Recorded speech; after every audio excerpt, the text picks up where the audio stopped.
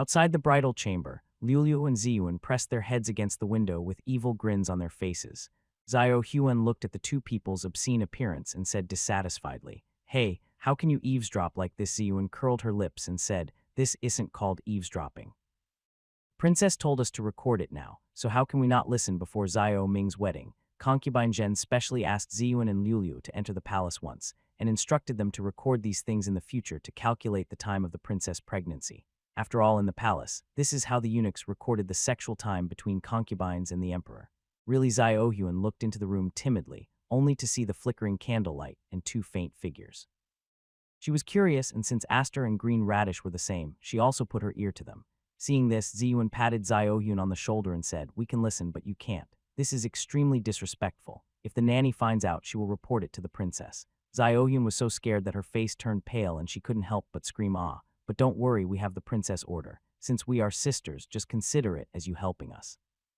Ziyuan deliberately acted cleverly. This maid should indeed be punished for eavesdropping. She was so loyal that she wanted to establish a good relationship with Zhao Huan. In the future, they would all live in the same courtyard, so they should get along well with each other. "Hee, thank you. My name is Zhao Huan. What about you guys?" Zhao Huan said happily. In the past, she only served Fei Yuer in the Fei Mansion and didn't have many friends.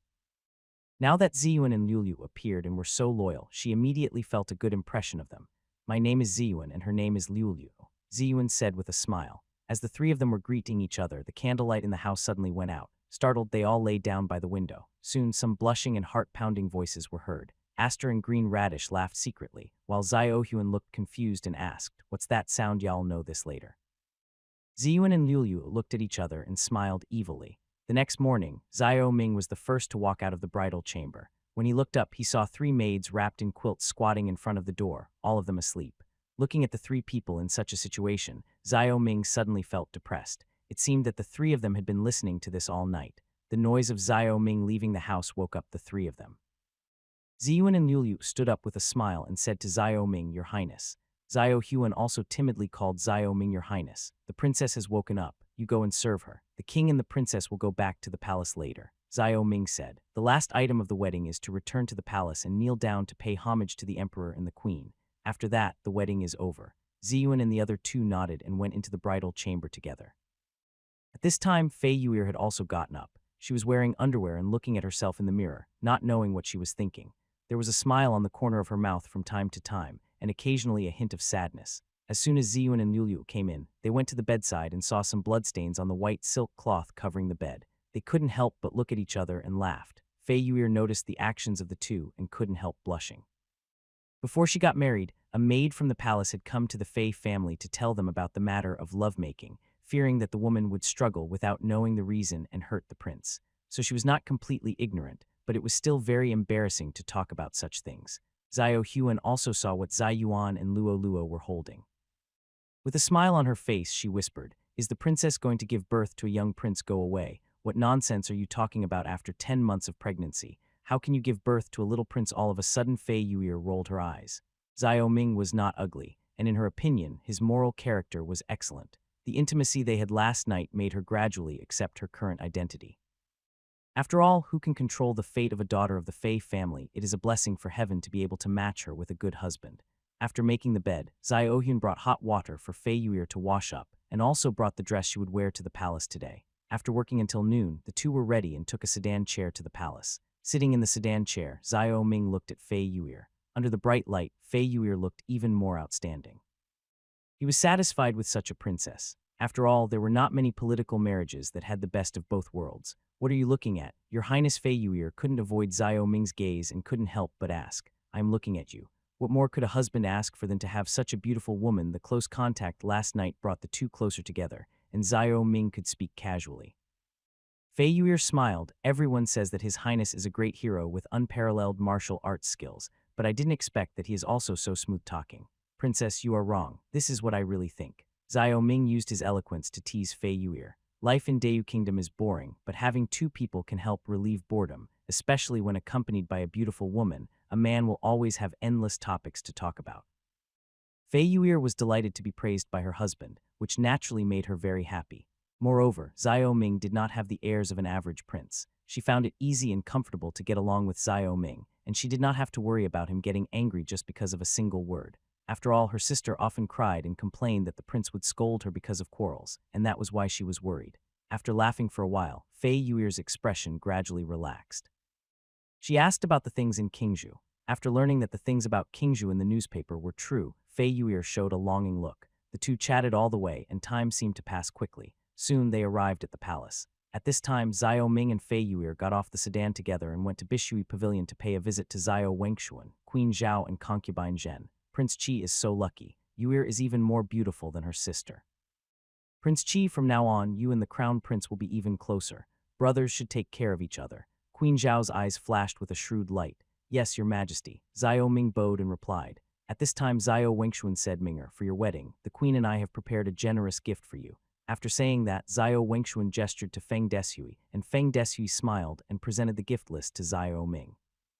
Opening the gift list and glancing at it, Xiao Ming smiled and said, Thank you, Father, your majesty. Xiao Wengshuan nodded and said, The queen and I will not stay any longer. Please spend some time with your mother before you leave. As they spoke, Xiao Wengshuan and Queen Zhao walked out. After completing the wedding ceremony, Xiao Ming and Fei Yuer both breathed a sigh of relief and respectfully saw them off. Concubine Zhen grabbed Fei Yuer and said, What a pretty girl. Minger, you must treat Yuer well in the future and give birth to a little prince soon. Zhen Fei looked at Fei Yuer lovingly, which made Fei Yuer feel a little embarrassed. In the Bishui Pavilion, concubine Zhen took Fei Yuer to chat about family matters, asking about her well-being from time to time. Xiao Ming sat on the chair and looked at the two of them, calculating the time to return to Kingju. Now that he was married, there was no need for him to stay in Chang'an any longer. Moreover, the last assassination attempt also left him with a psychological trauma, and Chang'an was unsafe for him. Just as every vassal king would try his best to avoid leaving his fiefdom, Xiao Ming now has the same idea, because once he comes to someone else's territory, he will no longer be able to control his own safety. What's more, now that he has his Princess Fei Yuer, he doesn't want to make any mistakes in Chang'an. While the two were chatting and laughing, Xiao Ming interrupted and said, Mom, I plan to return to Kingju in 5 days. I won't stay in Chang'an any longer. After all, this is not a place to settle down. Zhen Fei nodded at this. She didn't try to persuade him to stay. This assassination attempt also worried her deeply. Well, it's better to go back soon. The situation in Chang'an is too turbulent. Every day you stay here means a threat. Besides, your fiefdom needs to be taken care of. Otherwise, if you stay too long, there might be trouble. Prepare yourself and then go back. Fei Yuer also knew about Xiao Ming's assassination, but she didn't object. She just asked, Has the murderer not been found yet? According to my father, it was either the second prince or the Shanxi merchants who colluded with the barbarians, and these two parties are indeed the most likely ones. Xiao Ming pondered. The second prince. Zhen Fei was surprised. Xiao Ming nodded, yes, and the emperor even tested me on this matter. Then Xiao Ming recounted the incident. If it's the second prince, it seems your father is planning to make a big deal out of a small matter.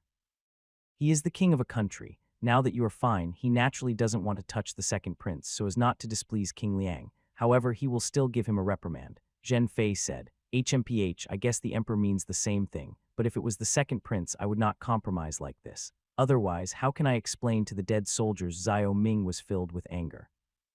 Even if it was done by the second prince, it is not a crime of treason, and the prince will not be punished with death. At most, he will be demoted to a commoner or exiled to the border. Fei Yuer said at this time. Concubine Zhen nodded and said, Yuer is right. You can't be impulsive about this matter. Let your father handle it. She was worried that Xiao Ming would do something stupid in the heat of the moment. Xiao Ming frowned and said, Yes, mother. After chatting with concubine Zhen for a while, Xiao Ming and Fei Yuer got up and left. They couldn't stay in the palace for too long. Ah, my mother is staying alone in this deep palace, and you are not around. She must be very lonely. On the way back, Fei Yuer was inspired. The Imperial family is the most ruthless. This is no nonsense, but what can I do? The only thing I can do is to improve my status. The mother's status depends on her son, so that she can have an easier time in the palace and not have to suffer the bullying of other concubines. Fei Yuer often chatted with her sister, so she naturally knew the darkness in the palace. But even so, her sister still looked forward to the day when she could be the mother of the country. Sometimes she couldn't even understand. Are rights really that important? After returning to the palace, Xiao Ming ordered Ziyuan and Liuliu to count the gifts brought by the guests, and at the same time prepare to pack up and return to Kingju.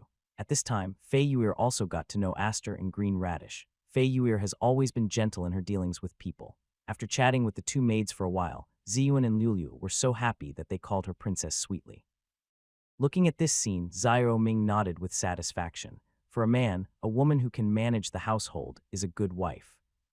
He and Fei Yue are not in a free love relationship, but a political marriage. Naturally, he hopes that there will be no fire in his backyard. Working hard outside is already tiring. Which man would want to come home to chaos? The three of them chatted for a while, and Fei Yue quickly entered the role of wife and took the initiative to take the responsibility of counting the gift list. To her, these things now belonged to them. This made Xiao Ming feel more at ease, and a smile appeared on his face. Thinking of the gift list Xiao Wengshuan gave him, Xiao Ming pulled it out from his sleeve and glanced at it. Seeing the things on it, Xiao Ming couldn't help laughing. This time Xiao Wengshuan was very generous. He directly gave him 60 taels of gold, 5 pieces of cloth, and hundreds of precious jewelry, which really fed him a lot. The last item of the wedding preparations was completed in the morning, and in the afternoon Xiao Ming and Fei Yue counted the gift list together. The 60 tables of banquets accommodated 600 guests, including almost all the prominent figures in Chang'an City. They were busy until the evening.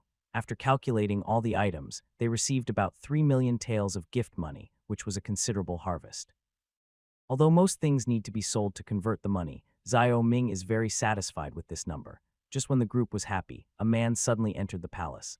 The person who came was none other than Li San. After the assassination, he sent Li San to conduct a secret investigation. During this period, Li San had been running around, and he also wrote to Qingzhou to ask Wang Xuan to cooperate with the investigation. Seeing Li San coming, Xiao Ming took Li San into the main hall, while Fei Yue sensibly avoided suspicion and went to the bridal chamber.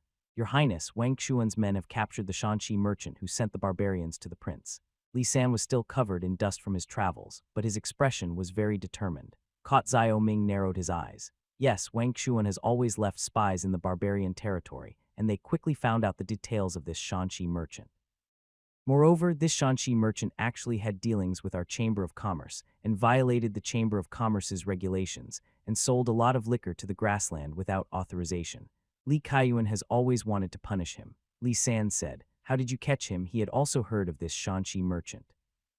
Many merchants in the Qingzhou Chamber of Commerce looked down on these Shanxi merchants and called them traitors and traitors to the country, because these Shanxi merchants had sold a lot of contraband from the country of Dayu to the barbarians over the years, which was equivalent to indirectly funding the rise of the barbarians. Li San said, "There's a lawless village between Liangdi and Prince Yang's fiefdom. Most of the Shanxi merchants gather here, and a lot of goods are circulated through it. However, there are conflicts among these Shanxi merchants, so we had Li Kaiyuan use the Chamber of Commerce to bribe a Shanxi merchant to find out the whereabouts of that person, and successfully arrested him. Now the Shanxi merchant is outside Chang'an City, awaiting your Highness' decision." "Well done," Xiao Ming praised. From Xiao Wengshuan's tone, he understood that Xiao Wengshuan would handle this matter slowly and steadily, because from Xiao Wengshuan's point of view, he was not dead anyway, and what he needed was the stability of the overall situation, so he wanted to get away with it. But for him, this revenge must be taken. Imperial study. Yang Zhen was explaining something to Xiao Wengshuan in detail. When Yang Zhen finished speaking, Xiao Wengshuan frowned. "Are you sure it was King Qi's men who captured the Shanxi merchant?" Xiao Wengshuan asked.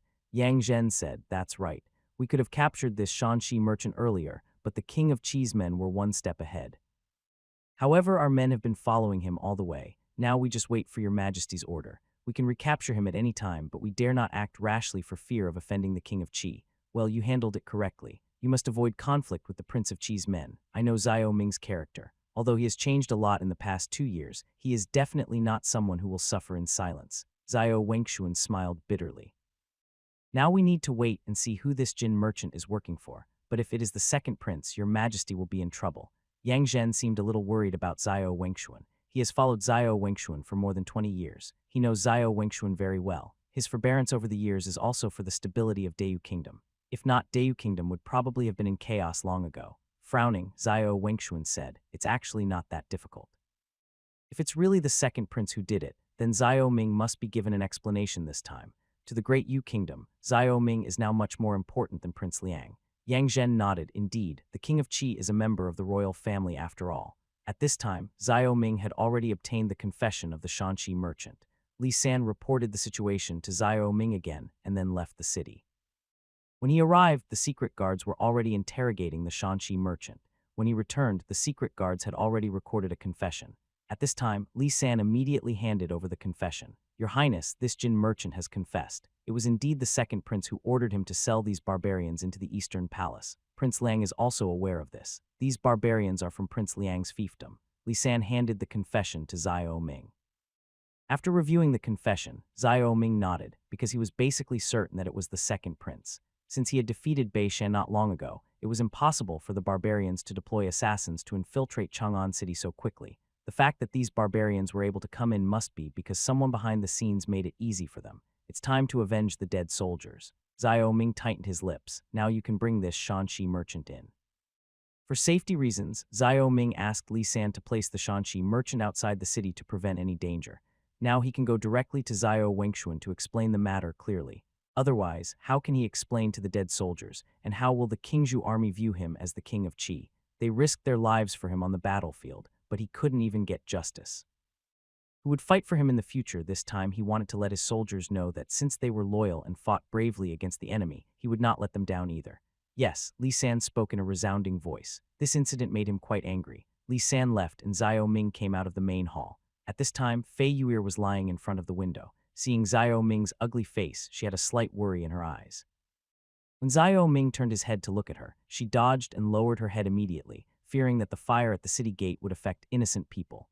This was what her sister taught her before she got married, thinking that the prince would always vent his anger on her. Looking at Fei Yu'er, who looked like a frightened deer, Xiao Ming's gloomy expression faded. Smiling helplessly, he went straight to the palace. Arriving at the palace, Xiao Ming went straight to the Imperial study.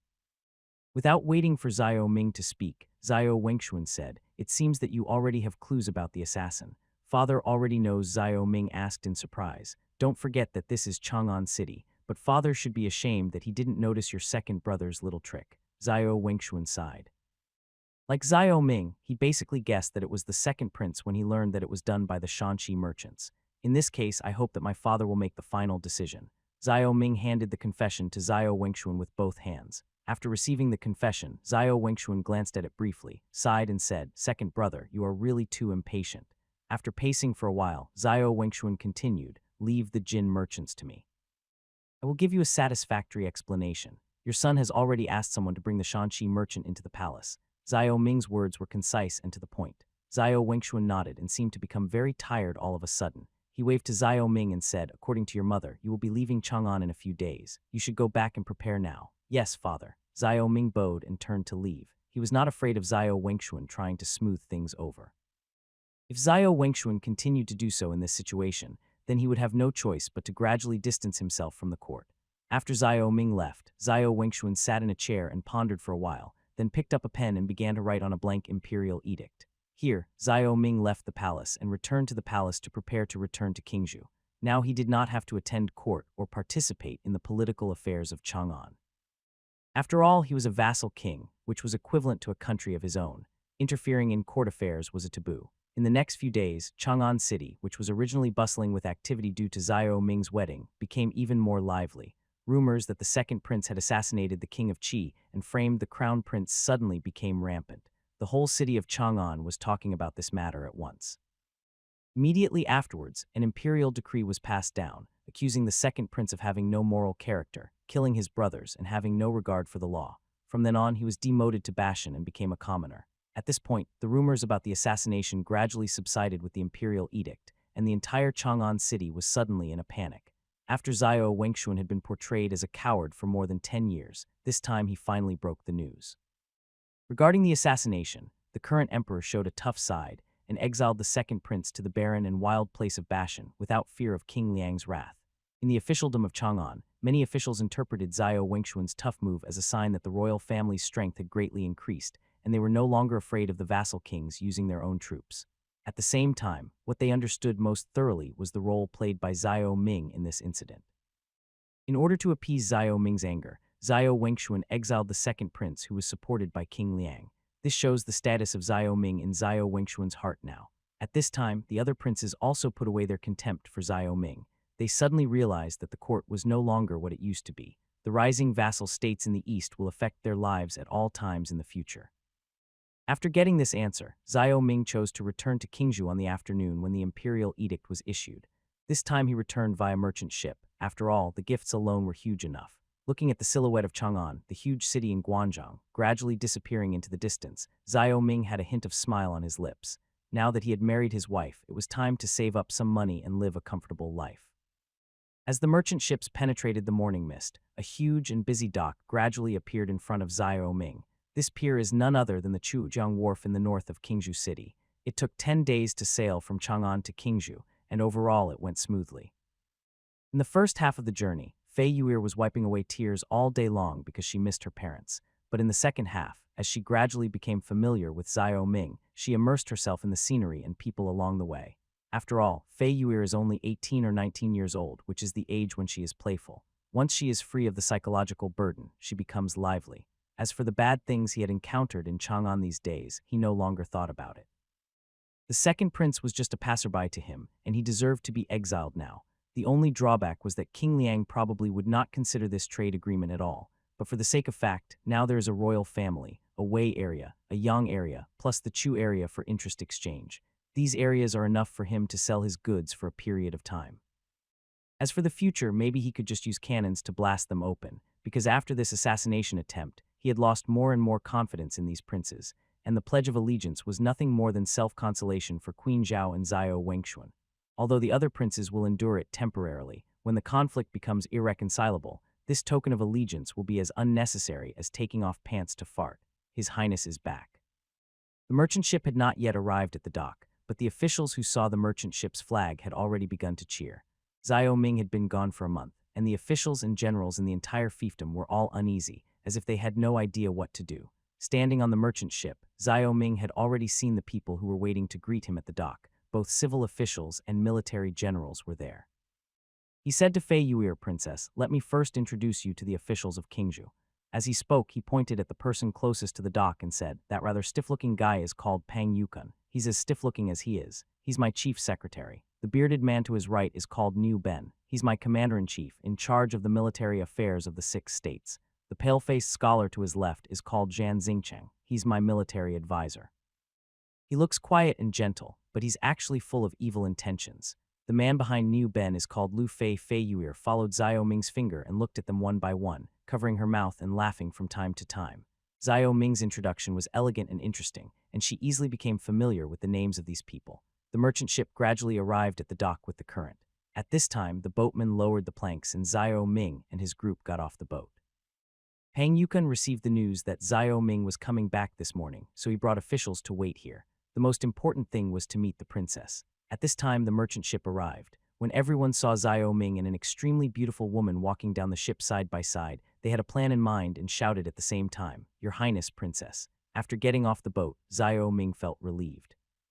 Here he finally didn't have to worry about a bunch of assassins popping out at any time. A group of officials bowed and saluted. Fei Yu'er seemed a little overwhelmed. Xiao Ming smiled and said to her, "Don't be nervous. They are all my subjects and will be your subjects in the future. They came here mainly to pay their respects to you." Upon hearing this, Fei Yu'er nodded slightly. After all, she was the daughter of Fiji and had seen the scenes when Fiji received officials. So she straightened her body, tried to show the dignity that a princess should have, and said in a voice as sweet as a lark, "No need to be polite." There was a hint of smile on Xiao Ming's lips. Fei Yu'er was indeed a girl from a big family. She was influenced by her family and was very generous. Her words of no need to be polite were very powerful. "Thank you, Your Highness, thank you, Princess." Pang Yukun and others stood up, but they still kept their heads down and did not dare to look at Fei Yu'er. This is also a kind of etiquette in Dayu Kingdom. Staring at a woman is rude, let alone a princess. At the dock, a carriage was ready. General Xiao Ming led Fei Yu'er onto the carriage. At this time, Pang Yukun and others looked up and said to Xiao Ming, "Congratulations, Your Highness, on winning the beauty. Should you also give us some wedding money to make everyone happy?" Xiao Ming always had a harmonious relationship with his subordinates. He knew that these people would definitely ask for wedding money, so he said, "The wedding money is in Luo Xin's hands. Go get it yourselves." Upon hearing this, everyone immediately surrounded Luo Xin, and generals such as Lu Fei grabbed Luo Xin and began to search him. Looking at the officials playing together, Xiao Ming also got on the carriage and headed towards Qingzhou City with Fei Yu'er. In the carriage, Fei Yu'er was patting her chest. She had been a little nervous earlier, but when she saw the ministers having fun on the dock, she smiled and said, "Your Highness and the ministers have a very harmonious relationship. Yes, this is Qingzhou. Everything about it is not as solemn and old-fashioned as Chang'an. It is a city full of vitality, and it will not be the same as Chang'an in the future," Xiao Ming said proudly. The first time he went to Chang'an, he was shocked by its prosperity. The second time he went to Chang'an, the city was already not as good as Qingzhou. He believed that in a few years, Kingju would surpass Chang'an City in all aspects. Really, in that case, I'd like to take a closer look at Kingju. Fei Yuir said as she opened the curtains a little and looked at this strange place through the gap. In her eyes, the official road from the dock to Kingju City was not yellow mud but a silver ground, and merchants and carriages could not leave any traces on it. The sound of horse hooves is particularly loud on this kind of road. The carriage soon arrived at the city gate, and 2 rows of soldiers in dark green uniforms, carrying stick-like weapons on their backs, saluted the carriage at the same time. The road leading into Kingju City was the same, but suddenly there were more people on the road. The people passing by all had smiles on their faces, wore clean cotton clothes, and held baskets filled with various goods. The merchants were dressed in silk and satin, pulling carriages back and forth, looking very busy. What surprised her even more was that there were groups of young people in white robes strolling in the streets, with the words Bowen College embroidered on the chest of their robes. When she looked up, she saw a huge object floating over her head, which scared Fei Yuir so much that she immediately lowered the curtains. Xiao Ming laughed at this time. How about my Kingju, isn't it amazing? Fei Yuir was still in shock. She hadn't seen the hot air balloon rising from the palace. She nodded and said, the people of Kingju seem much wealthier than those along the way. The number of merchants there is almost as high as that of Chang'an. But Your Highness, what is that thing flying in the sky? This is a hydrogen balloon, Xiao Ming said with a smile. Fei Yuir exclaimed, isn't this a hot air balloon? What is this hydrogen balloon? The carriage ticked along the clean cement road towards the Prince of Cheese Palace. On the way, Xiao Ming and Fei Yuir began to explain the differences between hot air balloons and hydrogen balloons, as well as things unique to Kingju such as cement. Fei Yuir was so shocked that she couldn't stop smiling all the way. Fei Yuir is also a famous, talented woman in Chang'an, but she was immediately confused when she encountered these scientific knowledge. The carriage ran very fast on the cement road. After about 10 minutes, they arrived at the palace. Ziyun and Liuliu got off the carriage with cheers and directed the servants of the palace to move the wedding gifts into the palace. Upon learning that Xiao Ming was coming back, all the servants in the palace gathered together, and Kai and Dafu also came back from the mine specially to meet the princess who had moved into the Prince Cheese Palace. After getting off the carriage, Xiao Ming took Fei Yuir into the main hall. After unloading the items from the carriage, Kai and Dafu led the palace servants to the main hall and bowed with a smile, greetings to His Highness and to the princess. Having just experienced this at the dock, Fei Yuir was a little calmer at this moment. She also smiled and said, no need to be polite. Thank you, princess. Kai and Dafu and others stood up. At this time, Fei Yuir said again, from now on, I will serve His Highness together with all of you. I hope that you can work together to share the trivial matters for His Highness. I don't have anything valuable, so I prepared some small change as a wedding gift. After saying that, Fei Yuir gestured to Xiao Huan, and Xiao Huan immediately took out a small package which contained some small silver coins. Before leaving, Fiji gave her the silver and asked him to distribute it to the servants in the palace, so that these servants would have a good impression of her and serve her loyally. Thank you, princess. Xiao Huan handed out small change one by one, and many servants smiled. At this time, Xiao Ming whispered to Fei Yuir, you are good at winning people's hearts. Fei Yuir pursed her lips and smiled. This is all taught by Daddy.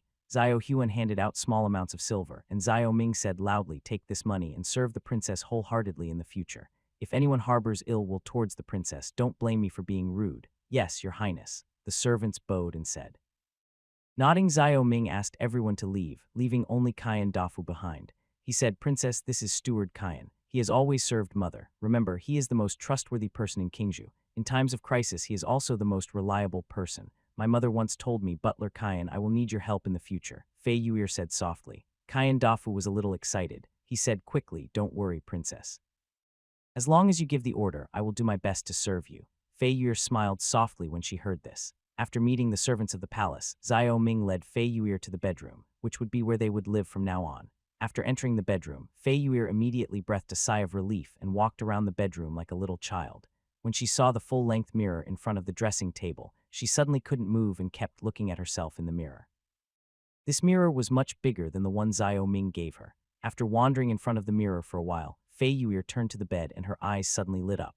Your Highness, what is this? Fei Yuir pointed at the spring mattress on the boat and said. Compared to the ordinary wooden bed, Xiao Ming's boat now had something as big as a bed. This is a mattress. I guess it was delivered by the craftsman during the time I was in Chang'an, Xiao Ming said with a smile. Beds in ancient times were all made of solid wood, which was good, but the bedboards were extremely hard. So after Wei's restaurant was equipped with a spring bed, he asked a craftsman to make a special mattress for him. This mattress is supported by springs and filled with cotton. Although it is not as elastic as sponge, it is still a high-end product in this era. Mattress Fei Yuer stretched out her finger and pressed it, and it bounced up again. Xiao Ming smiled and said, "Try sitting on it." "It's very comfortable. I am preparing to produce mattresses for the Chamber of Commerce to sell." Fei Yuer nodded and sat down gently on the mattress. She immediately felt as if her body was sitting on water. After sitting down a little, she was bounced up again. For a moment, she opened her mouth in surprise. "How is it it's more comfortable than a wooden bed? Right, we will live here from now on," Xiao Ming said with a wicked smile. Fei Yuer blushed slightly when she heard this. Xiao Ming was just about to tease Fei Yuer again when Ziyuan came in and said, "His Highness, Pang Changshi is here and said the potatoes are ready to be harvested." Yeah, Xiao Ming thought about it and realized that he came back just in time, as it was the potato harvest season. After laughing 3 times, Xiao Ming's saliva was about to flow down. His favorite French fries would soon become a reality. After laughing, he said to Fei Yuer, "Princess, please get familiar with yourself here. I will be back soon." Under Fei Yuer's astonished gaze, Xiao Ming and Ziyuan walked towards the main hall. Seeing Xiao Ming leave, Fei Yuer let out a breath, suddenly smiled mischievously, and lay down on the bed, rolling around. Holding the soft quilt, Fei Yuer's face was full of happiness. What a comfortable bed. Qingzhou is really magical. It is different from Chang'an in every way. In the main hall, Pang Yukun was waiting for Xiao Ming. After a while, Xiao Ming arrived at the entrance of the main hall and said to him, "Let's go directly to the slave plantation." Pang Yukun chuckled and followed Xiao Ming's footsteps. He was also excited. He wondered if this thing that Xiao Ming said had a yield of 20 dan per mu could bring miracles to Qingzhou. Mounting their horses, the two of them headed towards the slave plantation. This time he returned almost at the beginning of winter, another season of food scarcity. With potatoes, the army and the academy would have one more dish. In the plantation outside the city, Qiu was waiting for Pang Yukun to come. At this time, he had already summoned the slaves in the village. Seeing Xiao Ming and Pang Yukun coming together, he immediately stepped forward and said politely, "Qiu Wu greets His Highness, Pang Changshi." "No need to be so polite." Xiao Ming looked at the fields. There were raised ridges in the fields, and on the ridges were low green plants. These were the stems and leaves of potatoes. The real potatoes are buried on this raised ridge of earth. "Your Highness, I have been taking good care of the potatoes with the other slaves over the past few months. Your Highness said that the potato yield per mu can be as low as 20 dan. If the potatoes are well taken care of, the yield can reach 40 dan per mu. Therefore, we follow the manual Your Highness gave us and dare not slack off even a little." Qi Wu's face flushed with excitement. Xiao Ming once said that if the potato yield per mu exceeded 30 shi, his slave status would be lifted and he would become a real resident of Qingzhou. Well, whether it's a snail or a horse, we have to pull it out for a walk. Xiao Ming looked at the endless potatoes with excitement.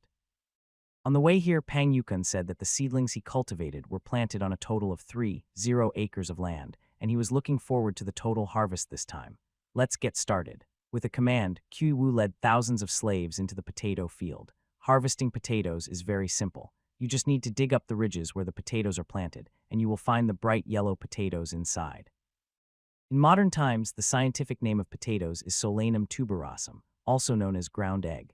When he was young, he often confused potatoes with sweet potatoes. In fact, sweet potatoes are another high-yield crop, but unfortunately they have not yet been obtained from overseas. However, modern agriculture is also part of his plan, so he will continue to collect crops from all over the world. The 3 warships that Yue Nan went south for the last few days are probably almost repaired. The expanded Dengzhou shipyard has also been producing galleons this year. Now that the end of the year is almost here, the scale of the Dengzhou shipyard can launch at least 12 galleons. According to the data reported by Zhang Liang, these 12 galleons include a flagship, which is a first-level sailing warship, 3 second-level sailing warships, 4 third-level sailing warships, and 4 fourth-level sailing warships. If these warships can be successfully completed by the end of the year, his navy will have 15 galleons. Although this number is far less than the hundreds of ships owned by Western maritime powers, for Xiao Ming, this fleet is enough to deal with the colonists who have now extended their tentacles to Asia. After all, according to his experience, the West today is not a monolithic entity. Their most important colony is America, and they will not deploy many troops in the East. Moreover, they had to travel a long distance far away from their homeland. Even if a war broke out, it would take several months for the news to spread and for reinforcements to arrive. Even then, they would still have to face the problem of supplies. For him, he is playing at home and has a clear advantage. After retaking Shenheiguan, Xiao Ming had already been thinking about the plan to take back the Ryukyu Islands from the Dutch. After all, the location of this island was very important. As long as he captured the Ryukyu Islands, he could completely block the trade routes from Japan and Goryeo to the south. Of course, his goal was not just the Ryukyu Islands. What he really needed was sulfur, gold, and silver. According to historical records, in the late 16th century, Japan was swept by a mineral exploration, and silver mines were discovered in many areas. From 1562 to the Edo period, a long period of more than 400 years, the Iwami silver mine in Oda City, Okinawa Prefecture, Japan was the largest silver mine in Japan and even in the world. At that time, Japan was one of the world's few silver-producing countries. One-third of the world's silver was produced in Japan. Japan was even called the Silver Islands by the people of the Ming Dynasty. In addition to silver, Japan's gold also accounted for 5 of the world's total at that time. Japan's most important resource was none other than sulfur, one of the ingredients of gunpowder. During the Ming and Song dynasties, Japan has always been an important source of sulfur, and now most of the sulfur used by Zhao Ming to produce gunpowder is trafficked from the south. He investigated and found that the sulfur was also smuggled from Japan by merchants. In the past, when the demand for gunpowder in Dayu Kingdom was not high, the price of sulfur was more expensive than saltpeter. Now that Kingju needs to produce a large amount of gunpowder, the price of sulfur has risen even more. Because of this, Zhao Ming became more determined to drive out the Western colonists, dominate the East Asian trade, and even colonize Japan. There was no other way. Living in this era required plundering various scarce domestic resources. After all, this is an era where industry is improved by plundering resources. If one of the resources is missing, the industry may stagnate. While he was thinking, Pang Yukon had already started patrolling the fields. Pang Yukon dug out 2 fist-sized potatoes from the dirt pile and ran over excitedly. "Your Highness, this is really heavy." Zhao Ming came back to his senses and looked at the fields. The ridges were now covered with turned-up potatoes, and the slaves were busy working. However, it seemed that they were happy about the harvest, and each of them had a smile on their face. Taking the potato from Pang Yukon, Zhao Ming picked it up and smelled it carefully. A familiar smell came over him, which was touching. "This is the taste," Zhao Ming said excitedly, ignoring Pang Yukon's astonished look. Pang Yukon couldn't help but feel confused. "Your Highness seems to have eaten it." "No, but my Western teacher said so." Zhao Ming made up another excuse. When a lie appeared, he could only keep making up for it with lies. Pang Yukon finally nodded and sighed. What a pity. If he were still alive, I'd probably ask for his advice. Ignoring the mutual admiration between scholars like Pang Yukon, Zhao Ming took the potatoes and went directly to the village to find a coal stove and a clay pot. Zhao Ming filled the ceramic pot with water, washed the potatoes, and put them into the pot, letting them heat on the coal stove. After a while, as the water boiled, a faint fragrance wafted out of the clay pot. Seeing this, Pang Yukon kept his eyes on the potatoes rolling in the pottery pot, waiting for the moment when the potatoes were cooked. Now that the potatoes are ripe, the question is whether they can be eaten. After cooking in boiling water for a while, Zhao Ming took chopsticks to take the potatoes out of the ceramic pot. The aroma of hot potatoes fills the air, and the surface gives off a dent when you pinch it, which proves that it is cooked. Swallowing his saliva, Zhao Ming soaked the potato in cold water and then peeled it. A smooth potato came out and he took a bite of it. Fragrant, Zhao Ming couldn't help but exclaim. It has to be said that there are very few vegetables to eat in Dayu country, so much so that Zhao Ming even thinks potatoes, which make modern people want to vomit, are delicious. Seeing Zhao Ming's expression, Pang Yukon immediately followed suit and took out a potato from the pottery jar. After taking a bite, Pang Yukon's eyes widened immediately. This taste was something he had never experienced before, but he had to admit that the cooked potatoes tasted really good. After hurriedly eating a potato, Pang Yukon took out another potato and started eating it. After eating 3 potatoes in a row, he burped. "Your Highness, these potatoes taste really good." 3 potatoes are enough for a meal. Pang Yukon laughed. These potatoes are so delicious and filling. If they are promoted in the fiefdom, there is no need to worry about the people having no food to eat in the future. Zhao Ming also ate his fill and was very satisfied. This was only part of his agricultural plan, and sweet potatoes would be introduced in the future. Touching his stomach, Zhao Ming's eyes narrowed. He said, "There are many ways to eat these potatoes. In a few days, I will give you something better to eat." Pang Yukon nodded heavily, holding the potato as if he was holding the whole world. After trying a handful of potatoes, Zhao Ming asked Kui Wu to start weighing the potato yield per acre of land. In the evening, Kui Wu got the result. "Your Highness, this acre of land contains 32 stone of potatoes." Kui Wu's face flushed with excitement. 32 stones. Pang Yukon's heart almost jumped out of his chest with excitement. "Yes, it is 32 stones. Absolutely true." Kui Wu calculated the weighed numbers again. 32 dan, 32 dan. Pang Yukon feigned madness, chanting non-stop. Ordinary people only produce 2 dan of grain per mu of land. 1 mu of potatoes is equivalent to 16 mu of rice. A family of 3 cultivating 100 mu of land might only yield 200 dan. If they planted potatoes, they could get 3,200 dan. That family could afford to support 10 children. Kui Wu looked at the frantic Pang Yukon and swallowed his saliva. Then he looked at Xiao Ming, who looked calm, and said carefully, Your Highness, what happened to Pang Changxi? I'm so happy that I'm going crazy. Xiao Ming laughed. Some are going crazy with anger, and some are going crazy with joy. Kui Wu shook his head while holding the account book. Xiao Ming patted Kui Wu's shoulder and said, You've done well. From today on, your slave status is lifted. As for your household registration, I'll have the government handle it for you. Kui Wu was stunned for a moment, then a surge of ecstasy washed over him. Like Pang Yukon, he laughed excitedly and kept shouting, I'm not a slave anymore, I'm not a slave anymore. All the slaves were speechless. One went crazy and then another went crazy. Looking at the two excited people, Xiao Ming smiled happily. The next step should be to let the government encourage the people to have more children. These days, population is combat power. In the evening, Xiao Ming returned to the city listening to Pang Yukon's laughter all the way. The high yield of potatoes completely conquered the chief secretary. After parting ways in Qingzhou City, Xiao Ming returned to the palace with a small bag of potatoes on his horse. At that time, the palace kitchen was preparing dinner. Your Highness, what is this bag? Fei Yuir, who was familiarizing herself with the environment in the yard, walked towards Xiao Ming accompanied by Xiao Huan. Xiao Ming was in a particularly good mood today. These potatoes were not only for eating, but also another business growth point in Qingzhou. If these potatoes were sold to various places in Dayu Kingdom, it would be another huge profit point. This is Potato Princess. Today I will let you experience the magic of Qingzhou again. After saying that, Xiao Ming ordered people to go to the kitchen to get the coal stove and iron pot, and also prepare a cutting board and a kitchen knife. Then he set up in the yard to prepare a modern delicacy. Your Highness, what are you doing? Xiao Ming's actions attracted Aster and Green Radish, and they all had a look of surprise on their faces. Fei Yuir couldn't help but ask. Xiao Ming chuckled and said, Don't ask now. Y'all understand after you eat. Under the gaze of everyone, Xiao Ming began to cut the potatoes into shreds, then blanched the shredded potatoes in hot water. Then, Xiao Ming asked the servants to bring saltpeter and a large basin of water. When saltpeter was put into the water, white mist began to appear in the basin, and the water gradually froze. At this time, Xiao Ming placed the bowl of shredded potatoes in the middle of the water and covered it with a layer of cotton cloth.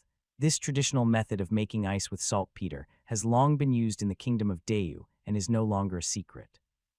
The powerful people of the Kingdom of Dayu would also use saltpeter to make ice to cool off in the summer, so no one was surprised when Xiao Ming used this trick. After freezing the potatoes in ice water for a while and waiting for them to freeze, Xiao Ming took out the shredded potatoes, put them into a boiling oil pan, sprinkled salt on them, and took them out when they were cooked. The golden French fries on the plate exuded an enticing aroma, and the onlookers immediately swallowed their saliva. Your Highness, what on earth is this? Fei Yuir blinked her big eyes. French fries. Xiao Ming picked up a French fry and put it to Fei Yuir's mouth. Such an intimate action made Fei Yuir blush. But this is the palace after all, and they are all family, so Fei Yuir still took a bite. The golden yellow French fries were crispy on the outside and soft on the inside, and the aroma of fried food was fragrant, filling her mouth with flavor. Fei Yuir was conquered by the French fries after just one bite. She finished the French fries in one bite and still felt unsatisfied. At this time, Xiao Ming began to explain the origin of potatoes and how to grow and eat them, and everyone finally understood. The yield per mu is 32 dan and it's so delicious. Fei Yuir was well-read and naturally understood what this meant. She said, Your Highness, the profit from these potatoes is enough to make the people of the 6 states rich. Yes, I think so too. When I came back, I discussed it with Pang Yukon. We will promote potatoes in the next 2 days and let every household in the 6 states plant at least 1 acre of potatoes. Even if they can't finish eating them, they can sell them. Xiao Ming was very proud. Fei Yuir nodded and looked at Xiao Ming with a hint of admiration in her heart. This man was not only respected in status, but most importantly, his various magical abilities made her feel inferior. Just like when I was in Chang'an, the more I learned about Qingzhou, the more I yearned for this place. With a smile on her lips, Fei Yuir's heart suddenly relaxed. Being with a man like this, what else could she ask for delicious? Fei Yuir ate another French fry and called Ziyuan and Luluo, come and try His Highness cooking. Green Radish loved to eat it the most. Her mouth was already watering. She timidly picked up a French fry and started eating it with her eyes wide open. Aster was not willing to be left behind, and Xiao Huan also stretched out her little hand. Under the attack of the 5 people, a plate of French fries was quickly finished, and then the 4 people looked at Xiao Ming pleadingly. In desperation, Xiao Ming had to fry another pot of French fries. They didn't eat much for dinner that night, and they all ate the French fries until they were half full. It was not until dark and the lanterns in the palace were lit that Fei Yuir wiped the oil from her mouth and returned to the bedroom with satisfaction. After days of traveling by boat and getting familiar with various affairs in the palace today, Fei Yuer dozed off when she returned to the bedroom.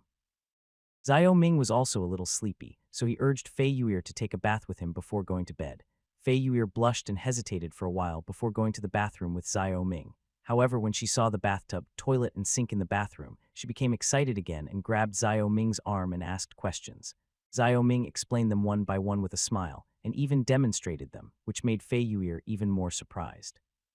Hot water flowed into the bathtub from the water tower. The two of them undressed and took a bath, enjoying the spring scene again. Fei Yuer blinked her eyes. At this moment, she suddenly felt like a village girl who had entered Chang'an City from the village. "Your Highness, are you laughing at Yuer for not knowing anything?" Fei Yuer turned around and saw Xiao Ming smiling, pouting, and saying dissatisfiedly. Xiao Ming said, "How could that be? This prince is only smiling because he has married a beautiful woman."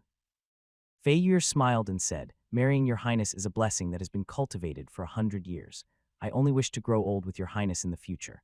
Looking at Fei Yuer's smile without a trace of impurities, Xiao Ming felt warm in his heart. He finally had a home. In the early morning, a loud crowing of a rooster broke the silence. Because of exhaustion last night, the two went to bed early. At this time, Xiao Ming woke up and Fei Yuer was still sleeping soundly in bed. He did not wake Fei Yuer up but got out of bed by himself. He still had a lot of government affairs to deal with today. He hadn't been back for a month, and he didn't know what had happened in the fiefdom during this period. The most important thing was the potato issue. He must take advantage of this year to promote potatoes to let the people of the 6 states accept potatoes as a new crop so that they can plant them by next year. After getting dressed, washing up, and having a simple meal, Xiao Ming went straight to the governor's mansion. Pang Yukun was still excited about the surprise brought by Potato yesterday. When he saw Xiao Ming, Pang Yukun still had a smile on his face, which was rare for such a rigid person. "Don't just worry about potatoes. We still have to deal with government affairs. Immediately notify people from the army, Bowen College, military workshop, and other institutions to come and discuss the matter." Xiao Ming said, smiling and nodding. Pang Yukun immediately sent people to notify everywhere. After waiting at the governor's mansion for half an hour, everyone arrived one after another. When they saw Xiao Ming, their faces were filled with joy. The aftermath of Xiao Ming's wedding had not yet dissipated. After chatting with everyone for a while, Xiao Ming asked everyone to sit down and began to inquire about the situation of the fiefdom. "Commander Niu, how is the formation of the Yuzhu army going?" Niu Ben said. "Over the past month, we've rigorously screened our slave soldiers, leaving 7-0 to be incorporated into the Qingzhou army. Meanwhile, the people of Yuzhu have enthusiastically joined the army after their granaries were opened. The total number of new recruits in the Yuzhu army now stands at 12-0. Adding the 8-0 from the Guaning Iron Cavalry, the total strength is now 20-0.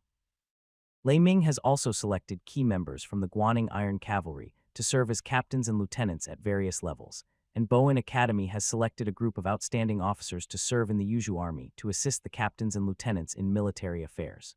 After a pause, Niu Ben continued now. The Yuzhu army, with the assistance of the Qingzhou army, has begun musket shooting training, and the artillery is also undergoing training.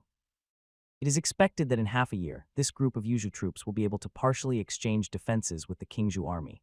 Xiao Ming nodded. Shanghai Pass is of paramount importance. Kangji's troops can be transferred to Shanghai Pass. The military garrison must maintain an army of 50-0 men and continuously advance the fortress strategy to further hinder the barbarians from raiding the borders of Dayu. Yes, Your Highness. Barbarian scouts have been conducting reconnaissance outside Shanhaiguan for a while now, and the Guaning Iron Cavalry has also frequently entered the area for reconnaissance. However, the weather in the north is gradually getting colder, and the soldiers' uniforms are still a bit thin. I am worried that the coming of winter will seriously damage the soldiers' combat effectiveness. Therefore, Your Highness, please prepare a set of winter clothes for the soldiers at Shanhaiguan. Xiao Ming frowned. This was a very serious problem. When the German army invaded the Soviet Union, it was defeated by the Soviet winter. When the Ming Dynasty fought against the Qing Dynasty, it mostly transferred troops from the south to the north. The soldiers in the south could not withstand the severe cold in the north, and their morale dropped sharply. At that time, the Manchus had long adapted to the cold weather in the north, just like the barbarians today. Their fur clothes and felt hats with ear covers were winter clothes to keep warm. After a moment's hesitation, he said, "What a coincidence. Last time my father gave me over 10,000 pieces of cloth. He'll have the textile mill make these into cotton-padded clothes for the soldiers at Shanhaiguan." Niu Ben was delighted to hear this. This problem had troubled him for quite some time, but now that Xiao Ming was back, the problem was solved immediately.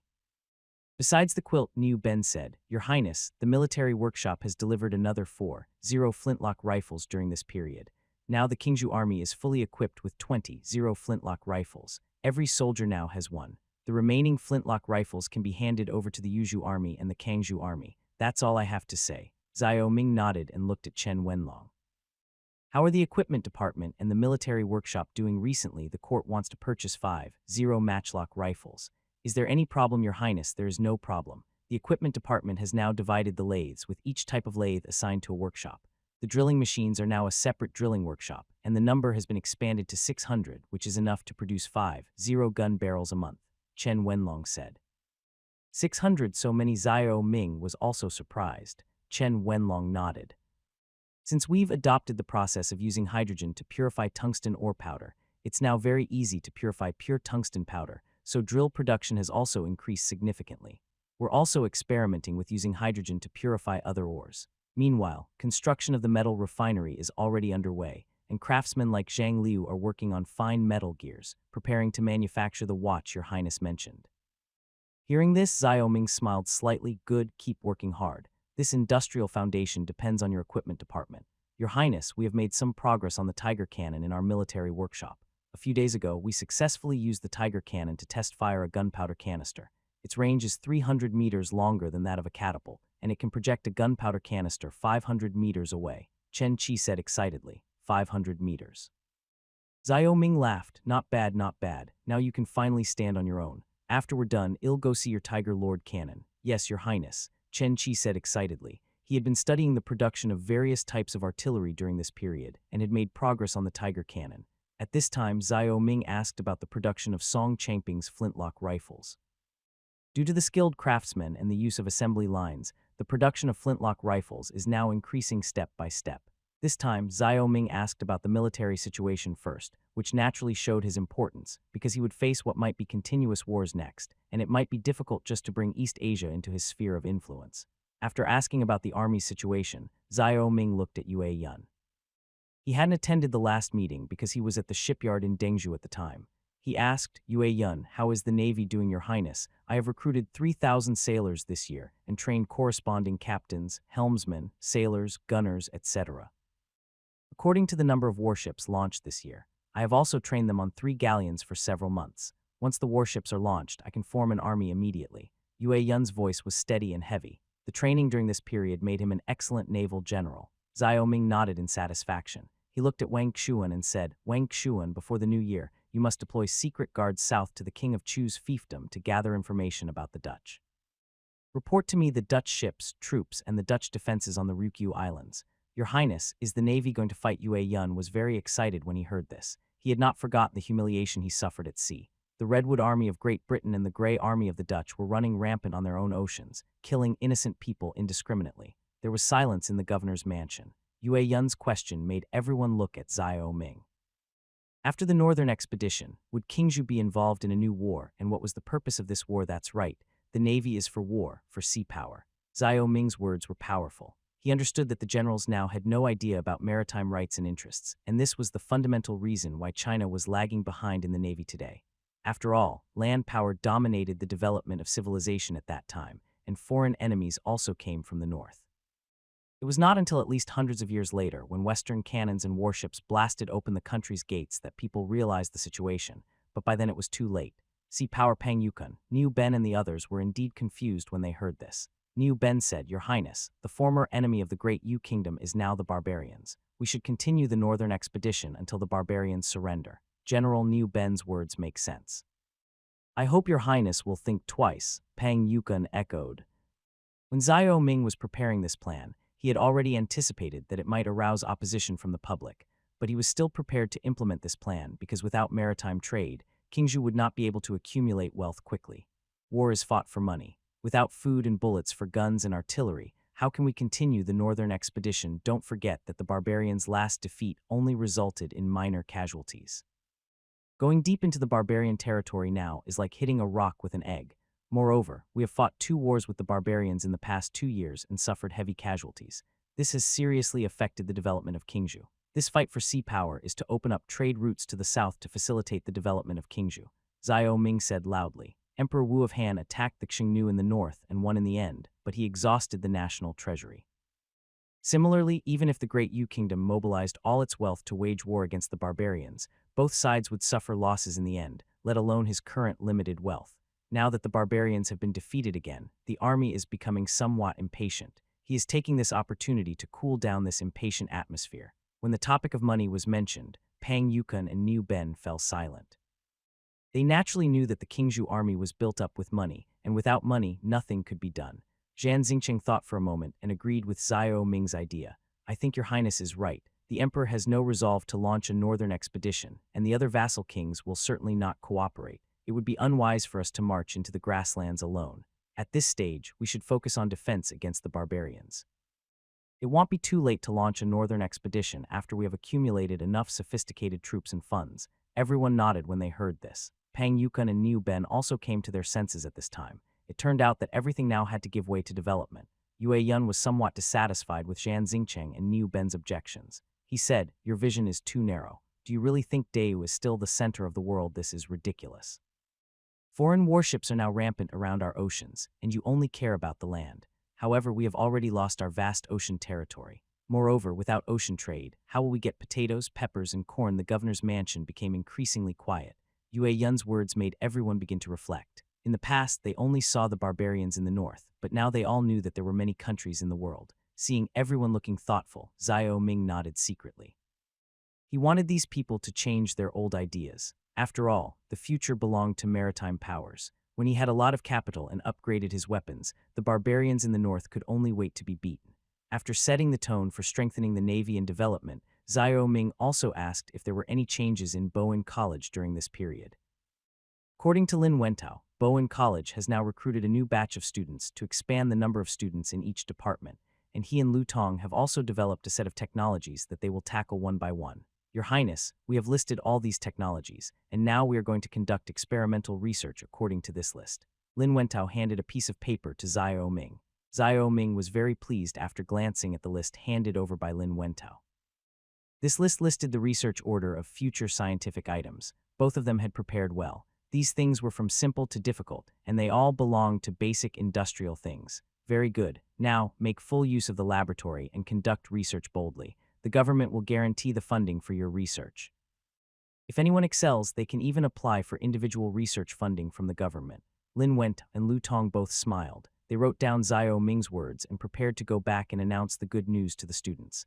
After the incident at the academy, Xiao Ming began to ask about Qingzhou's political affairs. Pang Yukon said, "I have already selected some officials to go to Yuzhou. The government office has been established, and the pasture that your highness allocated to Cao Zhengyang, Ding Wu, and Dai Zixing has been handed over to these three people. They are now purchasing foals to raise them. The Chamber of Commerce has also sent people to the pasture to manage it with them." After a pause, Pang Yukon took out an account book and said, "Also, although the grain harvest this year has decreased, the people still have a lot of surplus grain. Therefore, the various prefectures and governments have purchased a total of 2 million dan of wheat in these 2 seasons. However, due to the abundance of grain, the price of grain in Qingzhou is currently low. Well, this is a good thing. It means that the people are selling the food they can't finish eating at home," Xiao Ming said. Pang Yukon sighed and said, "However, your highness, low grain prices hurt farmers. This has both advantages and disadvantages. Although many people want to sell their grain to the government office, the current granaries cannot keep up. This year, the granaries in various states have reached their limit of 2 million dan of grain." Xiao Ming chuckled twice. "Don't worry, this is indeed a good thing for me. In the past, there was not enough food to eat, so I didn't dare to make wine. This time, since there is so much surplus food, I will take the opportunity to purchase some wine and then sell it to the country, Korea, Japan, and even Southeast Asia. That's a great idea." Pang Yukon laughed. Yue Yun rolled his eyes at this time and said, "It's just that pirates are rampant at sea, and this business is not easy. Then it depends on you sailors to eliminate these disturbances at sea." Pang Yukon felt fooled as soon as he finished speaking. It turned out that he had fallen into Yue Yun's trap and was dissatisfied with his opposition to the Navy's foreign expeditions. When Yue Yun saw Pang Yukon's deflated expression, he burst into laughter. Xiao Ming smiled helplessly and continued, "Besides, the barbarians love to drink. When I was in Chang'an, I heard that the Shanxi merchants bought wine from the Chamber of Commerce and sold it to the barbarians at a high price. We can't let the Shanxi merchants take advantage of this. We can take this opportunity to exchange the wine for furs. Maybe we can even sew leather boots for every soldier in the Qingzhou army." Leather boots. Niu Ben and other generals immediately became excited. Lu Fei then asked, Your Highness, what are leather boots now the Qingzhou army all wear cloth shoes? Xiao Ming always feels a little uncomfortable with this kind of shoes matched with the dark green uniforms of the Qingzhou army, so he plans to develop the leather shoe industry in Qingzhou. After all, leather boots are more wear-resistant than cloth shoes, and adding a layer of fleece can keep them warm, which can ensure that the soldiers are not afraid of the cold. A journey of 1,000 miles begins with a single step. Developing the shoemaking industry can also provide a large number of jobs for Qingzhou, thereby further absorbing the refugees. Moreover, he also has a complete set of production technology from cowhide to leather shoes. It's hard to explain now, but Yao'll understand once the leather boots come out. Xiao Ming laughed. Upon hearing this, all the generals sighed softly. In addition to the food issue, Pang Yukun also talked about the current resettlement of disaster victims in the fiefdom, the development of various states and counties, and the income and expenditure of the fiefdom this year. Generally speaking, due to the large amount of funding provided by merchants for the northern expedition, Qingzhou's finances were in surplus this year. The excess money was invested in infrastructure construction and the establishment of public offices. For Xiao Ming, his advantage is spreading knowledge, so popularizing education is particularly important. The more talents there are, the more they can be assigned to various industries and promote the development of the industry. Then Xiao Wengshuan reported on the situation of the government office. After Xiao Ming proposed that officials should perform their respective duties and gave Pang Yukun a set of teaching materials on the establishment of government offices, he could then detail the functions of the government offices. According to Xiao Ming's idea, the government offices of each state are now equivalent to a municipal government. The municipal government will then set up construction, agriculture, commerce, and other departments to refine the management of the fiefdom. This will not only reduce the number of officials monopolizing power, but also reduce unprofessional and arbitrary interference. Well, overall, everything in the fiefdom is progressing well. That's good. Xiao Ming looked excited. He then turned to Li Kaiyuan and said, Kaiyuan, I signed a business agreement in Chang'an. From now on, neither the King of Wei nor the King of Yang will tax the Chamber of Commerce on royal land. Now the Chamber of Commerce is free from the heavy tax burden. You must strive to increase the Chamber of Commerce's profits. The agreement has been signed. Li Kaiyuan practically jumped up from his chair. He said excitedly, Your Highness, is this true? Of course it's true. Xiao Ming tapped the table with his fingers. I am now fully committed to paving the way for your Chamber of Commerce. If you can't bring me enough profits, be careful that I will punish you. Li Kaiyuan said jokingly, Your Highness, if this agreement is signed, our Chamber of Commerce's profits will definitely triple. Your Highness, rest assured, if I cannot bring you 3 times the previous profits, I will bring my head to you. Xiao Ming nodded when he heard this. Well, as long as you know it. Li Kaiyuan smiled happily. This business agreement was not just about tax exemption. At the same time, the merchants of Qingzhou Chamber of Commerce also had extraterritoriality in the place where the agreement was signed. In other words, Qingzhou merchants were not restricted by local laws and could avoid being arrested by the local government for various unreasonable reasons. Compared with tax exemption, Li Kaiyuan valued this more, because there have been several incidents in the Chamber of Commerce where merchants were arrested and extorted by local government offices. It was for this reason that Xiao Ming added extraterritoriality to the agreement. After understanding the basic situation of the fiefdom, Xiao Ming announced the adjournment of the meeting, leaving only Li Kaiyuan and Pang Yukun behind. Your Highness, are you keeping us 2 here just for the potatoes? Pang Yukun asked. Xiao Ming nodded. That's right. Now that the potatoes are harvested, we need to promote them. Your government office will be responsible for taking the potatoes to various places in the fiefdom to promote them. This king and Li Kaiyuan will try to sell some of them. Sell. Your Highness, even if the yield of 3, 0 mu of land is 32 dan per mu, it can only produce 96, 0 dan of potatoes. These potatoes are not enough for the fiefdom. Why sell it? Pang Yukun said anxiously. He now treats potatoes as treasures and gets angry at anyone who touches them. Xiao Ming naturally had his own reasons. A potato was not easy to preserve. Under normal circumstances, it was considered good if a potato could be preserved for several months without sprouting. Once a potato sprouted and turned green, it was poisonous and could not be eaten. At the same time, according to Xiao Ming's understanding, potatoes were considered high-end food when they first appeared and were eaten among the nobles. This means that they were not cheap, so it would be a waste not to make some money while potatoes were new. After explaining his reasons to Pang Yukun suddenly understood. Sell 16, 0 shi out of the 96, 0 shi. Use some of the remaining potatoes to grow high-quality seeds, and the rest to be used as dishes to supply the army and the academy. How about that? Xiao Ming said. Pang Yukun nodded at this time. That's good. If the reputation of these potatoes spreads, a large number of merchants will come to buy potatoes when they are harvested next year. Li Kaiyuan was calculating how much a stone of potatoes would cost. He said, "Your Highness, these potatoes are so delicious. Why not sell them for 30 taels of silver per stone? This price is dozens of times more expensive than rice. These merchants may not buy it. Let's do this. The Chamber of Commerce will post the news about potatoes. At the same time, I will ask newspapers to focus on reporting on potatoes and also put advertisements on hot air balloons," Zhao Ming said. The three of them agreed to go back and make preparations. Zhao Ming returned to the palace and wrote a manuscript, which was naturally an introduction to potatoes. He also introduced some characteristics of potatoes, such as green sprouted potatoes cannot be eaten, how to preserve potatoes, and other common sense. The reason for doing this is the same as why he asked the newspaper to distribute the precautions for using coal stoves a few days ago, which is to avoid fatal accidents caused by improper use. After finishing the manuscript, he asked his servant to deliver it to the newspaper office and have it printed overnight. At the same time, Pang Yukun went to the slave plantation.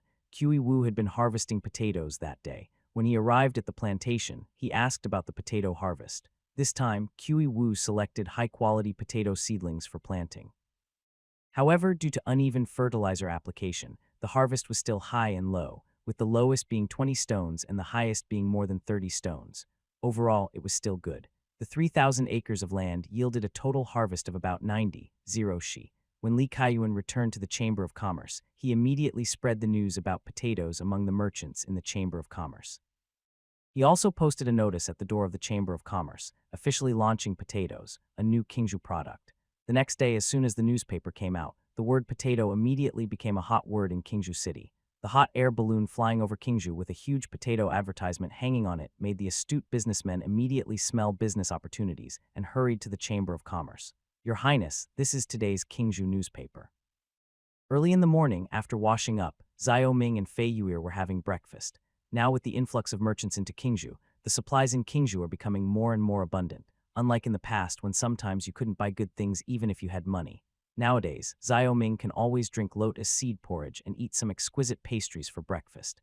Fei Yuer took the newspaper from Zhao Huan and read it while drinking porridge.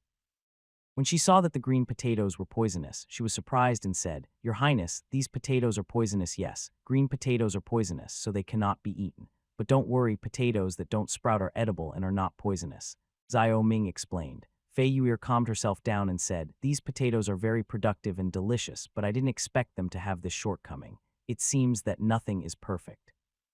After picking up the newspaper and reading some of the miscellaneous items published in the newspaper, Fei Yuer continued, "Your Highness, Errant Ziyuan and Liuliu usually at the palace. What are they busy with in the past 2 days?" Fei Yuer discovered that Liuliu and Ziyuan always ran out, which was very rare in Chang'an's home. After all, maids were not allowed to run around. Zhao Ming smiled when he mentioned this. He said Ziyuan is now in charge of the Qingzhou Theater, and Luluo is in charge of the largest textile workshop in Qingzhou City.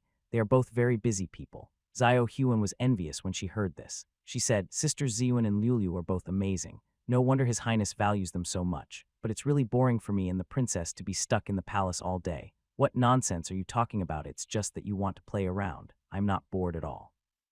Fei Yuer rolled her eyes at Zhao Huan. Zhao Huan giggled and stuck out her tongue. "What Zhao Huan said is true. You are new to Qingzhou and you are unfamiliar with the place. Besides, there are not many ladies from wealthy families in Qingzhou who can keep you company. I am also very busy with government affairs, so it will be hard for you," Zhao Ming said, holding Fei Yuer's hand. Fei Yuer smiled softly. "Your Highness should focus on government affairs.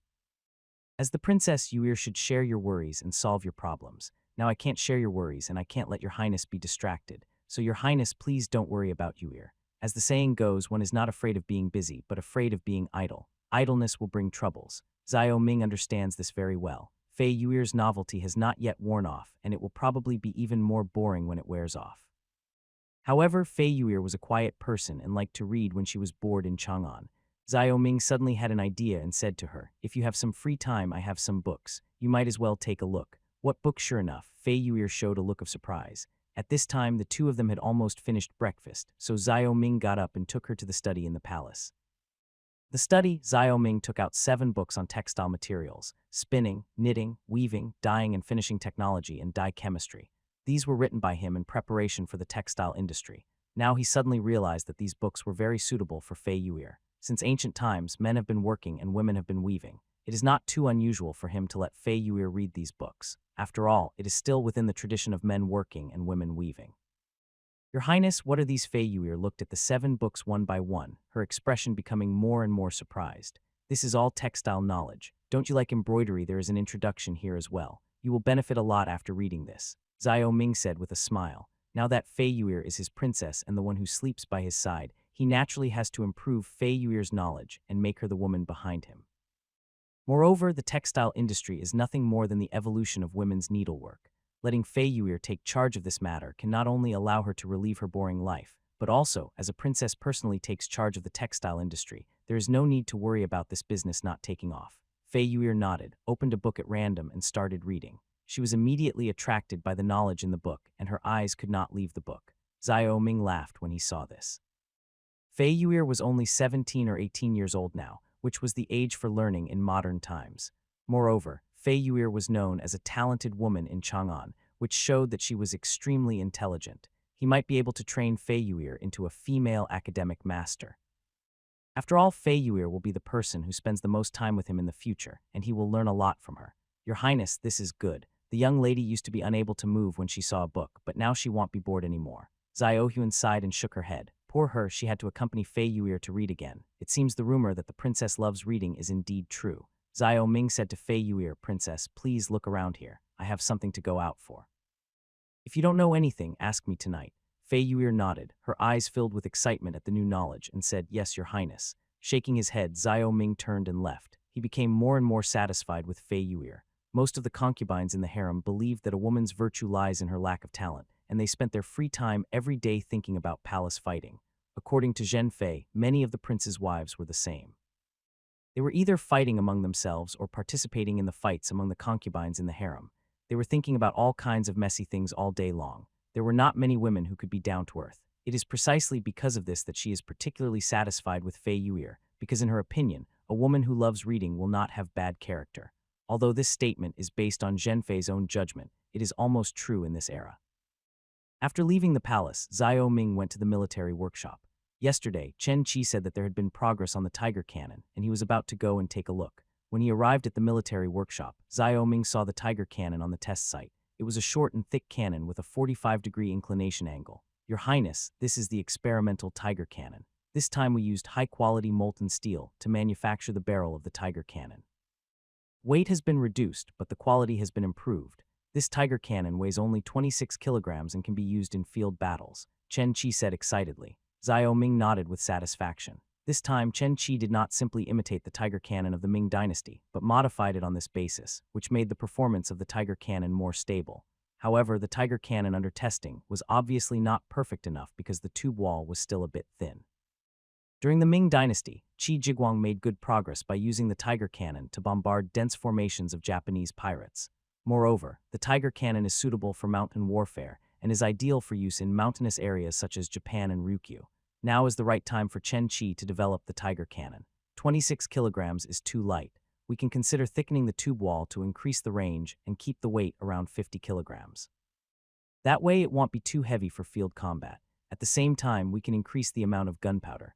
The range of this tiger cannon can reach 1,000 meters. Your Highness is right. This door is just an experimental model. I am preparing the official model, which is similar to what Your Highness said. Chen Qi laughed. Well, in that case, let's prepare for production once the official model comes out. By next year, I hope to have 200 of them.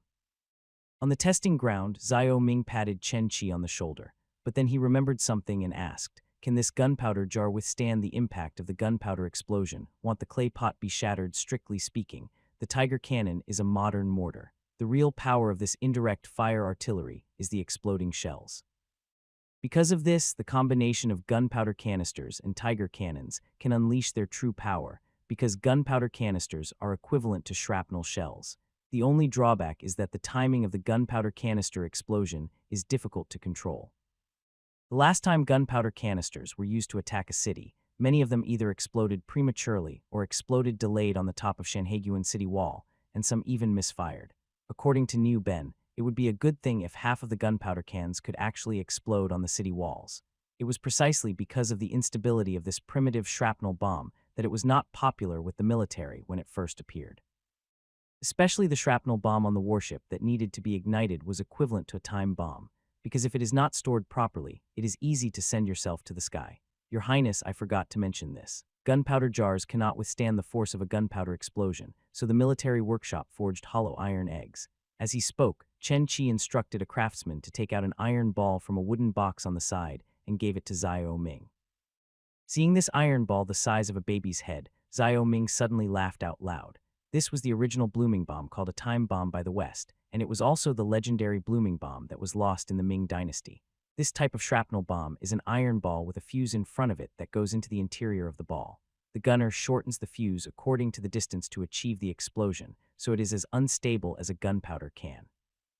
This most primitive type of shrapnel was rarely used in the ammunition of Western armies, accounting for only 1/10 of the total at the time. That's right, but the explosion time of this kind of shell is unstable, Xiao Ming said with a smile. He was not angry, but happy instead. After all, this was a shrapnel bomb, which was an improvement for the military workshop. Only with this foundation could they continue to develop the next generation of shrapnel bombs. Xiao Ming's words made Chen Qi look ashamed. Your Highness, one of the reasons we've been experimenting with the Tiger Cannon is because of the problem of shell explosion. I've discovered that firing this type of shell from the Tiger Cannon is very dangerous, even less safe than using a catapult, because the gunpowder explosion in the barrel will ignite the fuse. You might be able to stuff a hollow wooden tube into the bullet hole, and then stuff a slow-burning fuse into the wooden tube. At the same time, you can extend or shorten the length of the burning fuse by rotating the wooden plug. This will be safer than directly stuffing the fuse into the bullet hole, Xiao Ming said. When the fuse could not be invented yet, Xiao Ming could only do this to improve the safety and practicality of the shrapnel shell. The problem with this shrapnel shell was that the gunpowder in the barrel directly ignited the fuse, so no matter how long the fuse was, it would be ignited near the bullet hole. Because of this, the shell would become very dangerous. By inserting a hollow wooden plug, the length of the burning fuse in the plug can be adjusted by rotating it, so that the stability of the shrapnel bomb will be higher. However, this type of shrapnel has not reached the level of the Napoleonic era in the 19th century, and can only be said to be a generation and a half of shrapnel. Yes, how could I be so stupid? Chen Qi turned around excitedly upon hearing this.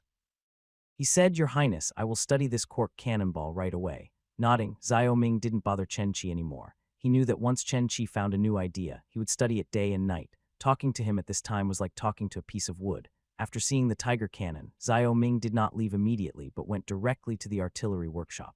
At this time, the craftsmen in the artillery workshop were producing cannons. Because there is a great demand for artillery for export this year, the number of iron molds in the artillery workshop has increased threefold, and artillery for export is produced day and night. At the same time, the number of the other two types of iron models also increased 3 times. One of them is the city defense artillery currently being used in Qingzhou, and the other is the naval gun. Because the number of artillery required for galleons this year is huge, and the production of naval guns is in full swing, the 12 newly added galleons require at least 1,000 artillery pieces. This is not only a heavy task for the military workshop, but also a huge expense to the treasury. Even if the cost of 1,000 cannons is 2,000 taels of silver, it would still cost 2 million taels of silver, and this does not include the cost of ammunition and shells. Only when you manage a household do you know how expensive food, oil, salt, and firewood are. Now Xiao Ming deeply feels the pain of cutting off one's own flesh. It was precisely because of this that he decisively ordered a defensive posture against the barbarians. He could not continue fighting like this because the economic benefits brought by fighting the barbarians were too little. If he continued like this, the war would drag him down. It was also because of the money that he sold arms. If he didn't sell arms, how would he get the money to make cannons and guns? After passing through the artillery workshop, he gradually made up his mind to continue expanding the sales of export-oriented artillery in the country. At the same time, the export of matchlock guns also had to be put on the agenda. It was not easy for this military workshop to make a profit. After coming out of the artillery workshop, Xiao Ming entered the musket workshop. At this time, Song Champing was supervising the production of muskets. In the workshop, he saw some craftsmen already assembling matchlock guns. It seemed that Song Champing reacted quickly and started to implement the order as soon as it was given. Your Highness, this matchlock gun is very simple. 5,000 matchlock guns can be delivered in 2 months, Song Champing said confidently. Xiao Ming picked up a fully assembled matchlock gun and took a look at it. This type of matchlock gun had no bay in it, only a barrel, and was much inferior to a flintlock gun. Compared to the profits from artillery, the matchlock guns were even more profitable, so Xiao Ming attached great importance to the export of matchlock guns. He said now that the musket workshop has business, we can consider expanding production like the artillery workshop, taking charge of the production of a portion of each model of gun. This way there will be no confusion. Song Champing nodded and said, "Yes, Your Highness, I will arrange this matter later." Xiao Ming continued, "Production is one thing, but the development of this new type of firearm cannot be delayed. Chen Qi has the Tiger Lord cannon, so you must work harder to improve the range and accuracy of the flintlock rifle. Your Highness, my team is currently researching new types of firearms. I believe it won't be long before Your Highness sees a more powerful flintlock rifle," said Song Champing. Looking at the busy workshop, Xiao Ming looked at Song Champing with appreciation. This guy has always been very honest. If he says he is developing something, he must be developing it. The sound of metal clanging filled the military workshop. After learning about the production status of artillery and muskets, Xiao Ming instructed Song Champing and Chen Qi about the production tasks. The production capacity of the military workshop has tripled, but it is still far from enough for Xiao Ming. The reason is very simple. His current capabilities are far behind those of the Western powers. At this modern time, even the Netherlands, whose land area is only 40 square kilometers, has hundreds of warships. In the Anglo-Hollywood War, one side could deploy 8 artillery pieces at a time, and this was in the first half of the 17th century. Now it is the 18th century, and the strength of these imperial navies can only become stronger. Compared with this terrifying number, Xiao Ming's current power gap is huge, so now he plans to vigorously develop trade and continue to expand the number of shipyards. Otherwise, he will have to compete with these old empires for colonies in his lifetime. Therefore, after experiencing the darkness of politics in Chang'an this time, he did not want to waste his energy on the intrigues in the court. Internal friction would only distract him and hinder the industrial and commercial development of Qingzhou. Furthermore, he now controls the 2 tracts of land, Yuzhou and Qingzhou, whose land area is no less than that of the British mainland at that time. After all, the British island at that time was only 240 square kilometers, and he was just slightly less, still having 150 to 160 square kilometers. With such an area of land, he has no demand for land for the time being. The remaining issue is to industrialize the land and make the people on the land rich. While thinking, Xiao Ming walked towards the Chamber of Commerce. Today, Pang Yukun is responsible for distributing potatoes, and he has asked each state and county to go into each village to promote potatoes. He needs the Chamber of Commerce to help with this promotion. Ordinary people are not stupid. If they are given something they have never seen before, they will not bother to grow it unless they find that it can be sold for money. This requires the Chamber of Commerce to promote potatoes this time. In fact, for Xiao Ming, it doesn't matter how many potatoes are sold this time, or how much they are sold for. What's important is that he wants to let the local people know that growing potatoes can make money. As you enter the Chamber of Commerce, the aroma of potatoes hits you. Inside the Chamber of Commerce, there are iron pots placed on a dozen coal stoves, and potatoes are being boiled in water. Merchants gathered around an iron pot and were eating boiled potatoes, which is the most basic way to eat potatoes. Further inside the Chamber of Commerce, a cook was frying shredded potatoes, and another was frying French fries. After eating the boiled potatoes, the merchant ran over here to wait. When Xiao Ming entered the Chamber of Commerce, Li Kaiyuan immediately stepped forward, and the businessmen immediately gathered around him, with a hint of expectation in their eyes. "Your Highness, many merchants have proposed to purchase potatoes, but they think the price is too high. I just discussed it with them, and they think 5 taels of silver per stone of potatoes is relatively reasonable," Li Kaiyuan said. 5 taels of silver. Xiao Ming frowned. This was much lower than the price they expected. Nowadays, the price of a stone of rice is only 50 coins, which is 10 times the price of rice. This price can be said to be very high. After hesitating for a moment, Xiao Ming said, 5 taels is 5 taels. Now the main thing is to sell potatoes. 1 stone is 5 taels, and 1 mu of land is more than 100 taels of silver. If that's the case, the people will become rich. Yes, this makes me want to go home and plant potatoes, Li Kaiyuan said happily.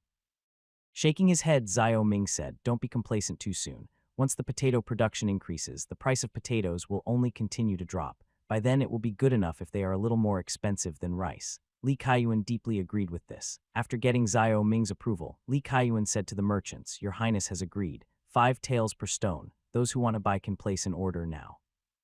As soon as these words were spoken, the merchants immediately surrounded Li Kaiyuan and shouted, "I'll buy 20 stones. Give me 100 stones. 2,000 stones. I want to sell it to Chang'an." The merchants were enthusiastic about buying, and Xiao Ming was satisfied. These potatoes will gradually spread throughout the Dayu Kingdom. As he expected, the Chamber of Commerce will prepare to turn these potatoes into actual profits after purchasing them. So merchants appeared at the dock to sell potatoes to other places. King's East Market and West Market responded the fastest, and potatoes soon appeared on the market. The next day, the people who entered the city were surprised when they saw the potatoes on the stalls. Yesterday, the government sent people to the countryside to promote potato planting.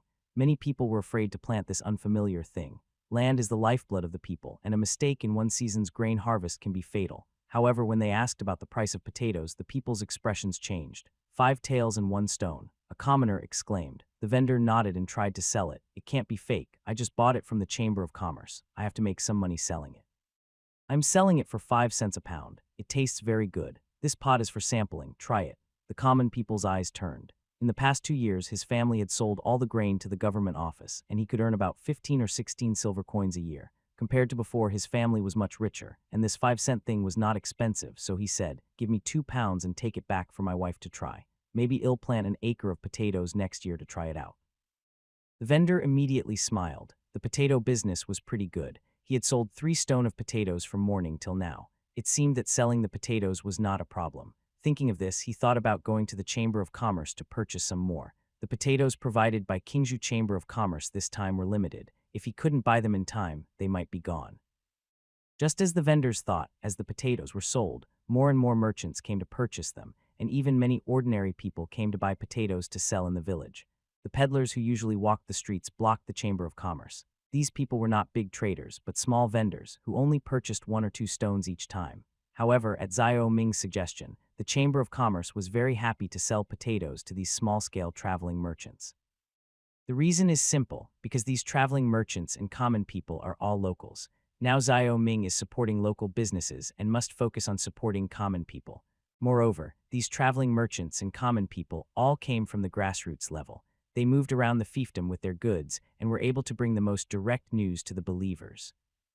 These traveling merchants would also go to places that some big merchants were unwilling to go to, so that the news of potatoes could truly cover every corner of the fiefdom. Later, Li Kaiyuan handed the day's potato sales situation to Xiao Ming. Overall, 0 stones of potatoes were sold on the first day, which was a very good number.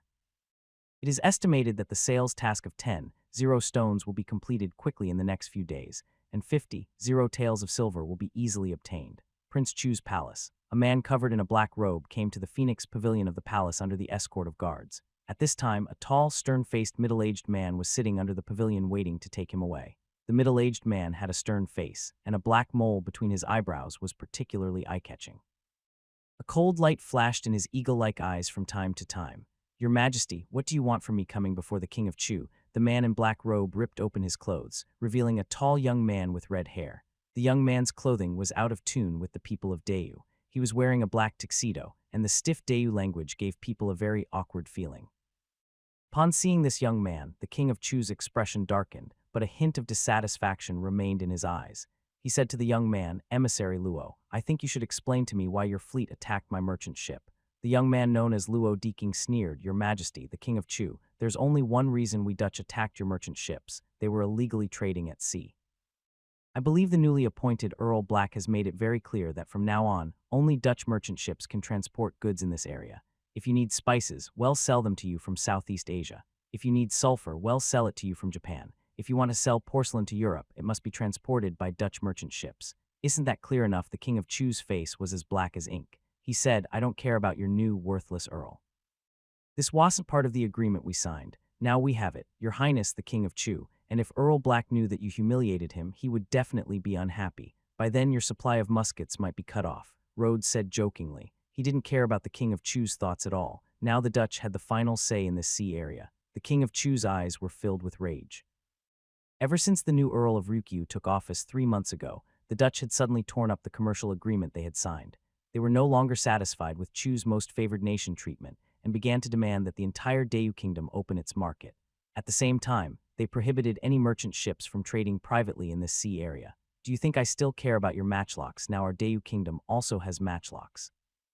Go back and tell your Earl that if he tears up the agreement, he must bear the consequences. I will not be bullied by you," the King of Chu said angrily. Rhodes' eyes narrowed, grasping the message in King Chu's words. He asked, "You also have matchlock guns now, of course." On the same day that your Earl took office, the King of Chi in the north had a war with the barbarians, and they defeated the barbarians with muskets.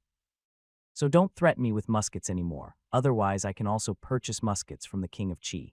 And remember, this is the land of Dayu Kingdom, and we have the final say. The King of Chu threatened. Over the years, he made a fortune by trading with the Dutch, and maritime trade made him even more capital rich. Now that the Dutch have cut off his trade lines, it is equivalent to cutting off his source of income. It was for this reason that he was so furious. Moreover, he now has 15 musketeers.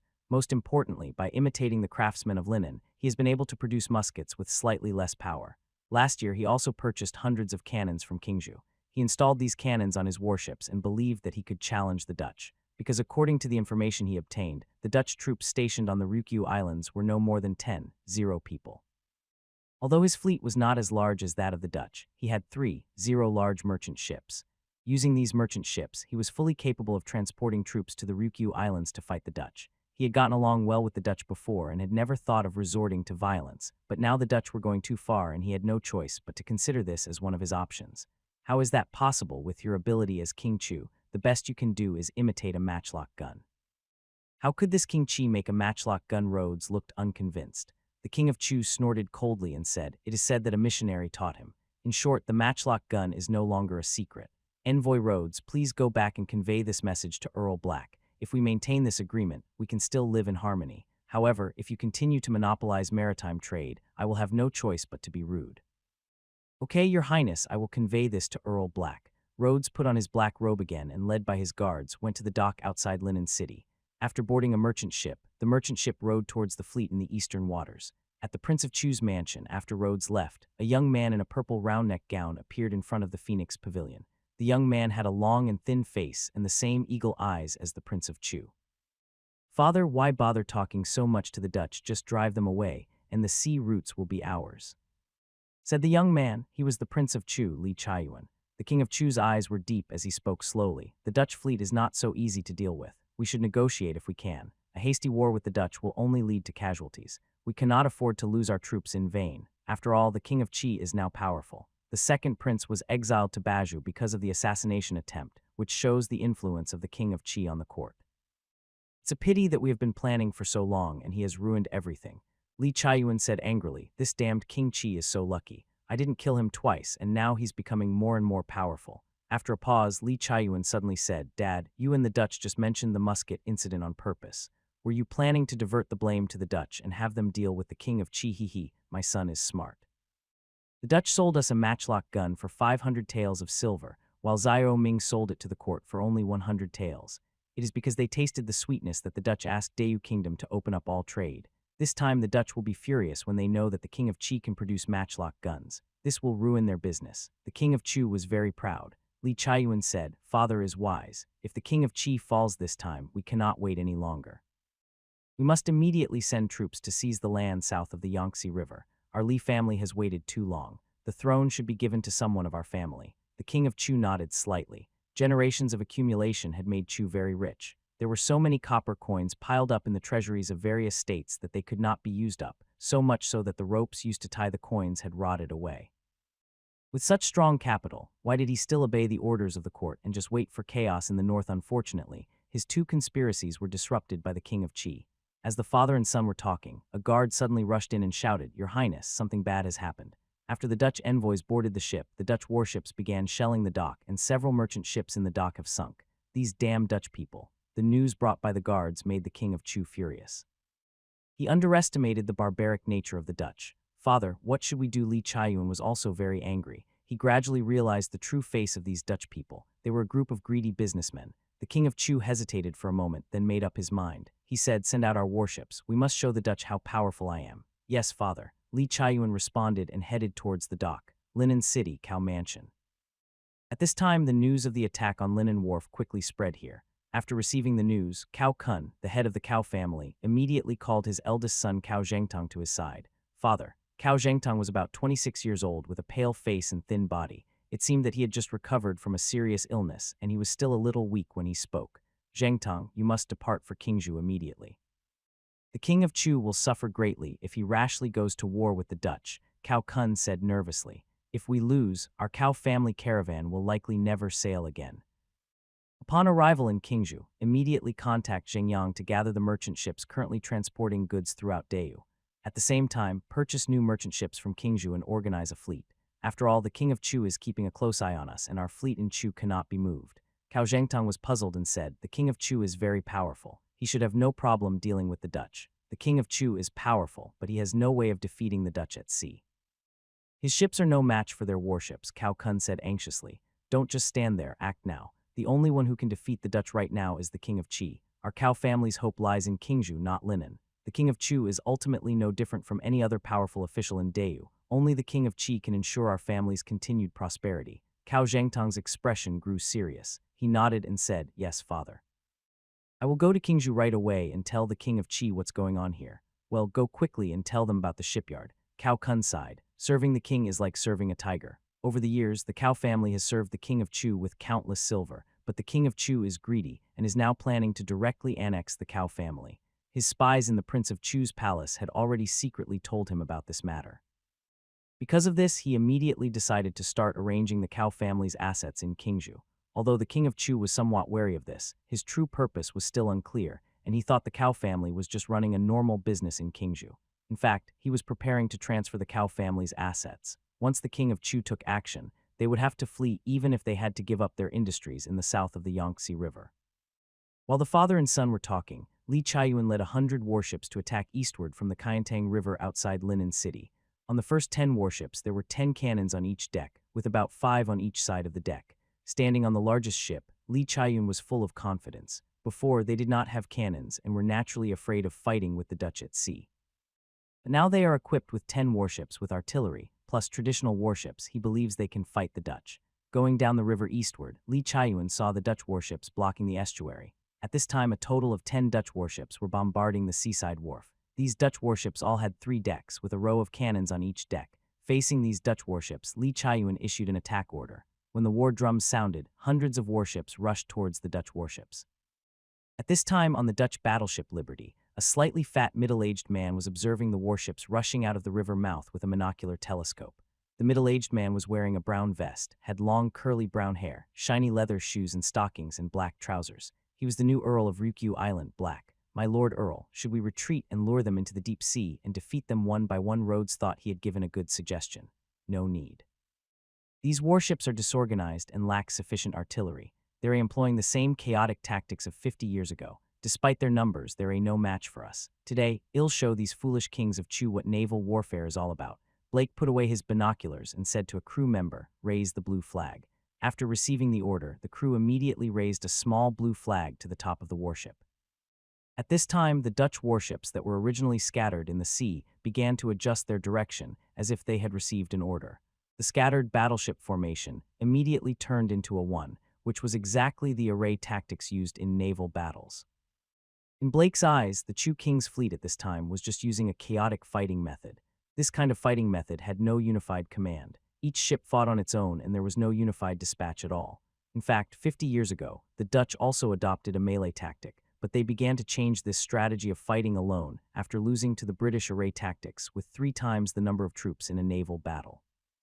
Looking at the 100 mighty warships at this time, Blake was not nervous at all. When the warships were arranged in a line, he ordered to open fire. 10 warships opened fire at the same time, and 500 cannons fired at the Chu King's fleet rushing out from the river mouth. In an instant, shells like raindrops flew towards the densely rushing warships. After a round of shooting, the Dutch fleet immediately began to rotate in a U-shape, and the other side of the first warship immediately fired another salvo of artillery. Under the continuous attacks, 7 of the Chu King's warships that had just rushed out of the river mouth began to sink immediately. These 7 warships blocked the routes of other warships like reefs. Even under the push of the river current, some warships could not dodge and began to collide with each other. Suddenly, the Chu King's fleet was in chaos. The soldiers on the fleet were frightened by the Dutch's terrifying artillery and were at a loss as to what to do. Chu was a wealthy land and there had been no war since the founding of the Dayu Kingdom. The people were content with enjoying themselves, and the soldiers were afraid of war. When Li Chaiyuan ordered the war against the Dutch, many soldiers were already frightened. At this time, looking at the corpses floating in the river, the screaming soldiers and the bright red blood, more soldiers lost their will to fight. Li Chaiyuan's face suddenly changed when he saw this hellish scene. He was used to hiding in the house to plot conspiracies and was good at calculations, but the real battlefield was completely different from what he imagined. Looking at the sunken warships, his legs began to tremble. Retreat, retreat, Li Chaiyuan roared. At this command, chaos broke out in the fleet, and after the loss of 10 warships, the rout began. On the Liberty, Blake looked at the chaotic Chu fleet and said with a sinister grin, "Now it's time for the Chu king to renegotiate the trade agreement." Outside Linen City, Cao Zhengtong, who was about to set off, suddenly learned that the Chu king's fleet was defeated by the Dutch. The fleeing people and the defeated soldiers described the scene of the battle as extremely terrifying. With a faint sigh, Cao Zhengtong urged the carriage forward. Just as his father had expected, the king of Chu's fleet was just a facade and could not withstand a single blow. He headed north along the official road of Linen City. After traveling for 7 consecutive days, he finally saw the legendary Qingzhou City. At this time, Cao Zhengyang was waiting for him at the dock outside Qingzhou City. The servants had arrived in advance and told Cao Zhengyang the news of his arrival. "Brother." Cao Zhengyang looked at Cao Zhengtong, who looked a little pale, and asked, "Brother, is there something wrong at home where his father? Don't worry, father is fine. It was father's order that I came to Qingzhou this time. By the way, take me to see King Qi now. I have something important to tell King Qi." Cao Zhengtong said. He is the legitimate son of the Cao family, and his status in the family is far higher than Cao Zhengyang. Cao Zhengyang nodded and immediately led Cao Zhengtong to the Prince of Qi's mansion. After informing them, they waited for an audience with the Prince of Qi. In the palace, Xiao Ming was explaining the knowledge in the book to Fei Yu'er. These days, Fei Yu'er was completely immersed in the books he gave her. Whenever there was something she didn't understand, she would ask Xiao Ming in time. "Your Highness, Cao Zhengtong and Cao Zhengyang, the legitimate sons of the Cao family, request to see you," said the servant guarding the gate. Xiao Ming frowned. This was Cao Zhengtong's first time in Qingzhou. He said, "Let them in. Your Highness, I will take my leave first." Fei Yu'er is very sensible. Whenever there are guests coming, she will take the initiative to avoid them. Xiao Ming nodded. These days, he and Fei Yu'er were more and more like a couple, and they got along very naturally. After Fei Yu'er left, a servant came over with 2 men. One of them was Cao Zhengyang, and the other was probably Cao Zhengtong. "Your humble servant Cao Zhengtong greets His Royal Highness the Prince of Qi." Cao Zhengtong and Cao Zhengyang bowed at the same time. Waving his hand, Xiao Ming looked at Cao Zhengtong. "Zhengyang said that you are weak and sickly, and you have been living in linen and rarely go out. Why did you make the long journey to Qingzhou this time, Your Highness? I am traveling to Qingzhou on my father's orders. I also want to share a message with you. The king of Chu's fleet engaged in a war with the Dutch and was defeated." Xiao Ming was stunned. He had always been extremely wary of the king of Chu. Information from various sources within the secret guards proved that the king of Chu was stirring up trouble. Even the Azure Dragon King had some connection to the king of Chu. The king of Chu's fleet was defeated by the Dutch, which was a vent for his anger. He smiled and said, "But what does this matter have to do with me?" Cao Zhengtong was stunned. He said loudly, "Your Highness, you may not know that a new Dutch earl named Claire has arrived on the Ryukyu Islands. Since his arrival, he has banned all other merchant ships from participating in maritime trade. It is precisely for this reason that the king of Chu went to war with the Dutch. Now, only Your Highness can build warships that can rival the Dutch fleet in Dayu. Only Your Highness can defeat the Dutch and regain Dayus maritime trade rights." The right to maritime trade, Xiao Ming sneered. "Hasn't this maritime trade always been monopolized by the king of Chu? Even the king of Wei has to endure the king of Chu's anger. I, on the other hand, have nothing to do with the right to maritime trade." Xiao Ming said lazily, "Don't you want it, Your Highness? What a pity. If Your Highness controls the entire maritime trade with Qingzhou's goods, Qingzhou will become rich in a few years." Cao Zhengtong said. His eyes narrowed dangerously, and Xiao Ming glanced at Cao Zhengtong calmly. He said, "Just say what you want to say. This king doesn't like beating around the bush. Your father didn't ask you to come to Qingzhou just to tell King Chu about this embarrassing thing, did he? Your Highness is wise. My father asked me to come here to contribute to your shipyard. As we all know, there are many shipyards in Jiangnan. 80% of Dayus merchant ships come from Jiangnan. There are 13 shipyards under our Cao family. 6 of these shipyards are in the fiefdom of King Chu, and 7 are distributed in other places. If Your Highness is willing, I can move all the shipyards to Dengzhou and help Your Highness build Dengzhou into a shipbuilding center." Cao Zheng said seriously. "Then what do you want to get?" Xiao Ming said. "Just like the Northern Expedition, if Your Highness obtains a trade route in the future, please allow the Cao family's merchant ships to participate in maritime trade," Cao Zhengtong said. This was the real purpose of his visit. The defeat of the king of Chu meant that the Cao family's route to wealth was cut off, and the king of Chu could not take it back with his ability. But the Cao family knew about Qingzhou's warships, and they also knew what the 3 Qingzhou warships had done. They were the ones who dared to fight against the British fleet and had sunk British warships. It was for this reason that the Cao family decided to bet on the king of Qi. Ha! Xiao Ming laughed. "Your Cao family is indeed wealthy. The vast grasslands of Yuzhou belong to your family, and the banks in these 6 states are also yours. Now you want to participate in the trade routes. Are you ready to buy this king's fiefdom? Although Xiao Ming was smiling, Cao Zhengtong felt a chill run down his spine. He suddenly realized something and said cautiously, Your Highness, our Cao family is merely a merchant family. This move is also to preserve the Cao family's foundation. The King of Chu is already sharpening his sword against the Cao family, and we are only seeking survival. Please rest assured, Your Highness, since we have entered Qingzhou, our Cao family is your subject. HMPH, it's best if you understand this. My fiefdom is a place where commerce flows freely, and I am very tolerant of merchants. However, there are some things you merchants cannot touch. Do you understand? Cao Zhengyang's back was already soaked with cold sweat. He had lived in Qingzhou for quite some time and naturally knew the King of Qi. He was a truly dangerous person. Cao Zhengtong said cautiously, Your Highness, I understand. Our Cao family is willing to help Your Highness establish a shipyard. As for the future, I will obey Your Highness' orders. That's more like it. Xiao Ming smiled again. As soon as the Cao family arrived at the fiefdom, they wanted to make a deal with me, asking for this and that. If I don't give them a warning now, they will be more aggressive in the future. They really think that this is a free capitalist country in the West and they can ask for whatever price they want. Cao Zhengtong broke out in a cold sweat. It was indeed his mistake this time. He should have discussed this matter with Cao Zhengyang first. If you can help me build a shipyard, I will naturally repay you in the future. Remember, you can take what I give you, but you cannot have any thoughts about what I don't give you. Xiao Ming reminded. Cao Zhengtong and Cao Zhengyang nodded again. Xiao Ming waved his hand and let the two go. Then he sent someone to call Wang Xuan over and said, Go and gather some news about Chu and report it to me.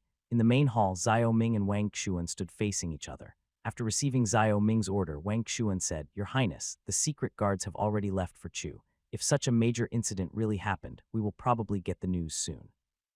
Wang Xuan's tone was very confident.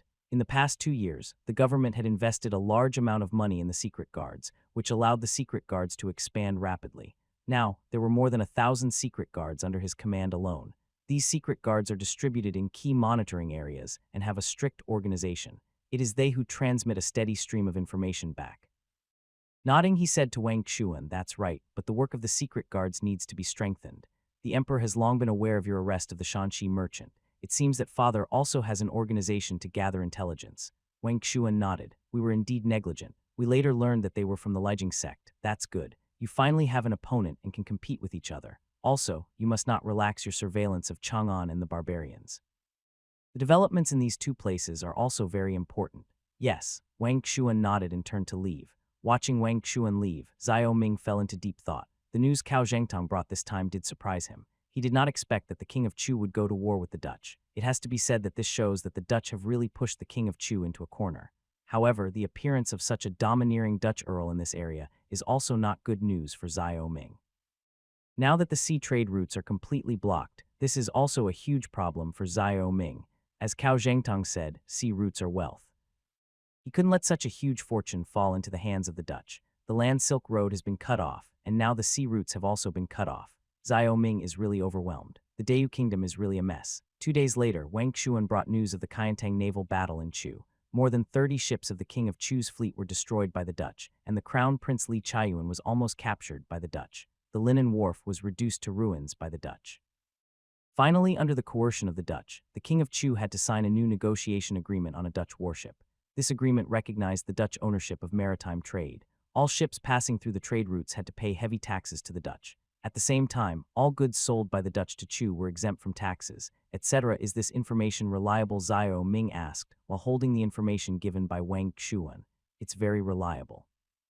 It is said that in order to humiliate the King of Chu, the Dutch made this agreement public to local merchants. This information came from these merchants. Wang Xuan said. Xiao Ming sneered twice and said, I didn't expect it. I didn't expect it. The King of Chu really set a precedent for the great Yu kingdom. He was the first to sign the first unfair and traitorous treaty in history under the threat of force from the colonists. The King of Chu has always been ambitious. This time I am afraid he will come to your highness in tears to beg him to purchase arms. Wang Xuan suddenly laughed. Hey, it's hard to say. The King of Chu has been severely punished by the Dutch this time. Given his character, he will definitely purchase a large amount of arms. And because of this incident, the Dutch will definitely not sell arms to the King of Chu again. Xiao Ming suddenly felt a little expectant. As the two were talking, the voice of a servant from the palace suddenly came from outside the door. Your Highness, the envoy of the King of Chu is outside requesting to see you. Your Highness, this is what they call speaking of Cao Cao and he will appear. Wang Xuan laughed. Xiao Ming nodded. It seems the King of Chu is very angry this time. As the saying goes, when the snipe and the clam quarrel, the fisherman benefits. Previously, the king of Chu was waiting for me and the barbarians to fight to the point of mutual destruction. Now we can finally watch him make a fool of himself. After saying that, Xiao Ming asked Wang Xuan to step aside temporarily and let the envoy of King Chu come in. I am Li Wei, here to see your highness. The man who came was an old man, about 50 years old. Frowning, Xiao Ming said, no need to be polite. I wonder what brings you here this time. Envoy, your highness. The king of Chu has sent me here to procure artillery and muskets. He has asked me to bring a message to the king of Shu. Please, as a fellow descendant of Yan and Huang, please ensure that you provide Chu with 1,000 naval guns. 1,000 naval guns. Xiao Ming almost jumped up. He said, the king of Chu is crazy. Where did I get so many naval guns, hey? How did the king of Chu know about naval guns at the end of his speech? Xiao Ming suddenly said in surprise. Li Wei remained calm and said, it was the Dutch who told His Royal Highness the Prince of Chu about the naval guns. It was really just to show off.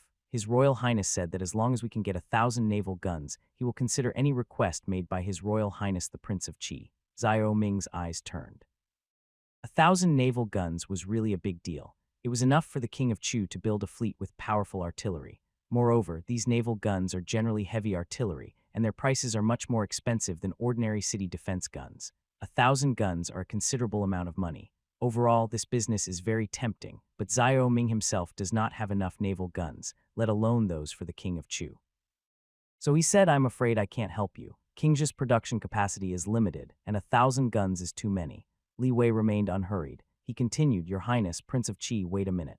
His Highness, Prince of Chu, has said that Kingzhu lacks ships, not cannons, while Chu lacks cannons, not ships. The two complement each other and benefit both. His Highness, Prince of Chu, is willing to exchange merchant ships and shipbuilders for cannons. I hope Your Highness will reconsider. Merchant ships and craftsmen. Xiao Ming's heart beat uncontrollably. This time the king of Chu was right. What he lacked was indeed ships, both merchant ships and shipbuilders, and he lacked them urgently. After a moment of contemplation, he said, I can squeeze out some naval guns, but the number will not be large, only about 30. The remaining naval guns will be delivered in the next few years. Apart from this, I have no other options. This time, the king of Chu was furious with the Dutch. After all, the agreement had been signed, and with each passing year, the king of Chu would suffer greater losses. His Highness said we can wait, Li Wei said. Xiao Ming nodded. That's fine, but as usual, the deposit must be paid in full. Otherwise, I can't do this business. I need to meet the merchant ship and the craftsman first. With such a large order coming in at once, Xiao Ming had no choice but to continue expanding the military workshop. Although these 1,000 cannons seemed like a lot, they were actually only the size of 10 galleons. Moreover, even if the delivery is divided into several years, it will not be enough to pose a threat to him, because in 3 or 4 years, no one knows how far the Kingzhu Navy will develop, and by then these naval guns will probably be obsolete. As Your Highness wishes. Li Wei nodded heavily. A hint of the aroma of food drifted into the main hall from the direction of the kitchen. Xiao Ming, who had received a huge benefit, was in a good mood. He said to Li Wei, since it's already dinner time, why don't you have your meal at the palace? Li Wei was somewhat flattered when he heard this. He said, I dare not. How can a humble person like me sit at the same table with Your Highness? That's all right, that's all right. Here at the king's place there aren't so many rules. Please don't be so polite, envoy, Xiao Ming said carelessly. He said to the servant outside the door, ask the kitchen to prepare an extra meal. Li Wei became more and more anxious and uneasy. He couldn't help but feel nervous at this moment. He was not a person who was disliked by the king of Chu, otherwise he would not have traveled long distances to serve as an envoy at the age of 50. After all, in Chu, envoys were all people of low status and little influence. Even if these people died at the hands of the enemy, the king of Chu would not feel sorry for them. Therefore, he was a little overwhelmed by Xiao Ming's grand reception. Xiao Ming saw Li Wei's expression and asked Li Wei to go out first.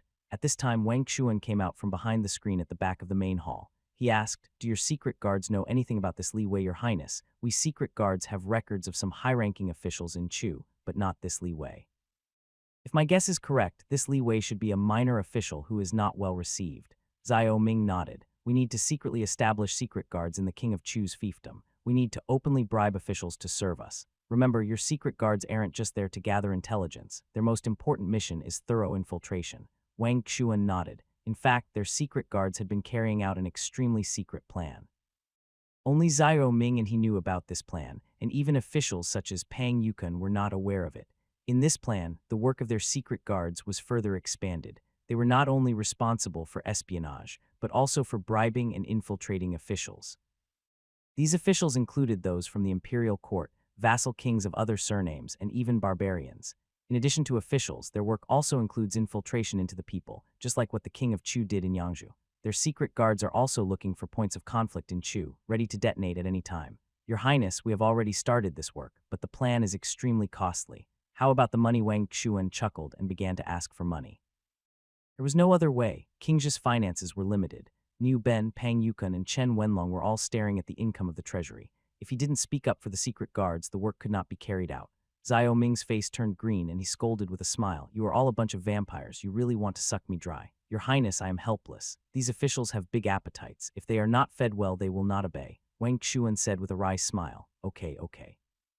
Xiao Ming spread his hands. I'll talk to Pang Yukun about this matter, but you have to give me the detailed expenses. I can't give you this money casually.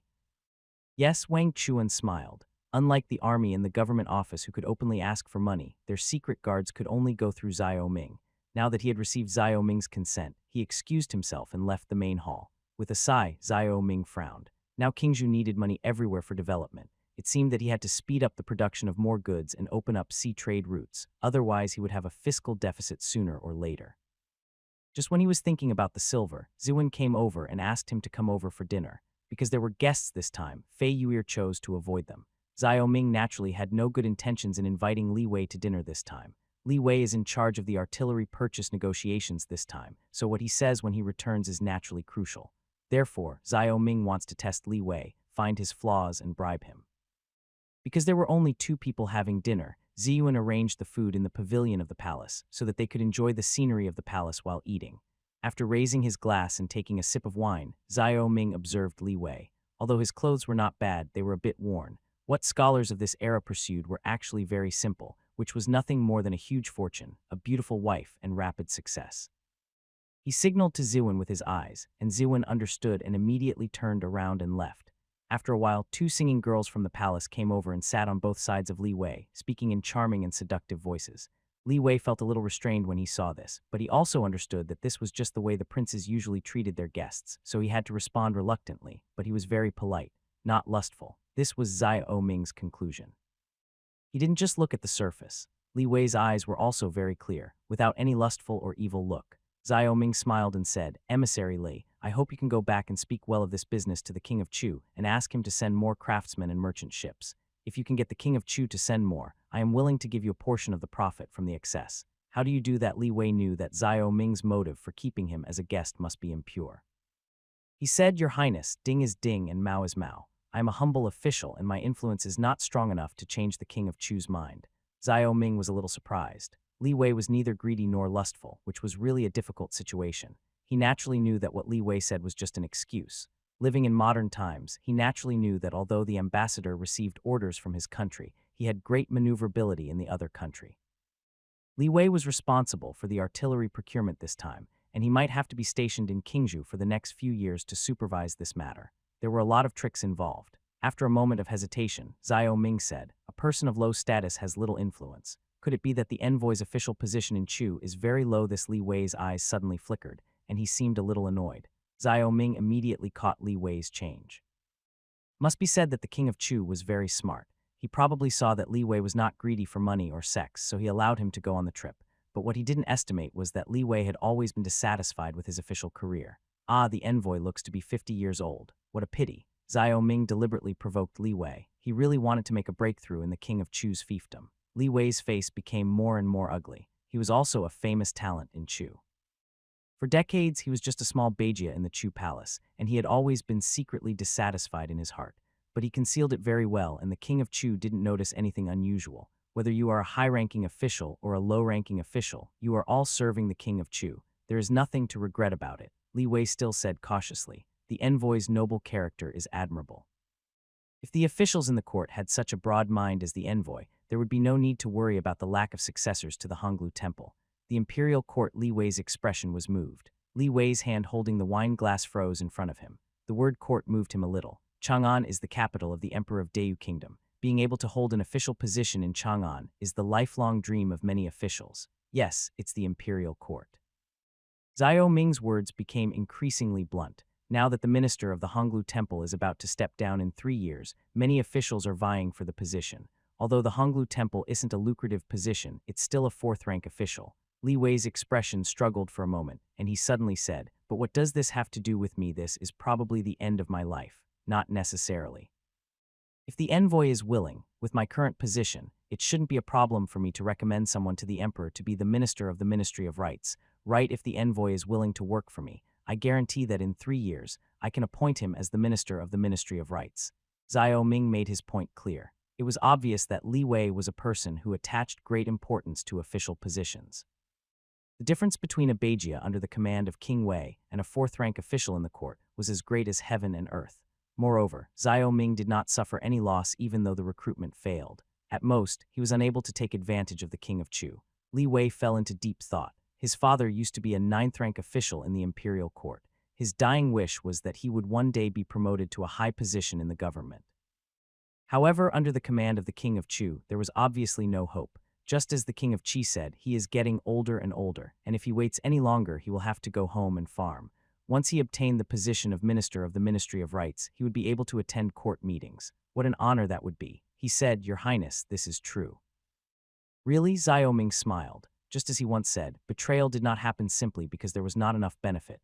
People live with selfish motives, and few can completely abandon temptation. Li Wei continued, "Words alone are not enough, but please sign a written agreement. If you regret your decision in the future, even if I die, I will let the people of Dayu know that you are a man of your word." Hearing this, Xiao Ming laughed and said, "That's not difficult." After that, he asked Ziyuan to prepare pen, ink, paper, and inkstone to write down his promise. Then he said to Li Wei, "Since it is a promise, it needs 2 signatures." Xiao Ming wrote his name and handed the pen to Li Wei. Reaching out to take the brush, Li Wei stayed on the document for a long time because he understood that once he wrote his name, he would have to obey the orders of the King of Qi. If I don't obey, the King of Qi can also use this document to ruin my reputation. However, the shame of being sent to Qingzhou and the frustration he had felt over the years finally made him determined to write his name on the document.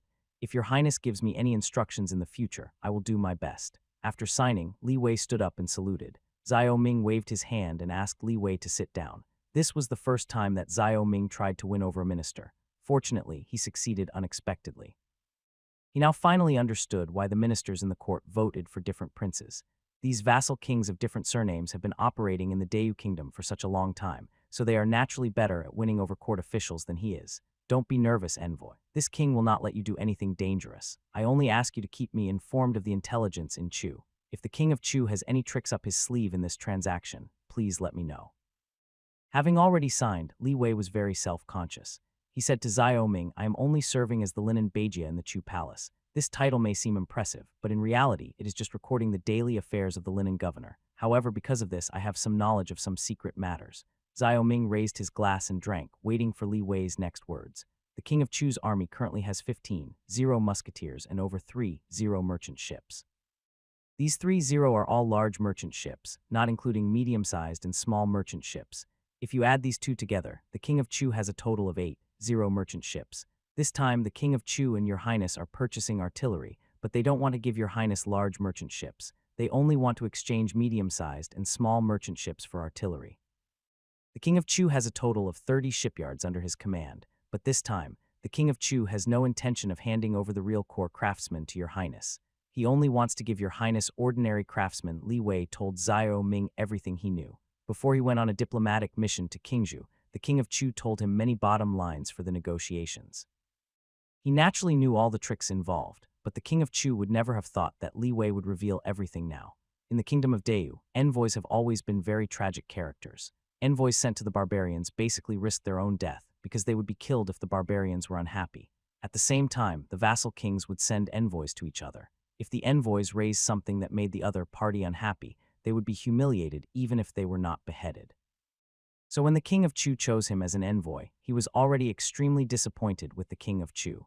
Xiao Ming nodded repeatedly. It was true that the King of Chu wanted to purchase artillery, but it was also true that he wanted to pass off inferior goods as good ones.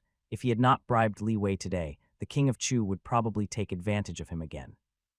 In addition to the tricks in this trade, Li Wei also talked about the affairs of the King of Chu and the Cao family, and the transactions between the Dutch and the King of Chu.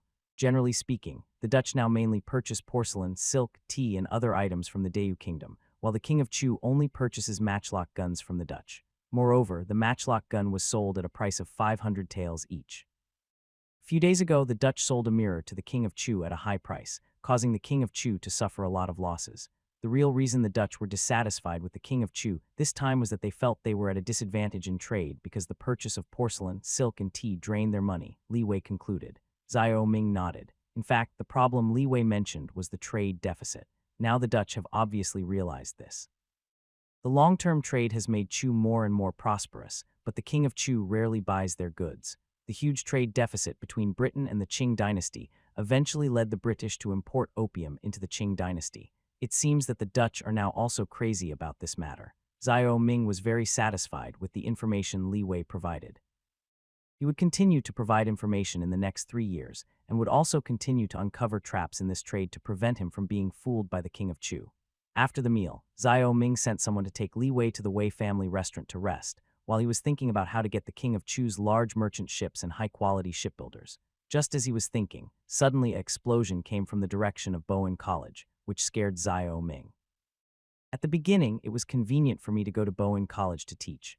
Bowen College was only a few streets away from the palace. I don't know what happened when such a huge explosion happened. Standing in the yard, Xiao Ming looked in the direction of Bowen College and waited for a while, but no smoke rose. He thought that this must not be an explosion in the School of Chemistry, because after an explosion in the School of Chemistry, there would basically be a cloud of smoke.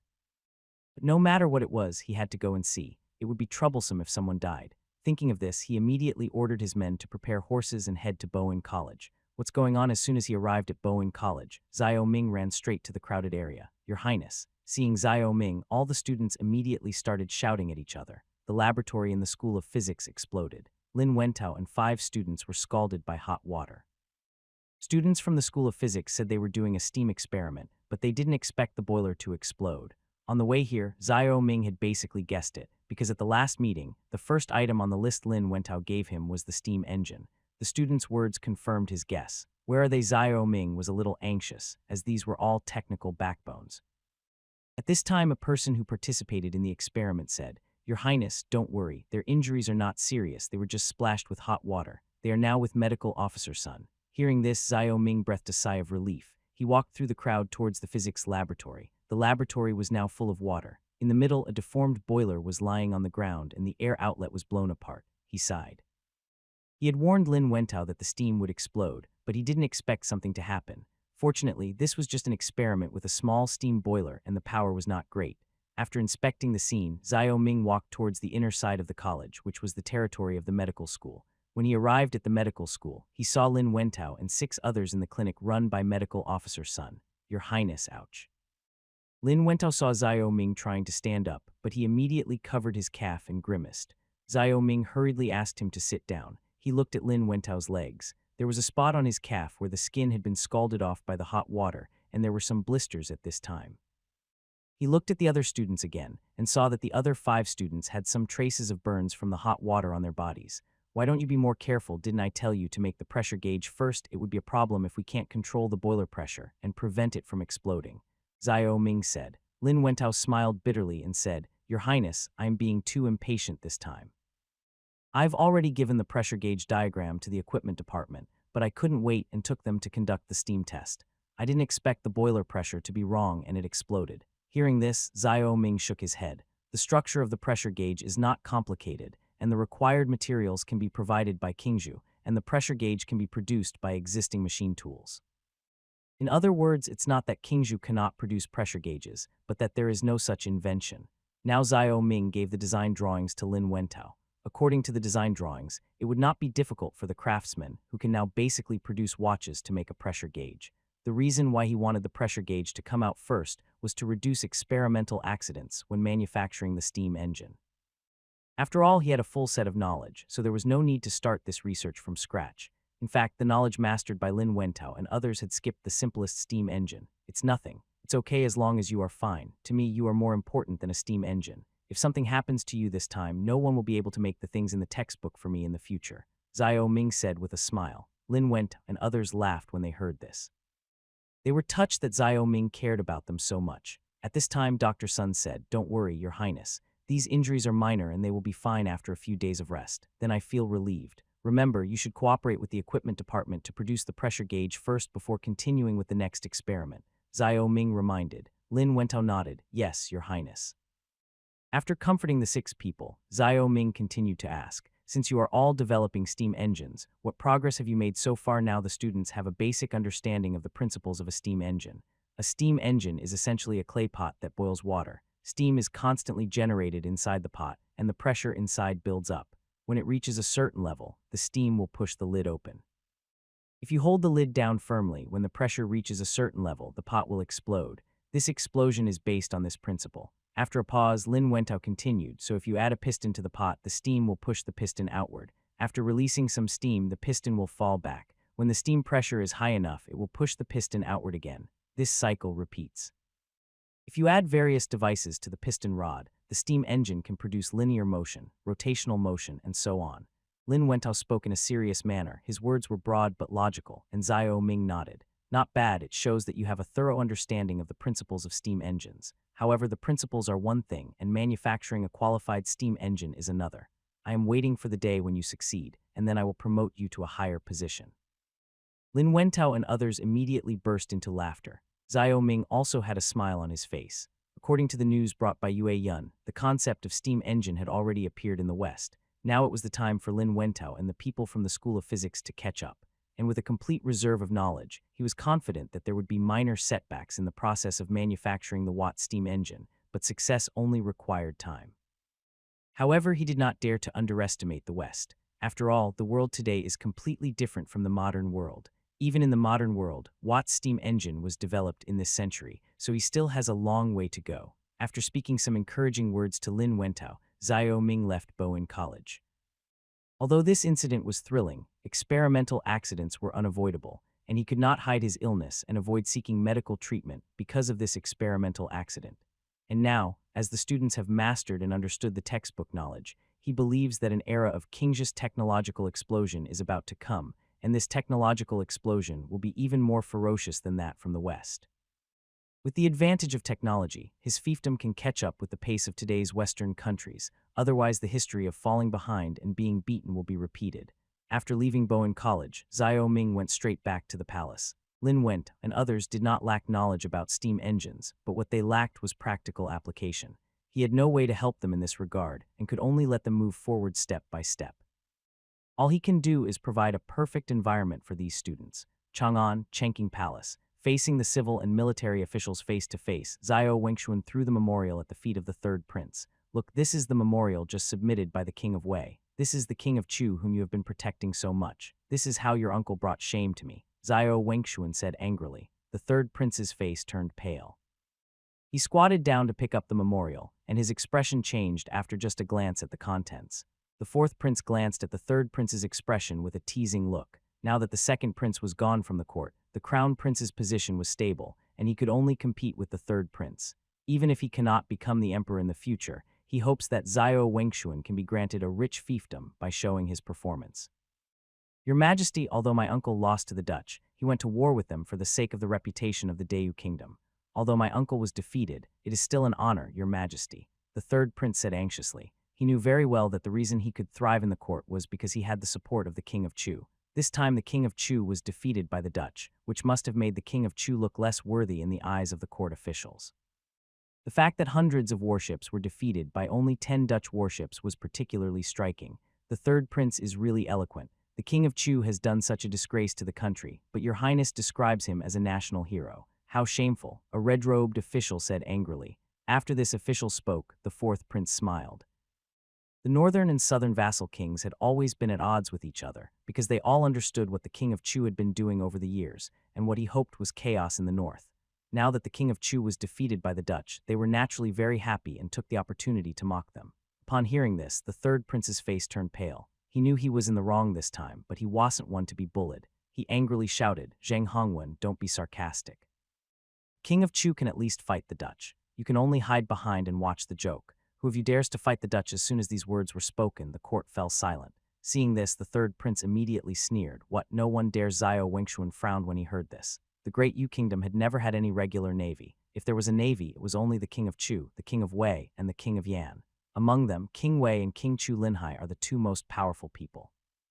Now that King Chu has been defeated, only King Wei is left because according to his understanding, only King Wei has a large fleet. But he knew that what the King of Chu could not do, the King of Wei could not do either. Now the third prince's questioning left all the ministers speechless, and he was also ashamed. Is there no one in the entire Dayu kingdom who can fight the Dutch? Xiao Wengshuan also asked. The third prince then said, Father, the prince of Chi's fiefdom also faces the sea.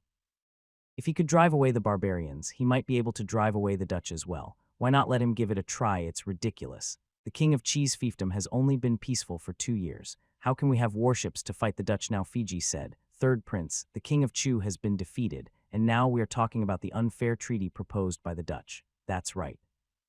Now the Dutch are asking the emperor, through the king of Chu, to exempt the kingdom of Yu from taxes and open 6 coastal cities as trading points. At the same time, no taxes should be levied on Dutch goods. This unfair treaty is the king of Chu's fault. That's right, third prince, what do you say we should do? The court suddenly fell into chaos. The third prince's face became more and more ugly. This time the Dutch defeated the king of Chu and demanded that the entire Dayu kingdom become the most favored country for the Dutch like Chu. This was no longer a matter for Chu, but a matter for the entire Dayu kingdom. The Imperial court had just gotten rid of the annual tribute from the barbarians, and now it had to face such a humiliating treaty. Naturally, the contradiction would focus on the king of Chu. Father, the only thing we can do now is to agree to the Dutch's demands temporarily. The Dayu kingdom does not have a navy that can defeat the Dutch. If we don't agree, the Dutch will continue to harass the coast. The third prince hesitated. Upon hearing this, Luo Quan was furious. Your Majesty, this is absolutely unacceptable. The great Yu kingdom just defeated the barbarians and avenged its previous humiliation. How can it now suffer such humiliation? The king of Chu only lost 1/10 of his ships and still has the strength to fight again. Let the king of Chu continue to fight the Dutch, and at the same time, let the king of Wei and the king of Chu cooperate in attacking the Dutch. Xiao Wengshuan frowned. He looked at the third prince, then at the angry courtiers. He said, Stop arguing. I'll think about this matter and discuss it later. Is there anything else? If not, then we can adjourn this court. At this time, Fiji stepped out and said, Your Majesty, I have a piece of good news. What good news? Tell me. Xiao Wengshuan's expression softened. Fiji said, Your Majesty, recently a potato was brought to us from the Prince of Chi's fiefdom. It tastes good, and there are many merchants selling it in Chang'an. I wonder if Your Majesty has tried it. Oh. I've been eating this for the past 2 days. The king of Chi sent some to me and told me how to eat it. I've never tasted this kind of thing before, but I never thought that these potato fries would suit my taste. Speaking of this, Xiao Wengshuan felt happier. Among the princes, only Prince Chi could make him happy. Fiji smiled and said, I ate some too. They really tasted extraordinary. However, it is said that these potatoes came from overseas and that the king of Chi snatched them from the barbarians. Stolen. Xiao Wengshuan was surprised. Yes, Your Majesty, it is said that the king of Chi sent 3 warships to the South China Sea, where they sank the warships of foreign barbarians and robbed them. It is said that these barbarians and the Dutch came from the same place. Fiji said, Oh, there is such a thing. Xiao Wengshuan had no idea about it. Fiji nodded and said, This is the interesting story my daughter told me when she wrote to me. I didn't expect the king of Chi to be so brave at sea. So the king of Chi can defeat the Dutch, the third prince said disdainfully. It may not be impossible. Your Majesty, Chi has always lacked shipyards. If the court can help the king of Chi build more shipyards, it may allow the king of Chi to achieve something at sea. Fiji said. This time Fei Yuir did write him a letter, but the content of the letter was instructed by Xiao Ming. When Xiao Ming learned that the king of Chu was defeated, he asked Fei Yuir to deliver the letter to Chang'an and take this opportunity to ask the court to support the shipyard in Qingzhou. It is for this purpose that he brought up this matter at this time. Xiao Wengshuan's expression shifted slightly. He didn't trust the king of Chu, and now he didn't trust the king of Wei either. He only had confidence in Xiao Ming, so he said, What Secretary Fei said makes sense. No matter what, we must not compromise with the Dutch this time. Xiao Wengshuan's majestic voice echoed in Chengqing Hall. None of the court officials raised any objection. The Dayu kingdom had just gotten rid of the humiliating annual tribute to the barbarians. Now, could a barbarian who came out of nowhere force the Dayu kingdom to sign another humiliating treaty? Moreover, in the eyes of the ministers, the barbarians are the real enemies of the Dayu kingdom. These barbarians on the sea are not serious. The ocean is just an unfamiliar word to them. As for the fact that the Dutch would continue to harass the coast, they didn't care at all. After all, it was the king of Chu who suffered. Besides, the Dutch could only act recklessly on the sea and dared not go ashore. Your Majesty, if we don't agree to the Dutch, they will completely cut off the maritime trade lines, which will be a huge loss for the Dayu kingdom. The third prince was unwilling to give up. He didn't care about the reputation of Dayu kingdom. All he wanted was to secure his position. The strength of the king of Chu and his position complemented each other. A hint of impatience appeared on Zhao Wengshuan's face. He had long been dissatisfied with the vassal kings of different surnames, but he was only compromising for the sake of internal stability in Deu. When the third prince took the initiative to tell him about the Dutch and asked Zhao Ming to plead for them, he was already extremely dissatisfied with the king of Chu. Although he was not interested in the Dutch and did not care about the business between the king of Chu and the Dutch, the king of Chu deliberately concealed this matter, which was a contempt for him. These days he has been thinking about the mistakes he made when he ascended the throne. Too much tolerance not only failed to make these vassal kings of different surnames grateful, but instead made their ambitions continue to expand. Now he can no longer continue to pay for the stupid mistakes of these foreign princes.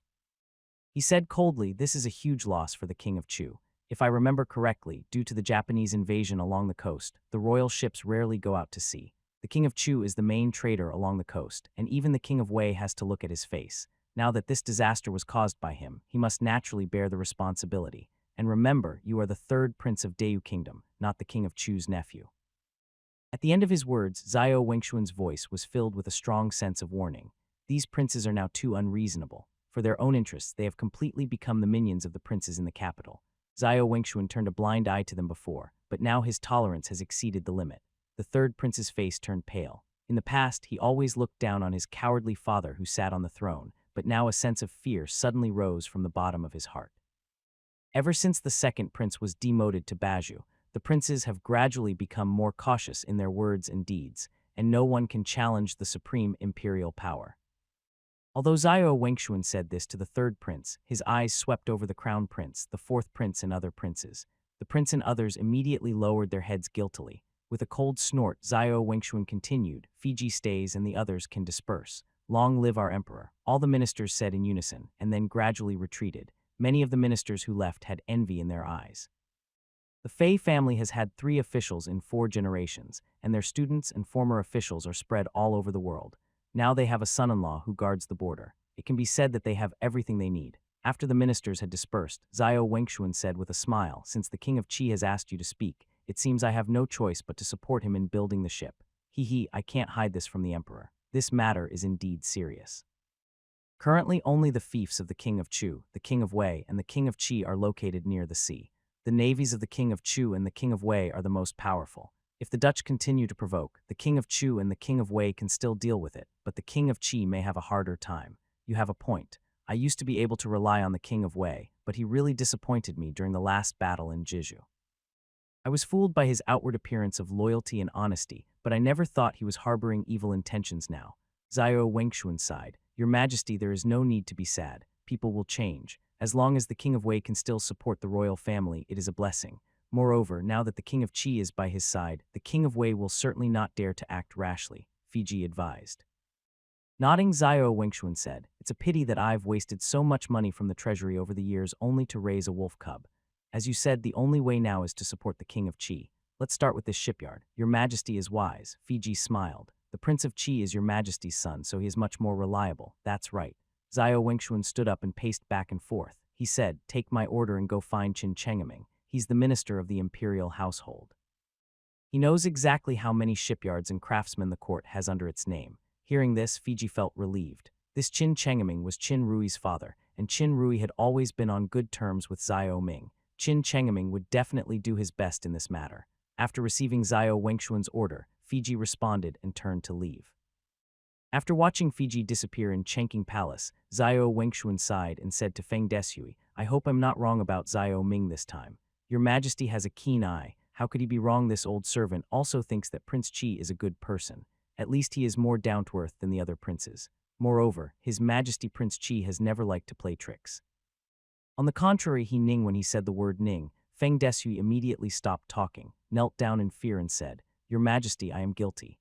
"Oh, it's okay, I forgive you." In the past, Zhao Wengshuan would have been furious, but today he just sighed slightly. As time passed, he had gradually forgotten many things. Feng Deshui stood up tremblingly after hearing this and said with a wry smile, "Your Majesty, I have already had the hot air balloon transported outside the city.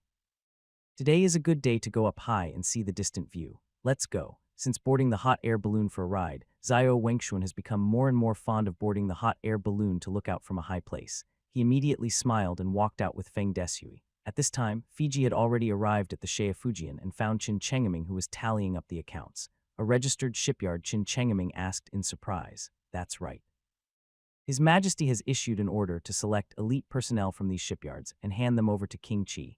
Can you check the account books to see how many craftsmen there are? Fiji said. Qin Chengaming smiled and said, there's no need to check the account books. I've got it all in my head. There are currently 12 shipyards under the royal administration, 1 large, 4 medium, and 7 small. These 12 shipyards employ a total of 26 craftsmen.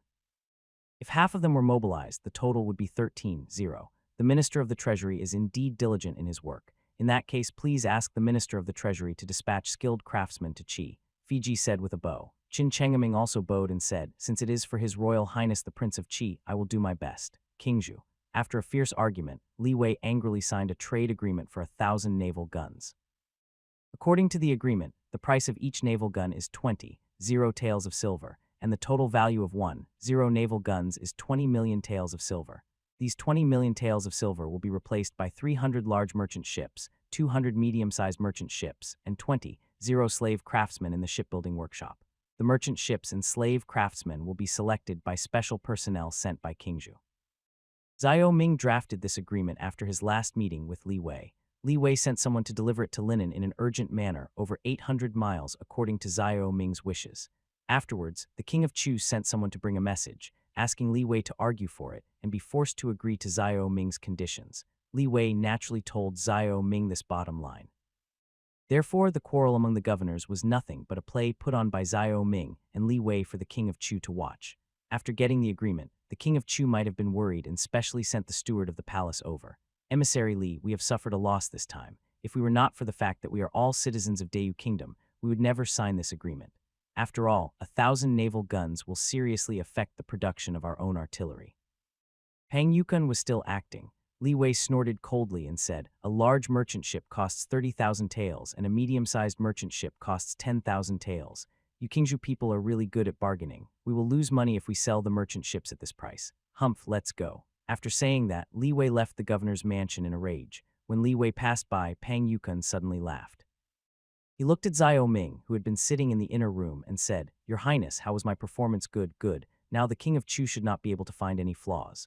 Zhao Ming walked out of the inner room with a smile. Pang Yukun continued, now that the agreement has been signed, it's time to have Li Kaiyuan bring the merchant ships back. Now that we have so many merchant ships, the Chamber of Commerce can stop complaining about not having enough ships. That being said, we can't be complacent. These 500 ships are only less than 1/10 of the King of Chu's fleet. We must continue to work hard. Furthermore, the reason I am replacing the merchant ships this time is to free up the shipyards to build warships. Without warships, no matter how many merchant ships we have, they won't be able to sail. The further he went, the more Zhao Ming realized that his strength was insufficient. In modern times, the Dutch at their peak in the 16th century once owned 15 merchant ships, but there were often only 2 merchant ships docked at the docks. Compared with these maritime powers, our limited wealth is not even enough to fill their teeth. It is precisely because of this that Zhao Ming is so crazy about recruiting shipbuilding craftsmen from all over Dayu Kingdom. He wants to build Dengzhou into a new world shipbuilding center. Pang Yukun nodded. The fact that the Dutch were rampant at sea was not good news for Kingzhou, because the Chamber of Commerce was planning to transport goods to the south by sea. Now that the shipping route had been cut off by the Dutch, it was also detrimental to Kingzhou's trade. Li Wei said the Dutch have a total of 12 warships, all 3-deck warships. We now have a total of 15 warships, including those under construction. In terms of numbers, we should be able to win. I'm not sure about this either. Zhao Ming frowned. The Dutch had rich experience in naval warfare, and he was not sure whether Yue Yun could lead the fleet to defeat the Dutch. However, he had one advantage. He understood the naval tactics of that era and would not make the same stupid mistake as the King of Chu. Moreover, this naval battle is only one part of the war. The most important thing is that he will send the Kingzhou army to land on Ryukyu Island and drive away all the Dutch on the island. As long as the Ryukyu Islands were occupied, the Dutch fleet, which had lost its supplies, would basically be finished. After all, the Dutch traveled thousands of miles from the Netherlands to reach the Ryukyu Islands, and they relied on supplies from the colonies. Without supply points, the Dutch would starve to death on the ship. Now the war is already under preparation, and we are just waiting for all the galleons at the Dengzhou shipyard to be completed. After chatting casually with Pang Yukun, Zhao Ming left the palace and headed towards the workshop area outside the city. Now he is most focused on the development and refinement of basic industries. Without detailed industrial division, the difficulty of producing the same industrial products will increase exponentially. The most realistic example is the flintlock rifle. It takes a craftsman 2 months to build a flintlock rifle. However, through the refined production of the barrel, buttstock, and movement accessories, the final assembly of the flintlock rifle only takes 1 hour. Therefore, as the types of industries increase, Xiao Ming needs to further refine the industrial classification. This time he went to the workshop area to finalize this matter with Chen Wenlong, splitting the machinery department and the steel workshop. Your Highness, Chen Wenlong had been waiting for Xiao Ming in the workshop area for some time. At this time, he summoned the workshop supervisors to wait for Xiao Ming's orders. Xiao Ming nodded and said to Chen Wenlong, "Since we're all here, let's talk about industrial refinement. From now on, the steel workshop will only be responsible for steel production. Springs, coal stoves, iron pots, etc. will be separated and produced in specialized workshops. Your machinery department should assign craftsmen who specialize in these technologies to work in the workshop. Don't turn the steel workshop into a hodgepodge. This will not be conducive to the improvement of various products in the long run." Chen Wenlong nodded, and he and other supervisors recorded Xiao Ming's words. After a pause, Xiao Ming continued, "You can choose the lathe that suits your workshop. For example, for springs, the spring workshop can get spring steel directly from the steel workshop in the future. The spring workshop can then process the spring steel into various springs, gears, and connecting rods. The same principle applies. You can directly discuss the steel workshop for the type of steel you need. As for the steel workshop itself, it also needs to be refined. The production of each type of steel should be the responsibility of a specific craftsman. We shouldn't have one craftsman responsible for 5 or 6 tasks at the same time. We need specialization." Xiao Ming spoke one sentence at a time, and everyone was busy recording. After all, this was another big change. The former workshop area was like a mother body, and now it had to differentiate into branches and leaves. In addition to the key splitting of the steel workshop, Xiao Ming talked about the splitting of the glass workshop. Mirrors and other products that require post-processing must all be separated out, and Xiao Ming ordered the chemical industry of 3 acids and 2 alkalis to be split as soon as possible. These chemicals are already very dangerous, and the mixture is even more dangerous. While requiring the workshops to be split up, Xiao Ming also specifically demarcated the workshop areas, dividing chemical, steel, and light industries into different areas, and required that the categories of produced items be hung in front of the workshops. At the same time, all workshops were registered and managed uniformly in the government office.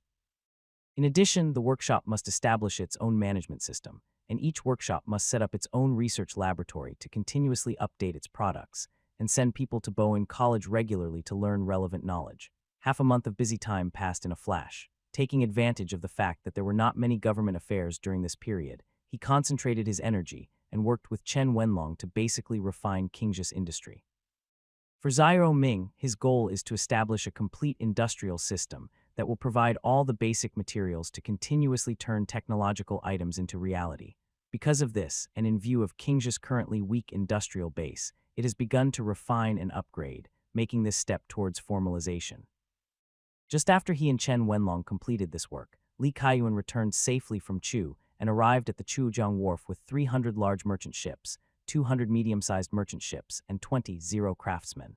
In addition, 13 zero craftsmen from the Imperial court arrived in Qingzhou the next day under the supervision of Qin Chengeming.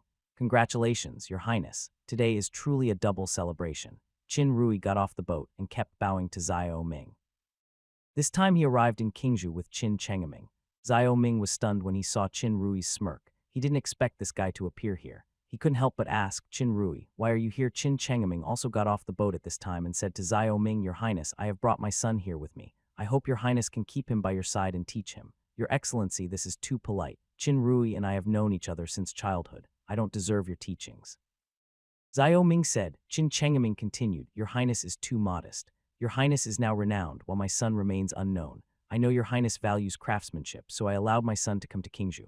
After all, if he continues to stay in Chang'an, he will just be stuck in this idle government office like me with nothing to offer. It would be better to let him learn something from Your Highness so that he can share your burdens and work." Xiao Ming nodded. It was obvious that Qin Chengeming and Luo Quan wanted to push their son to him. Perhaps in their opinion, their son would have a better future in Qingzhou. Qin Rui is his best friend, so his loyalty is unquestionable, and the secret guard's investigation also proves this. The Qin family is also doing their best in the shipyard this time. Moreover, Qin Chengeming is in charge of the handicraft industry of Dayu Kingdom, which is equivalent to the Minister of Industry in modern terms. He has rich experience in the management of the handicraft industry of Dayu Kingdom. Qin Rui naturally knows something from what he has seen and heard.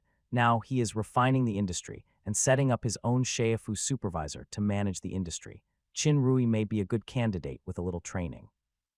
After all, the Ministry of Industry is responsible for formulating industry plans and standards, monitoring the daily operations of the industrial sector, and promoting technological development. These tasks cover all walks of life, and Qin Rui has an advantage. So he said, "You are too polite, Mr. Sheifu. Qin Rui and I have always been good friends, and this is exactly what I want." Qin Chengaming and Qin Rui looked at each other and smiled. Qin Rui said, "Dad, I told you that His Highness would not refuse. I must still be of some use in Qingzhou. Don't be complacent. In the future in Qingzhou, you must do your best to be loyal to His Highness and don't be muddle-headed anymore."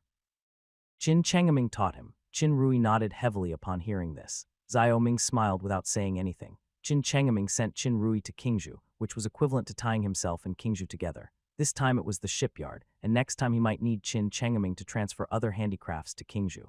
He has already received news from Fiji. Xiao Wengshuan is supporting him in every way just like he supported the King of Wei. So he has to find a way to drag all the royal industrial resources to his own fiefdom. After all, his fiefdom at that time was an object of special attention, just like the contemporary special economic zones. After saying hello, Xiao Ming looked at the fleet that had blocked the dock and stretched out for a long distance. At this time, craftsmen from the shipbuilding workshop on the ships were constantly coming down. "Your Highness, in addition to sending the craftsmen this time, I have also sent some of the shipyard's tools to save your Highness from having to make the equipment again. Moreover, these craftsmen are the core craftsmen of the shipyard and have the skills to independently build merchant ships. As long as your Highness gives them the drawings, they can start work immediately," Qin Chengaming said. Xiao Ming nodded. After all, it was easy to get things done because he had connections in the court. Qin Chengaming did a great job. "Thank you, Sheifujian. With the addition of the 20 people from the King of Chu, I can set up 3 large shipyards this time," Xiao Ming said. "Zhang Lang now has more than 10 men under his command, and now more than 30 more are coming, which is equivalent to instantly increasing Qingzhou's shipbuilding capacity by 3 times. In this way, he can launch more than 60 warships a year." After all, the speed of the shipyard is slowed down by the construction of first-level and second-level sail warships. If the shipyard only builds third-level battleships, it should be able to launch 20 galleons. The 3 of them talked as they boarded a large merchant ship from Chu. Because the merchant ships coming from Chu this time were too numerous, they would arrive in several batches. The first batch had arrived yesterday, and this was the second batch. "Your Highness, this boat is really long, at least 70 steps. Qin Rui sighed as he got on the boat. Large merchant ships often docked in Chang'an, but these merchant ships were generally only 50 steps long. Xiao Ming said, "Because these merchant ships are seagoing vessels, they are larger in size and can withstand wind and waves at sea." This time Xiao Ming asked Li Kaiyuan to go to Chu and specifically instructed him to select a sea vessel, because what he needed was a ship to cross the ocean, and a medium-sized freshwater ship would be enough. "Sea ships, no wonder your Highness wants so many shipbuilders. Could it be that your Highness wants to drive the Dutch away? Hee. If your Highness defeats the Dutch, I wonder where the King of Chu will put his face," Qin Rui said with a wicked smile. Xiao Ming did not deny it. Since Qin Rui was going to live in Qingzhou, he would know sooner or later. As the 3 were talking, Li Kaiyuan came over from the bow and said to Xiao Ming, "Your Highness, the first batch of craftsmen have boarded the ship. Should we set off for Dengzhou now? Let's go." Xiao Ming said. Now many craftsmen got off the ship and boarded another ship heading to Dengzhou. The reason for this was that Xiao Ming wanted to reorganize all these craftsmen to avoid having too many craftsmen from the same place in a shipyard, and to avoid unnecessary trouble. After receiving Xiao Ming's order, Li Kaiyuan ordered the 50 large merchant ships docked on the shore to set off. In Dengzhou, Zhang Lang will be responsible for arranging these craftsmen and leading them to establish Dengzhou's 2nd, 3rd, and 4th shipyards. Watching the merchant ships slowly leaving the dock, Xiao Ming nodded with satisfaction. He said to Qin Chengaming and Qin Rui, Sheifu's supervisor, instead of traveling so long to come to Qingzhou, why not stay in Qingzhou for a few more days and see what Qingzhou has to offer? Qin Rui's settlement in Qingzhou this time is a good start for Xiao Ming. It shows that the powerful people in Deu Kingdom are willing to settle in Qingzhou. He naturally hopes that Qingzhou will become more and more prosperous. The weather is getting colder, and the cold wind makes people feel cold all over. Shrinking his neck, Qin Chengaming bowed and said, "Thank you for your kindness, Your Highness. However, before leaving, His Majesty instructed me to return and report promptly. I dare not delay, so I will not stay in Qingzhou any longer. Really, that's a pity," Xiao Ming said. He actually hoped that Qin Chengaming could bring the differences of Qingzhou to Chang'an to attract people with a lot of money to come to Qingzhou for consumption, but it seemed that there was no chance this time. Qin Rui felt a little reluctant when he heard this. After all, he was traveling alone. The Imperial fleet arrived in the morning and was due to return in the afternoon, so Xiao Ming had no choice but to take Qin Chengaming to Wei's restaurant for lunch. In the afternoon, he returned to the dock, leaving Qin Rui and Xiao Ming staring at each other. Qin Rui, since you will be serving as an official in Qingzhou from now on, you and I will be king and subject. You must not act as cynically as before and must assist me in developing my fiefdom. After pondering for a while, Xiao Ming said to Qin Rui. He knew Qin Rui very well. Qin Rui was a very smart man, but he had never been serious about his work. This was not a big deal when he was just playing around, but if he wanted to accomplish something big, he had to give him some advice. Your Highness, you are worrying too much. Qin Rui has long since turned over a new leaf. After all, I am now a family man and no longer the young and frivolous boy I was, Qin Rui said calmly. He had to admit that his father had chosen the right time to bring him to Qingzhou. In fact, many smart people in the court were also making choices, but theirs were more decisive. Ever since Xiao Wengshuan demoted the second prince to Baju for Xiao Ming, many people instantly understood Xiao Ming's current status in the court. The court officials who had close dealings with Xiao Ming all wanted to send their children to Qingzhou, partly to show their loyalty. After all, once they arrived in Qingzhou, they would be like hostages. Second, they are reminding their political opponents that even if they die, there will still be people who will avenge them. This is a silent deterrent. That's great. How about this? You go to Bowen College to study for a while and understand the duties of the Sheifu supervisor. If you're qualified, I will arrange you to the Sheifu supervisor in Qingzhou, Xiao Ming said. Qin Rui nodded. Just as Xiao Ming said, he and Xiao Ming were now in a relationship of monarch and subject, not a relationship of drinking and eating meat as before. Since it was Xiao Ming's arrangement, he was willing to accept it. However, when Xiao Ming was about to arrange accommodation for him, he said, Your Highness, the food and wine at the Wei family restaurant are really good. I would like to stay there for a few days. Xiao Ming took back what he was about to say and said, Are you sure the cheapest room in this Wei family restaurant is 100 taels a night?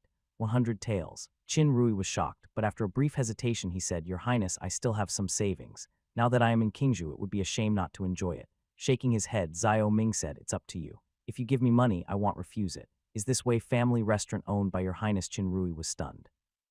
Unable to resist the attraction of Wei's restaurant, Qin Rui went there like a moth to a flame. Xiao Ming was at a loss whether to laugh or cry and could only return to the palace alone. He had originally thought of letting him stay at the palace for a few days, but now he saved the trouble. However, this also proves from another perspective how attractive the Wei family restaurant is to these powerful people who are accustomed to a wealthy life. When he arrived at the gate of the palace, he saw a man waiting outside. Looking closely, it was Zhang Kun, the son of Zhang Liang.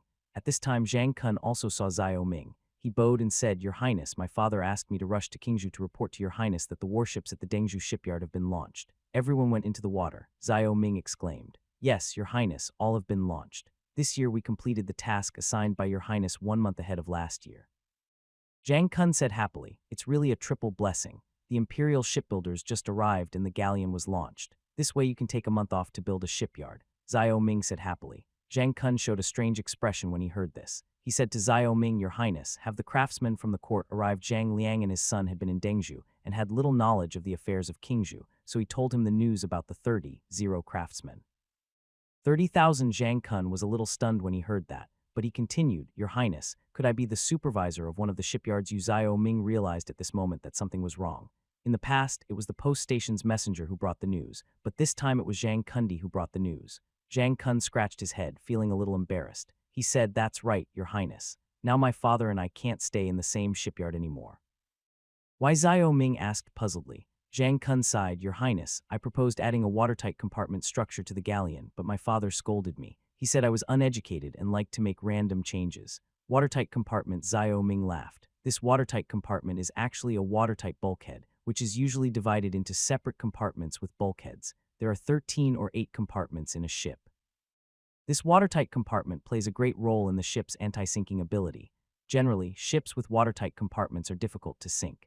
Zhang Kun laughed a little embarrassedly. Your Highness, perhaps this is really just my fantasy. Your idea is good, but the keel structure of a galleon is different from that of an ordinary merchant ship, and the watertight compartment is not suitable for a galleon, Xiao Ming said with a smile. Zhang Kun showed a disappointed look when he heard this.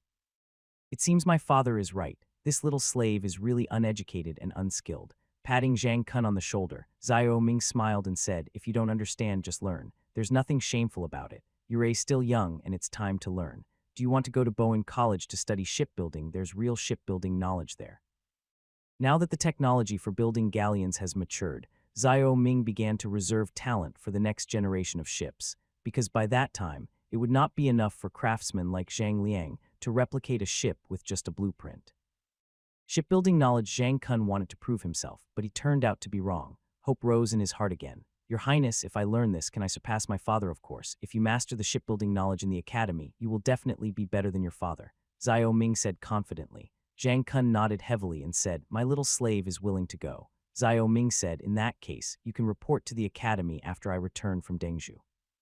For this warship launch, I will go to Dengzhou with Yue Yun and other students from the Naval Academy. Dengzhou. After learning that all the galleons built this year had been launched, Zhao Ming notified Yue Yun to go to Dengzhou. In different seasons of the year, Yue Yun and his Navy soldiers were also conducting different training. A month ago, they practiced operating warships in Dengzhou, and then they returned to Bowen College for training in maritime knowledge, and the best ones were selected from them to serve as captains of subsequent galleons.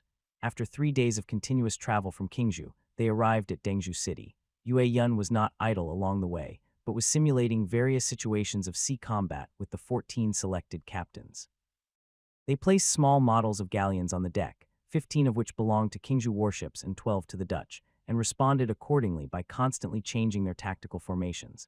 These battleship formations are all from the textbook Sail Ship Naval Tactics, which was written by Zhao Ming to prevent the Navy from suffering heavy losses due to its tactics in the early stages. Yue Yun had basically been studying this textbook for the past year.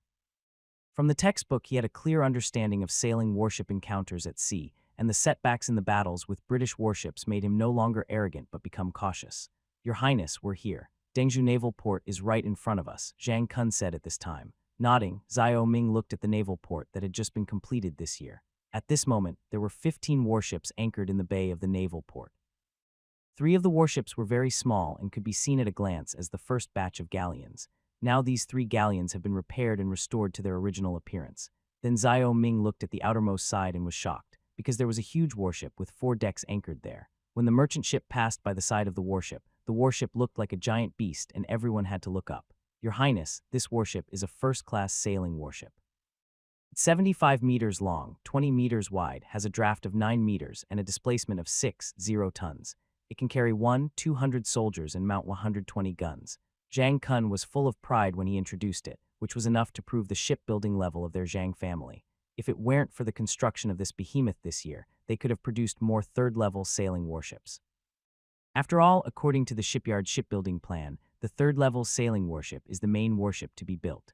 The merchant ship continued to sail towards the dock, followed by 3 second-level warships, which were 3-deck warships and were only slightly smaller than the first-level sailing warships. Following the second-level sailing warships are 4 third-level warships and 4 fourth-level sailing warships. Now these warships are docked in the bay one after another, and the scene is very grand and spectacular. For a moment, Zhao Ming was also shaken by his mind. Your Highness, this is a second-class battleship, which can be built into 960 crew members. Zhang Kun talked incessantly. Yue Yun said excitedly, Your Highness, the Dutch are defeated by us just by the size of this warship. Moreover, it is said that the Dutch have many colonies and their troops are very dispersed. If we defeat the Dutch this time, they will not be able to support us at all. That's right, so as long as we defeat the Dutch, this sea area in East Asia will be ours. Yue Yun, you must fight a good battle for me this time. Whether Qingzhou's trade route can be opened depends on you. Zhao Ming said. Yue Yun gritted his teeth and said, I will definitely live up to your Highness' expectations. Besides, the Dutch and Japan have always had close ties. I'm also looking forward to dealing with the Japanese pirates and avenging my mother. As you wish. Zhao Ming smiled faintly. When the merchant ship flying the flag of King Qi entered the bay, it attracted Zhang Liang's attention. At this time, the shipbuilding craftsmen headed by Zhang Liang were waiting on the shore for the merchant ship to dock. Looking at the pier that was getting closer and closer, Zhao Ming felt a sense of accomplishment. This bay is also a deep-water port in modern times. It is precisely because of this that he chose to build the shipyard here and make it a military port of Qingzhou. The merchant ship docked and Zhao Ming got off the ship. Zhang Liang and his party immediately bowed to him. No need for formalities. The warship has been launched. You are all heroes. I have already asked Pang Chengshido restore your Qingzhou household registration. From now on, your Zhang family's slave status is lifted. In this way, I have fulfilled my promise. Your Highness. Zhang Liang suddenly raised his head when he heard this, and Zhang Kun also looked surprised. Although they have eaten well, dressed well, and lived like normal people in the past 2 years, the identity of slaves has always been a shackle on them, because they understand that as long as they have the identity of slaves, they are inferior to others. After waiting for 2 years, they finally waited for this day. Thank you, Your Highness. Zhang Liang burst into tears. The Zhang family had gone through so many changes over the years. Now they were finally regaining their former glory. Your Highness' words are as good as gold. I admire you from the bottom of my heart. Zhang Kun was much calmer and laughed. Shaking his head, Xiao Ming said, today is a day worth celebrating, so stop crying. Let's just appreciate this battleship. Zhang Liang wiped his tears and said, this way, Your Highness. The dock extends from the shore to the sea with a length of 300 meters. The warships are docked on both sides of the dock. Accompanying Xiao Ming, Zhang Liang first arrived beside the first-class sailing warship and said excitedly, Your Highness, this warship is now ready to go to sea at any time, but the naming requires Your Highness' approval. In the era of sailing warships, first-level sails were generally only used on warships during decisive battles, so first-level sailing warships would not follow the fleet around, because first-level sailing warships were very clumsy and far less flexible than third-level sailing warships. However, in terms of firepower, the first-class sailing warship is really hard to beat. After a moment of hesitation, Xiao Ming said, in that case, let's name this warship the King of Qi, Prince Qi. Yue Yun said with a smile, that's a great name. In the name of His Highness, this warship will be invincible. Yue Yun's words were exactly what Xiao Ming expected. Hearing them, he smiled softly. There were still 14 warships left without orders. Xiao Ming suddenly had an idea and said, let's order the remaining warships according to the cities of the fiefdom. Ignore the 6 states and add the 16 states of Yanyun. Yes, Your Highness. Zhang Liang wrote it down. After that, everyone climbed onto the giant ship through the rope ladder hanging from the battleship. After boarding the warship, Yue Yun and a group of students immediately rushed to various parts of the warship excitedly, rubbing their hands and wishing they could raise the sail and set sail right away. Your Highness, the only thing missing from this warship now is the artillery. When will the artillery arrive? Yue Yun asked. Xiao Ming pondered for a moment and said, I have already notified the military workshop. The artillery and ammunition are being loaded onto the ship at Qingzhou Wharf. It will be here soon. As the two were talking, they saw another group of people coming to the dock. They were Yang Chengai, the governor of Dengzhou, and Yi Qingyun, the commander-in-chief. Your Highness, Your Highness. Yang Chengai trotted towards the first-class sailing warship with a hint of anxiety on his face. Xiao Ming and Yue Yun were excited, but when they saw Yang Chengai like this, they looked at each other and had a bad premonition in their hearts. When they reached the first-class battleship, Yang Chengai also climbed up. He didn't seem to be in the mood to care about the battleship. Instead, he said, Your Highness, there's an accident. Fishermen from Dashi village reported that they saw a group of strange-looking people while fishing at sea. Their boat was somewhat similar to our galleon. Strange people Xiao Ming and Yue Yun were startled. Xiao Ming asked, what do they look like? They were all tall, with red hair, and they were shooting at them with muskets. 3 fishermen were injured, and they were wearing tricolor flags. What color is the flag? The top is red, the middle is white, and the bottom is blue. Yang Chengai recalled the fishermen's words and said, Your Highness, these are undoubtedly the Dutch, Yue Yun said nervously. If they discover our naval base, we'll be in trouble. The Dutch have just defeated the King of Chu, and now they're coming to Dengzhou, so they must have bad intentions. Xiao Ming's face was a little gloomy. The distance from Ryukyu Island to Dengzhou was a full one, 500 kilometers. The Dutch warships appeared in Dengzhou at this time, naturally not for tourism. There was only one explanation. There was something related to the Dutch's interests here, and he believed that the Dutch were not just passing by. King of Chu, Xiao Ming whispered the name. Li Wei told him about the King of Chu's meeting with the Dutch envoys. He didn't know what the King of Chu said to the Dutch, but after defeating the King of Chu, the Dutch appeared in Dengzhou. There must be something fishy about this. After thinking about it carefully, Xiao Ming suddenly realized something. Li Wei said that the Dutch forced the King of Chu to buy matchlock guns when they defeated the King of Chu's fleet. The King of Chu wanted to buy them before, but now he was forced to do so. It must be that the King of Chu told the Dutch that he had cheaper matchlock guns for purchase. At this time, he will definitely speak out.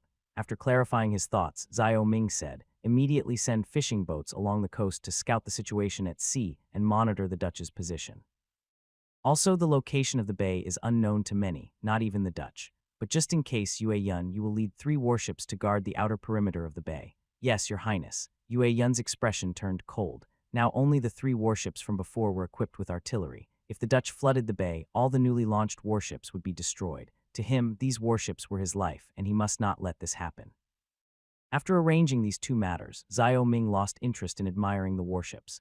He disembarked with Yang Chengai and walked towards the shore. He said, the Dutch and Japan have close ties. They don't know much about this bay, but some Japanese pirates in Dengzhou City are very familiar with it. To prevent any accidents, the Dengzhou army will immediately enter the city for defense. Yi Qingyan complained, Your Highness, these Dutch have muskets, and the Dengzhou army is still armed with bows and swords.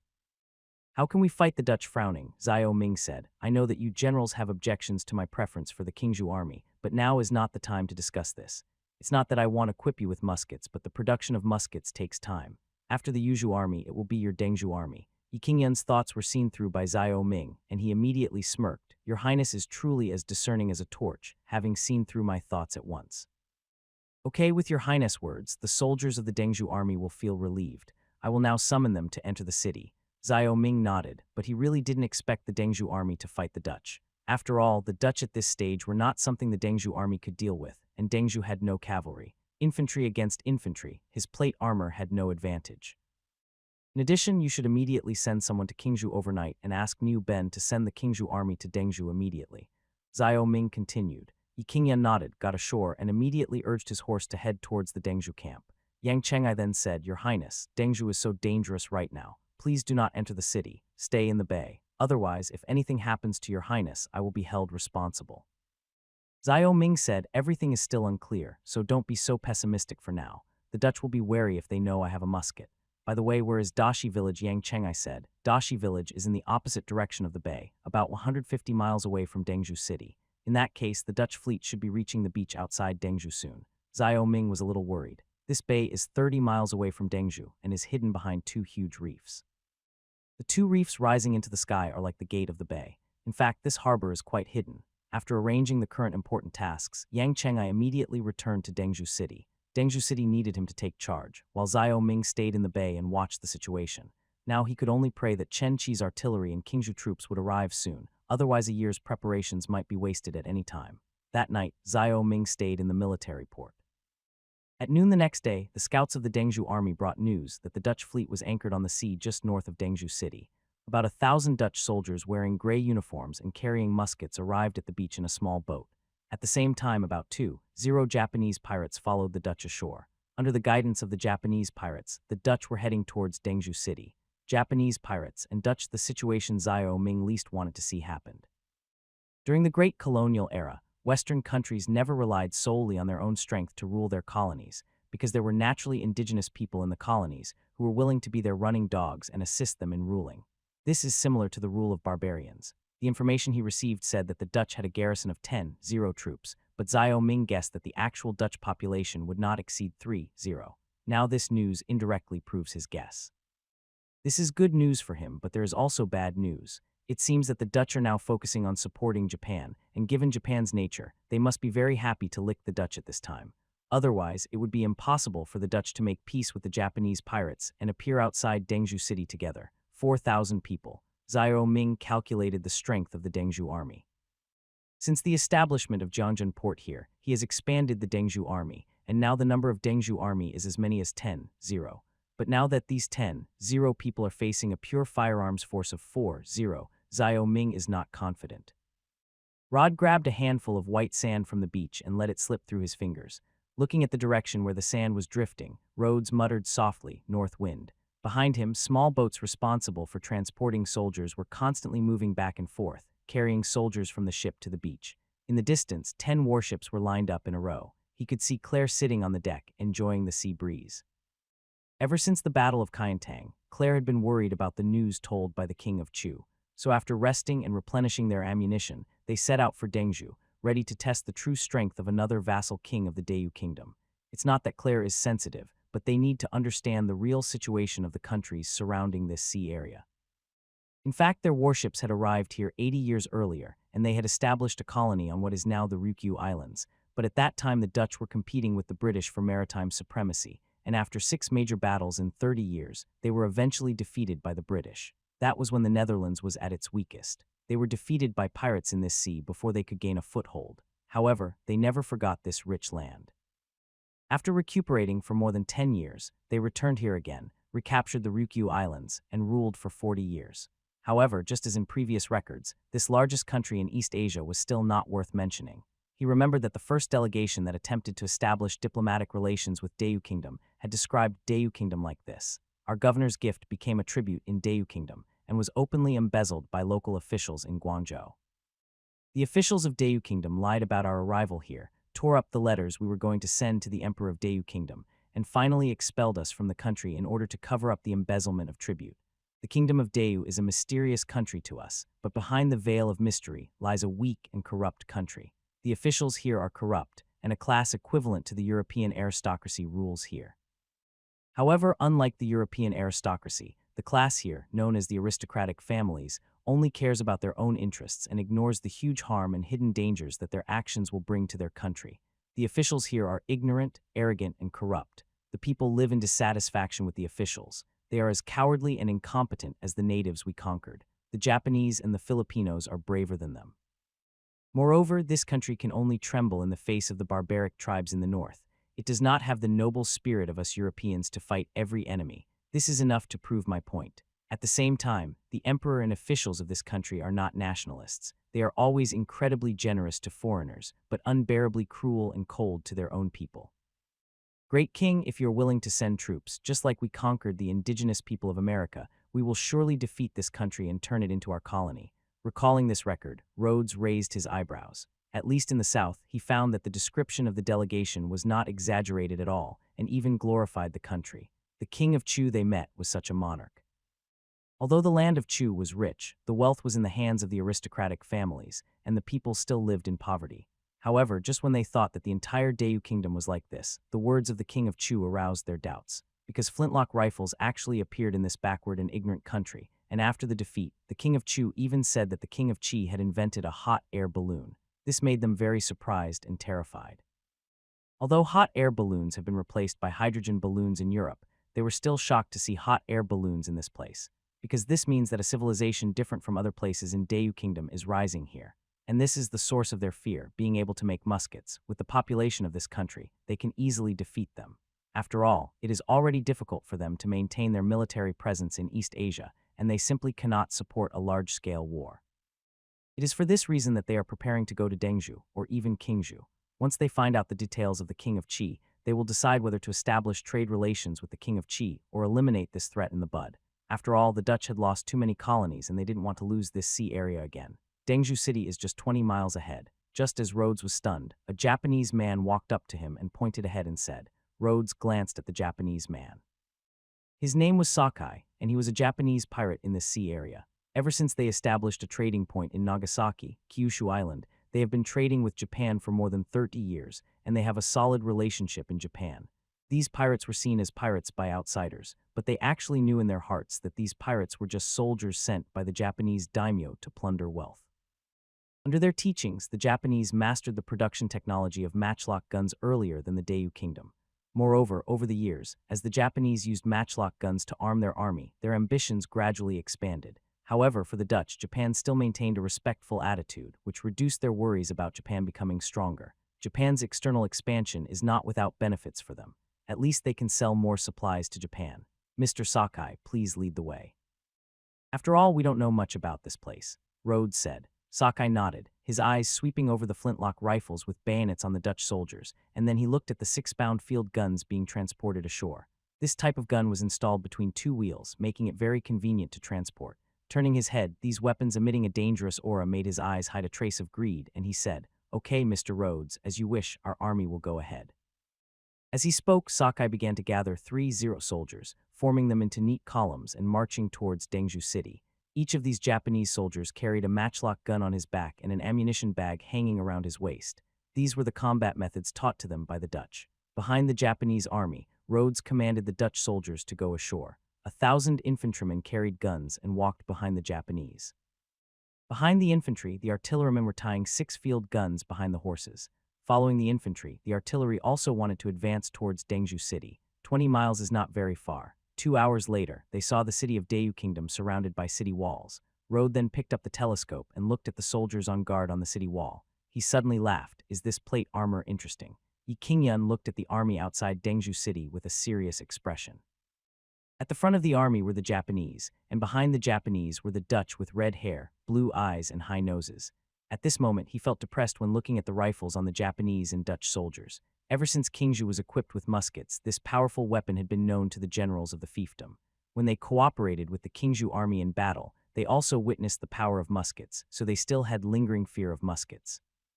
Now that a musket force of 4-0 people appeared outside Dengzhou City, he was naturally a little nervous, especially when he saw that there were 6 cannons in this army. However, there is one thing to be thankful for. There are cannons on the top of Dengzhou City now. After the shipyard chose this place, 36 cannons were shipped from Qingzhou one after another. Now these cannons are the only firearms they have, although compared with the several miles long city wall, these cannons are really insignificant. Below the city, Rod's expression quickly changed after he mocked the soldiers on the wall, because they soon discovered the cannons on the top of the city wall. It seems that the King of Chu did not lie. This King of Qi is really different. Rod's expression gradually changed. Compared to Rhodes, Sakai's behavior seemed a bit unscrupulous. He said to Rhodes, "Ambassador Rhodes, it's time to show these Dayu soldiers some power." As he spoke, Sakai ordered the soldiers to form 3 teams and prepare for the attack. "Slow down," Rhodes said stiffly. They were not fools. They could not rashly provoke the enemy before determining the enemy's true strength. Both he and Claire insisted that their real purpose was trade, and they did not want to create a powerful enemy in this place. The long journey from the Dutch mainland to here also meant that they could only fight alone here, and if they failed, they would have to withdraw from the sea area. The bloodthirsty smile on Sakai's face froze. He asked in confusion, "Ambassador Rhodes, aren't we here to capture Dengzhou City? No, we need to talk first. If the King of Qi is as weak as the King of Chu, we can turn this place into the next supply point. If he is very strong, we need to be cautious," Rhodes said seriously. Sakai chuckled contemptuously. "Ambassador Rhodes, it's clear that the Great Yu Kingdom is currently very weak. We, Daimyo Yamada, can easily defeat it. Their army doesn't yet use firearms, while our soldiers are already widely equipped with arquebuses. Of course, if you could transfer the manufacturing technology for flintlock rifles and field artillery to us, it would be even easier for us to defeat the Great Yu Kingdom." Rhodes looked at Sakai warily. Japan was currently undergoing changes that were not very friendly to them. After they introduced the matchlock gun manufacturing technology to Japan, Japan was equipped with a large number of matchlock guns in just 30 years. Moreover, after the Civil War, an ambitious daimyo Yamada Nobunaga came to power. In his opinion, Yamada Nobunaga was extremely aggressive and was also formulating a huge plan to conquer neighboring countries. In his opinion, the former Japan is becoming more and more dangerous, so much so that they have to compromise with Japan in every way in order to maintain their current trade in East Asia. War is the business of you East Asian countries. What we Dutch need is just trade. This time we just need to find out why Dayu country would manufacture matchlock guns. This is also the purpose of your coming here. Rhodes' tone became heavier, as if he was blaming the Japanese for leaking the secret of the matchlock gun. Sakai had a trough nose, and his anger made it grow redder. He argued, "We're not fools. We wouldn't hand over our matchlock gun manufacturing technology to the Great Yu Kingdom. Furthermore, the craftsmen who make matchlock guns in Wa Kingdom are under surveillance, so they wouldn't leak the technology. It was you Dutch who sold matchlock guns to the King of Chu of the Great Yu Kingdom for business reasons. The daimyo is already very unhappy about this. If you Dutch still want to trade in this sea area, you must abide by our rules. Mr. Sakai, watch your words. Don't forget that without us Dutch, your country would not have achieved what it has today. It was us who brought you European science and technology," Rhodes said angrily. Sakai showed a look of disdain again. They knew that the Dutch were weak. In fact, the Dutch had now become a second-rate country in the West. However, despite this, they still needed the Dutch to bring them more goods. "Yes, Ambassador Rhodes, I will listen to you today." Sakai waved his hand, and the Japanese soldiers put away their guns. With a humph, Rhodes walked forward. One of the reasons why he tried to negotiate with the King of Qi was to curb the increasingly powerful Japan. Now that Japan is gradually becoming arrogant, they need another force in East Asia to compete with Japan. Only in this way can they maintain their presence in East Asia for a long time. Originally, the candidate was the King of Chu, but the longer they spent together, the clearer it became that the King of Chu only wanted the throne of Dayu Kingdom and didn't care about anything outside of the country. "Who are you? Please tell me your name immediately." Yi Qingyun looked at the Dutch man walking forward. At this time, the artillerymen had already lit torches, ready to bombard these uninvited guests at any time. "My name is Rod, and I am the Dutch ambassador to East Asia." Rod arrived at the city gates and said, "We hope to meet with your King Qi. Please bring this message to your king. We have no intention of offending you." "What Rhodes? What ambassador?" "I don't understand these things, but since you want to see His Royal Highness the Prince of Qi, why do you bring so many people? You don't want to see our prince. You are going to invade our city," Yi Qingyun said angrily. Although his equipment was inferior to that of the Dutch under the city, Yi Qingyun did not show any cowardice.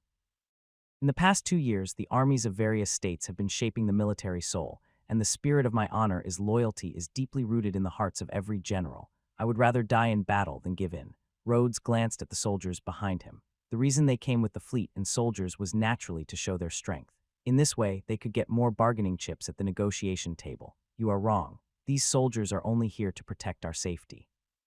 To show my sincerity, I can go into the city alone and meet with your King Chi.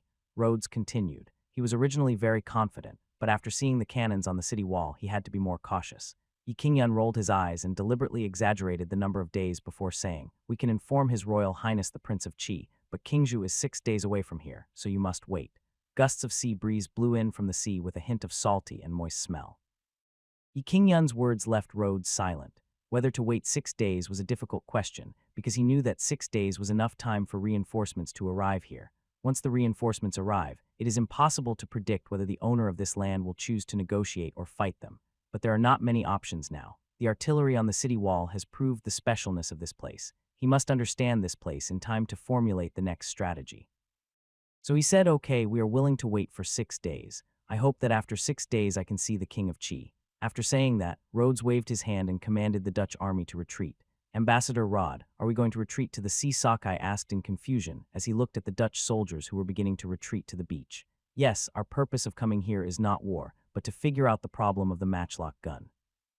Moreover, the cannons on the city wall prove that this place is very dangerous. We cannot take the risk of provoking an unknown enemy," Rhodes said. Sakai shrugged his shoulders but muttered in his heart, "Coward."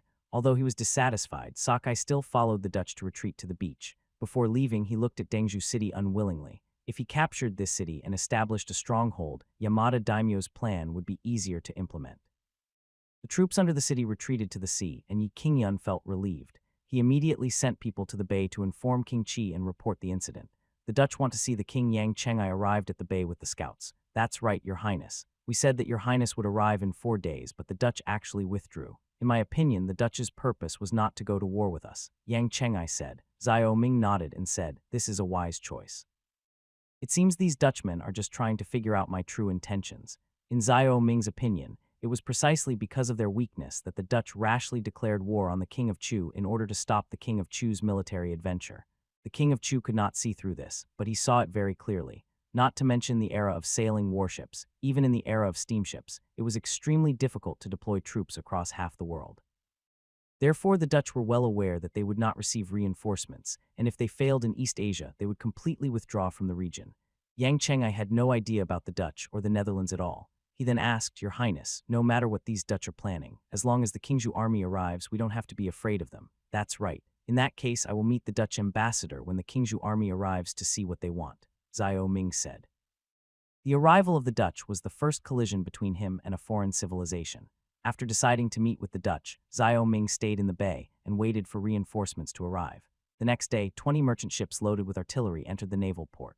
This was the first batch of artillery shipped from the military workshop. Seeing the artillery arrive, Yue Yun was very excited. He and the soldiers immediately transported the artillery and ammunition to the warship to equip it. Without naval guns, the galleon was just a toothless tiger, but now with the naval guns on board, it was a real tiger.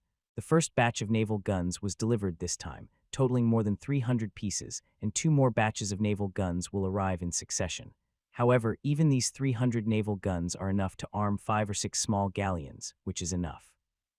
In the next few days, batches of artillery arrived from the military workshop, and 12 galleons were successively equipped with naval guns. Niu Ben also led the Qingzhou army and arrived at the bay following the merchant ship. "Your Highness, we are ready to go to war at any time." The naval gun was hoisted and installed, Yue Yun said excitedly. Niu Ben had basically figured out the source of the crisis. He said, "Your Highness, supply is of paramount importance in this war.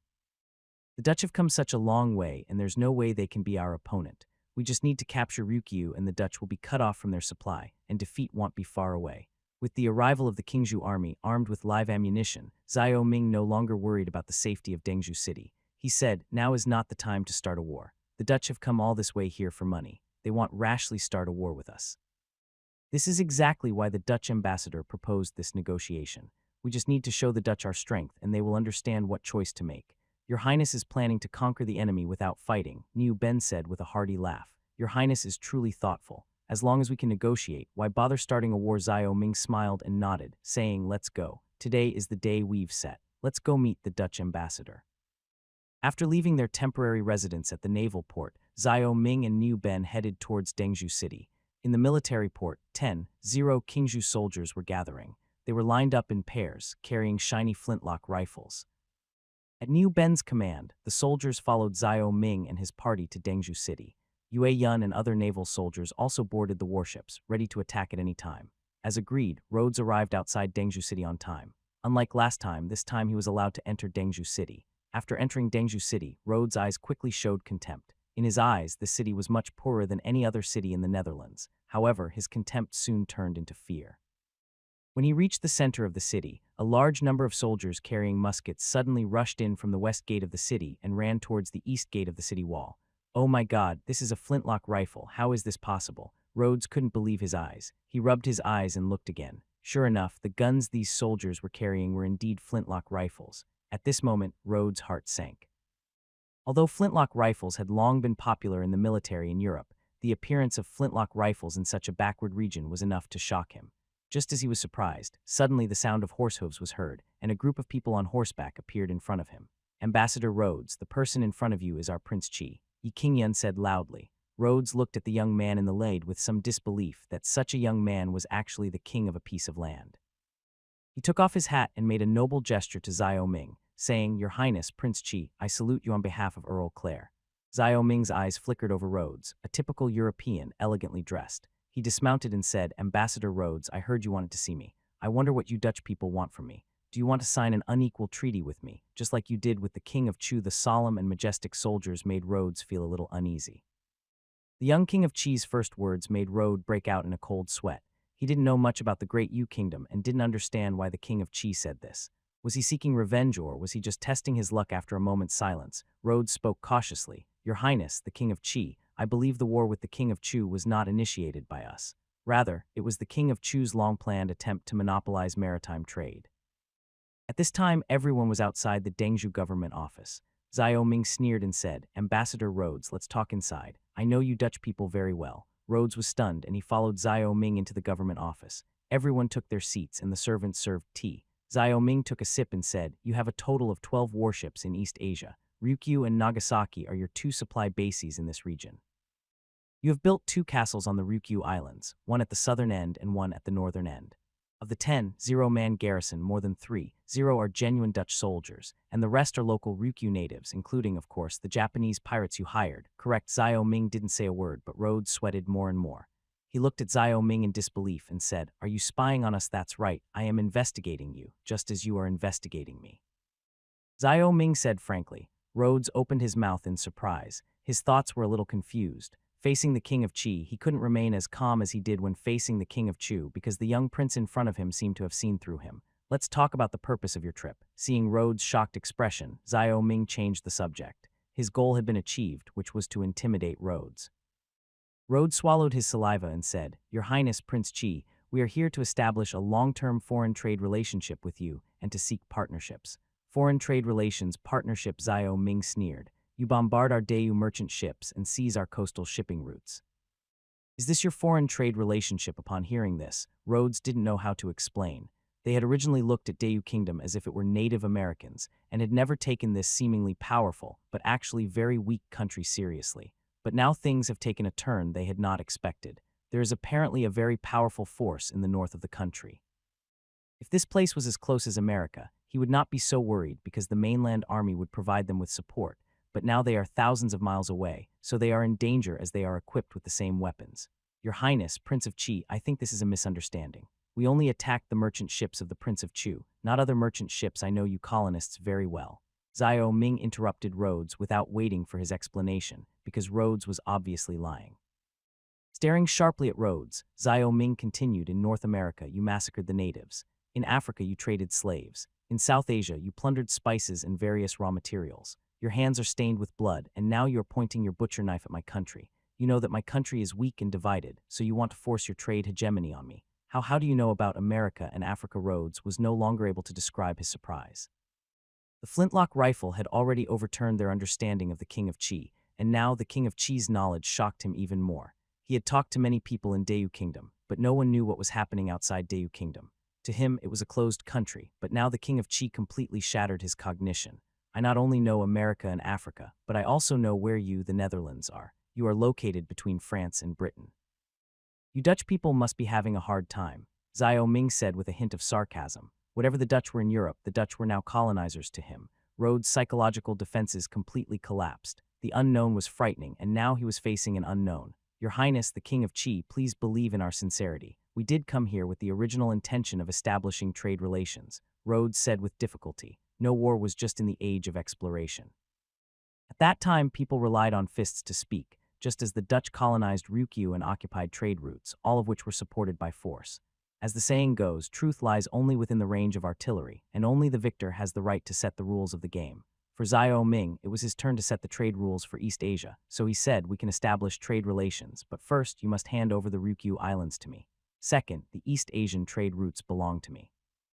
Third, Dengzhou will be your only trading point. If you agree to these three conditions, I will agree to establish trade relations with you. How is this possible? Rhodes stood up from his chair in anger. It has always been the Dutch who made the rules for these indigenous countries. When was it now the turn of the indigenous people to make the rules? What's more, this rule would completely turn the Dutch from trading protagonists into vassals, which they could not tolerate. Nothing is impossible. East Asia is our territory, and the rules here should be made by us. You Dutch are just outsiders, and you should abide by the rules. Moreover, Ryukyu belongs to Dayu Kingdom. You are seizing Dayu Kingdom's territory, which is an act of aggression. I have the right to demand that you return the Ryukyu Islands. Your Highness Prince Qi, your request is too much. We will not agree to any of these 3 points, especially Ryukyu. This is not your land. It now belongs to the Netherlands, Rhodes said angrily. Ryukyu belongs to the Great Yu Kingdom. Xiao Ming's expression turned cold. He had lost his patience with this group of bandits. It seemed that the Dutch had not yet realized what they were about to encounter. I think we have nothing to talk about. Rhodes stood up at this time. As you wish, Xiao Ming said in a firm tone, because this was also his bottom line. He must take back Ryukyu and the trade route. With a cold snort, Rhodes stood up and walked out, and the people accompanying him also left. Your Highness, these barbarians have always been afraid of power but not of virtue. No matter how much we talk, it will not be as effective as a war. Moreover, the peace between the Dutch and Japan is very disadvantageous to us. The Japanese pirates outside the city wall are all holding muskets. Niu Ben looked serious at this time. Xiao Ming nodded. In modern times, Japan in the 16th century was once a world-class gun-making center. Data showed that Japan at that time once produced 300 Zero muskets. Although he subjectively disliked Japan, Xiao Ming had to admit objectively that Japan was a strong opponent that should not be underestimated. Precisely because of this, he had to cut off the exchanges between the Dutch and Japan to prevent more Western technology from pouring into Japan. Outside the city, Rhodes returned to his army with a gloomy face. Ambassador Rhodes, it seems your negotiations have failed. I've long said that the great Yu nation is arrogant and ignorant. It's better to use guns and cannons than to reason with them, Sakai said lazily. But it's too late now. We have no chance. Rhodes snorted coldly. Damn it. God knows how this King of Qi mastered the manufacturing technology of muskets. But you're right. This King of Qi is truly too arrogant and ignorant. Do they think that mastering musket technology means they can defeat us Dutch at sea? That's right. Let's teach them a lesson at sea.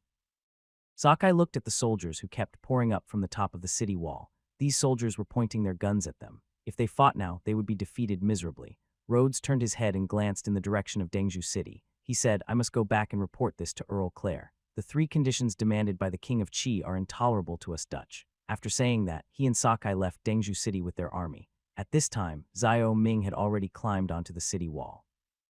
Looking at the equipment of the Dutch army and the 6-pound field gun, he frowned.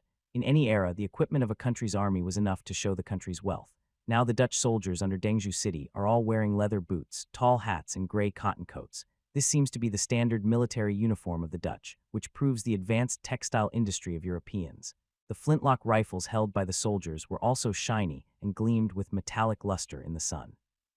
This kind of steel alone was enough to reflect the advanced steel technology in Europe at that time. The 6-pound field guns drawn by tall warhorses gave another indication of the state of equipment of the present European armies. If it were 2 years ago, the army brought by the Dutch this time would be enough to easily capture Dengzhou City. Putting away the telescope, Xiao Ming said to Niu Ben, it's time to let Yue Yun take action. These Dutch want compromise until they see our warships. Niu Ben nodded and immediately sent scouts to the bay to inform Yue Yun. Coming down from the city wall, Xiao Ming said to Yang Chengai, Dengzhou's location will be extremely important in the future. From now on, you must begin constructing coastal defense batteries to prevent the enemy from attacking us from the sea. Coastal defense artillery. Yang Chengai looked confused. This was beyond his understanding. Xiao Ming said, You don't need to understand what a coastal defense battery is. The construction team will come here to build it, and you just need to cooperate. Simply put, this battery is used to attack warships at sea. Do you understand? Yes, Your Highness. Yang Chengai nodded. In the past, the main threat was from the north, so Xiao Ming naturally had to concentrate all resources in the north to resist the barbarians. However, now the threat from the sea is becoming more and more serious, so he must now strengthen Dengzhi's coastal defense and strengthen the Dengzhi army. Although the Dengzhi army is not yet equipped with muskets, Yi Qingyan still often goes to Qingzhou for training.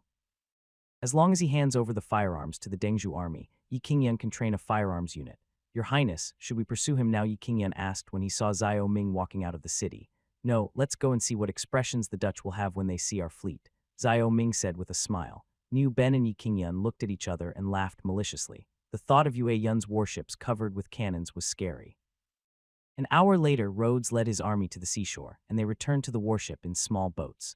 Earl Clare, I think our peace talks have failed. King Chi has put forward the bottom line that we Dutch cannot tolerate. 2 of these 3 bottom lines are enough to give us reason to start a war, Rhodes said. During the time Rhodes had been ashore, Clare had been waiting on the warship. Pinching his curly beard, Clare asked, "What are the conditions?" Rhodes then repeated Xiao Ming's exact words. Clare's expression grew increasingly worse as Rhodes continued speaking. He said, "This foolish King Chi, doesn't he know that a colony is an extension of a country's territory? His demands are essentially waging war against us. With respect, Lord Clare, that's why I chose to refuse. Not to mention the colonies, this trade route is the lifeline of us Dutch. We went to war with the Spanish, the British, and the French for this route. We Dutch are fearless," Rhodes said impulsively. Clare patted Rod on the shoulder and said, "You did a good job. Anyone who makes such demands on us Dutch people should be severely humiliated." Sockey's eyes moved back and forth between Rod and Clare, a hint of a smile on his face. He had been a pirate at sea for many years and had traveled to many places with a Dutch pirate, so he was very familiar with the way these Europeans behaved. In his view, these Europeans had a fanatical spirit of adventure, and the source of this spirit was the wealth of the world. Nothing could stop these Europeans, who were crazy about plundering wealth, unless they were defeated, because they were even crazier than pirates. Just like the Europeans he knew, after learning the conditions proposed by King Chi, Rhodes and Clare were furious, because Ryukyu and the shipping routes both belonged to the Dutch Trading Company, and Clare and Rhodes were both important stakeholders in Ryukyu and the shipping routes. Even the soldiers of this fleet depended on Ryukyu and this route for their livelihood. He remembered that in the Netherlands, this was called stocks. War. Following Clare, the soldiers on the warship began to make a noise, raising their flintlock rifles and shouting, "Throw these natives into the sea to feed the sharks. Let us show you how powerful we are." A frenzy of emotion began to spread on the ship. Clare shouted along with the soldiers. He shouted, "Soldiers, these natives want to take our wealth from us. Tell me, what will you do? Kill them all, kill them all," the soldiers roared. Clare raised his hat and shouted, "Then let us use our artillery fire to teach these natives how they should talk to us. Let enemy situation, enemy situation." Just as the soldiers were in a frenzy, a Dutch soldier on the watchtower suddenly pointed to the sea in the north and shouted urgently, interrupting Clare's passionate speech. Clare looked up at the soldier on the top of the mast and immediately walked to the bow with a telescope. At the same time, Rhodes also took out a telescope and looked towards the sea in the north. In Clare's telescope, 15 warships were lined up in a row and were heading towards them. The leading warship was a huge 3-deck warship, followed by the 2nd-level warship and the 3rd-level warship, and then some small warships. "Oh God, who can tell me what is going on?" Clare felt like she was falling into an icy cave. On the vast ocean, 15 warships were connected end to end, stretching for more than a mile, full of murderous intent. In an instant, the Dutch enthusiasm seemed to be frozen by the cold wind from the north. It was obvious that the King of Chi they were facing was not a simple native. "Damn it, Rod, you should have told me there is a powerful fleet here," Clare said madly. "Fanaticism does not mean stupidity. Their warships are all 3rd-level sailing ships, but they have already lost in terms of firepower, which makes them even more uncertain about the training of this suddenly appearing fleet." Rhodes opened his mouth. He finally understood why the King of Chi made such an impolite request. The fleet before him explained it all. "The King of Chu deceived us. He must have done it on purpose," Rhodes shouted angrily. "He hid everything from us just to lure us into this trap." At this time, Sockeye also saw the fleet on the sea through the telescope. The warships of this fleet were not much different from European warships, but flags with the words of Dayu Kingdom were hung on the warships. The soldiers on the warship were also dressed in the style of Dayu Kingdom. He was completely stunned when he saw this scene. If this was the fleet of Dayu Kingdom, it would be a disaster for them. "Count, it's time for you to give the orders," Sockeye reminded him. "The more time we waste, the less opportunities we'll have." Should we fight or retreat? Claire came back to his senses from the shock and looked around as if he was thinking about a difficult decision. The message Rhodes brought was very clear. What King Chi of Dayu wanted was Ryukyu and trade routes. If they could not reach an agreement, war would be inevitable, either now or in the future. Looking at the approaching Dayu army, Claire said, "We can't fight this fleet here. We're running low on supplies. We should return to Ryukyu and destroy this fleet in the waters off Ryukyu." Rhodes nodded after hearing this. This was undoubtedly a correct decision. After the order was given, the bell rang on the ship soon, and the Dutch fleet slowly set sail towards Ryukyu. At this time, on the King of Qi, Yue Yun was observing the Dutch fleet with a telescope. He frowned when he saw the Dutch fleet fleeing south. Because they were in a hurry to fight, they didn't have many supplies on their ships. If the Dutch fleet refused to fight and continued to flee south, it would be very disadvantageous to them. After all, it was a very long journey from Dengzhou to Ryukyu. He looked towards the coast, where the army of Dayu had already appeared. He then saw the Qingzhou army waving their flags and signaling "Do not pursue." Putting down the telescope, he ordered the crew, "Stop chasing." This order was given by Xiao Ming. The Dutch chose to retreat, which was enough to show that they had no confidence in defeating him. He felt that the Dutch should be given time to think and decide whether to accept his conditions. If the Dutch still refused to give in, he would have no choice but to use force to seize the island and drive the Dutch out of this sea area. At the same time, one of the reasons why he asked Yue Yun not to pursue was the supply problem. He knew that there was not much food on the warship for the soldiers to eat, and it would be difficult to provide supplies without communication along the way. Therefore, he needed to establish supply points along the coast and let the Qingzhou army make sufficient preparations before launching an attack on Ryukyu. After all, in the era of sailing warships, if the enemy was unwilling to fight, they would be caught in a chase. Among the sailing warships, the first-level and second-level sailing warships are not as flexible as the third-level sailing warships, and they have no advantage in the pursuit battle. If they directly attack the Ryukyu Islands, the Dutch fleet will be forced to accept the war. "Your Highness, when are you going to attack Ryukyu?" Niu Ben said at this time, and he also breathed a sigh of relief. At least during the Battle of Jiju, King Qi understood the importance of logistics and did not let the fleet pursue rashly. Xiao Ming said calmly, "No rush. The Ryukyu Islands are just a cooked duck that can't fly away. Now we still need to wait for the Tiger Cannon and field artillery from the military workshop, so as not to suffer losses when the two armies fight." Niu Ben also saw the Dutch field artillery mounted on wheels. This type of artillery was short, thin, and of a small caliber, but it had to be said that it was very light. On the battlefield, this type of artillery has a longer range and greater power than a flintlock rifle, making it a truly good weapon. It's time to let Chen Qi produce a batch of artillery in this way. Niu Ben looked serious. No general likes to joke with the lives of his soldiers. Originally, Xiao Ming thought that the Dutch would engage in a brief battle with his fleet before retreating, but he did not expect that they would retreat so decisively, which further reflected that the Dutch were very guilty. Because the Dutch had no idea how many warships he had, but they knew very well that no reinforcements would arrive. Now, these Dutch people must be in a constant state of panic, worrying day and night that he would launch an attack on Ryukyu. Looking at the gradually disappearing Dutch warships, Xiao Ming and his party returned to Dengzhou City. The war could not begin until everything was ready. After returning this time, he would communicate with King Wei and King Chu and ask them to leave supply points for him along the coast. Now both the King of Wei and the King of Chu have something in his hands, and they will definitely not dare to make any small moves. Yue Yun led the fleet back to the military port quickly, and then he arrived at the Dengzhou City government office with a group of naval generals. "Your Highness, these Dutchmen are quite fast," Yue Yun said with a smile. "Our warships were chased by them so badly back then. It's a pity that we didn't teach them a lesson. You will have your revenge time," Xiao Ming said to Yue Yun, "but this time you may not be a match for the Dutch. Naval battles are not won by sheer size alone.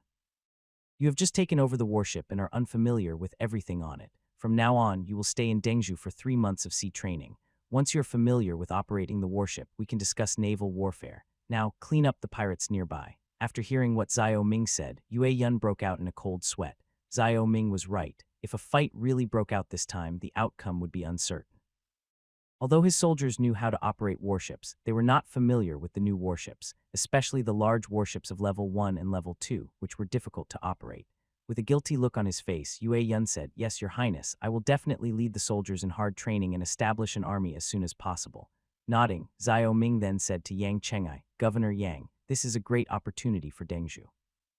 Once we conquer Ryukyu, Dengzhou will become a commercial port on the sea, which will be very beneficial to the development of Dengzhou." The Dutch were scared away by the fleet, and the atmosphere in the government office became somewhat heated. Yang Chengai was the most excited. Xiao Ming's words made him even happier. He said, "Your Highness, is this true today? The ports of Dayu Kingdom are basically in the south. Everyone knows the importance of ports to a place. If Dengzhou can become a prosperous port, then Dengzhou will soon become a wealthy city in the future."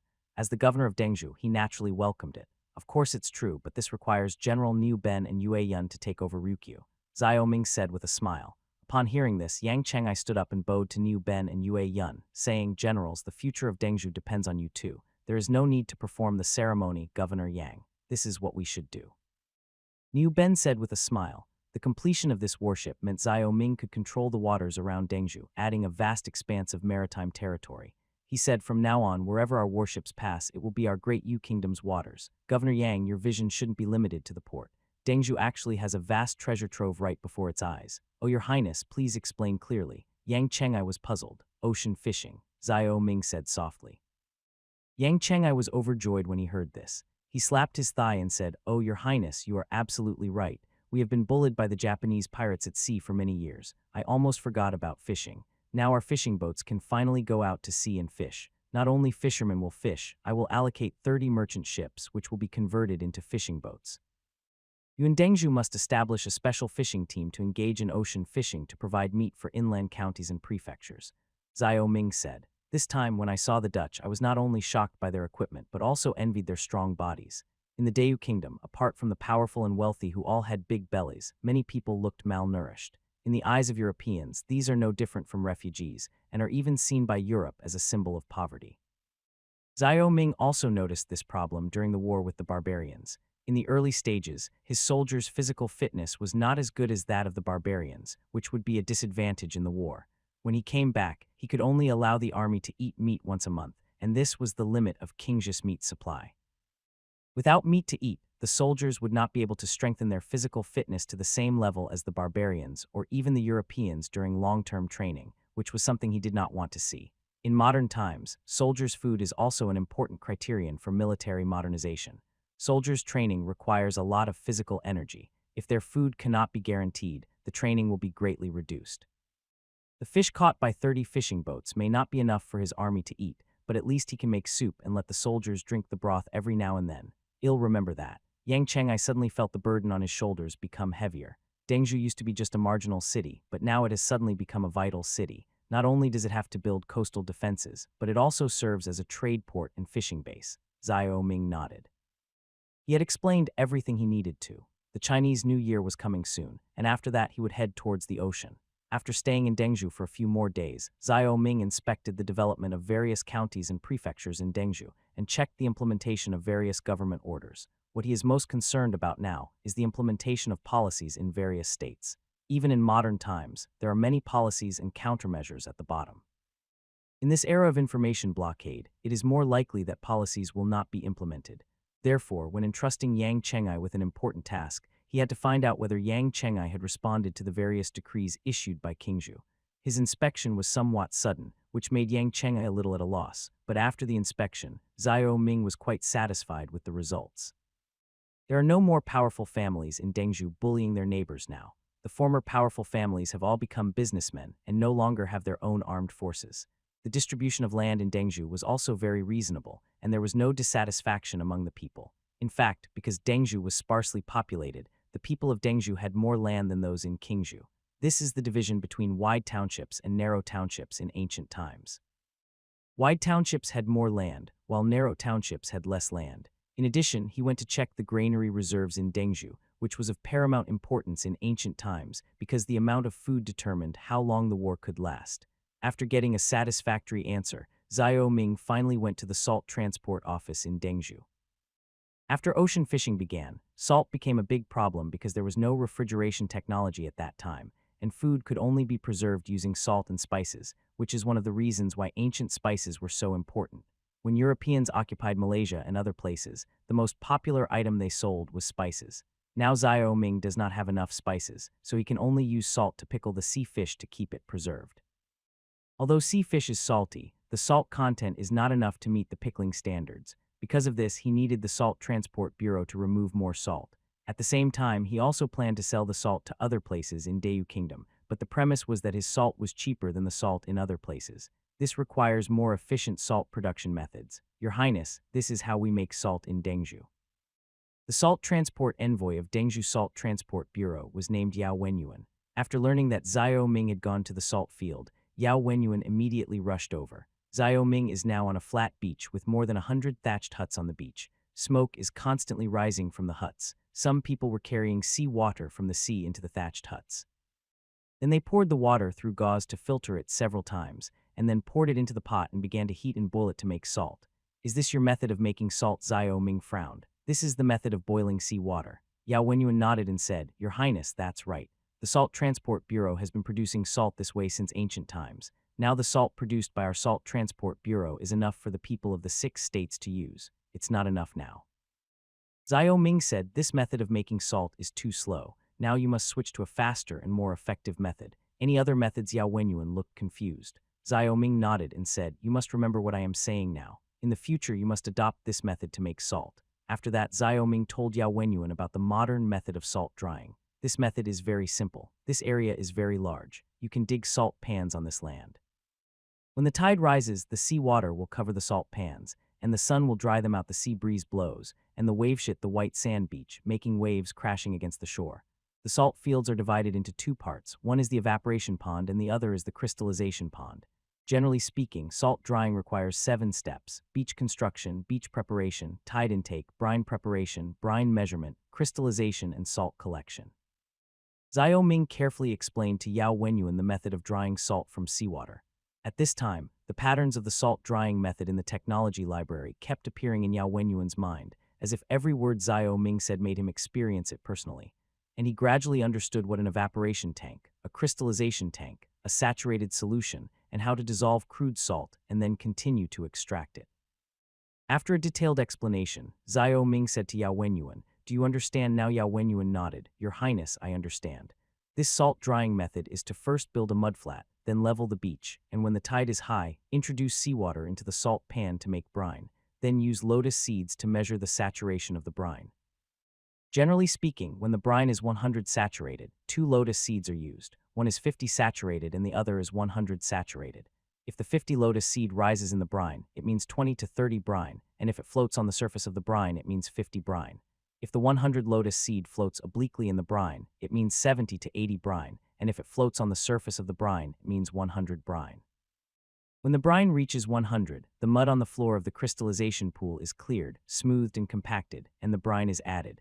Crystallization will begin on the same day, and the salt can be collected and returned to the pool after a few days. After a pause, Yao Wenyuan continued, At this point, we still have coarse salt. Usable salt needs to be dissolved further, filtered through charcoal, and then crystallized into fine salt. Nodding with satisfaction, Xiao Ming said, That's right, that's the solution. The construction team will arrive in the next few days and they will help you build the salt fields. Governor Yang, you must cooperate with the Salt Transport Bureau to increase the number of salt workers. Let's increase the number of salt makers to 20. If salt production is hard work, then you should pay them more. Also, salt production is a matter of great importance to the country. You, the Salt Transport Bureau, must not neglect your duties or embezzle. Otherwise, don't blame me for being ruthless. At the end of his words, Xiao Ming's tone suddenly became very stern. Yao Wenyuan and Yang Chengai immediately bowed and said, We dare not, that's the best. Xiao Ming said lightly, The destruction of an empire often starts from within. In ancient times, peasant uprisings often failed because the people inside were eager for pleasure. Life in his fiefdom has been better in the past 2 years. What he is most worried about is the rise of hedonism and corruption among officials. After talking about the salt drying method, Xiao Ming, Niu Ben and others rode their horses to patrol along the coastline. The salt fields of the Salt Transport Bureau are already located on the border of Dengzhou. Further west is Leizhou. In addition to having a salt field here, the Salt Transport Bureau has also ordered it to go to Leizhou Bay to build 3 more salt fields. In modern times, the salt fields of Leizhou Bay are well known throughout the country, and the ancient Qi area has always been the most abundant salt-producing region. The salt in this area was even once the source of tribute salt. His predecessor Xiao Ming did not pay much attention to it, but now he must expand the salt industry. After all, this is a stable source of income. After the industry volume increases, he plans to sell salt to every corner of Dayu Kingdom. Walking along the coast towards Dengzhou, Xiao Ming vaguely saw a small island on the sea.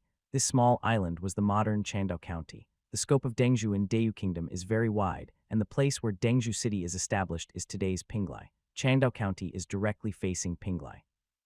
In addition to Pinglai, Dengzhou also covers large areas such as modern Yantai, Weihai, Qixia, Heiyang, and Russian. The location of the naval port he established was the famous Pinglai naval port of the Ming Dynasty. During the Wanli period, the Ming Dynasty Navy set out from here to fight against the Japanese pirates at sea. At the same time, this was also the place where Qi Jiguang trained his troops. After the Second Opium War, Dengzhou was required to be established as a trading port.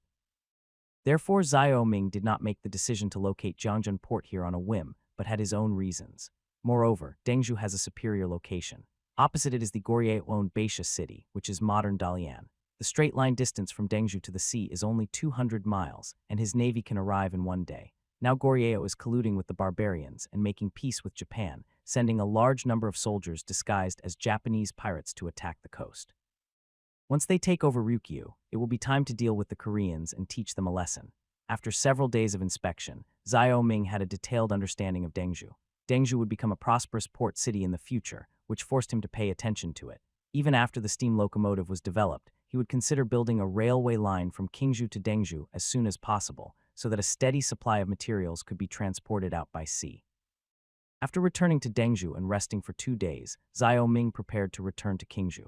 Now that the Navy has begun to show its strength and the North has temporarily stabilized, he can finally stop worrying all day long. The rest of the things just need to be done step by step, and he can also be at ease as a teacher at Bowen Academy and show the knowledge in his technology library to the students of the academy. There is no way, seriously speaking, he is now pursuing military-first politics.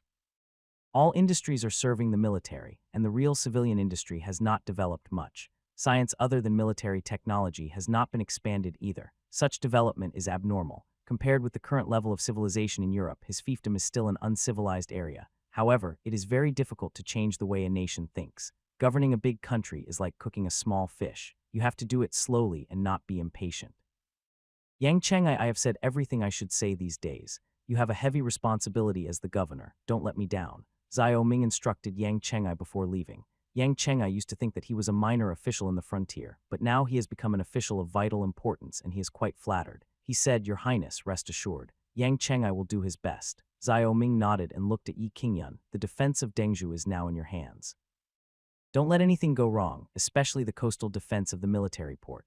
Yes, Your Highness, Yi Qingyun bowed in response. After instructing the two, Xiao Ming and Niu Ben led the army back. This time he would also talk to the King of Chu and the King of Wei about the coastal supply points. After all, they could not fight Ryukyu without supplies. 3 days later, the two returned to Qingzhou.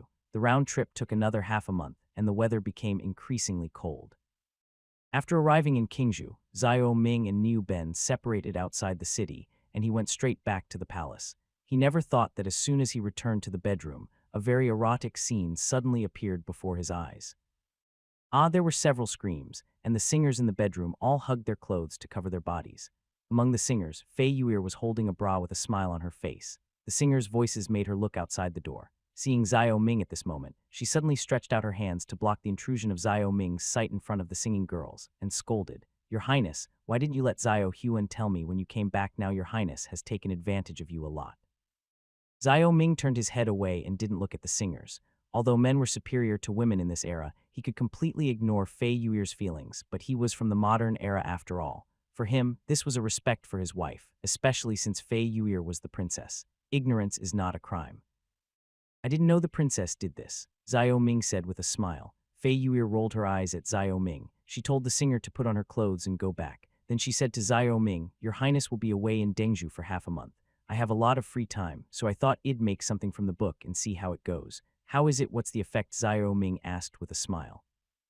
Fei Yuer said seriously, with the air of a complete scholar. The singers said it is indeed more comfortable than a bra, especially since the underwear can cover up your modesty.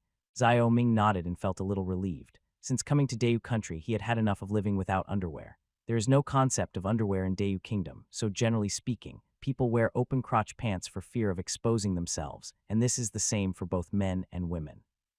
Some women in the seclusion are so bold that they even don't wear pants, and their buttocks are exposed under their skirts.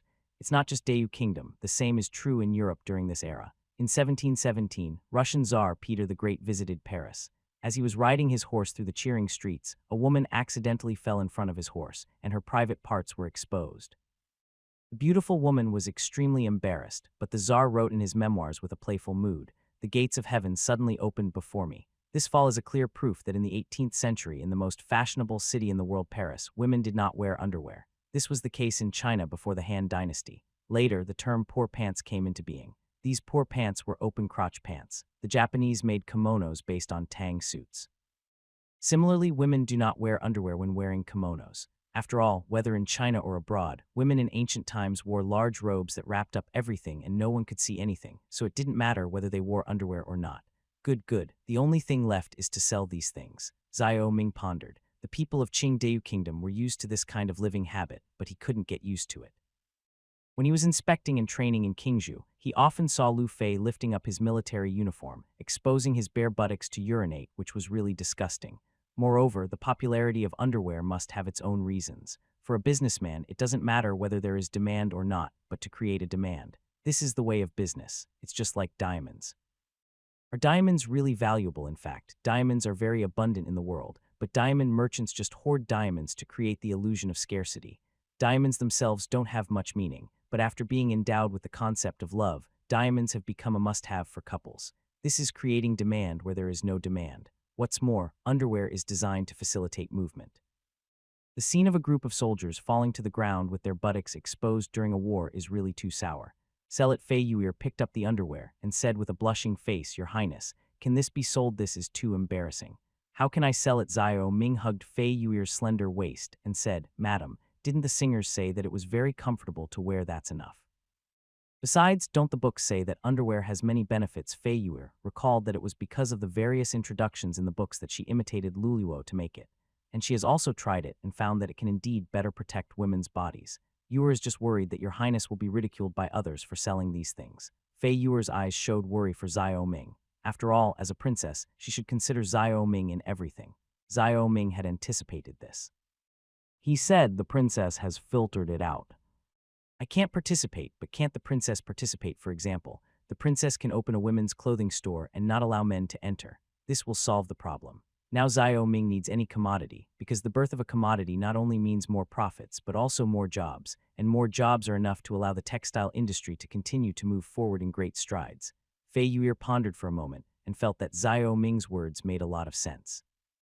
She said, "Your Highness is absolutely right. In this way, I can help Your Highness earn more money." Fei Yuer's eyes flashed with excitement as she spoke. Everyone in Qingzhou is busy now, and she doesn't want to stay in the palace and do nothing all day. These days, she feels that the atmosphere in Qingzhou is quite active, far from being like a stagnant pool in Chang'an.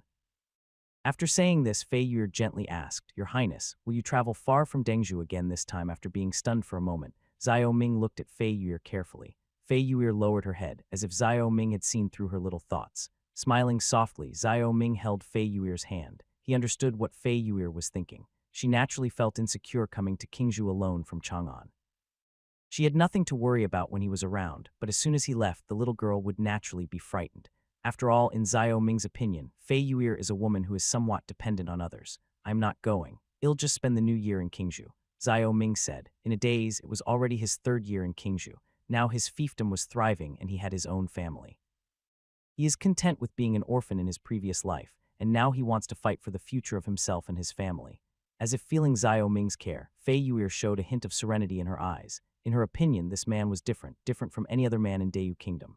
Xiao Ming's sudden return quickly alarmed the palace. Just when the two were feeling happy after a short separation, a loud voice suddenly rang out. "Your Highness, good news." "Qian Dafu?" Xiao Ming asked doubtfully.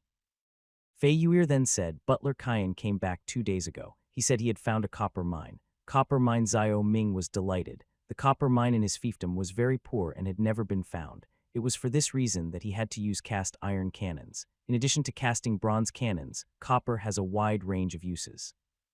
Due to its corrosion resistance, in the era of sailing warships, in order to extend the life of the warships, people even used copper to cover the bottom of the ship to build ocean-going warships. The sudden sound separated Xiao Ming and Fei Yuer instinctively walked towards the inner room of the bedroom. After coughing, Xiao Ming walked out of the bedroom and met Qian Dafu. "Your Highness, the copper mine has been found," Qian Dafu said excitedly, and then Qian Dafu took out a handful of copper ore. Copper mine. Xiao Ming was very excited at this time, not to mention that copper is still the circulating currency of Dayou Kingdom. Just the wide application of copper in industry is also an extremely important resource for Qingzhou. Your Highness, this copper mine is really hard to find. After more than 2 years, I finally found it. Now I have arranged the mining. In the future, we in Qingzhou will be able to mint our own coins, Qian Dafu said. Minting coins. Xiao Ming shook his head. Qian Dafu said, yes, Your Highness, nowadays, as long as the princes can mine copper, they all use the copper they mine to mint copper coins. Don't you want to mint copper coins? Money needs to be minted, but it cannot be minted randomly, said Xiao Ming. In the kingdom of Deu, no one understood what inflation was, so the indiscriminate minting of money was inevitable. It was precisely because of this that the people had no trust in copper coins. Because sometimes 1 copper coin can buy a steamed bun, and sometimes 3 copper coins cannot buy a steamed bun. This is all because of the confusion of copper coins in the market. So for Xiao Ming, he was not going to mint copper coins like other vassal kings, because this was irresponsible to the people. In order to avoid the influx of foreign inferior copper coins, he was even prepared to issue his own currency. And the reason why he was so happy this time was not because copper coins could be used to make coins, but because Qingzhou had gained another strategic resource. Qingzhou is about to launch an attack on Ryukyu during the new year. Now that he has a copper mine, he can let Chen Qi use the copper mine to forge some 6-pound bronze field cannons. After all, field artillery does not need to be mass-produced like siege artillery and naval guns. At this time, using bronze material can improve the quality of field artillery. During the Napoleonic era, field artillery was mostly made of bronze, so after a pause he said to Qian Dafu, first, mine a batch and ship it to Qingzhou. I will have it manufactured into bronze field cannons by the equipment department. Yes, Your Highness. Qian Dafu was stunned for a moment before he finally understood what Xiao Ming meant. This copper mine is not far away, just 180 miles northwest of Qingzhou.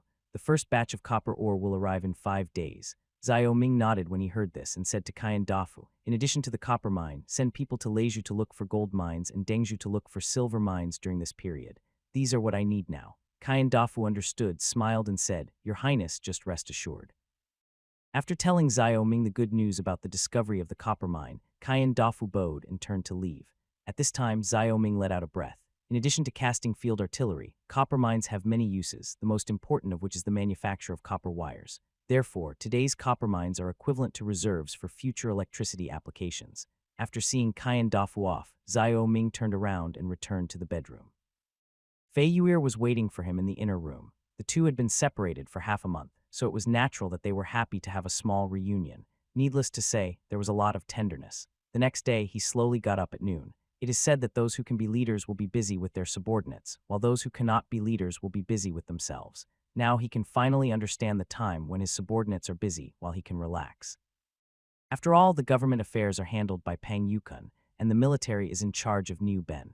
These two generals were both workaholics who worked as if their lives were at risk. Therefore, both the state governments and the army were managed well by them. He washed and ate lazily, and the servant told him that Fei Yu'er had gone to the textile workshop with Liu Liu in the morning. He understood that Fei Yu'er was busy designing the underwear she was working on. Shaking his head with a wry smile, Xiao Ming went to the military workshop after dinner. He wanted to see how the tiger cannon was doing and talk about the field artillery. Your Highness, you came at the right time. This is the tiger cannon we are designing now. As soon as he arrived at the military workshop, Chen Qi brought out a brand new tiger cannon. Seeing this tiger cannon, Xiao Ming immediately gave a thumbs up. Chen Qi has upgraded the tiger cannon. The current tiger cannon has deviated from the original tiger cannon of the Ming Dynasty and has developed in the direction of a mortar.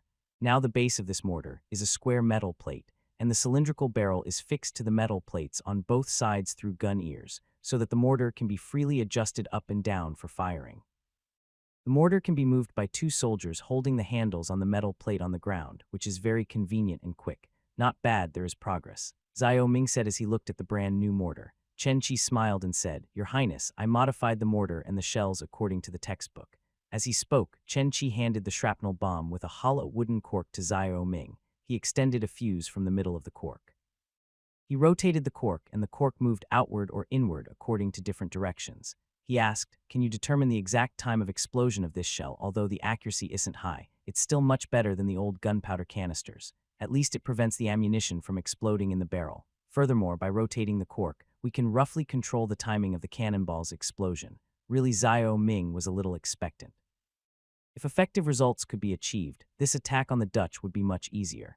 Chen Qi nodded and said to the craftsman beside him, Let's try it out and show it to His Highness.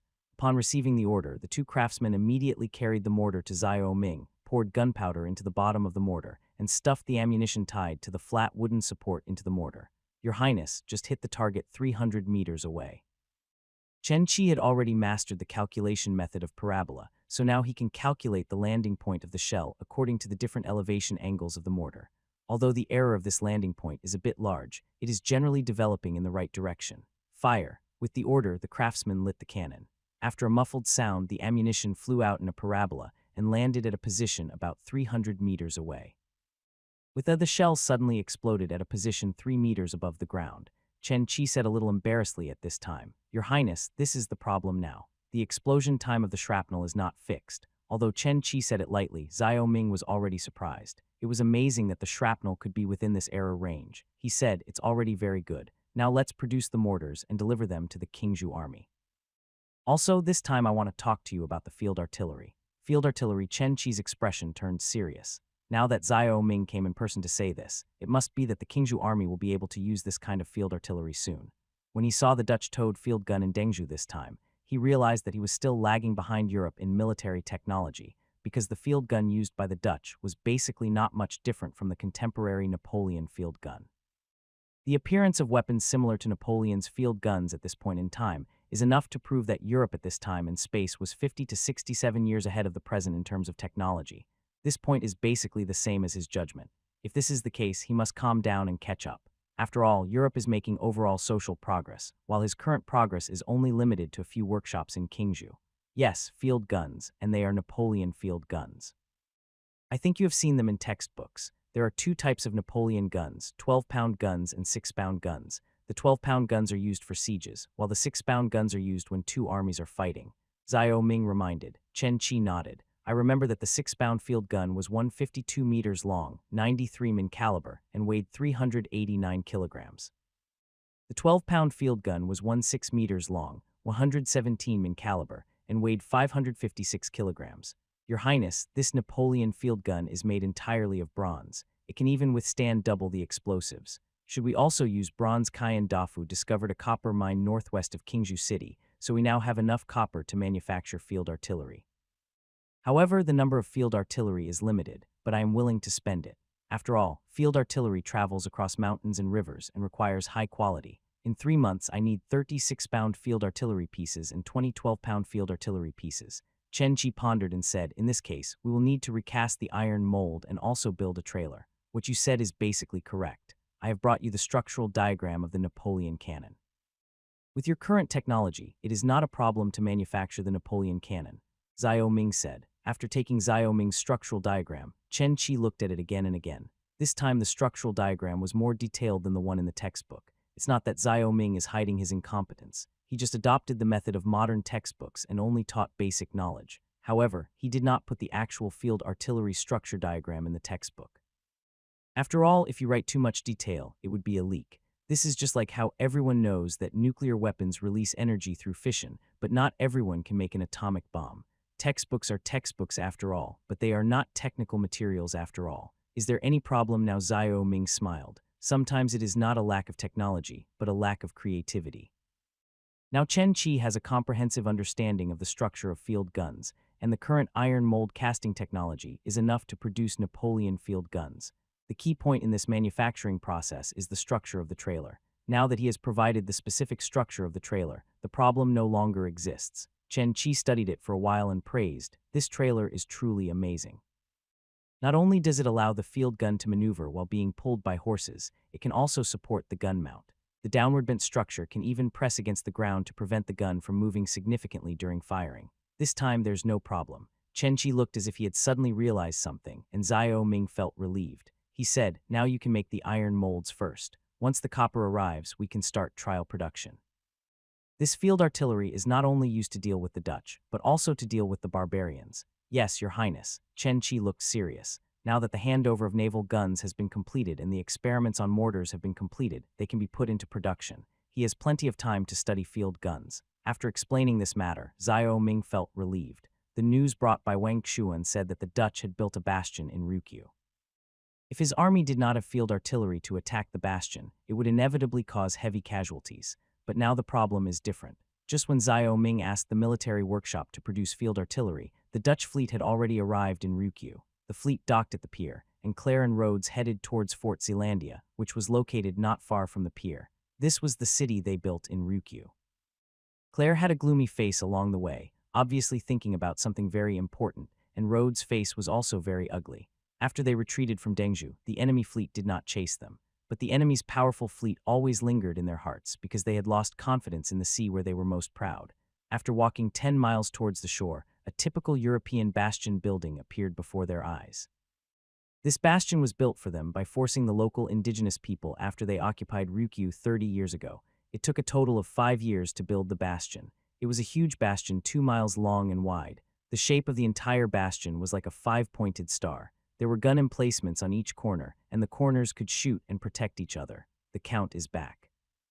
With a call from the top of the city wall, the iron gate of the bastion slowly opened.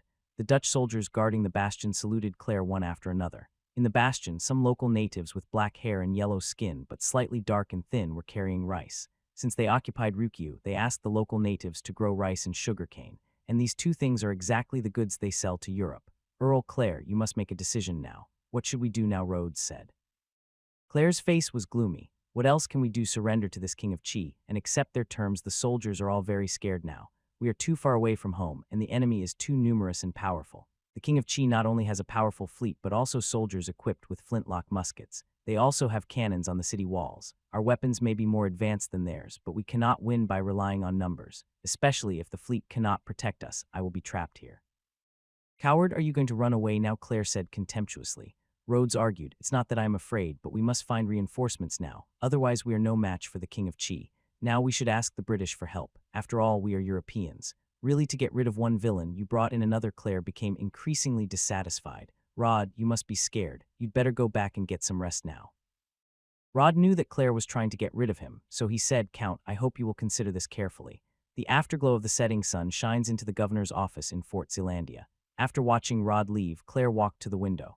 It was already evening, and the dusk covering the red brick buildings in the city was in harmony with the sunset, which was very beautiful. After he came to Ryukyu, he was attracted by the beautiful scenery here. He even thought about bringing his wife to this beautiful place, but now everything is getting worse and worse. Frowning, Claire found it hard to understand why the king of Qi was so obsessed with Ryukyu, because from his understanding, the officials of Dayu Kingdom did not seem to have much affection for Ryukyu. Even when they first dealt with the king of Chu, the king of Chu acquiesced to the fact that they occupied Ryukyu, but now the king of Qi has changed everything. 15 galleons. Claire recalled the fleet belonging to King Qi. What confused him most now was why the king of Qi owned both flintlock rifles and galleons, standard European warships. He had been thinking about this question since returning from Dengju, but no one could give him an answer. He could explain the matchlock gun, but he could never understand the flintlock gun and warships. Because with the industrial capacity of Dayu Kingdom, even if it mastered the technology of flintlock gun, it would not be possible to manufacture flintlock guns and warships so easily, especially the cast iron cannons on the city walls. This type of cast iron cannon has only been the mainstream naval gun in Europe for more than 30 years. But even so, the burst rate of this type of naval gun is higher than that of bronze cannons. However, the quality of the cast iron cannons purchased by the King of Chu from Kingju was very good. According to the King of Chu, there were some incidents of barrel explosion in this batch of cannons, but each explosion would not cause too much damage, and the accident rate was very low, which was enough to illustrate the excellent quality of this cast iron cannon. Thinking of this, Claire became more and more uneasy. If the King of Qi possessed such powerful industrial capabilities, then he had to consider this matter carefully. After all, fighting with such a powerful vassal king in the waters near the Great Yu Kingdom would be a disaster and might even cause them to permanently withdraw from East Asian trade. Therefore, he did not consider Rhodes' suggestion at the beginning. If the British were involved, it would only anger the King of Qi. Moreover, the British had long coveted the East Asian route, and this would be tantamount to inviting a wolf into the house. After hesitating for a long time, Claire decided to take a more cautious approach. He planned to send Rhodes on another diplomatic mission, but this time he wanted Rhodes to go to Kingju, the capital of King Qi's fiefdom.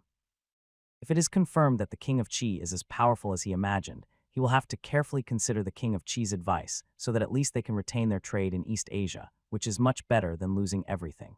In his opinion, Rhodes had stayed in Ryukyu for too long. He had no idea about the current situation in Europe. The Netherlands was becoming increasingly weak and could no longer compete with European powers for trade routes. So trade in East Asia was vital to the Dutch. Sighing, Claire looked towards the bay. At this moment, his fleet was docked at the crescent-shaped dock. Many Dutch merchant ships were docked here. It was through here that they brought goods from East Asia back to their country. As the sun gradually set, Claire finally made up her mind that the kingdom of Deu was completely different from the Americas and Africa they had conquered. It was a civilization not much different from theirs, and it was not stuck in a primitive tribal state. The war machine of such a country would be terrifying when it is put into operation. Kingju. Xiao Ming's days suddenly became free. These past 2 days, he was either in the palace discussing underwear design with Fei Yuir or going to Bowen College to supervise the students' studies. Now that the overall situation is temporarily stable, he wants to take advantage of this period of stability to cultivate more talents. It will not work if he relies solely on Lin Went and Lu Tong. His goal is to make Bowen College's technology flourish everywhere. Your Highness, the style of this underwear has been basically finalized, and the women workers in the textile workshop are producing it. But how can we promote this underwear now in the bedroom? Fei Yuir supported her arms on the table. She was unfamiliar with the place and had no idea where to start. Xiao Ming actually had an idea in his mind a long time ago. There were not many powerful people and ladies in Kingju, so he could only find an authoritative figure from other places. So he said to Fei Yuir, actually, if we want to promote underwear, is there someone who is very suitable? Fei Yuir immediately asked eagerly, who is it? Princess Pingyang. Xiao Ming said lightly. Princess Pingyang has always been known for her bold style. Things like bras would probably interest the princess very much. After all, Princess Pingyang is the fashion trendsetter of Deu Kingdom, and this underwear is not only used to cover up shame, but also has an important function of making women more attractive. Fei Yuir understood immediately, but the excitement that had just risen to her brows disappeared. She said dejectedly, it's just that Her Royal Highness the Princess has a high status and is now in Chang'an. Will she be willing to come? That's not necessarily the case. Last time she came to my fiefdom specifically for the glass. Now, if you send a letter in the name of Princess Qi, maybe she will come. Xiao Ming's eyes rolled. Then describe the changes in Kingju today. Given my aunt's personality, she might come. Fei Yuir bit her lip. She was timid, but thinking about being able to help Xiao Ming, she nodded and said, I will write a letter to the princess right away. After saying that, Fei Yuir asked Xiao Hyun to bring paper and pen and started writing. Xiao Ming sat on the side to supervise. When Fei Yuir put pen to paper, a line of beautiful small characters appeared on the paper. It was very neat and beautiful. Looking at these calligraphy-like characters, Xiao Ming felt ashamed. Compared to Fei Yuir's calligraphy, my own handwriting is as shabby as an earthworm looking for its mother. After writing the letter, Fei Yuir handed it to Xiao Hyun and asked her to deliver it to the post station to be sent to Chang'an. Then she seemed to remember something and said, Your Highness, this underwear has been made, but there are very few dyeing workshops in Kingju, and they can only dye a single color. I think there are some dyeing techniques in the book Your Highness gave me, and I would like to let the dyeing workshop learn them. Textiles and dyeing are inseparable. Although Xiao Ming is free now, he has been thinking about improving the quality of Kingju clothes so that he can quickly dominate the market. In this case, in addition to textile technology, what is needed is a dyeing workshop. Only fabrics that can be dyed into colorful fabrics can be sewn into exquisite clothes. This dyeing workshop was exactly the industry that Xiao Ming was planning to improve, so he said, Princess, you and I are truly on the same page. The textile workshop in Kingju was left behind by the Sun family, so it's time to improve the dyeing process. Seeing Xiao Ming's playful words, Fei Yuir laughed softly. In the bedroom, Xiao Ming and Fei Yuir gathered together to discuss the dyeing process. It was already night, and the only lights in the palace were lanterns emitting dim candlelight. For Xiao Ming, the simple dyeing technique was naturally not a problem, but it was naturally impossible for him to achieve modern dyeing techniques now. But at least he can make Kingju's dyeing technology higher than the current highest level of Deu Kingdom. Rubia red, lithospermum purple, sapinwood black, sufeng red, indigo blue. Xiao Ming took a pen and wrote down the natural dyes one by one. At present, chemical fuels are out of reach for him. The only fuels he can use now are natural fuels, and there are more than 100 kinds of natural fuels in his technology library. The colors of these more than 100 fuels can all be adjusted. Then he wrote down the information about the other colors that could be produced by mixing the 7 basic pigments. In this way, there was no problem with the color of the clothes produced by Kingju Dyeing Workshop. Your Highness, so many looking at the dense handwriting on the paper, Fei Yuir was excited and a little surprised. These dyes are just a small amount. The most common ones are those used for making flowers. Xiao Ming said, tie-dyeing is the only method of hand-dyeing cloth to date. Tie-dyeing involves shaping the cloth into various shapes and soaking it in dye to create different patterns and colors. Xiao Ming's technology library contains various tie-dye patterns and binding methods. As long as these things are passed on to the dyeing workshop, It will be enough to make the dyeing workshop's craftsmanship reach modern levels. After drawing down all the known excellent information, Xiao Ming and Fei Yuer went to the dyeing workshop the next day to teach the craftsmen the tie-dyeing technique and the manufacturing methods of various natural dyes. Because the Sun family was ransacked, the dyeing workshop now belongs to the government office, so Xiao Ming is not worried about the craftsmen leaking secrets. After all, there are special supervisions. Because there were too many tie-dye patterns, the two were busy for some time, and Fei Yuer also took the opportunity to dye her underwear. After her letter arrived in Chang'an, Princess Pingyang immediately wrote back a letter, which was sent back at an expedited speed of 800 miles, meaning that when she saw the letter, she had already set out from Chang'an and headed for Qingzhou. Upon hearing the news, Fei Yuer was excited for a long time and spent the whole day thinking about how to sell her designs to Princess Pingyang and others. After all, in addition to Princess Pingyang, many noble ladies from Chang'an came to Qingzhou this time. 4 days after receiving the letter, a large team entered Qingzhou City. This team was protected by golden-armored soldiers, and they were none other than Princess Pingyang. And 2 years later, Princess Pingyang came to Qingzhou again. The last time she came was very unpleasant because of the assassination incident, so Princess Pingyang made a great determination to come this time. The convoy stopped at the city gate. Princess Pingyang lifted the pearl curtain and walked down. Xiao Ming and Fei Yuer were waiting for her at the city gate. Why should my nephew and princess come to the city gate to greet me? This isn't the first time my aunt has come to Qingzhou.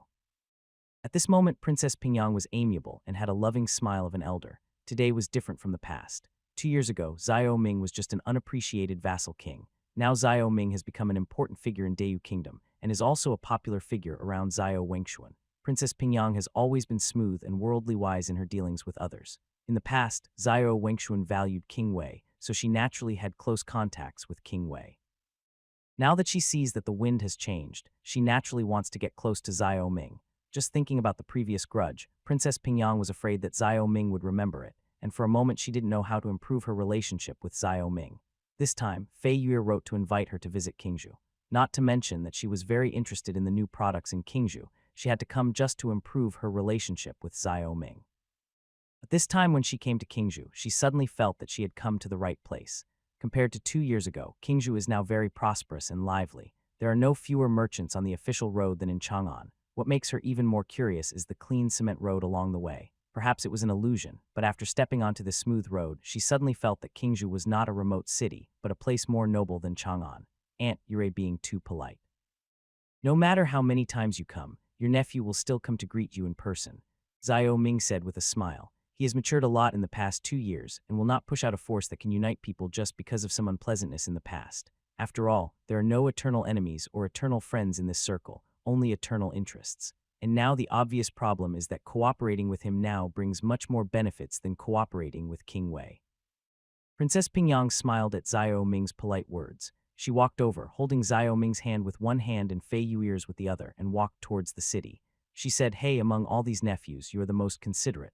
No matter what new products your Qingzhou launches this time, your aunt will definitely do her best to promote them for you." "Thank you very much, Aunt," Xiao Ming said with a smile. Fei Yuer also said, "Thank you, Your Highness." Upon hearing this, Princess Pingyang squeezed Fei Yuer's hand and said, "Why are you still calling me princess? You should call me auntie." Fei Yuer was stunned for a moment and suddenly felt a little embarrassed and called softly auntie. Princess Pingyang nodded and then asked about the underwear designed by Fei Yuer. The two of them had a very pleasant conversation.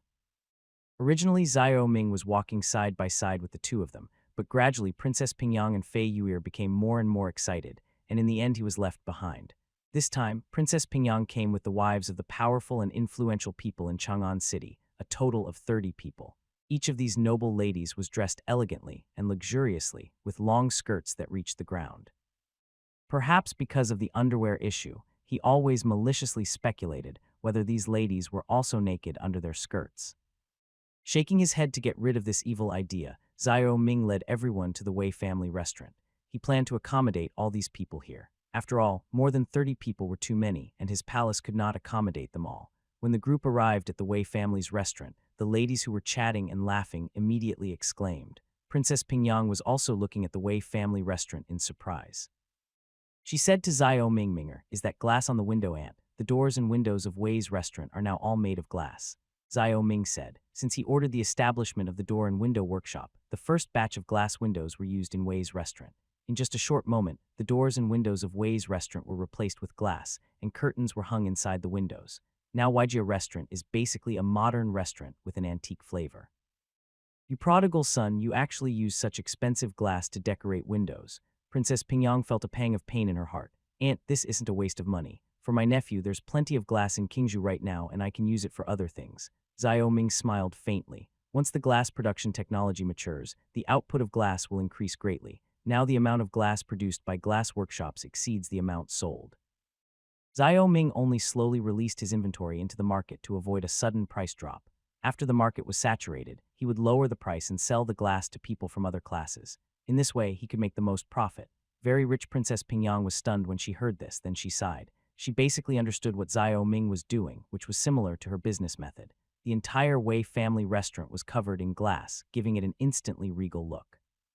Princess Pingyang changed the subject and said, Feng Desu said this Wei family restaurant is very comfortable. He even told the emperor it was more comfortable than the Imperial palace. I don't know if it's true, but I came here to verify it for your father. Aunt, Minister Feng never tells lies. I'm just worried that you won't want to leave once you stay here. Xiao Ming said. Princess Pingyang rolled her eyes at Xiao Ming and said, You underestimate my aunt. I've seen everything. After saying that, he took the ladies into the Wei family restaurant. Because they knew in advance that Princess Pingyang was coming, the Wei family restaurant had already vacated the 30 guest rooms on the top floor of the restaurant, waiting for this group to check in. Seeing Princess Pingyang enter the Wei family restaurant, Xiao Ming and Fei Yuer looked at each other and smiled. If it were in the past, Fei Yuer naturally would not believe in the charm of the Wei family restaurant, but after staying there with Xiao Ming, she was finally conquered by the comfort of the Wei family restaurant. After staying here, returning to normal accommodation conditions really makes people feel a sense of loss. Half an hour later, Minger, I plan to stay in Qingzhou for a few more days this time. Also, if there are any decent houses in Qingzhou, please recommend them to me. I am planning to buy them. Princess Pingyang was radiant in two ways. Hearing about her was not as good as meeting her in person. This time she finally understood why Feng Desu praised her so highly. Overall, the rooms in this restaurant are clean and comfortable, a kind of comfort that cannot be enjoyed in Chang'an. The novel things in the room made her feel reluctant to leave, and when she opened the curtains, she could see the bustling scene of the East Market clearly through the transparent glass. This wonderful feeling is fascinating. Aunt, are you planning to stay here permanently? Xiao Ming asked. Princess Pingyang nodded without hesitation. Of course, Auntie doesn't want to stay in boring Chang'an forever. Your Qingzhou is really interesting. Xiao Ming laughed when he heard this. His goal was achieved. Although Fei Yuer's goal this time was to launch women's products, it would be a good idea for Xiao Ming to take the opportunity to let these ladies invest in Qingzhou's real estate. He said, Aunt, an ordinary house is too boring. Why don't I build a house specifically for you? I guarantee that this house will be more comfortable than this Wei family restaurant, and it will be warm in winter and cool in summer. Princess Pingyang and other noble ladies pursued enjoyment. She said seriously, Are you serious? Will the things in this mansion be comparable to the Wei family restaurant? Absolutely the same. Xiao Ming said affirmatively, But Auntie, you've also seen that the food in this restaurant is very expensive. Then what are you still afraid that your aunt won't have enough money to give you? Humph? Just build this house for your aunt, and when the time comes, your aunt won't give you a penny less, Princess Pingyang said. Xiao Ming was just waiting for Princess Pingyang to say this. Now Qingzhou's development requires money everywhere. The construction of 12 galleons and more than 1,000 naval guns almost emptied the family fortune he had accumulated during this period. After he came back from Dengzhou, Pang Yukun showed him the accounts of the government office. When he was in Dengzhou, he had vowed to replace the equipment of the Dengzhou army, but now he was dumbfounded. Not to mention the labor issue, there is not enough iron ore, not enough saltpeter, and sulfur is even more scarce. This year's huge shipbuilding plan almost dragged down Qingzhou's finances. Although he knew that he was practicing a military-first policy, the army now consumed almost 80 of the silver in the treasury. After learning that he was going to replace the equipment of the Dengzhou army again, Pang Yukun, who had been working like a workhorse, immediately got angry and was about to throw away his sleeves and throw away the burden. It is for this reason that he has had time these past 2 days to study women's underwear with Fei Yuer. All of this is to increase his income, including his proposal to build a mansion, was all for the purpose of making further money. To this end, he did not hesitate to develop the modern real estate economy. Seeing Princess Pingyang's straightforwardness, Xiao Ming smiled and said to the ladies, If you have any ideas, please tell me. I will start construction at the same time. That way next spring, you can come to Qingzhou and enjoy the beautiful scenery while living in a comfortable house. As soon as Xiao Ming said this, many noble ladies were tempted, but they were not like Princess Pingyang who could make a decision immediately because they still had to go back and discuss it with their husbands. Princess Pingyang took the initiative to say, "You a vassal prince don't have to do this yourself. I'll help you. I'll send you the list from Chang'an when the time comes. How about that? Thank you very much, Aunt," Xiao Ming said with a smile. Princess Pingyang and the others were quite satisfied with their stay at the Wei family restaurant. The delicious food they ate made them almost lose their usual virtuous image, and they looked like cows chewing on peonies. Especially the French fries launched by Waijia restaurant have made everyone addicted to them. After accompanying Princess Pingyang to dine at the Wei family restaurant, Xiao Ming knew from her satisfied look that he had truly impressed these noble ladies this time. Everyone entered the city late in the evening, and now it was already evening after dinner. At this time, the lanterns in the Wei family restaurant were all lit up as if it were daytime. Looking at the night outside, Princess Pingyang suddenly said, "This Wei family restaurant is extremely comfortable, and the food is also delicious, but the only thing it lacks is fun. Aunt has come from afar. How could my nephew forget this?" Xiao Ming said. At this time he clapped his hands, and immediately a troupe of actors walked in from outside the door, with Ziyuan leading the troupe at the front. "Aunt, this is the opera troupe from Qingzhou. Recently my nephew asked them to stage a play called Romance of the West Chamber, which can help you relieve your boredom now," Xiao Ming said. Princess Pingyang was immediately interested when she heard this. Minger is really thoughtful. There is a stage in the middle of Wei's restaurant, which is used for performances on weekdays. The troupe that came to perform Romance of the West Chamber this time was naturally the Chen family troupe. Ever since Xiao Ming took the Chen family troupe under his wing, he asked Ziwen to choreograph many dramas for the Chen family troupe.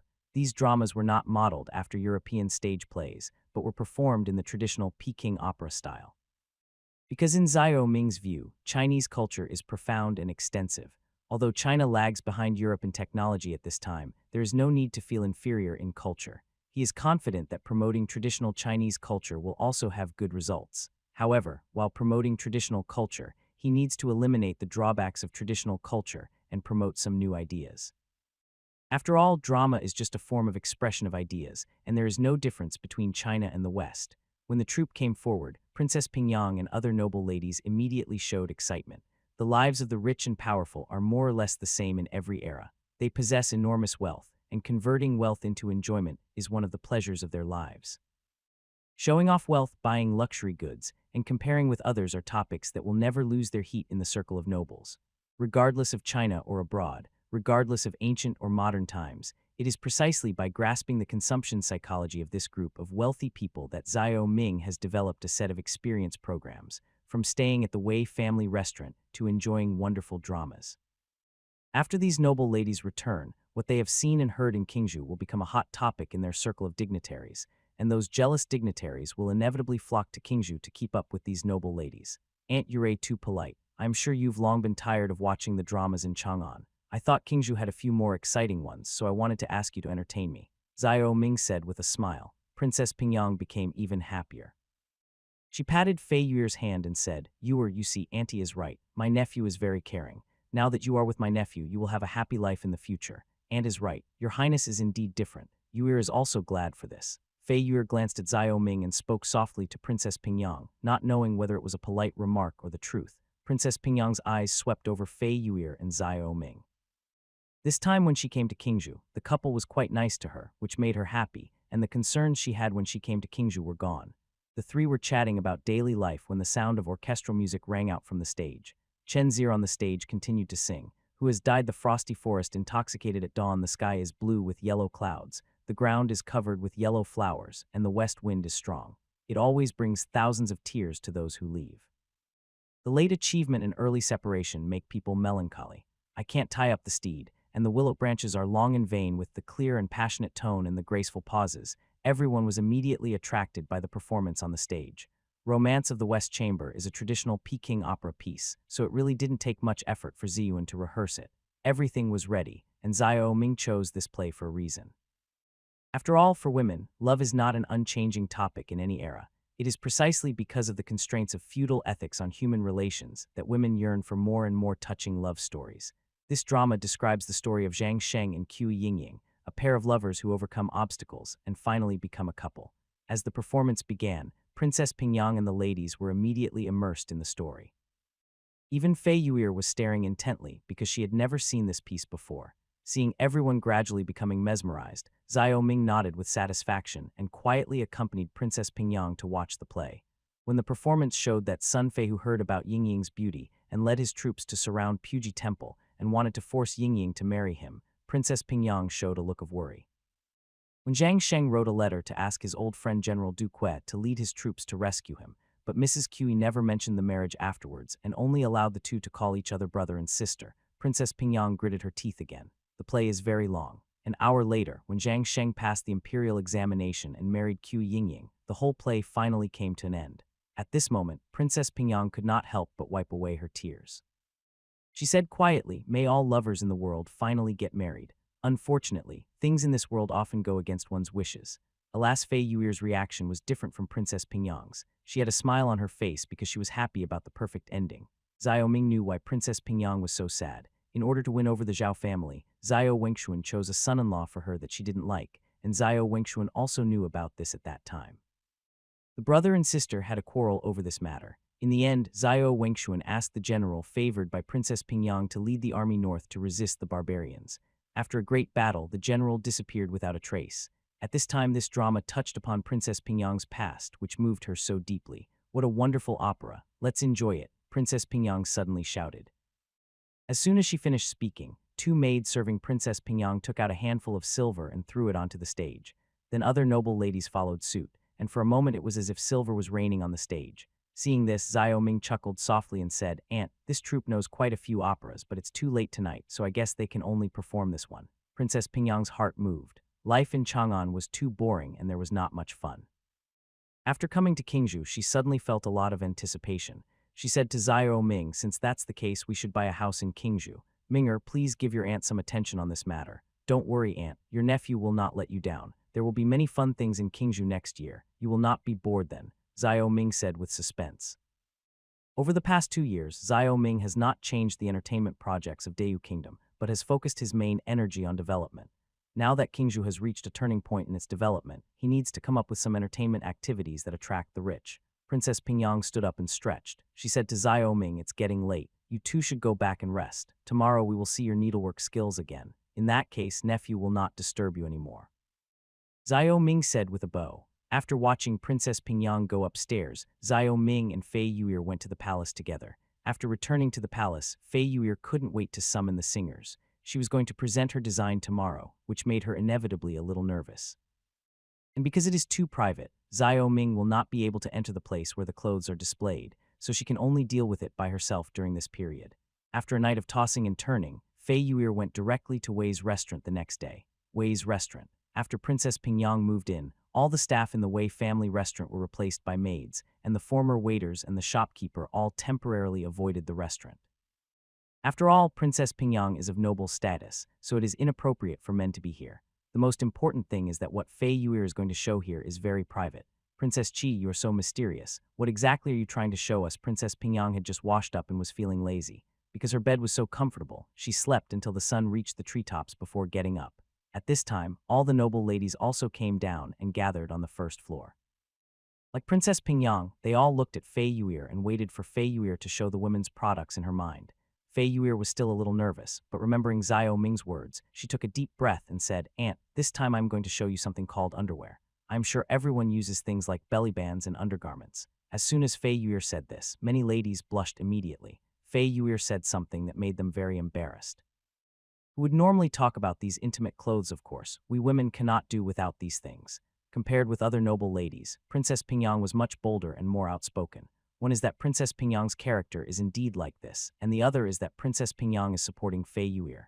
This time, Fei Yuir specifically wrote a letter asking her to come to Qingzhou. In her opinion, this was definitely not something Fei Yuir could do, and Xiao Ming's shadow was naturally behind it. Because of this, as her aunt, she should support Fei Yuir. After all, this is also a kind gesture. Fei Yuir looked at Princess Pingyang with gratitude. What she feared most was that these noble ladies would be dissatisfied with her. After all, this matter was really annoying. Princess Pingyang's words calmed the noblewoman down. Thinking of what she had said last night, Fei Yuir said aloud, "Today I want to show you a kind of clothing that is more comfortable and fits well for us women, and can also make us more charming." After saying that, Fei Yuir looked behind the stage and clapped her hands lightly. As she clapped her hands, 30 singers wearing underwear of different colors and styles walked onto the stage. The moment these singers appeared, everyone in the mainland, including Princess Pingyang, looked at these strange-looking singers in shock. "Oh my god, what is this?" someone exclaimed. "Hee, the thing in front of the singer really looks like a steamed bun. This trip to Kingju has really broadened my horizons. I didn't expect the Princess of Qi to be so different and to be able to do such needlework." Princess Pingyang stared intently at the singers displaying these intimate garments on the stage. Suddenly she said, "Don't you think these singers look beautiful in these garments?" At first, the ladies were just frightened by this novel costume, but when they looked at it carefully, they felt that the singer had a unique charm. A noble lady said, "Now that Princess mentioned it, I think this dress is really nice. It looks very sexy on these singers. Bah, you are so shameless. How can you say such vulgar words in front of the princess and the queen?" Although a noble lady said this, she obviously agreed with what the noble lady said, because every piece of clothing they wear is more revealing than these clothes. As the two began to talk, the ladies burst into laughter, pointing at the singers on the stage and chatting and laughing, and from time to time they commented on which singer's clothes looked better. Princess Pingyang was no longer surprised by the appearance of these noble ladies. She said to Fei Yuer, "Princess Qi, please tell me why you sew these kinds of underwear." Fei Yuer had been prepared and anticipated the reactions of these noble ladies. Now that only women were left here, she said bluntly, "Aunt, the things these singers wear on their upper bodies are called bras. Their main function is to prevent sagging." "Droop what droop," Princess Pingyang muttered, then immediately realized what was happening. She glared at Fei Yuer and said, "Girl, everyone knows you're a talented woman, but how did you know this thing could prevent that?" Fei Yuer said seriously, "Aunt, this is not nonsense but is based on facts." Then she called a singer to her front and took off her bra. Fei Yuer pointed at the singer's chest and said, "Princess, please look." When the princess saw it, she was stunned for a moment.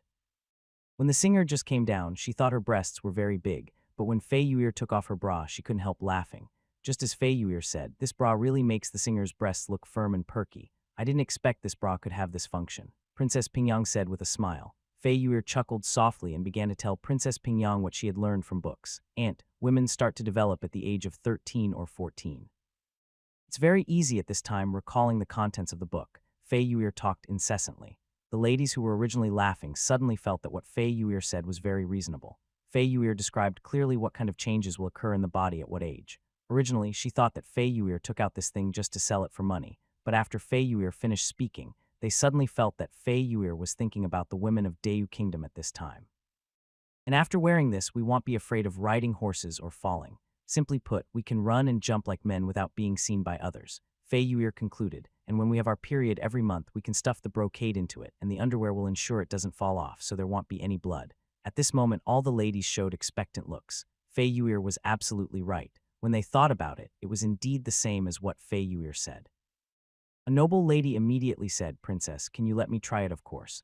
Fei Yuer smiled and said she felt that she had convinced these ladies. Even Princess Pingyang showed a look of great interest. Taking a new set of underwear, Fei Yuer asked the singer to help the lady put it on. This lady thought she had a bad figure, so she put on these clothes and then put on her original clothes. Suddenly, the other ladies exclaimed, "Hey, why did your thing get bigger?" Others looked over and found that it was true. Originally, the lady had a flat chest, but now it became straighter after putting on the bra. "I want to try it too." Seeing this, the other ladies demanded. The entire Wei family restaurant became noisy. At this time, the ladies completely let go of their reserve and scrambled to go on stage to try on various bras and underwear. At this time, Fei Yuer asked her maid to move a large mirror to the stage. Through this large mirror, these ladies can clearly see the effect of wearing these new clothes. Some ladies even started to show off their beauty in front of the mirror, turning around and around constantly, because after wearing this, they could better show off their charming bodies. Fei Yuer, deeply influenced by Xiao Ming since arriving in Kingju, seized the opportunity to say, sometimes, for men, the beauty of a woman half concealed by a lute is more appealing to them, and these clothes clearly have that effect. The noble ladies agreed with what they heard. All the powerful people in Chang'an had 3 wives and 4 concubines. Although they were the principal wives, they were sometimes extremely angry when they saw their husbands hanging out with concubines all day long. At this moment, they thought about Fei Yuer's words and immediately had a plan in mind. Not to mention the various benefits of these clothes for women. They would buy them even if it was just to win favor. A noble lady asked, "Princess, how much is this?" "I want 10 sets. "I want some too. Give me 20 sets. I'll give them away when I get home. I'm sure the little vixen at home will be envious to death when I get home this time." The ladies were all delighted and chattered nonstop. Princess Pingyang smiled at Fei Yuir and said, Princess Chi, it seems your needlework is very popular. I like it very much too. How about you prepare some for me this time if Aunt wants it? Yuir will naturally have no choice but to do it. I will prepare it for you in the next 2 days, Fei Yuir said. The promotion of underwear was part of the plan, and Fei Yuir was very satisfied with the results achieved. However, her goal was not to sell clothes to these ladies today. She continued, but don't worry, Auntie. Yuir is planning to open a shop in Chang'an that specializes in selling this kind of clothing. Then y'all be able to buy it there too. Really, that's great. Princess Pingyang smiled. She basically understood what was going on. She said, when you open a shop in Chang'an, I will definitely come and support you. Thank you, Aunt, Fei Yuir said happily. The ladies on the stage were still gesturing at the clothes, and Princess Pingyang also felt the urge to go up and try them on. However, she was a princess after all and didn't want to lose her status. She looked at these ladies with envy and said, Yuir, how much do these clothes cost per set? This is not expensive. 10 taels of silver per set, Fei Yuir said. 10 taels of silver, Princess Pingyang rolled her eyes. 10 taels of silver was enough to buy a cotton-padded jacket. This new type of clothing was very expensive. She said, there's so little fabric for this. Will the price be as if she had expected this? Fei Yuir said, Aunt, although this kind of clothing has little fabric, it is supported by steel wire inside. Otherwise, this bra would be no different from ordinary cloth. Steel wire. Pingyang was startled. What is this? Yuir doesn't know either. This is something produced by the Qingzhou Steel Workshop. His Highness said it's spring steel. You can't find this kind of thing anywhere in Dayu country. Princess Pingyang picked up a bra and squeezed it. There was indeed something hard inside. She nodded and said, I see. After successfully promoting the underwear, Fei Yuir smiled knowingly. This time, the task assigned to him by Xiao Ming was successfully completed. A set of clothes costs 10 taels of silver. Just the purchases made by these noble ladies can make her earn thousands of taels of silver, and these noble ladies are only a part of the noble ladies in Chang'an. In addition to Chang'an, there are also noble ladies from various vassal states. Together, these clothes will provide Qingzhou with a considerable income. Thinking of this, she became even happier. Only after accompanying Princess Pingyang and the noble ladies to experience all kinds of underwear did the noble ladies let Fei Yuir go back. This trip to Qingzhou really broadened their horizons. After saying goodbye to Princess Pingyang, Fei Yuir returned to the palace excitedly. At this time, Xiao Ming was writing a book in the palace. Seeing this, he asked, how is the promotion of the underwear you designed going? They don't like it at all, Fei Yuir said with a deliberate pout. Xiao Ming looked at Fei Yuir. Although the girl looked aggrieved, her eyes were gleaming with excitement. He said, you can't even lie. Humph, this time it must be successful. I said it would definitely succeed. He, nothing can be hidden from your highness. Fei Yuir leaned against Xiao Ming affectionately. Your highness the princess likes it very much, and so do the other powerful ladies. They bought all the underwear I brought out this time, and I made more than 5,000 taels of silver. Fei Yuir's face flushed as she spoke, and it was obvious that making money for the first time made her feel a sense of accomplishment. Yes, you are worthy of being my princess. Xiao Ming looked at Fei Yuir with a smile. Just as concubine Zhen said, Fei Yuir was indeed his virtuous wife. But he remembered something and asked, Auntie, didn't you ask anything else? She didn't ask much else, but just said that the clothes were too expensive, so I told her what your highness said. Fei Yuir said. Xiao Ming nodded. Well, very good. Now many people understand that it is impossible to make this kind of underwear by just imitating the style. In Dayu country, a society where men work and women weave, women usually weave and sew their own clothes. These things are naturally no problem for them, so he asked Fei Yuir to reveal the news in advance, making the production of underwear more difficult. And in fact, this is indeed the case. The underwear that Fei Yuir is sewing now uses steel wire, but it is not spring steel wire. He deliberately spread the word in this way. However, even for steel wire, no other place in Dayu Kingdom can produce steel wire of Qingzhou quality. In order to assist in the production of underwear, he specially selected a group of craftsmen to produce steel wire. Of course, he could not realize the current industrial production of steel wire, so he could only let the craftsmen use a very primitive process, passing the molten steel through very fine mold holes to obtain thinner steel bars, and then stretching the steel through even thinner molds. However, even so, the amount of steel wire produced is very limited, but fortunately, the quality of these steel wires can barely be used to make underwear. And just because of this, he doesn't worry about others copying his things. Now that the underwear sales are successful, Xiao Ming is thinking about making a profit immediately. After all, the financial situation is tight now. The north wind blew snowflakes onto the smooth concrete road in Qingzhou City. Gray ground was dyed with a layer of bright white, which meant that the end of the year was one day closer. Ever since she had a taste of the underwear launched by Fei Yuir, Princess Pingyang had been traveling in Qingzhou. It was not until half a month later that she chose to return to Chang'an. After all, she was going to spend the new year in Chang'an. Before leaving, Princess Pingyang repeatedly told Xiao Ming not to forget the construction of the princess residence. Xiao Ming naturally agreed to this. In modern countries, economic development is stimulated by attracting rich people to settle down, so he naturally wanted to make good use of it. During the past half-month, Fei Yuer has been accompanying Princess Pingyang. After becoming a princess, Fei Yuer gradually assumed the responsibilities of a princess, which is the diplomacy of the lady. Xiao Ming was not idle either. Now that Qingzhi's finances were tight, he had to seize any opportunity to increase the government's income. So he asked Liu Liu to make a large batch of underwear, and asked Li Kaiyuan to take these underwear to Chang'an. While Princess Pingyang was enjoying herself in Qingzhou, she naturally agreed to help him promote this kind of underwear in Chang'an. She was the fashion trendsetter in Chang'an. As long as she used it, this kind of thing would soon become popular in Chang'an City. Pang Yukun was naturally happy that the government office had an additional source of income. Moreover, the textile workshop for the production of underwear recruited another 300 people, which provided a stable life for the 300 refugee families. This not only made money, but also developed the local economy. After seeing Princess Pingyang off, Xiao Ming prepared to spend the new year peacefully in Qingzhou with Fei Yuer, but he never expected that an uninvited guest came to Qingzhou. This person was none other than Rod, who met Xiao Ming in Dengzhou City and claimed to be the Dutch ambassador. Rod greets His Royal Highness Prince Qi. In the main hall, Rhodes bowed respectfully to Xiao Ming. After receiving Claire's order, he once again entered the heart of Dayu Kingdom. In Dengzhou City, he expressed his desire to meet the King of Qi, so Yang Chengai sent someone to inform Xiao Ming. After obtaining Xiao Ming's consent, Yang Chengai sent someone to send Luoda to Qingzhou.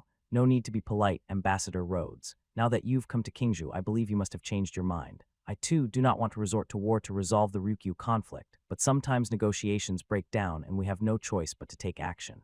Rhodes' eyes were deep. He had been observing Qingzhou City since arriving there. After seeing the clean cement roads, neat underground pipes, and soldiers with flintlock rifles at the city gate, he suddenly felt a sense of frustration, because he didn't even know what the stuff used to pave roads in Qingzhou was. Although he learned from the people of Qingzhou that it was cement, there seemed to be no such thing as cement in Europe. Your Majesty, the Prince of Qi, Earl Clare also does not want to resolve our conflict through war, so this time he sent me to Qingzhou to discuss the Ryukyu Islands and shipping routes with Your Majesty again. Xiao Ming nodded. Then how does your Earl Clare plan to deal with this matter for him? If he could recover Ryukyu peacefully, he naturally would not want to start a war. After all, every war cost him a huge amount of money. Earl Clare is willing to give up the Ryukyu Island, but the Earl hopes that Your Highness can allow us, the Netherlands, to retain Fort Zeelandia, which is the last dignity of our Netherlands, Rhodes said with a bow. Fort Zeelandia. Xiao Ming frowned. Fort Zeelandia is a city built on an affiliated island on the east side of the Ryukyu main island. The Dutch port was built in this place. At the same time, there is a city on this small island, and Wang Xuan has already told him this information. Yes, it's Fort Zeelandia. We also have a bastion called Minx across the sea on the Ryukyu Islands. We are willing to hand over Minx and the Ryukyu Islands together to Your Highness. Hearing this, Xiao Ming fell silent. How could he allow others to sleep peacefully beside his bed? The Dutch maintaining armed forces in Fort Zeelandia was always an unstable factor. He said no, Fort Zeelandia must also be returned.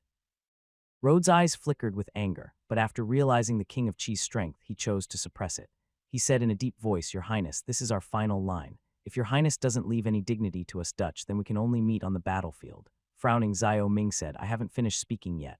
All of Ryukyu's territory belongs to me. This is not negotiable. However, after you acknowledge that Ryukyu belongs to me, I can transform Fort Zeelandia into a trading port. You Dutch merchants can trade as before. However, there is one condition. Your warships and garrisons must withdraw from Fort Zeelandia and be replaced by my soldiers and fleet.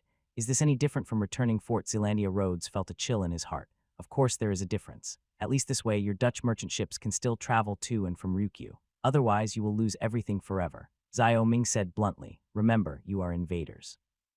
You should be grateful that you can still participate in East Asian trade. Xiao Ming did not intend to discuss too much with the Dutch about Ryukyu, and there was no need to be friendly when facing the invaders. Rhodes was silent. Just as he had guessed when he came here, they encountered a very powerful vassal king, which almost put them in a desperate situation. After a long while he said, I am sorry, Your Highness, but I think this matter needs to be discussed with Earl Clare one last time. After that, we will decide whether to finally agree to Your Highness' terms. Of course you can, but I'm afraid you don't have much time. I hope you can make this decision quickly.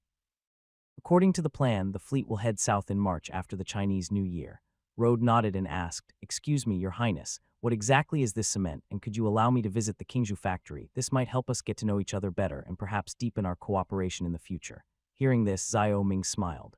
At this time, the Dutch still wanted to see his true strength. He said, "Cement is an excellent building material and is very common in Kingju.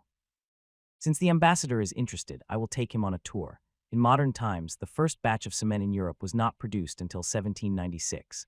Rod said that according to that point in time, there was really no such thing as cement in Europe. After saying that, Xiao Ming asked someone to prepare the horse, and he took Rhodes to the streets of Kingju. A red-haired, blue-eyed foreigner suddenly appeared on the street. The people were immediately frightened and fled in all directions. Some people even shouted "monster," which made Rhodes very depressed. The two of them walked along the hard road of Kingju City towards the workshop area. Along the way, Rhodes was watched like an animal. Leading Rhodes, the two arrived at the workshop area, where craftsmen were building a new workshop. Next to the building under construction, there was a large pile of cement, sand, and gravel. Xiao Ming brought Rhodes over. The craftsmen immediately stopped their work and stood respectfully by. Xiao Ming stepped forward, grabbed a handful of cement, and said to Rhodes, "This is cement. Mix it with water, sand, and gravel. After 3 or 4 days, it will be as hard as the road's surface." Rhodes looked at the flour-like substance in disbelief. He then looked at the workers mixing concrete and asked, "Is this what makes the road so solid?" "Yes, don't underestimate it. Don't think that only Europe has such magical things." Xiao Ming went to the concrete mixing area and picked up a few solidified lumps and returned to Rhodes. "Try it.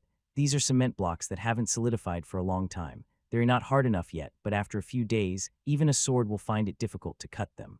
Rhodes took it and used a lot of strength to crush the cement block into powder, feeling horrified. He once thought that Dayu Kingdom was just a backward civilization, and even if the king of Qi had flintlock rifles and cannons, they were just learned from Europe, but now everything was wrong. It is incredible that there are things here that are not even found in Europe. The cement was just a small episode. Xiao Ming knew that what Rhodes wanted to see was not cement or other daily necessities, so he brought Rhodes to the Kingju army. After seeing the equipment and training of the Kingju army again, Rhodes felt unwell. His body was shaking when he walked in the military camp. Lu Fei and others seemed to be training even harder in order to intimidate Rhodes. Afterwards, Xiao Ming took Rhodes to the equipment department and the military workshop to take a quick look at Kingju's military industrial base. After seeing all these things, Rhodes looked like a defeated rooster. "Ambassador Rhodes, how is my Kingju?" Xiao Ming asked with a smile after visiting several places. Rhodes' smile was a bit forced. He said, "Your Highness' strength is beyond my expectation. I will discuss the issue of the Ryukyu Islands with Earl Clare after I return." Xiao Ming nodded. From Rhodes' expression, he knew that Rhodes was shocked. The reason why he took Rhodes to visit these places was to defeat the enemy without fighting. Now that the Dutch attitude has softened, if he scares them a little more, Ryukyu might be taken back without bloodshed. As if stimulated, Rhodes had no plans to stay in Kingju any longer. He had a gloomy face along the way and no one knew what he was thinking. Seeing this, Xiao Ming said, "Ambassador Rhodes, it's almost time for dinner. Why don't you go to the palace for dinner?" "No, I think I must go back." "Okay then," Xiao Ming said. He didn't want to entertain the arrogant Dutch. Luo declined the invitation and went to Dengzhou under the protection of the officials that day, preparing to return to Ryukyu. After watching Rhodes leave, Xiao Ming turned around and prepared to go back when he saw Liang Yubin riding a horse towards him. When he arrived in front of Xiao Ming, Liang Yubin excitedly said, "Your Highness, Lin Wentao has developed a water-extracting steam engine." Pumping steam engine. Xiao Ming was stunned when he heard this. Could it be a Newcomen steam engine? Thinking of this, Liang Yubin immediately went to Bowen College. When he arrived at Bowen College, Liang Yubin directly led Xiao Ming to the laboratory of the School of Physics. At this time, the laboratory was surrounded by students from the college, and everyone was paying attention to the new things that Lin Wentao had developed. Good, the steam engine in front of Xiao Ming was just a simple steam engine model, not a full-size steam engine. This steam engine consists of 2 parts. One is a conical boiler, which belongs to the steam engine, and the other part is the pumping part connected by a connecting rod. At this time, the connecting rod moves back and forth continuously to allow the other half to pump up the water in the tank. The successful development of the steam engine inspired the students of the college. Lin Wentao's eyes were filled with tears. After the last explosion, he finally developed the Newcomen steam engine. Although this steam engine can only be used to draw water and is not a true compound steam engine, it is still an advancement for Kingju and the School of Physics. "Went, you have done a great contribution." Xiao Ming patted Du Xiaoping's shoulder. "So far, the steam engine is undoubtedly the most difficult one. After all, it is a leap from nothing to a complex device like a steam engine." Lin Wentao not only had to solve the steam problem, but also the connecting rod problem. He said, "Tell me, what reward do you want?" Lin Wentao then said, "Your Highness, I don't want any reward. This Newcomen steam engine is just the most basic steam engine. Please reward me after I build a compound steam engine." Xiao Ming nodded, very satisfied. Lin Wentao had gone from studying steam engines for the sake of a title to loving science itself. He said, "Okay, I promise you." Although Lin Wentao didn't want anything this time, Xiao Ming still rewarded him with 1,000 taels of silver. He wanted to let other students see that as long as they are willing to work hard, everything is possible. After the basic model of the Newcomen steam engine was successfully developed, Xiao Ming immediately asked Lin Wentao to study the construction of a Newcomen steam water pump for the mine. Considering the number of mines Xiao Ming has now, more than 30 water pumps are needed at a time so that the mine can be dug further downwards. After all, many of the minerals in his fiefdom are deep mines, and construction will be impossible once the mines are flooded. Now that the Newcomen steam engine has come out, he can increase the efficiency of mining many times. However, at that time, the Newcomen steam engine was only the most primitive steam engine, and it consumed a lot of coal and was only suitable for use in mines. The new year is coming soon, and Xiao Ming didn't expect that Bowen College would give him such a surprise at this time. He planned to put the construction of the Newcomen steam engine on the agenda, and at the same time let the machinery department cooperate with Lin Wentao to build a real steam engine. After all, what Lin Wentao was experimenting with now was just a small model he made, and the real restoration still required the cooperation of a large number of craftsmen. After praising Lin Wentao and others, Xiao Ming returned to the palace excitedly. Although the Newcomen steam engine was the simplest steam engine, later steam engines were continuously improved through this steam engine to obtain the Watt steam engine. Science cannot be achieved overnight, but requires step-by-step exploration. Now that Lin Wentao has found the way to the steam engine, he believes that it won't take long before he can develop a real steam engine. After 3 days of light snow, it suddenly turned into a heavy snow. Overnight, Qingzhou was once again wrapped in a layer of white, but unlike previous years, the merchants refused to stop their work even in the cold and snow. There was an endless stream of merchant ships shuttling back and forth at the docks. They unloaded coal, iron ore, cotton, grain, fur, saltpeter, sulfur, and other commodities, and also transported out Qingzhou-produced soap, glass, fine wine, cotton clothes, coal briquette stoves, and other commodities. They all want to make a fortune during the Chinese New Year period. After all, for businessmen, the Chinese New Year period is the busiest period of business. Your Highness, the princess designs for intimate apparel are truly popular in Chang'an. The 8,000 sets of clothing we brought to Chang'an were sold out completely, earning a total of 80,000 taels of silver. Every Chinese New Year is the time to audit the accounts of the fiefdom. He and Pang Yukun have been busy with this matter in the past 2 days, while summarizing the lessons of the year and making plans for the next year. For this matter, he asked Pang Yukun to have the 6 prefectures and the Yuzhou prefecture added this year all go to Qingzhou for reconciliation. In addition to the government office, the army, chamber of commerce, mines, shipyards, military workshops, and other institutions are no exception. In order to prevent officials from corruption and bribery, Xiao Ming has always maintained a high-pressure stance on this matter. From now on, the account verification will be carried out every year. After reviewing the Chamber of Commerce's accounts verified by the government office, Xiao Ming picked up a pen, signed his name, and stamped his seal. The Chamber of Commerce's accounts were approved. 80,000 taels of silver, well, that's right. This is only for Chang'an. If it is sold in other places, it will be a considerable income. Xiao Ming said, "Your Highness is absolutely right. The cotton-padded jackets and clothes produced by the textile workshop are selling well in other places in Dayu Kingdom. Our prices are cheap and the quality is superior. We have earned 300 taels of silver this year alone. With the addition of this new type of clothing, I estimate that the textile workshop will be able to earn at least 2 million taels of silver next year." Li Kaiyuan analyzed. Xiao Ming nodded in agreement. The textile workshop was only established this year, and most of the time it was used to produce military uniforms for the Qingzhou army. It only started to engage in foreign trade in the second half of the year. Taking advantage of the fact that there were no taxes in Jinling, Jizhu, Chang'an, and other places, his goods had an absolute advantage in price. After signing, Xiao Ming handed the Chamber of Commerce's accounts to Li Kaiyuan, and Li Kaiyuan immediately felt relieved. The account audit at the end of the year is the most tense time for the entire fiefdom. If there is a mistake in the accounts, don't expect to live comfortably this year. There were some problems with the accounts sent by Yizhou 2 days ago. Yizhou Governor Yan Changhao was ordered to come to Qingzhou immediately to reconcile the accounts in person. If there is really a problem with the accounts, Yan Changhao will be in trouble. The textile workshop is thriving, but we can't ignore other products either. This year, sales of soap and liquor are still normal. bringing in 3 million taels of revenue for the Metropolitan Chamber of Commerce. However, sales of glass have dropped significantly. Xiao Ming frowned as he recalled the data in the accounts. Li Kaiyuan explained, Your Highness, there's nothing we can do about it. Soap and liquor are consumables. They need to be bought back when they're used up, but this mirror probably won't need replacing for a long time. If we want to expand sales, we must find new markets. I'd like to ask Your Highness when we can resume maritime trade. Xiao Ming frowned when this was mentioned.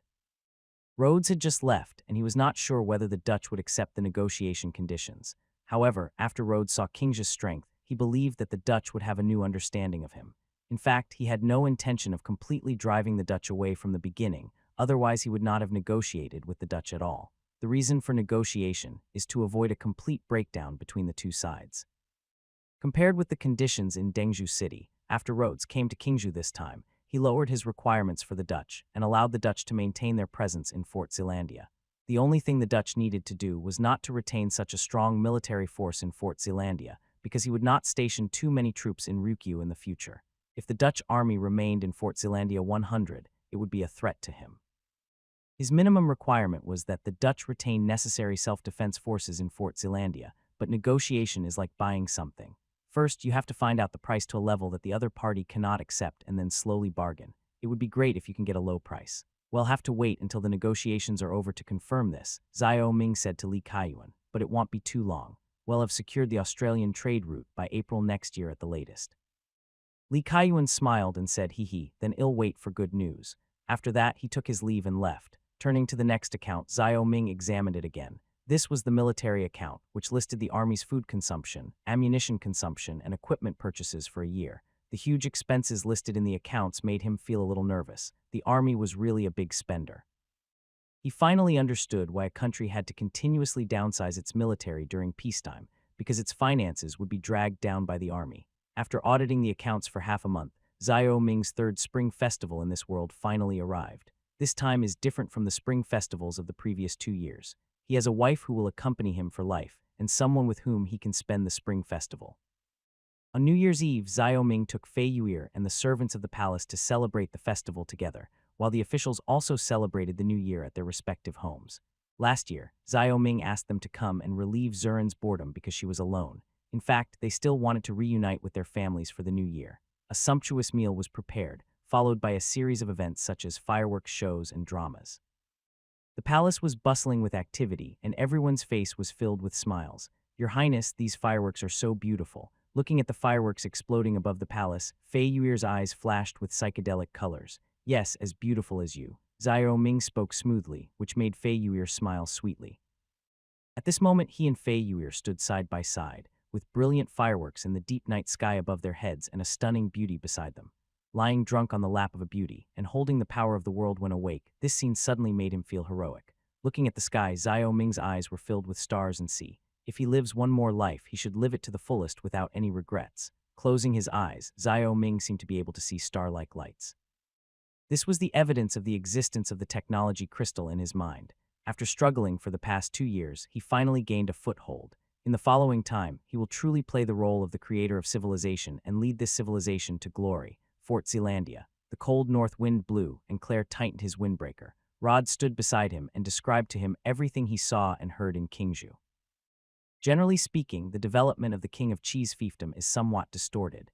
They have a strong military-industrial base, but their civilian industries are far behind Europe. The people of Kingzhou are more civilized than those in other places, but they still cannot be compared with those in Europe. Rhodes recalled what he saw and heard in Kingzhou. Claire frowned. This King of Chi was truly born for war. He poured too much money into war and neglected the foundation of a nation. We in the Netherlands are the exact opposite. We poured too much money into social welfare and people's livelihoods while ignoring the threat of war. This is what led to our current predicament. In that case, we can truly complement each other, Rhodes said self-deprecatingly. But do we really have to agree to King Chi's request and withdraw our troops from Fort Zeelandia? If we do, our merchant ships will be like children without protection. After Rhodes described the negotiation process and his subsequent inspection of Kingzhou, Claire's expression relaxed. He said to Rhodes, you're better off being a businessman than a politician. This King of Chi is unusual. This is just his negotiation tactic. Right now, he's just testing our limits. If he truly doesn't leave us any wiggle room, he won't waste any more time with you. Rhodes was stunned for a moment. He was just an employee of the Dutch trading company. The Dutch ambassador's status was just to facilitate dealings with neighboring countries. Shrugging, he asked, I don't think so. This king of Qi is very tough. The party in a dominant position will always be more assertive, but I think we need to make one last attempt. We're all nobles, so perhaps we have something in common. Claire laughed. How about this, let's go to Dengzhou again. Whether we can reach an agreement depends on this time. Rhodes sighed, my lord Earl, why should we negotiate with them? Perhaps we won't lose anything through war.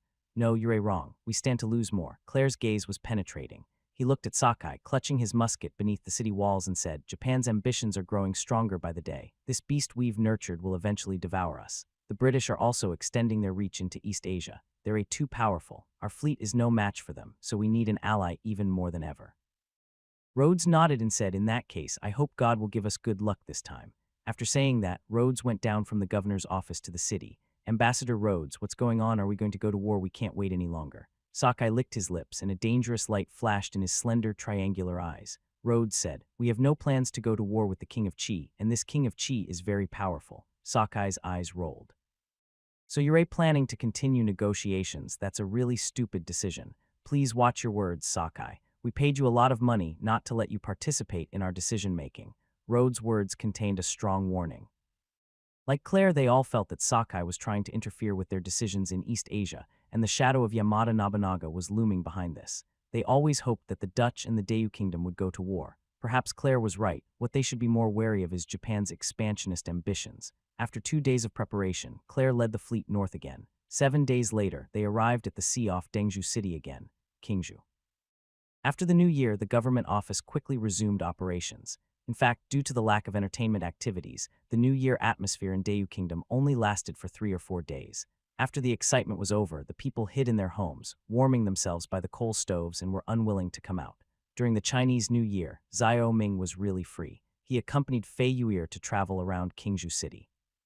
The two of them were very relaxed and leisurely until news came from Dengzhou again. Count Claire Xiao Ming chewed on the suffix of the name. The title of Earl is rare even in Europe. In the eyes of the Netherlands, Claire is also a person of high status. More than a month has passed since the last negotiation. This time, Claire personally arrived in Dengzhou, apparently wanting to put an end to the negotiation. After a pause, he said to the messenger who came to inform him, Go ahead and tell Earl Claire that I will go to Dengzhou to see him in person.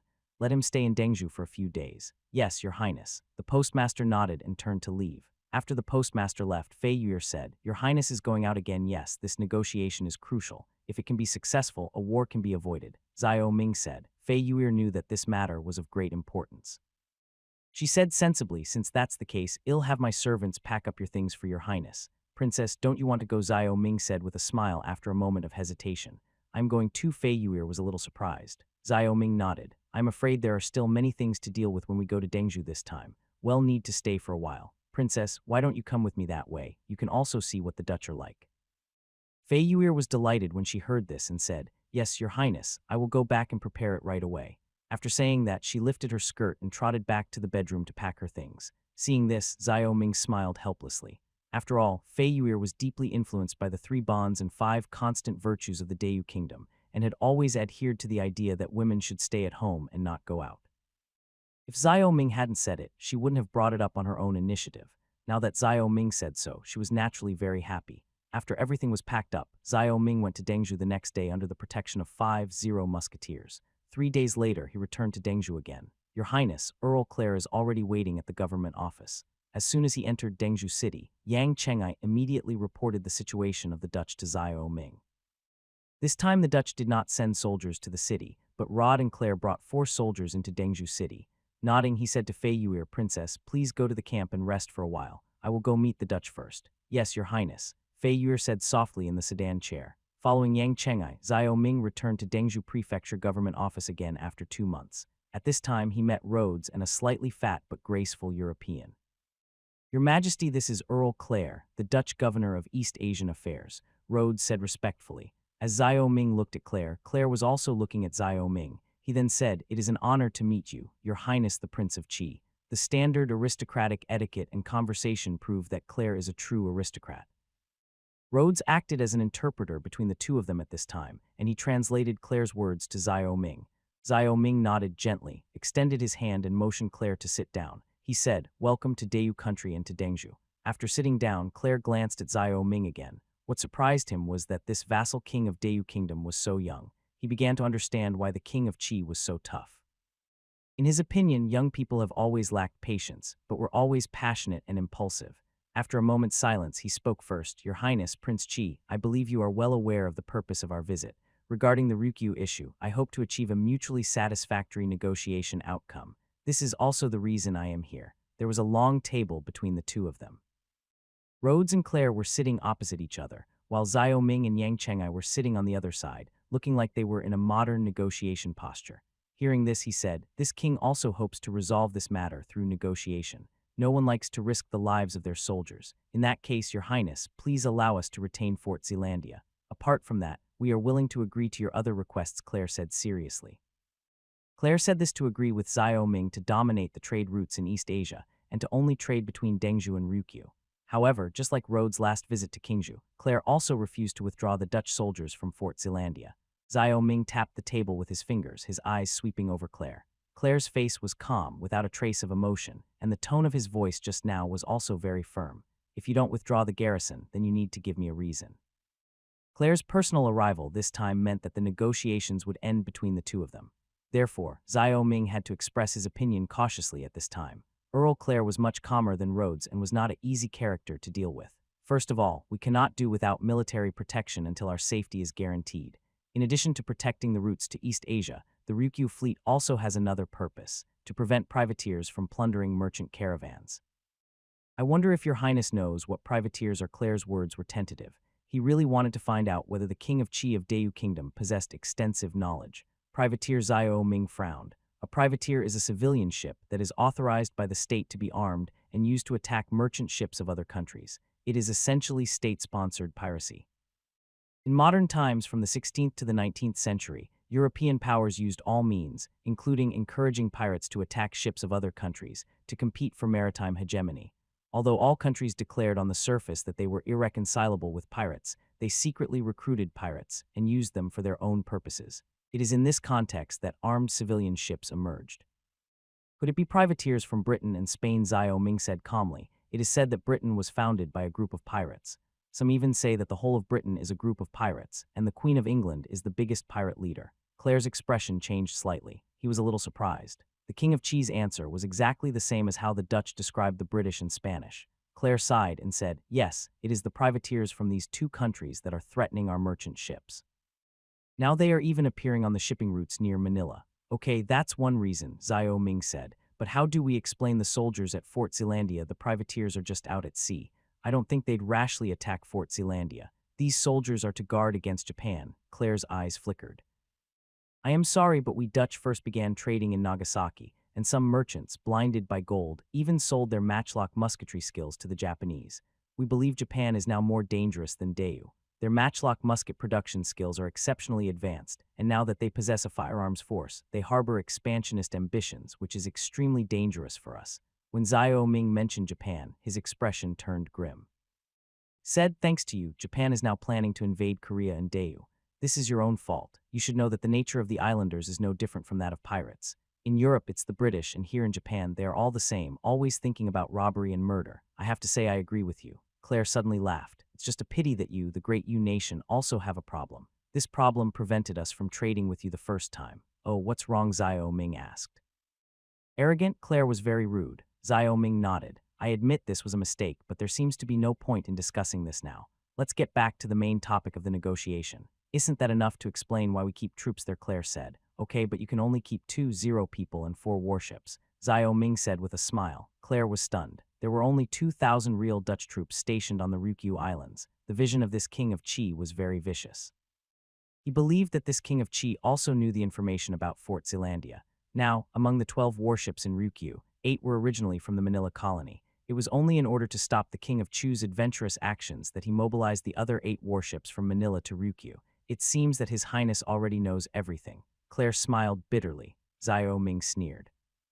For these Europeans, they no longer cared about the life and death of the indigenous troops, and it was easy for them to take risks using these indigenous troops. Because of this, he allowed Claire to retain only a purely Dutch army, so that the Dutch would have to consider it before provoking a war in order to reduce casualties. This is my bottom line. At the same time, I will send 2,000 soldiers to Fort Zealandia to protect you. Xiao Ming smiled maliciously, then he looked at Claire and waited for Claire's answer. Claire frowned tightly, his eyes wandering. He knew very well what the King of Chi's purpose was. He was testing whether they were sincere. After a long silence, he hesitated and said, "Okay, I accept this condition." Hearing this, Xiao Ming felt relieved. This was the final test for the Dutch. If the Dutch had something to hide, they would naturally not accept his request to station troops in Fort Zeelandia. The serious atmosphere in the government office was broken by Xiao Ming's laughter. After dealing with it for such a long time, he basically solved the Ryukyu issue without bloodshed, and also found a trade route with Europe. Xiao Ming stopped laughing and said to Claire, "I am glad you accept this offer. If you sincerely trade with my fiefdom, I guarantee that your future trade in East Asia will not be harmed. On the contrary, you will gain greater profits. I hope so. Our ultimate goal as Dutch people is trade and profit. It will be enough as long as your highness can guarantee this." Claire also said with a smile. Nodding, Xiao Ming continued, "In this case, why don't we sign a trade agreement now to stipulate the commitments of both parties?" Xiao Ming said. After that, he asked Yang Chengai to prepare paper and pen to write down the results of the negotiation to form an agreement to regulate the behavior of both parties. Claire had no objection to this. The two sides then discussed some details before finally reaching an agreement. The agreement clearly states, first, the Netherlands returned the main island of Ryukyu to the Kingdom of Dayu, and it was placed under the name of King Chi of Dayu. King Chi of Dayu guaranteed the safety of Fort Zeelandia, the headquarters of the Dutch Trading Company, and the smooth flow of trade routes. Second, the Dutch Trading Company and the Kingzhou Chamber of Commerce jointly established a foreign trade department in Dengzhou. In the future, all trade must be approved by the office before it can be carried out. Third, Fort Zeelandia retained 0 musketeers and 4 warships, and at the same time allowed the same number of troops under the name of the King of Chi to be stationed there and jointly managed. Both sides were responsible for their own supply of troops. Fourth, when Fort Zeelandia was attacked by foreign enemies, Chi had the obligation to jointly resist the enemy with the Dutch Trading Company. At the same time, if the ships of both sides were plundered by foreign enemies at sea, both sides had the obligation to protect them. He wrote down the clauses one by one, and soon a piece of paper was covered with words. After writing the treaty in the language of Dayu, Xiao Ming wrote another treaty in the Dutch language, and this action almost made Claire's jaw drop. "Your Highness, Prince Chi, why do you know our language?" Claire asked. Xiao Ming asked, "Then why does Rhodes know the language of our Dayu nation, but he can only speak, not write?" Claire said, "Rhodes' past was not glorious. In fact, Rhodes was also a pirate in the past. It was by following pirates from different countries that Rhodes mastered the language of Dayu Kingdom when he was young. That's really unfortunate. I learned this knowledge from a knowledgeable missionary." Xiao Ming also used this excuse. "Missionary, so His Highness is in control of the flintlock rifles and cannons," Claire said in surprise.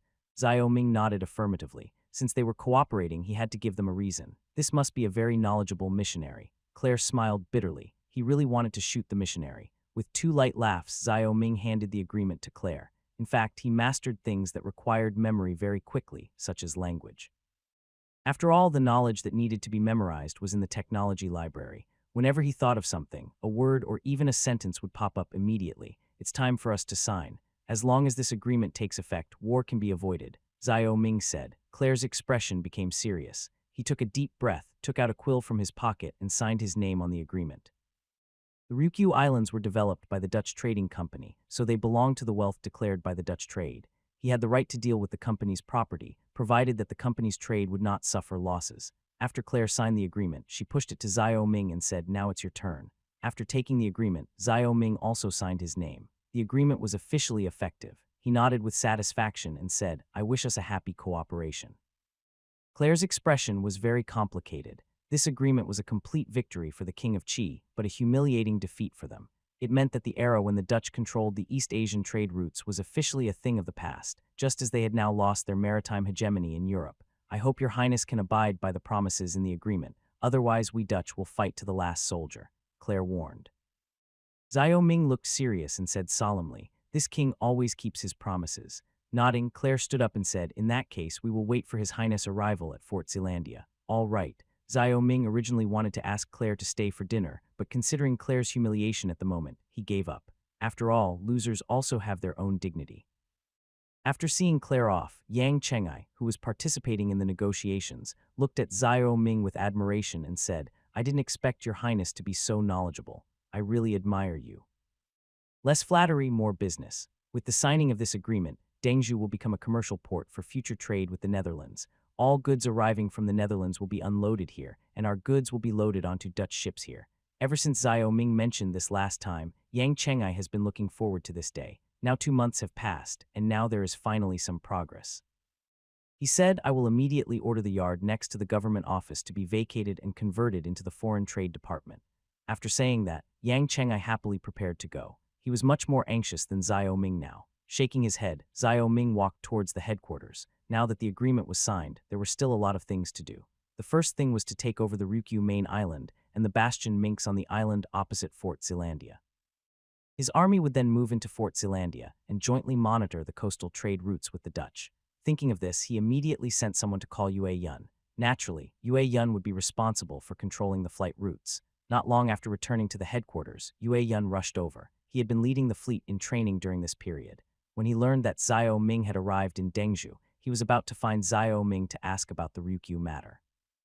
The Dutch surrendered. How boring. Yue Yun looked disappointed. He was now looking for opponents everywhere like a fighting cock. It's not surrender, it's just that from now on we will be in a cooperative relationship. However, while cooperating, we must also remain vigilant. This is the meaning of garrisoning troops. Xiao Ming said, so you must allocate some warships to garrison in Ryukyu, and I will also train a group of Marines for you. Marine Corps. Yue Yun's eyes lit up.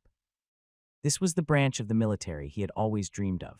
The elegant courtyard is surrounded by vermilion corridors. In the middle of the courtyard is a pool of clear water, with schools of carp swimming leisurely in it. Looking at Yue Yun with a happy face, Xiao Ming nodded slightly. His decision to establish the Marine Corps was not a whim, but a preparation to compete with the West for colonies. From the 15th to the 16th century, Western countries established specially trained landing combat forces in order to expand overseas. In the mid-17th century, Britain established the Naval Infantry Regiment. After that, Tsarist Russia, Portugal, France, Spain, and other countries successively established Marine Corps or Marine Corps. It was by using the Marine Corps landing combat method that they occupied a large number of colonies. Xiao Ming was now planning to build an army that could accompany the Navy on expeditions. He said to Yue Yun, however, going on expeditions is extremely difficult. You must select a group of soldiers who are willing to go out and fight. These soldiers must have the fanaticism and absolute loyalty of pirates. Yes, Your Highness, Yue Yun said seriously. After talking about this, he told Yue Yun in detail how to take over Ryukyu. In order to control the shipping routes, he had to send a fleet to station in Ryukyu. Without military guarantee, merchant ships would not be safe. After receiving Xiao Ming's order, Yue Yun excitedly returned to the military port. Only then did Fei Yuer come out of the room in the headquarters. Your Highness, this house is quite exquisite. Fei Yuer looked down at the schools of carp swimming in the water. I believe the owner of this house must have been a wealthy man in the past. Your guess is correct. This mansion once belonged to the Su family, a prominent family in Dengzhou. 2 years ago, the Su family participated in a rebellion. The main culprit was beheaded, and his followers were exiled. This mansion has been left unused since then. Yang Chengai felt it was a pity, so he chose this place as my headquarters. I see. I do know a little bit about the rebellion of the Six States nobles, which was defeated by Your Highness, Fei Yuer said. The nobles of Dayu are now so powerful, and the situation must have been extremely dangerous back then. Your Highness' ability to single-handedly fight against the Six States nobles is a testament to his wisdom and courage. Recalling the events of 2 years ago, Xiao Ming sighed slightly. I had no choice at the time, and the power of the powerful families in my fiefdom was already weak. This was the only way I could successfully eliminate all of them. Otherwise, my fiefdom wouldn't be developing so smoothly now. Your Highness is absolutely right. Although I'm a weak woman, I have read some history books. The rise and fall of nations in history are often caused by the powerful families dividing up the land and the people having no land to cultivate, Fei Yuer said lightly. Xiao Ming smiled. He did not have the idea that women in ancient times were virtuous if they were not talented. To him, a virtuous wife with good character and good academic performance was much better than an illiterate woman who only knew about family matters. He said, you have a far-sighted perspective, but the great Yu kingdom is now terminally ill. The powerful families are like maggots that are possessing the country, turning it into a living hell. The Qinglong King's rebellion may have been secretly instigated by the King of Chu, but the real reason is that the people can no longer survive. It is impossible to change it now without a bloody storm. Fei Yuer sighed. She just happened to think of this matter because of this house. Seeing that Xiao Ming was a little heavy about this topic, she immediately changed the subject and asked, has the negotiation between Your Highness and the Dutch yielded any results? The deal has been made. From now on, Ryukyu will be ours. Xiao Ming laughed. Fei Yuer also laughed, happy that Xiao Ming had achieved his wish. She then said, Your Highness, since the negotiations went so smoothly, What are we going to do next in Dengzhou? After thinking for a while, Xiao Ming said, I plan to take you to the sea for a tour. On the sea, Fei Yuer suddenly became excited. She had lived in Chang'an for a long time and had only heard of the grandeur of the sea, but had never seen the true face of the ocean. Speaking of this, the two of them immediately had more topics to talk about, and Xiao Ming carefully talked to Fei Yuer about the beauty of the ocean. Under the influence of the technological crystal, beautiful pictures appeared in Fei Yuer's mind. Xiao Ming took the opportunity to talk to Fei Yuer about the creatures in the sea, which made Fei Yuer sometimes surprised, sometimes expectant, and sometimes scared. Now that the negotiations have been concluded, Xiao Ming naturally has no urgent government affairs to complete. He came to Dengzhou this time for one purpose, and another purpose was to inspect the implementation of Dengzhou's coastal defense, marine fishing, and salt fields in the past few months. After resting for a night at the headquarters, Xiao Ming took Fei Yuer to the naval port the next day. Yesterday, he and Yue Yun had talked about today's voyage. Your Highness, Princess, please. Yue Yun respectfully invited Xiao Ming and Fei Yuer to board the King of Qi. He had been preparing for this matter since he returned yesterday. The two of them went up on the deck, and Xiao Ming asked, Are there any fishing boats going out to sea today? I'd like to try some seafood. Upon hearing this, Yue Yun laughed heartily. He said to Xiao Ming, Your Highness, fishing boats go out to sea every day, and today is no different. I will take Your Highness and the princess out to sea with the fishing boat today. We can enjoy seafood on the boat anytime. Excellent. Xiao Ming was in a good mood. The natural environment of this era was basically intact, especially the sea. Xiao Ming was looking forward to tasting the pure natural delicacies. Everything was ready. At the sound of the departure bell, the King of Qi sailed out of the naval port. 5 warships followed behind the King of Qi. These were prepared by Yue Yun to protect Xiao Ming. He was also under a lot of pressure as Xiao Ming and the princess went out to sea together this time. Before the warships, there were 5 large fishing boats converted from merchant ships. These large fishing boats were operated by fishermen recruited from Dengzhou. In order to make the fishing boats play their role in fishing as quickly as possible, Yang Chengai recruited experienced fishermen. These fishermen have extensive experience in sea fishing and know the distribution of fish in every area of the sea. Your Highness, ever since these fishermen started using trawl nets, they can bring back a boatload of fish every time they go out to sea. Now these fishermen have great respect for Your Highness. Today was a day of sea travel, so Yue Yun was in a relaxed mood and started chatting with Xiao Ming. Really, then I feel relieved. It seems that there will be no problem with Dengzhou's fishery. Xiao Ming laughed. Fei Yuer on the side seemed not to hear the conversation between Xiao Ming and Yue Yun, but was concentrating on admiring the blue sea, and from time to time looked up at the seagulls circling over the warship. The dolphins that occasionally soared into the air in the blue ocean made Fei Yuer's eyes widen. Starting from the military port, the fishing boats sailed north. According to Yue Yun, the abalone in the north of Changdao is very delicious, so they were heading to the north of Changdao to catch abalone. Xiao Ming was not unfamiliar with Changdao, which was the small island in the north of Dengzhou. After sailing on the sea for half an hour, an island gradually appeared in front of everyone. Seeing the island, everyone became excited. Just when the fleet was about to bypass the island and continue north, 6 warships suddenly appeared at the bend of the island. Korean Navy. Yue Yun's expression suddenly turned cold. What's going on? Xiao Ming said as he looked at the 6 warships that appeared. When they saw the 6 warships, the fishing boats in front turned around in panic, like mice seeing a cat, trying to escape from the warships. Yue Yun's eyes were filled with hatred and a hint of bloodlust. He said to Xiao Ming, Your Highness, these warships are from the Goryeo dynasty. We've been bullied by them many times when we went fishing. They're very aggressive and chased our fishing boats whenever they saw them. Many fishermen have been killed and their boats burned. They claim that this sea area belongs to the Goryeo dynasty and we are not allowed to fish. The history books say that Goryeo was a barbarian and inferior race, and it's true. When they were still a vassal state of Dayu Kingdom, they were very respectful to us. Now they have turned to the barbarians and are so cruel to us. There was a hint of murderous intent between Fei Yuer's brows. Xiao Ming looked at Fei Yuer with some surprise. It was said that Fei Yuer was as brave as any man. In terms of patriotism, Fei Yuer was indeed not comparable to ordinary women. Yue Yun was also shocked by Fei Yuer's words, with admiration in his eyes. Princess, your idea is brilliant. Now that the fleet has taken shape, I want to deal with Goryeo first and let them know clearly who owns this sea area. Xiao Ming narrowed his eyes. At this time, the 6 warships from Goryeo seemed to have also seen Xiao Ming and his party, but these Goryeo warships not only did not retreat, but instead rushed towards this side. Princess, it's dangerous here. You'd better hide in the cabin for a while, Xiao Ming said to Fei Yuer. He was originally in a good mood today, but it was all ruined by the Korean warship.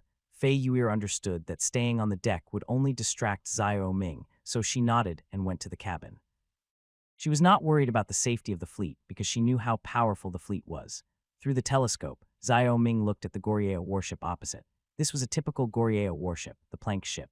These large plank-roof boats could carry nearly 100 people and sailed at a relatively slow speed, but they could be maneuvered flexibly in battle by only a few dozen sailors. The Goryeo navy of this period often used plank-roofed boats as their main warships. Continuing to observe, Xiao Mingzi saw more than 100 Goryeo soldiers on the deck of the plank boat. Some of these soldiers were holding bows and arrows, some were holding swords, and some archers were shooting at the fishing boat. The plank boat is not a sailing warship. Its main power comes from the wooden oars in the lower cabin. At this time, the oars under the plank boat are rowed by the boatmen inside the boat to chase the fishing boat. "Your Highness, shall we attack now?" Yue Yun said. Xiao Ming was a little confused. He asked, "Are these Korean soldiers crazy? Didn't they see our warships? Why are they so arrogant, Your Highness?" These Goryeo soldiers probably thought we were also a fishing boat because there has never been a warship in Dengzhou, and there are not many soldiers on our deck. They are neither wearing armor nor holding swords, Yue Yun said. Xiao Ming nodded and said, "In that case, let's have some fun with these Korean warships. We will disguise ourselves as fishing boats and wait for my orders." "Yes, Your Highness," Yue Yun said. The fishing boat in front was rapidly approaching Xiao Ming's warship under the pursuit of the Korean warship. The Korean warship was still chasing it. At this time, Xiao Ming ordered all the gunners on the warship to be ready and asked the crew on the deck to load their flintlock rifles and hide under the side of the ship waiting for orders. On the plank-roof boat, a general wearing scale armor and a helmet was examining the Dayu Kingdom's ship, which was somewhat too large. This kind of ship was something they had never seen before, with a tall hull and too many sails. This kind of ship had never appeared in either Japan or Dayu. "General Park, these fishing boats seem to be frightened by us," a deputy general said with a smile. "How come the fishing boats of Dayu Kingdom have become so big now it would be a shame to burn them this time? It would be better to take them back directly. The king might reward us." Park Yung-ho frowned. This time they were ordered to supervise the fishing boats to come to Chandao to pick abalone and present it to the king. At this time, their fishing boats were catching abalone on the side of Chandao. At this moment, a fisherman who was fishing for abalone in the sea told them that a fishing boat was coming from the south, so they rushed over immediately because it must be a fishing boat from the Dayu Kingdom. For them, Chandao is now the origin of abalone specially supplied to the Goryeo royal family. They absolutely do not allow fishermen from Dayu Kingdom to fish here, even though Chandao is more than 200 miles away from Goryeo and only 30 miles away from Dayu Kingdom. Something is wrong. These fishing boats are a bit too big, and the fishing boats in front have all run away. "Why don't they run away?" Park Yung-ho refuted the deputy general's statement. The defeat of the Golden Horde in the Great Yu Kingdom is now known to everyone, and now this area seems to be the territory of the King of Qi in the Great Yu Kingdom, which makes him feel a little doubtful. Because a vassal who could defeat the Golden Horde would be a serious threat to Goryeo, but the territory of this vassal was only across the sea from Goryeo. "General Park, when did you become so timid? Who doesn't know what Dayu Kingdom is like? Don't think too much. Look, none of the people on this boat are wearing armor or holding weapons. It must be a fishing boat or a merchant ship. If General Park doesn't launch an attack, I will have to command the soldiers myself," the deputy general said weirdly. Park Yung-ho's face suddenly turned extremely ugly. This deputy general came from the Imperial city and had a strong background. Although his position was lower than his own, he always disobeyed transfer orders. "Lieutenant General Jin, for safety's sake, it would be better to send out a vanguard to test the waters." Although he was very unhappy with the lieutenant general, Park Yung-ho still didn't want to risk the lives of his soldiers. Vice Admiral Jin snorted and said, "Okay, let's send 4 warships to capture them." As he spoke, he ordered the warships to attack. At this time, the 4 warships slid their oars and the plank boats moved closer to the Dayu Kingdom's ship. When they approached, they found that the people on the ship hid in fear, which made them relax their vigilance again. Seeing that they were getting closer and closer, with an order from the boat, the soldiers on the plank boat immediately threw out hooks and hooked the Dayu Kingdom's ship. When the boat was hooked, the Goryeo soldiers immediately became excited because this was basically equivalent to capturing the huge ship. But their excitement quickly turned to fear. Deafening noises were heard one after another, and the plank boat tilted from the side of the Dayu Kingdom's ship as a whole, as if the ship was about to capsize. The loud noise almost deafened the Goryeo soldiers on the plank boat. Just as they were losing their balance, a row of people suddenly stood up on the side of the ship. Flames were mixed with loud noises, and the Goryeo soldiers on the plank boat fell down in large numbers. "Trap, this is a trap." On the distant plank boat, Lieutenant General Jin's legs were trembling. The thunder-like sound made him completely panic. Park Yung-ho's face turned pale, but he remained calm. He immediately shouted, "Retreat." At this time, the 4 warships that attacked were on the side of the Dayu Kingdom's ship. Amidst the flames and roars, these warships were swaying in the sea like rootless duckweed. Is this a cannon? Park Yung-ho narrowed his eyes. The war between Dayu Kingdom and the Golden Horde had spread to Goryeo, and they learned about the cannon. Whatever it is, we are definitely no match for it. Let's run away. Deputy General Jin shouted, row away, row away. The sound of cannons and gunfire continued. After one round of firing, the artillery continued to reload for the second round. However, after just one round of shooting, most of the boatmen in the cabin of the plank boat were killed or injured. Another round of salvos, solid shells passed through the muzzle and penetrated the planks of the plank boat like tofu. After the shells entered the cabin, they destroyed everything inside. The frightened Korean boatmen were repeatedly knocked away by the shells, and blood splattered all over the bottom of the cabin like ink. The shooting on the deck was still going on. At this time, the Goryeo soldiers were in a state of complete panic and were constantly being shot by flintlock rifles. Some soldiers jumped directly into the sea because they were too frightened. Some soldiers were scared and hid everywhere, and some soldiers even knelt on the deck and chose to surrender. Those who surrender will not be killed. At this time, Yue Yun shouted to the soldiers on the plank boat, and at the same time a flag with the words "Those who surrender will not be killed" was raised high. Seeing this flag, more Goryeo soldiers knelt on the deck and chose to surrender. Goryeo has always used the writing system of Dayu. Although the language spoken by the soldiers is different from that of Dayu, some people who can read can still understand the writing. After the bombardment, the plank boat had lost power and could only wait for death. Your Highness, 2 ships have escaped. Yue Yun said, should we chase them now? No need. Let them go back and report the news. I will make the king of Goryeo live in constant fear. Xiao Ming smiled faintly. Now Goryeo is just a fat sheep to him. In the future, he will turn Goryeo into his commodity export base and source of slaves, but now is not the time to go to war with Goryeo. After all, the top priority now is Ryukyu. After all, there are large quantities of sugarcane in Ryukyu now, and Ryukyu is also a place where 3-season rice can be grown.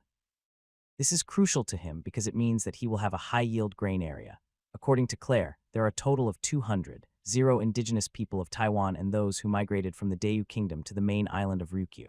These 200 people are mainly distributed in the southern part of Ryukyu and are currently under the control of the Dutch. For Xiao Ming, 200,000 people are not many, and most of them are mountain people who are difficult to control. However, Xiao Ming does not care about this population, because once he controls Ryukyu, he can encourage the people of Dayu Kingdom across from Ryukyu to immigrate. After all, the people in this area are under the control of the royal family. As long as he can find a way to make Xiao Wengxuan agree to immigrate tens of thousands of people, this place will be able to provide him with a steady supply of food. While Xiao Ming was thinking about this, Yue Yun had already ordered his soldiers to take the surrendered Korean soldiers to the ship.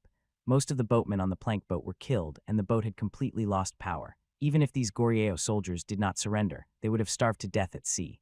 Go, go. The crew pointed flintlock rifles at the Goryeo soldiers and took them into the cabin for custody. There were more than 400 soldiers on the 4 plank boats. Now only less than 100 of them are alive. Most of the soldiers died from sabotage and flintlock rifles. These surrendered soldiers were like frightened rabbits with dull eyes and trembling bodies. The 4 plank boats remained silent under the bombardment. Xiao Ming said, well, pull these boats back and repair them. They'll be good for fishing. Yes, Your Highness, Yue Yun said with a smile. The battle was completely one-sided. When he came to his senses, the battle was basically over and there was no difficulty at all. After the battle, he counted the soldiers and found that no one was injured, they just wasted some ammunition. After the war, Xiao Ming naturally had no mood to enjoy seafood. He let the fishing boat continue fishing, while he and Yue Yun dragged the plank boat back to the military port. After getting off the boat, Fei Yuer's face was still a little pale. She was scared by the cannon fire. Are you okay? Xiao Ming chose to return to Dengzhou City because he took Fei Yuer's feelings into consideration. Your Highness, I am fine. Fei Yuer smiled meaningfully. She didn't want to make Xiao Ming worry. Although she did not see the battle scene, the sound of artillery and the desperate screams of soldiers made her very clear how brutal the battle was. Just the sounds were enough to terrify her. Fei Yuer's expression made Xiao Ming understand that she was just comforting him, but he also knew that as his princess, she would have to go through this sooner or later, so that Fei Yuer would be able to face the future storms calmly. After taking Fei Yuer back to the headquarters and letting her rest, Xiao Ming returned to the naval port again. Your Highness, the prisoners are all here, Yue Yun said, pointing at the Korean soldiers kneeling on the ground. Xiao Ming nodded and asked, who among you can speak the language of Dayu Kingdom? Because Goryeo was once a vassal state of Dayu, many Goryeo people knew the language of Dayu. As soon as he finished speaking, a man who looked like a general said, I can. Yue Yun immediately brought the Korean soldier dressed in general's uniform to Zhao Ming. Only by knowing yourself and your enemy can you win every battle. Zhao Ming never underestimates any enemy because there are too many cases of failure. He asked, "Who is the king of your Goryeo? Now our king's surname is Li." The Goryeo general said tremblingly. Zhao Ming asked again, "How many people are there in your navy? How many warships are there?" 15,000 men and 120 warships. The Goryeo general said again. Yue Yun was a little surprised when he heard this. He said, "Your Highness, the Goryeo navy is quite large." Zhao Ming nodded. This was also the reason why he didn't rush into battle. He then asked, "Are all these ships of this type?" No. In addition to this kind of ship, we also have a turtle ship," said the Goryeo general. "Turtle ship? What kind of ship is this?" Yue Yun asked. Without waiting for the Korean general to speak, Zhao Ming explained, "This is a ship used to ram enemy warships." "Your Highness, what should we do with these prisoners?" After some questioning, the Korean general told everything he knew, and Yue Yun then ordered the soldiers to put away their bayonets. "How do they treat our fishermen?" Zhao Ming looked grim. "Everyone they captured was made a slave," Yue Yun said hatefully. He already knew that many of the Japanese pirates along the coast were Korean soldiers in disguise, and he hated Korea even more. "I have said that anyone captured by them will be made a slave," Yue Yun said with hatred. He already knew that many of the Japanese pirates along the coast were Korean soldiers in disguise, and now he hated Korea even more. "Become a slave," Zhao Ming said. "Yes." Yue Yun sneered twice and raised his hand. The soldiers, holding flintlock rifles with bayonets, drove the Korean captives to the salt field. Feeling a little relieved, Yue Yun continued, "Your Highness, ever since the barbarians entered the country, Korea has frequently bullied the people of Daewoo and aggressively occupied the surrounding fishing grounds. Now that the fleet is complete, it's time to teach these two-faced Koreans a lesson." "This is exactly what I was thinking. From now on, you must send warships to cruise on the sea. As long as you encounter ships from Goryeo and Japan, you can attack them." Zhao Ming's expression was cold. The Japanese pirates have been plaguing the coastal areas for a long time, and this has always been a headache for the Daewoo Kingdom. Whether they are real Japanese pirates, Korean pirates pretending to be Japanese pirates, or Daewoo Kingdom merchants disguised as Japanese pirates, they all pose a serious threat to coastal cities and shipping routes. Now that he has signed a trade agreement with the Dutch, his merchant ships will soon transport goods to the south of Daewoo Kingdom by sea and land. At this time, he must consider the safety of the merchant ships. That was the reason he made this decision. Yue Yun nodded excitedly when he heard this. He had long dreamed of such a day coming, and now the era of Daewoo Kingdom ruling the ocean has finally arrived. Speaking of this, the two talked about some issues related to warship cruising.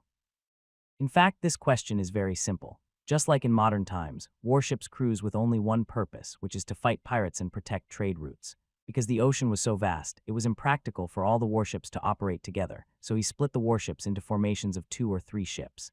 Each formation is responsible for cruising in a specific sea area, so that his current fleet can completely cover the routes of East Asia, thereby keeping the routes firmly in his hands.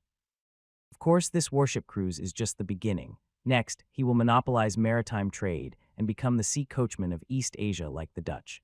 Only his merchant ships can transport goods from different countries on the sea and make profits. However, this goal is still somewhat difficult to achieve now. Without a fierce war, he is afraid that he will not be able to make Goryeo and Japan recognize his maritime hegemony. Although he wanted to start a war now, the reality he faced was that the number of warships was still too small. Galleons are not omnipotent and are not very flexible at sea. It is still very dangerous when facing hundreds of warships swarming over them, so he is waiting for the launch of 24 third-level sailing warships this year. In this way, he would have 39 warships. Only a fleet of this size could be at ease in naval battles without having to worry about the Dutch stabbing him in the back. Those who are not of my race must have different hearts. Zhao Ming will not trust the Dutch just because they signed an agreement. The only eternal thing between countries is interests. The warship's cruising route has been agreed upon, and Yue Yun plans to implement it in the near future.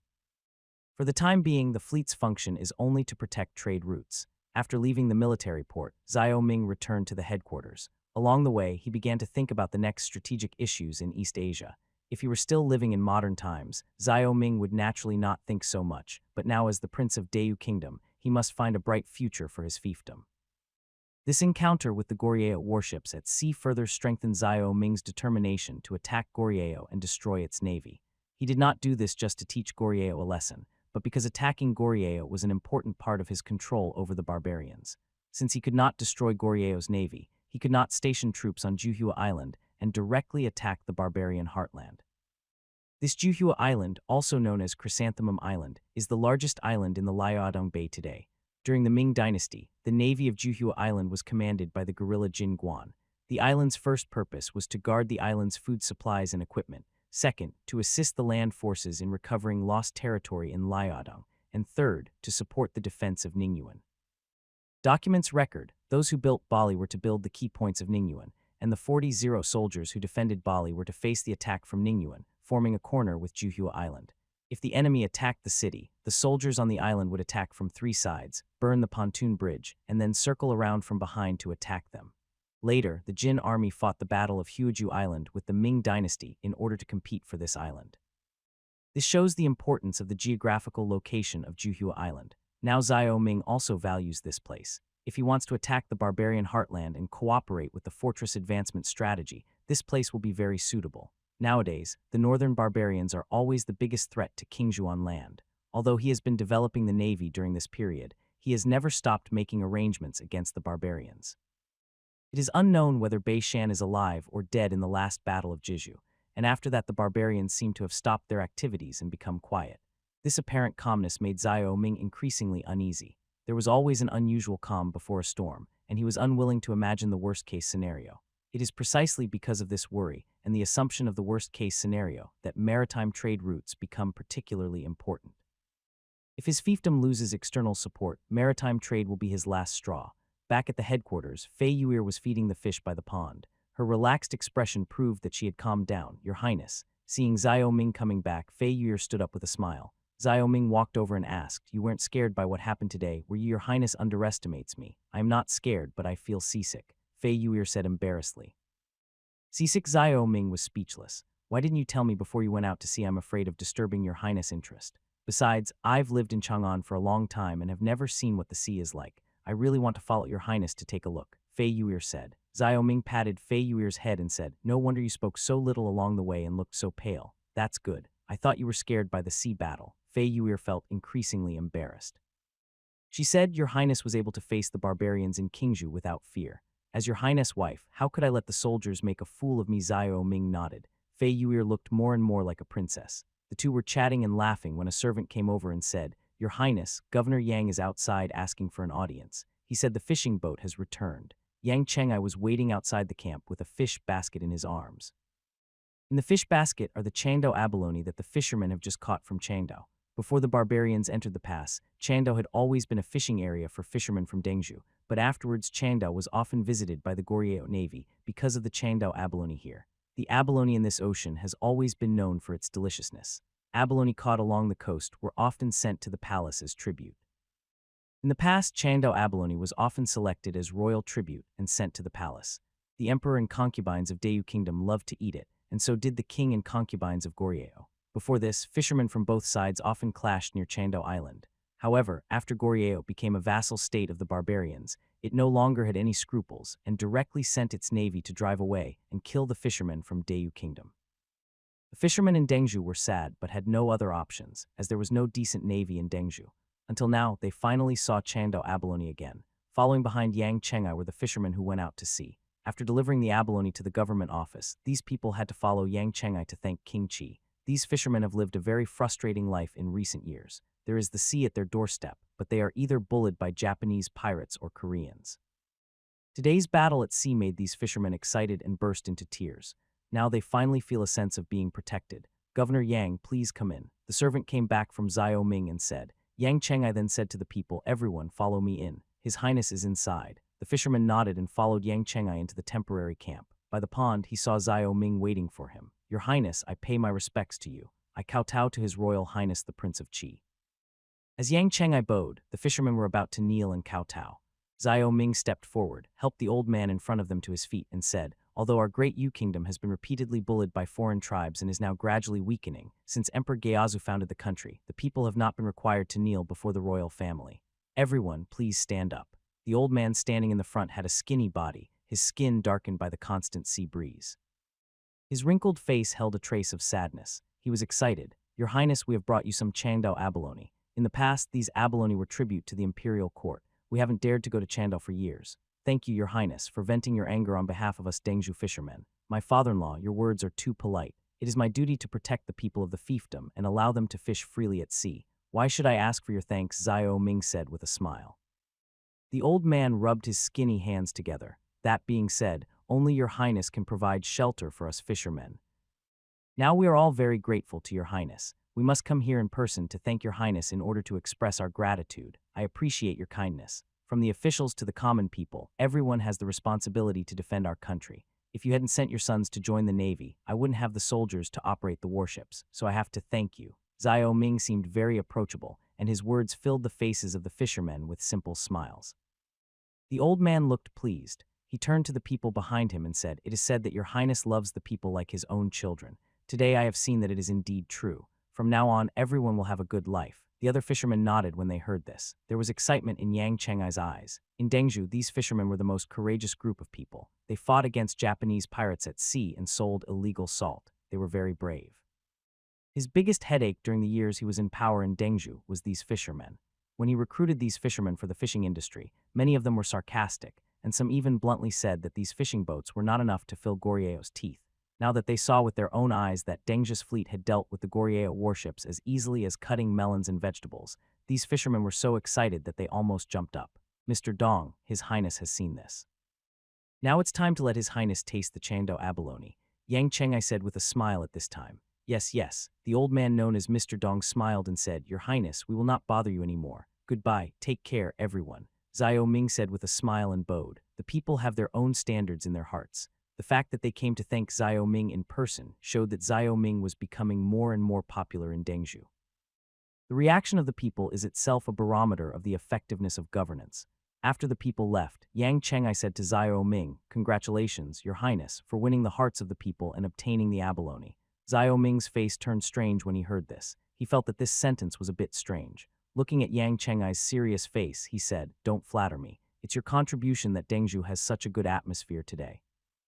Why don't you stay and eat this Long Island abalone with me tonight?" Yang Chengai's mouth watered when he heard this. This was his favorite thing. That was why he chose to be an official in Dengzhou. Unable to resist the huge temptation, Yang Chengai nodded and said, "Your Highness, in addition to the abalone, the fishermen have also caught a lot of fish this time, and they will be delivered soon. It's not easy for Your Highness to come to Dengzhou, so please enjoy the delicacies of the sea this time. We also have to thank Your Highness. Without your trawl net, the fishing boats would not be able to catch so many fish. These fishermen admire Your Highness very much for this. They say that if they had a large fishing boat and a trawl net, the whole village would have no worries about food and clothing." Xiao Ming nodded. This trawl is the modern method of ocean fishing. It is a fishing net in the shape of a net bag. He taught it to Yang Chengai. This kind of fishing net is dragged by fishing boats sailing on this. Now his fishing boats are all equipped with fishing nets woven with this kind of rope, and he can catch a lot of fish in one trip. Compared with traditional fishing, casting nets and other methods, trawling directly increases fishing efficiency by dozens of times. In that case, you can tell them that my merchant ship has a fixed price. If they want to buy it, I can sell it to them." Xiao Ming said after a moment of hesitation. "Sell it to fisherman?" Yang Chengai asked in disbelief. "That's right. The development of Dengzhou's fishery still depends on a large number of fishermen. The power of the masses is strong. Otherwise, relying on my few fishing boats will not be able to meet the market of Dayu Kingdom." Xiao Ming said. For him, the next step is to revitalize the economy of the fiefdom, and to revitalize the economy, private capital must be opened up. Fishing must be opened up, and the production of other commodities must also be opened up. Only when it is profitable and brings direct benefits will the people devote all their enthusiasm to business, and King's business will truly come alive. When business comes alive, the people will have money. Having money can promote consumption, and consumption will promote the further development of industry while providing a large amount of tax revenue for the fiefdom. A mouth-watering aroma wafted from the headquarters kitchen. The Long Island abalone was being turned into a delicious dish under the careful cooking of the chef. Originally, Yang Chengai and Xiao Ming were chatting, but no one could stand the aroma. Whether it is studying or government affairs, the right way is to combine work and rest. So it's not that Xiao Ming has become lazy, but that he has understood the balance between life and work, playing when it's time to play and eating when it's time to eat. After half an hour, the maid finally brought out the braised abalone from the kitchen. It smells so good. When Yang Chengai saw the braised abalone, his eyes almost popped out. He had never seen abalone cooked in this way before. He usually just boiled it in water. This time, the kitchen cooked a total of 20 abalones. In modern times, abalone is called table gold and the crown of marine delicacies, which shows how delicious abalone is. When Xiao Ming saw these Long Island abalone, he understood why these abalone were listed as tribute, because the abalone caught by these fishermen were all single abalone.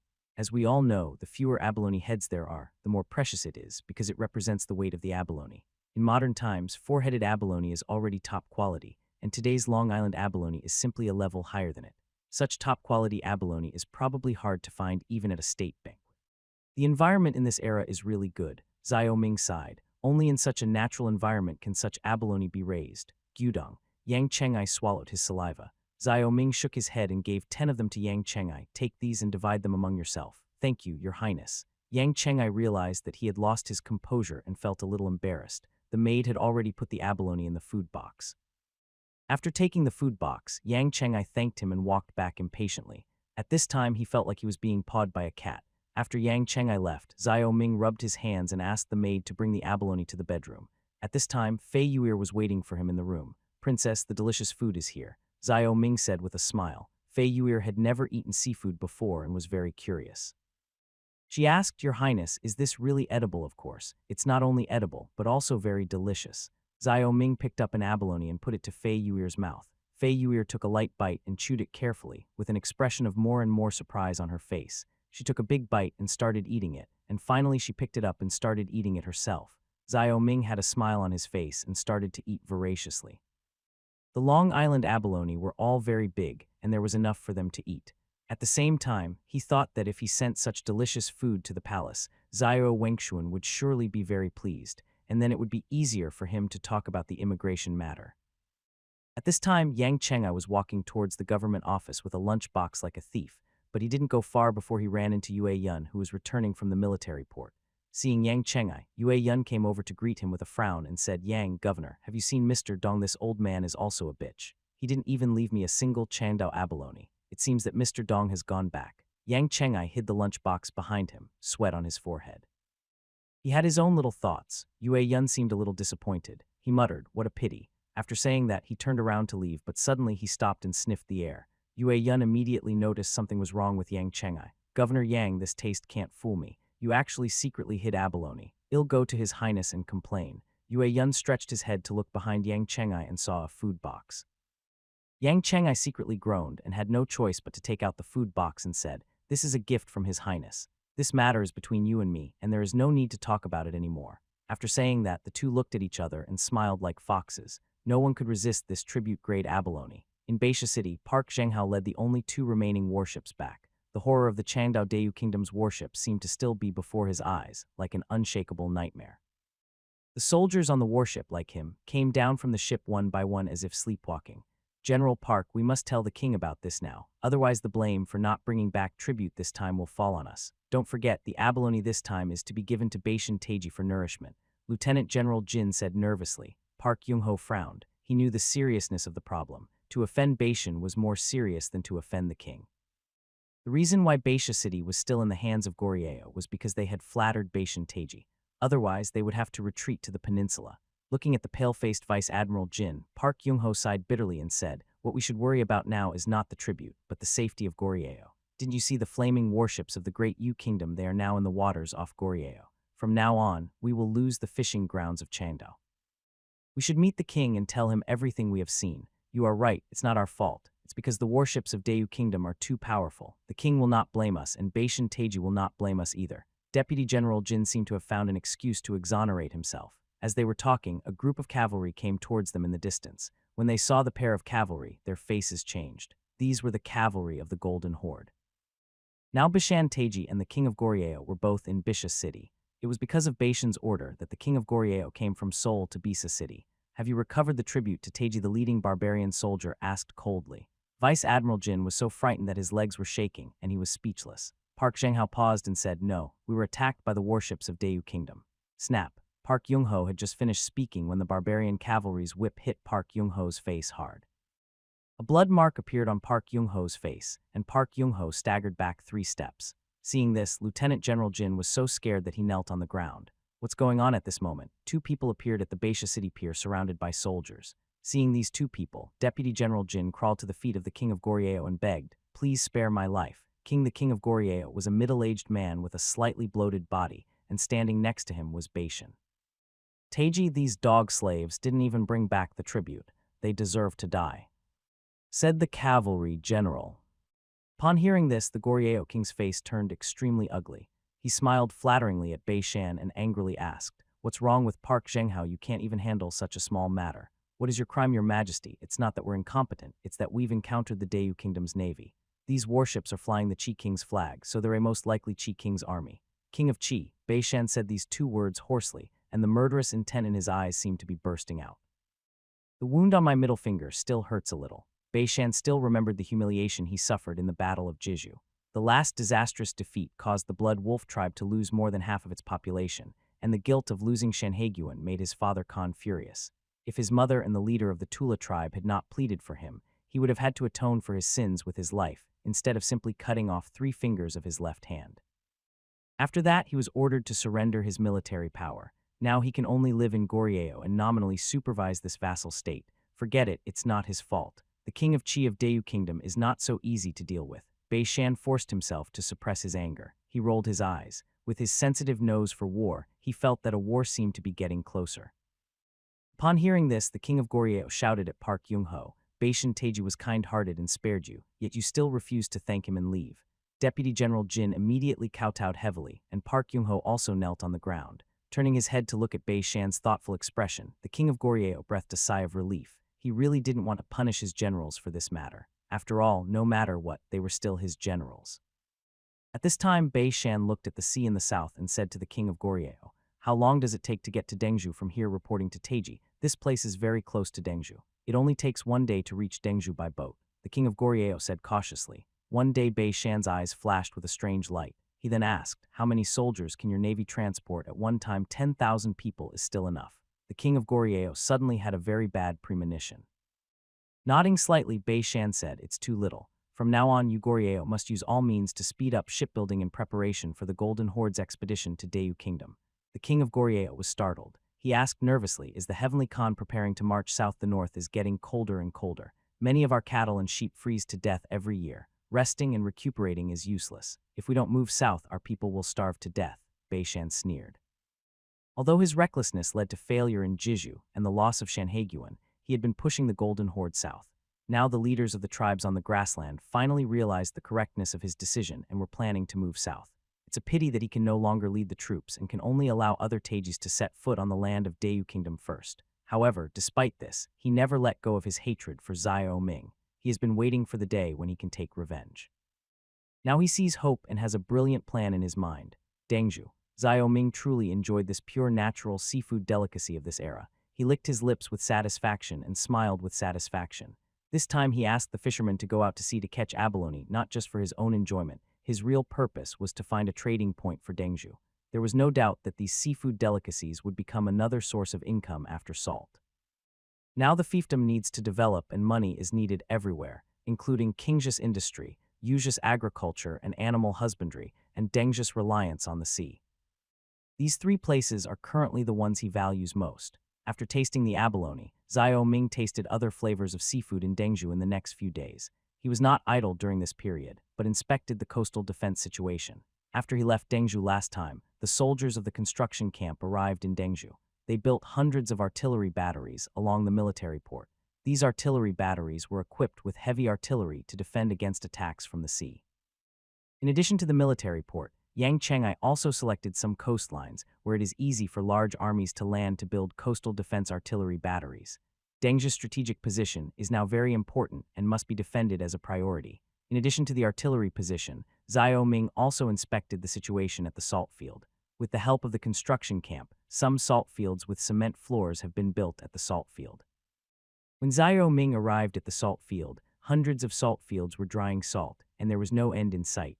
Salt workers came and went in the salt fields. The salt in some salt fields was piled up into salt mountains, a white field. Seeing these salt mountains, Xiao Ming smiled happily. "Your Highness, since we started using seawater to make salt, the salt production of our salt fields has increased by more than 100 times. Now, not to mention the salt within the fiefdom, even exporting it is no problem. Moreover, after our sea salt is filtered and purified, the quality of this salt is much higher than that of domestic salt. It can be said that our salt has completely reached the level of tribute salt," Yao Wenyuan said excitedly. Yang Chengai smiled and said, "Your Highness, Yao Wenyuan is right. During the Dai Kingdom, our Dengzhou salt was sent to the palace as tribute salt." Xiao Ming nodded with satisfaction, feeling relieved. He said, in that case, I will have the Chamber of Commerce come to Dengzhou to bring the salt back for sale. Yang Chengai and Yao Wenyuan were overjoyed, as they both hoped to increase Dengzhou's finances through the salt. Half a month passed quietly after inspecting and sightseeing in Dengzhou. The next day, Xiao Ming and Fei Yuer set off to return to Qingzhou. After all, he had dealt with everything that needed to be dealt with in Dengzhou, and this time when he returned, he would ask the Chamber of Commerce to transport salt. He was very ambitious and wanted to use Dengzhou's salt to occupy the market in Dayu Kingdom. After 3 days of travel, Xiao Ming and Fei Yuer arrived in Qingzhou. As soon as they entered Qingzhou City, Lin Wentao, who had learned the news, rushed over. Xiao Ming asked Fei Yuer to go back first and asked, "What's wrong, Lin Wentao? Is there something wrong with your steam engine?" Lin Wentao said with a grin, "Your Highness, there is no problem with the steam engine. It only took me a month to convert the steam engine from a basic Newcomen steam engine to a compound steam engine." Compound steam engine, Xiao Ming said in surprise, but ever since Lin Wentao developed the Newcomen steam engine, he had a vague feeling that the compound steam engine was not far away, but he did not expect that this transformation would come so soon. But this is understandable. After all, the development of the Newcomen steam engine means that the problems of cylinders, cylinder plugs, and connecting rods have been solved, and the compound steam engine is just a small modification of the Newcomen steam engine. Generally speaking, in order to make the steam engine run efficiently, the piston must be continuously reciprocating. First, hot steam must be allowed to enter the cylinder, which can push the piston upward. Next, the piston needs to move downward, which requires the steam entering the cylinder to condense quickly to reduce the volume and reduce the pressure. Before Watt improved the steam engine, the Newcomen steam engine's method was to inject cold water into the cylinder, but this would lower the temperature of the cylinder itself, causing the hot steam entering the cylinder next time to lose heat, making it very inefficient. So Watt discovered this drawback when he was repairing the steam engine, and he thought that since he wanted to cool the water vapor but didn't want the cylinder to cool down, he could just let the water vapor come out of the cylinder and then cool it down. After all, these are all connected, and the air pressure in the cylinder can be reduced. How did you transform yourself? The changes in Dengzhou made Xiao Ming very happy along the way. He was overjoyed that the compound steam engine had made progress. The Industrial Revolution was just around the corner, so how could he not be excited? He was now considering applying steam engines to all walks of life. As the two of them headed towards Bowen College, Lin Wentao explained, "Your Highness, it's actually very simple. I connected 2 ports to the cylinder, one for air intake and one for air exhaust. When the piston reaches its highest point, the intake port closes and the exhaust port opens.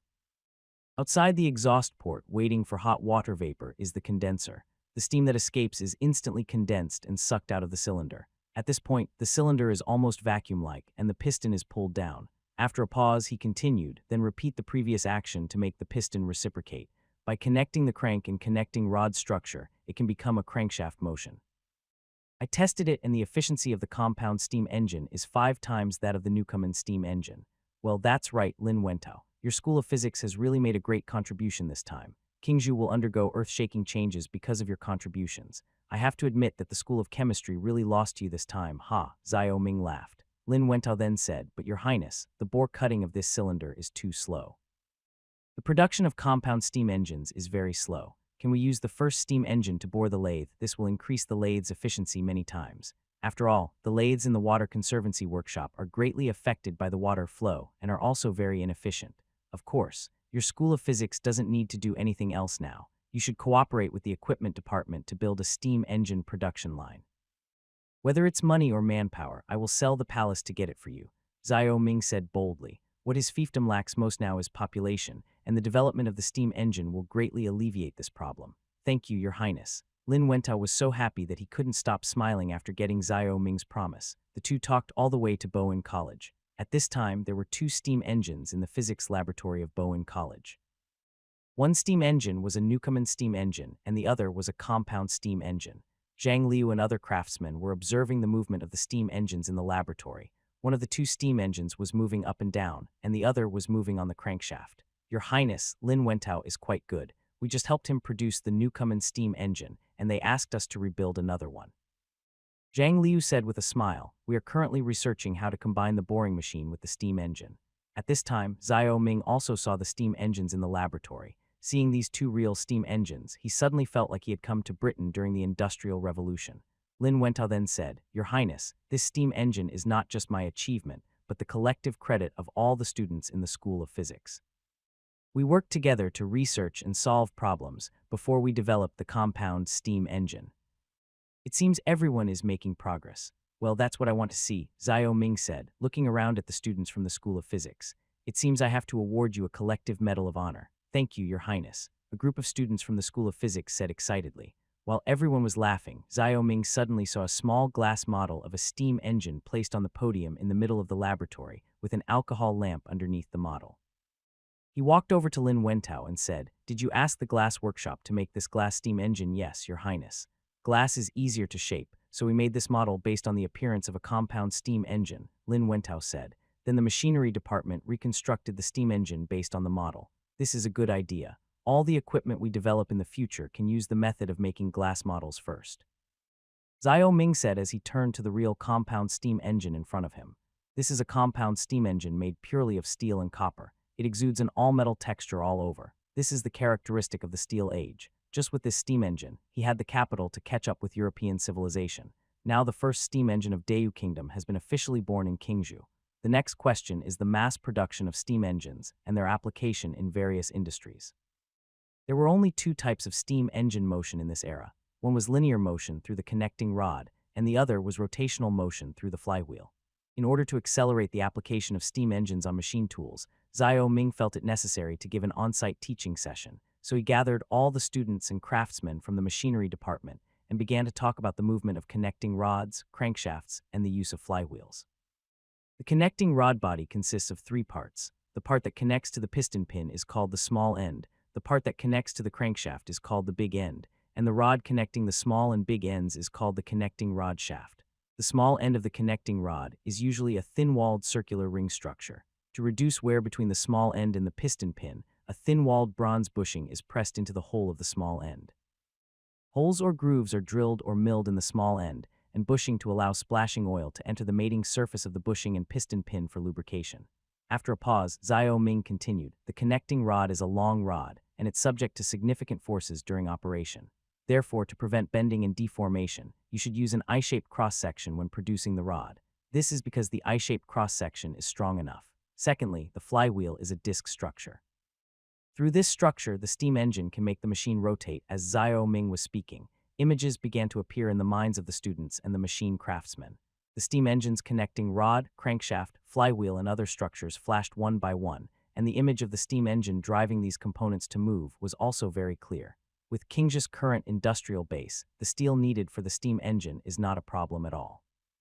The quality of the connecting rod, crankshaft, and flywheel is naturally not a problem either, so he only needs to tell Lin Wentao and Zhang Liu how to use these components. As for how to manufacture them, they have their own methods. After the explanation, everyone had a preliminary understanding of the use of steam engines. Many of them only understood that they needed to develop steam engines, but many did not understand what the steam engines were used for.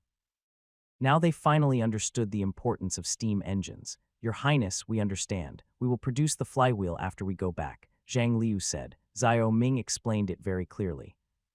As long as a certain torque is applied to the flywheel through the connecting rod and crankshaft, the flywheel will start to rotate. Bowen College is in a special joy because of the birth of the compound steam engine.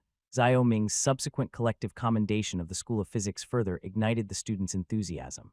The entire school was as lively as the new year, and people were discussing the compound steam engine everywhere. Of course, the happiest person in this matter was Xiao Ming.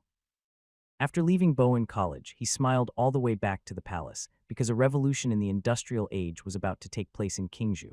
"What good news makes His Highness so happy?" Fei Yuer asked with a smile after returning to the palace. Although she didn't know why, seeing Xiao Ming so happy, she also smiled. Xiao Ming said, "Princess, I am afraid you don't understand what this steam engine is. Come, I will tell you about it."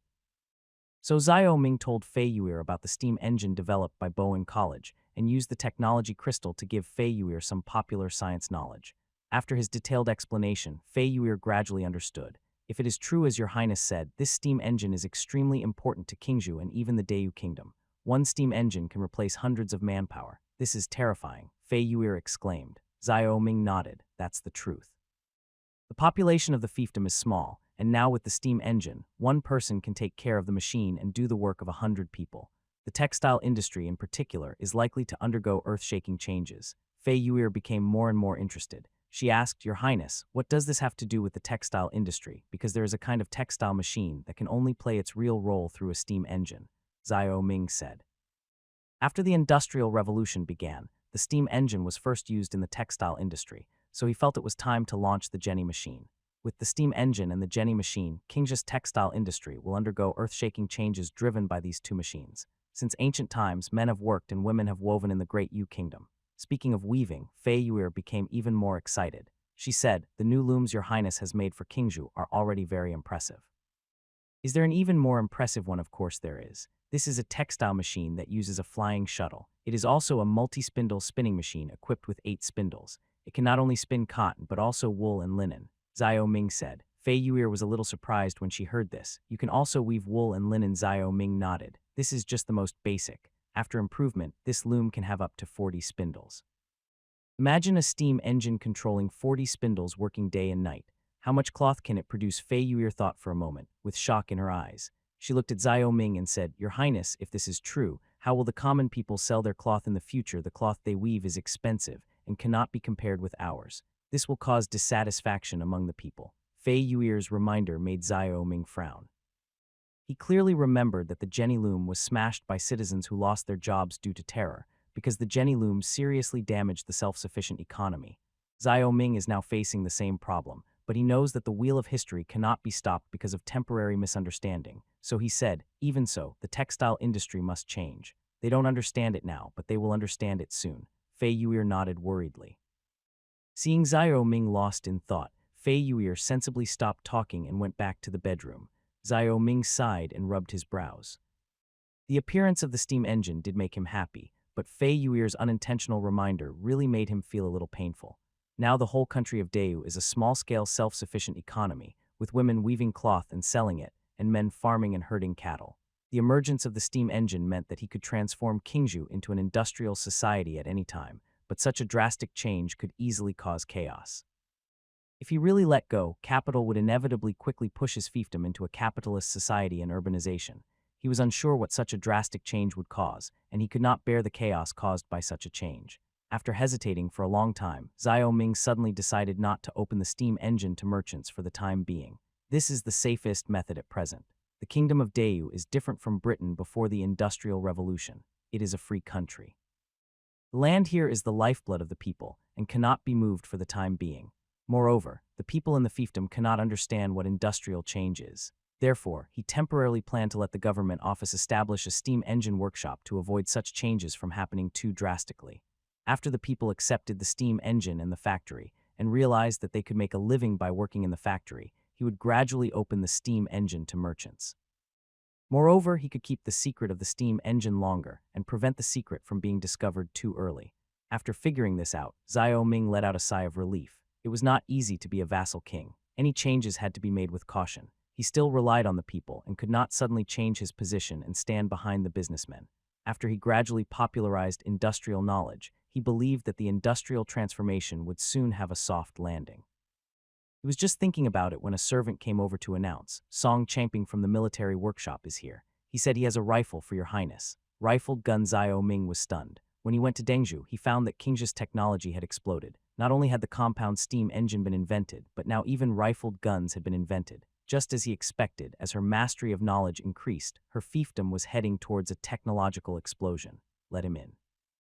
Xiao Ming said excitedly. He wanted to know how Song Champing produced rifles. Soon Song Champing came in, holding a flintlock rifle in his hand. He said to Xiao Ming, Your Highness, this is a new type of gun from the military workshop, a rifled rifle which was produced based on the book Your Highness gave me.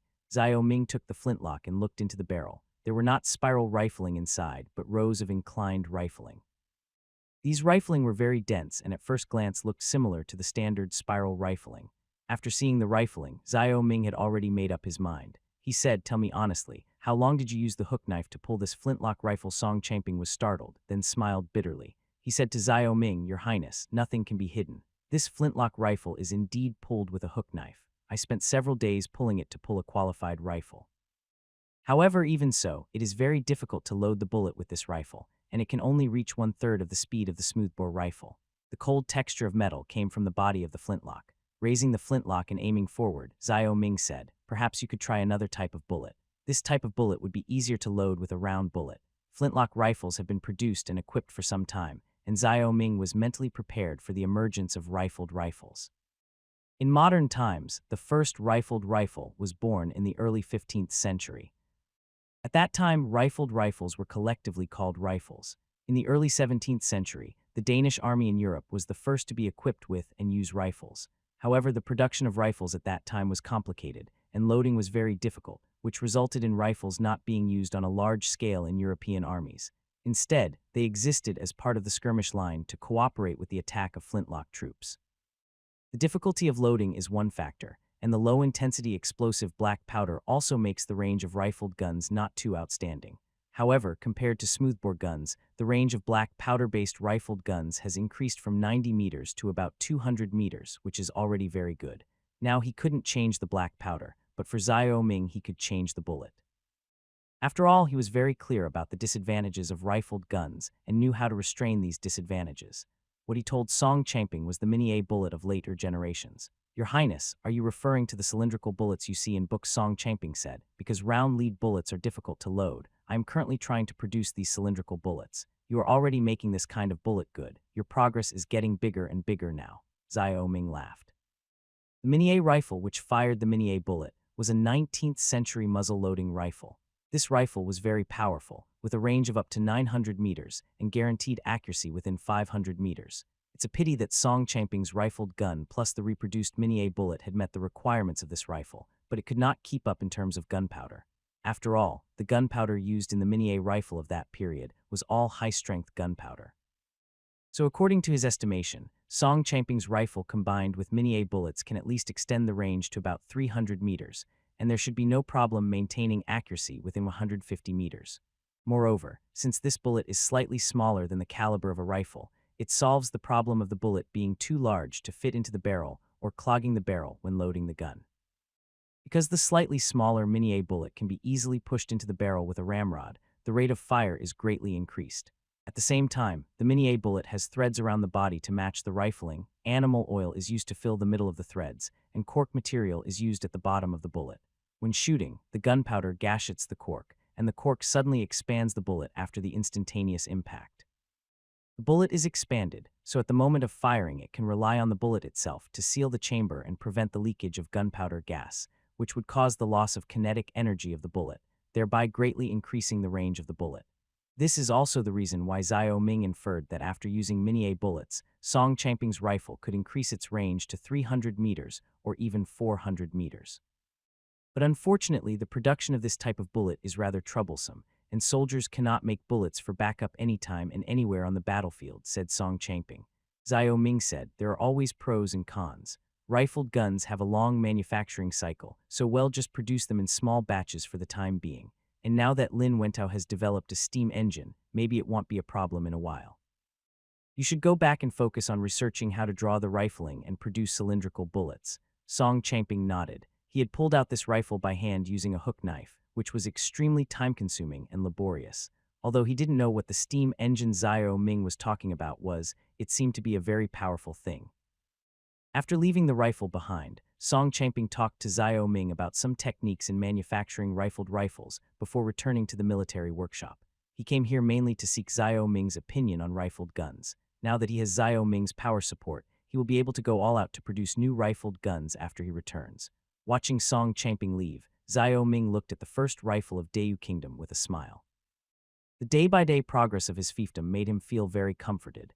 With these technological foundations, he felt that his fiefdom was becoming more and more secure. However, the most important thing for him now was how to apply steam engines to the production of various industries in Qingzhou.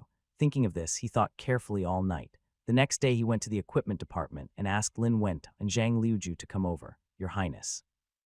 Lin Wentao was still in a state of excitement because of the appearance of the steam engine, but Zhang Liu seemed much calmer because the machinery department was the first to catch up with Xiao Ming and had witnessed too many ups and downs.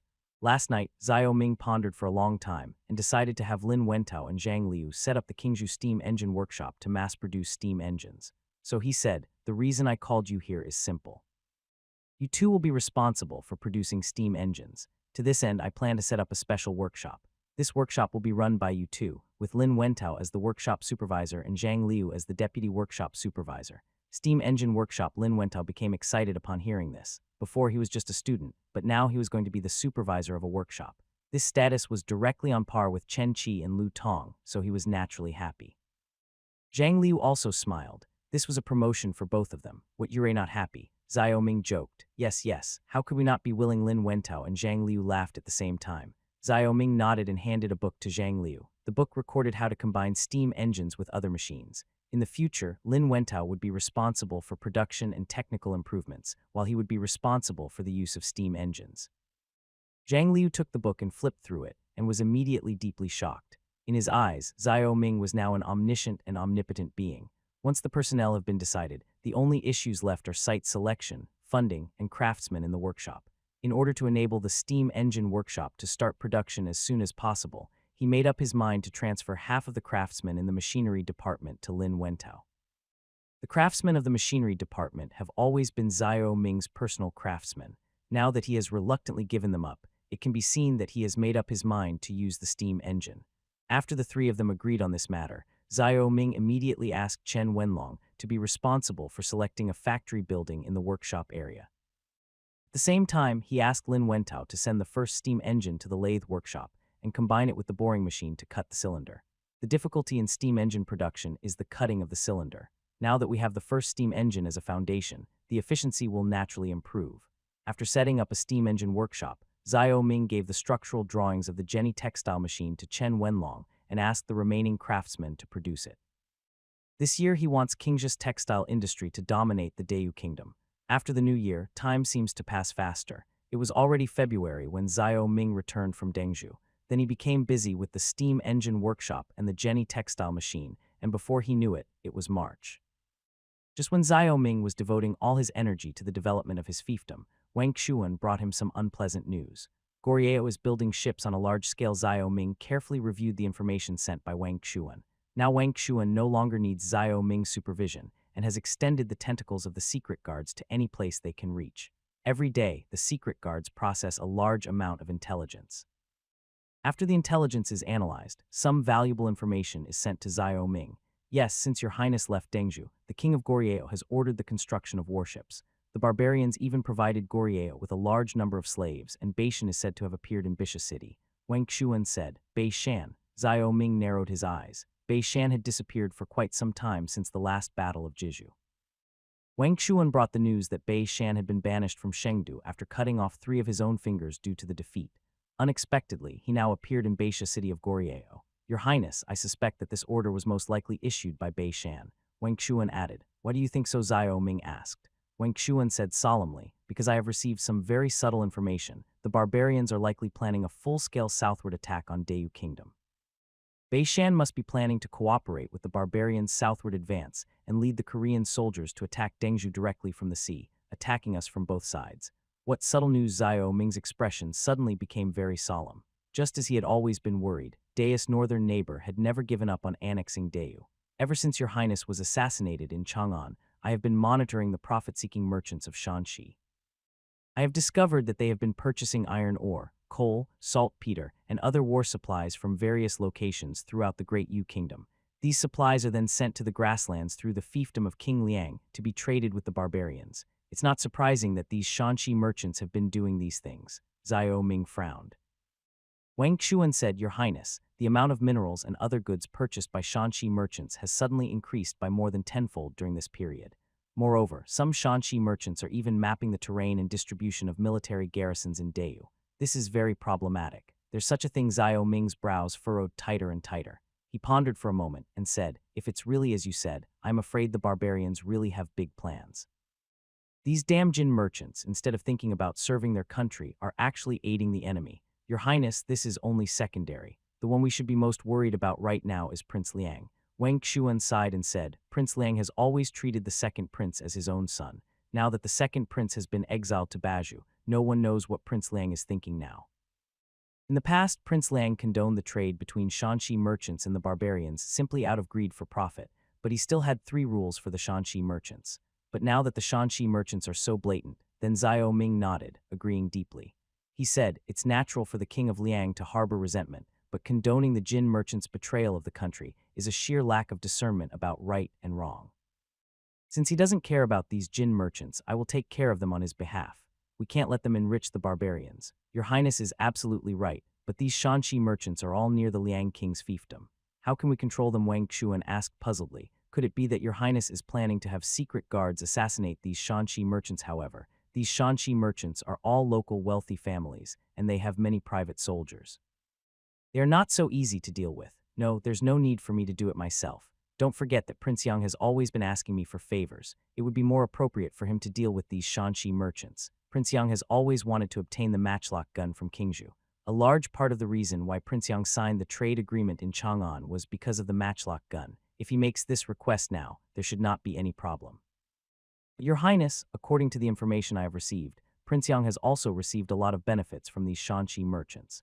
It is precisely because of this that Jui Manor, where these Shanxi merchants are located, is in a state of no man's land. If Prince Yang were to take action, I'm afraid Prince Yang also has a relationship with these Shanxi merchants. Xiao Ming frowned. Wang Xuan sighed and nodded. If that's the case, he'll have to ask King Yang to come to Qingzhou to discuss this matter. Xiao Ming said sternly. After telling Xiao Ming some news about Dayu, Wang Xuan turned and left. After Wang Xuan left, Xiao Ming personally wrote a letter and sent someone to call the postman to deliver the letter to King Yang.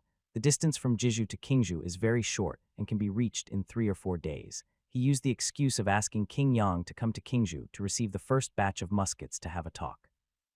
After finishing this matter, Xiao Ming sent an order to the shipyard in Dengzhou, asking them to speed up the construction of warships and at the same time let Yue Yun continue to recruit naval soldiers for training. Since Goryeo was building ships, he decided to prevent Baishan from getting what he wanted. After the next batch of warships were launched, he would lead his troops to Baisha City and completely destroy Goryeo's navy. He wanted to see whether he could bomb faster or Goryeo could build faster. He also had to make preparations in advance for the possibility that the barbarians might move south in large numbers, but he was now able to psychologically accept this powerful neighbor to the north and would not be thrown into disarray by the barbarian invasion. Because he understood that only one of the barbarians in the Dayu kingdom could become the ruler of this land, the war between the Dayu kingdom and the barbarians was inevitable. It was only a matter of time. After the Battle of Kangzhou, Bei Shan went south to Jizhu.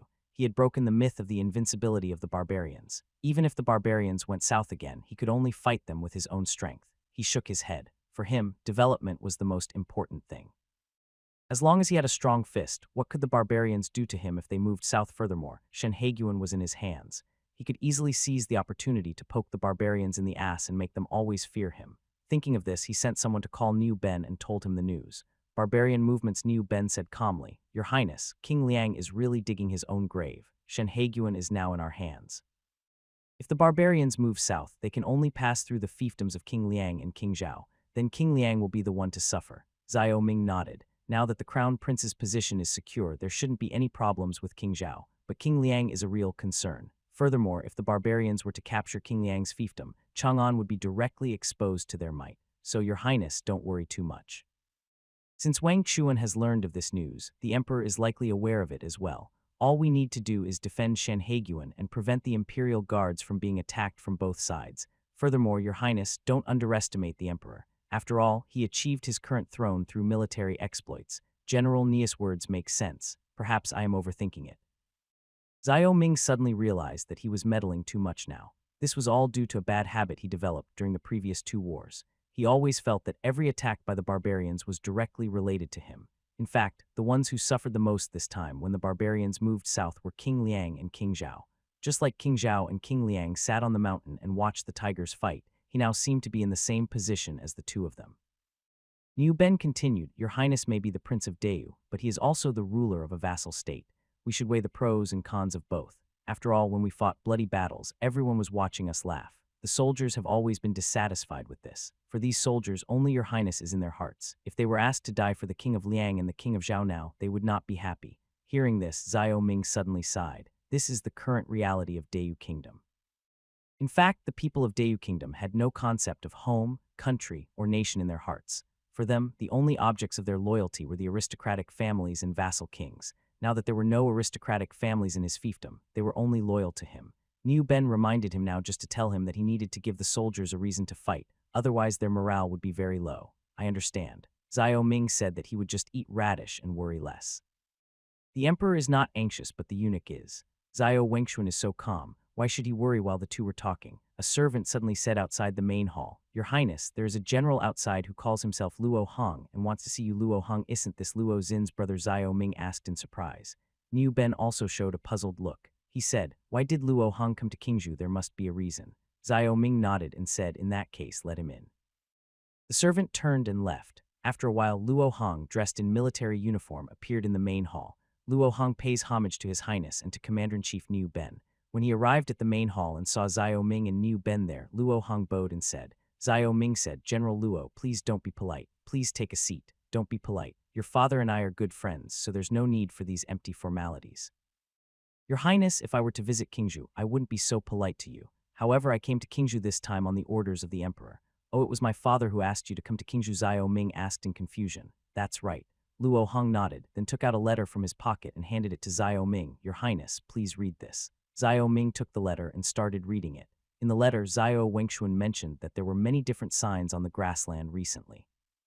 One was that the barbarians tightened the sale of war horses. The second was that the barbarians increased the trading volume of iron ore and saltpeter in border trade. The third was that the barbarian tribes roaming on the grassland all sent their flag chiefs to Chengdu. Based on these unusual things, Xiao Wengshuan inferred that the barbarians might be preparing to plunder the Dayu kingdom again and make it surrender to the barbarians. However, in the letter, Xiao Wengshuan did not reveal his previous worries, but seemed to be ambitious. He only talked about purchasing another 500 cannons and 15 muskets from Qingzhou.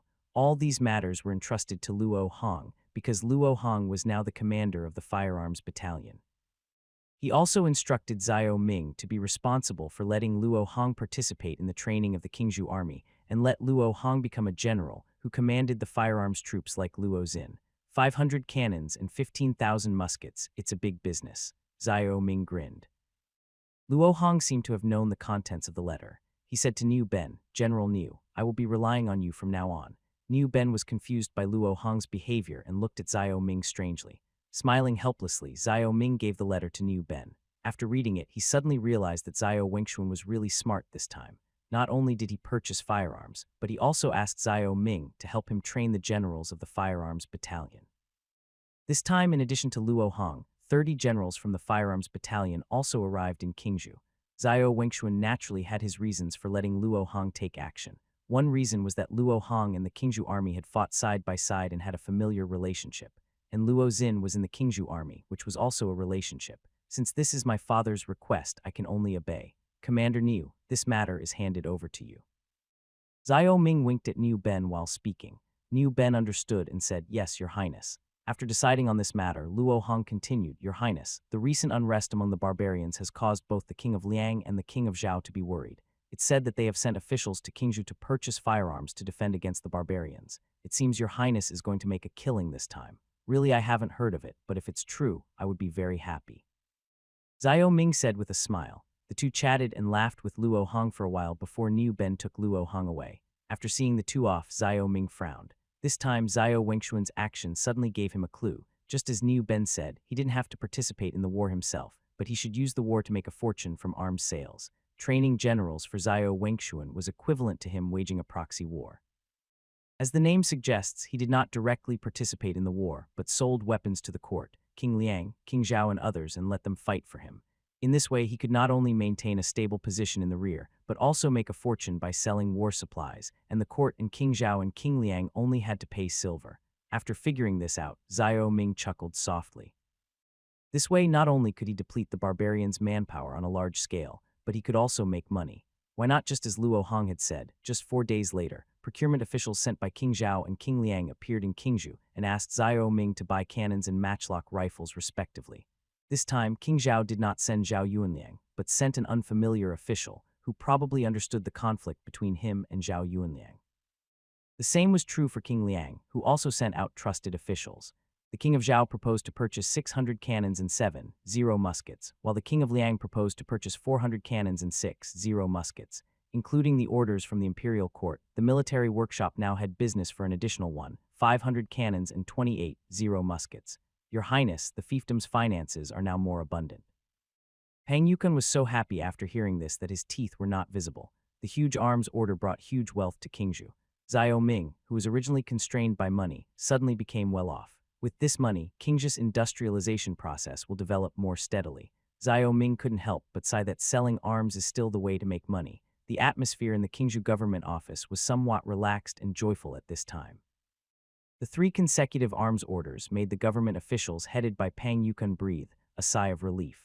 Now the tight financial situation of the fiefdom has finally been alleviated because of these orders. 1,500 cannons plus 28,000 matchlock guns. These arms purchases were enough to bring more than 10 million taels of silver worth of supplies to the fiefdom. Don't be too happy now. These supplies have not yet reached our hands. You must make arrangements for the handover of supplies with the court, King Zhao and King Liang. Xiao Ming reminded. Just like the last time doing business with the King of Chu, silver, gold, and copper were only part of the transaction this time, and most of the silver was offset by materials. King Zhao had the most war horses in the kingdom of Dayu. After discussion, King Zhao took out 100, 0 taels of gold, 1 million taels of silver, 120, 0 caddies of brass, 92, 0 caddies of iron, 1 million dan of wheat, 5, 0 caddies of silk, 50, 0 pieces of cloth, 300, 0 strings of banknotes, and 20, 0 war horses. As the fiefdom of King Liang was rich in open-pit coal mines, he gave out 50, 0 taels of gold, 900, 0 taels of silver, 62, 0 caddies of brass, 108, 0 caddies of iron, 2 million dan of wheat, 1 million caddies of coal, and 600, 0 strings of banknotes. Compared with the King of Zhao and the King of Liang, the court's supplies were the most diverse, including 200, 0 kilograms of saltpeter and 160, 0 kilograms of sulfur. The quantity of these materials seems scary, but in fact when converted it is not much at all. For example, King Liang's 1 million jin of coal is actually only 500 tons of coal, and 62, 0 jin of brass is only 31 tons. One of his cast iron cannons weighed at least 500 kilograms, and his heavy city defense cannons even weighed more than 10 kilograms. Yes, Your Highness, I will ask all the government warehouses in Qingzhou to prepare to receive these supplies, Pang Yukun said. Compared to silver, Pang Yukun prefers specific hard currencies such as food, iron, and copper. After all, when a war breaks out, even if you have silver, you may not be able to buy these things.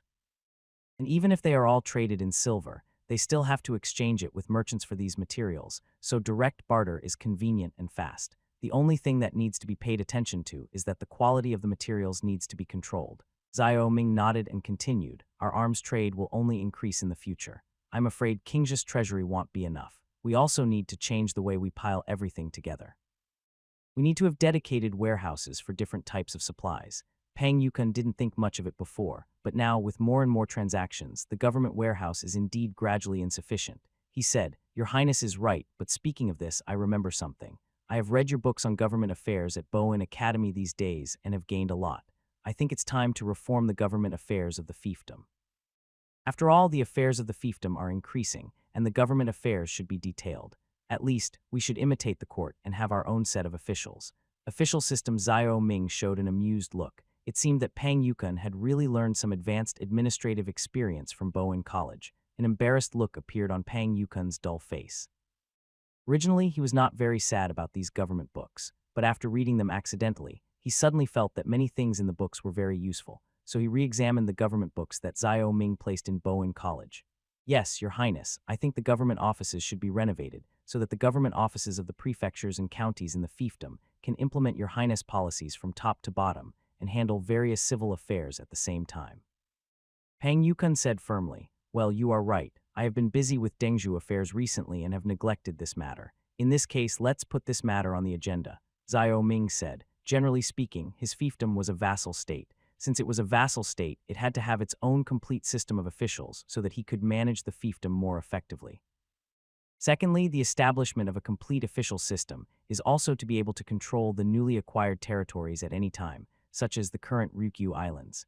In the future, Xiao Ming will have more and more colonies, which requires the ability to establish government agencies in unfamiliar places at any time, so a mature official system is particularly important at this time. Because this is not only for the management of the fiefdom at this stage, the most important thing is to be able to reserve officials for emergencies. After deciding this matter, Pang Yukun ordered the chief officials of all prefectures and counties in the fiefdom to come to the Qingzhou government office to discuss the matter. At the same time, he and Xiao Ming spent a few days to draft the specific institutions to be established and the scope of responsibilities. 5 days later, the chief officials of all prefectures and counties arrived in Qingzhou to participate in the meeting. In the Qingzhou government office, Zhao Mingduan sat in the main position, while a group of officials were ranked below him. The situation was just like a court meeting. Pang Yukun stood at the front as the head of all the officials in the fiefdom, followed by Zhan Xingcheng, the governor of Qingzhou, Yang Chengai, the governor of Dengzhou, Cheng Yuchun, the governor of Kangzhou, Yan Chenghao, the governor of Yizhou, Kong Yonggan, the governor of Yunzhou, Wei Changming, the governor of Leizhou, and Han Jin, the governor of Yuzhou. Following the provincial governors were the county magistrates in charge of the counties under their jurisdiction, totaling over 100 people. Some of these officials were nominated by Pang Yukun, some were promoted from his previous fiefdoms, and some were assigned from Bowen College. Looking at the officials below, Zhao Ming suddenly smiled. At this moment, he suddenly understood Zhao Wengshuan's obsession with imperial power. Just imagine, with so many officials standing in front of you, anyone would feel like they are looking down on the world. Right, since you all have come to Qingzhou for this discussion, I believe you are all aware of the government reforms. The affairs of the fiefdoms are becoming increasingly complex and changing rapidly. The prefectures and counties must make changes in advance for future development. At the same time, this discussion is also to clarify the official system of the fiefdoms. The future who will handle the government affairs in the future to avoid buck passing. Seeing that everyone was present, Zhao Ming spoke loudly. Yes, Your Highness. All the officials bowed and said. At this time, Zhao Ming continued, since that is the case, I will inform you of the government affairs and official system of the fiefdom. From today on, I order Pang Yukun to be the chief minister of the fiefdom cabinet. The cabinet will be composed of 9 cabinet ministers, including the chief minister. They will be responsible for reviewing the government affairs of the prefectures and counties and discussing government affairs with me. Under the cabinet, there will be 6 departments, with responsibilities similar to the 6 ministries. In addition, an independent supervisory office will be established to be in charge of the judicial and criminal laws of the fiefdom and supervise the officials of the fiefdom, recalling the designed official system. Zhao Ming expressed his ideas one by one. From then on, his fiefdom would get rid of the chaotic government management system and have a comprehensive management system of a small court. Establish a foreign affairs department, which will be responsible for handling relations between the vassal state and countries outside the Great Yu state. In addition, each prefecture will separate its own police officers, and each county will establish a guard station to assist the supervisory council in enforcing the law. It will also be responsible for arresting criminals and resolving civil disputes. As Zhao Ming was speaking, Pang Yukun distributed the printed information on the feudal officials and the government system to the officials. The fiefdoms of other vassal kings had their own official systems, but Qingzhou and the other 6 states had never had such a regular official and government system due to wars and lack of personnel. However, although Zhao Ming is now officially planning to establish his own management system, this system is still very different from the official system of Dayu Kingdom. Many officials were already confused when they listened, so when they got the booklet, they immediately read it carefully. Comparing it with what Zhao Ming said, they basically understood the new government system. Generally speaking, from then on, the responsibilities of officials became more detailed and they had fewer things to manage, which was a good thing for them. Of course, there are also bad things. That is, from now on their rights will be dispersed, and they will not be able to hold all the rights in one hand. After talking for half an hour, Zhao Ming finally explained the affairs of government and the official system clearly.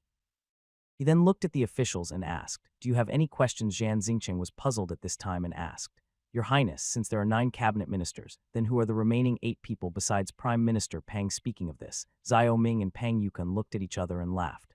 Pang Yukun said, "The remaining 8 people are not yet selected, but His Highness is looking for candidates and you all have a chance." When everyone heard this, there was a commotion and they started whispering. Yang Chengai asked, "Your Highness, since the 6 ministries have been established, what is the role of the cabinet? The 6 departments' government affairs will first be reviewed by the cabinet. Only when the cabinet ministers reach a consensus can a decision be made and sent to me for approval. It can be said that the cabinet is directly responsible to me," Zhao Ming said loudly. The establishment of the cabinet was not a sudden idea of Zhao Ming, but the political system of Dayu Kingdom was too backward and gradually became unsuitable for the development of the world today. That is why he moved the cabinet system to his own fiefdom. In his opinion, the cabinet system of the Ming Dynasty was very close to constitutional monarchy, but unlike constitutional monarchy, the cabinet system maintained Zhao Ming's absolute power. At the same time, Zhao Ming came from the modern era. He would never make use of eunuchs, nor would he allow eunuchs to monopolize power, nor would he panic in politics. Therefore, the cabinet system in his hands would be very suitable for the management of the feudal state, and would also avoid the situation of powerful ministers monopolizing power. After all, there are 9 people in the cabinet. Even if he does not ask about government affairs, the decrees must be approved by 2/3 of the people before they can be implemented. Although Pang Yukon is the chief minister of the cabinet, it does not mean that he has the greatest power. Instead, he is responsible for the operation of the cabinet.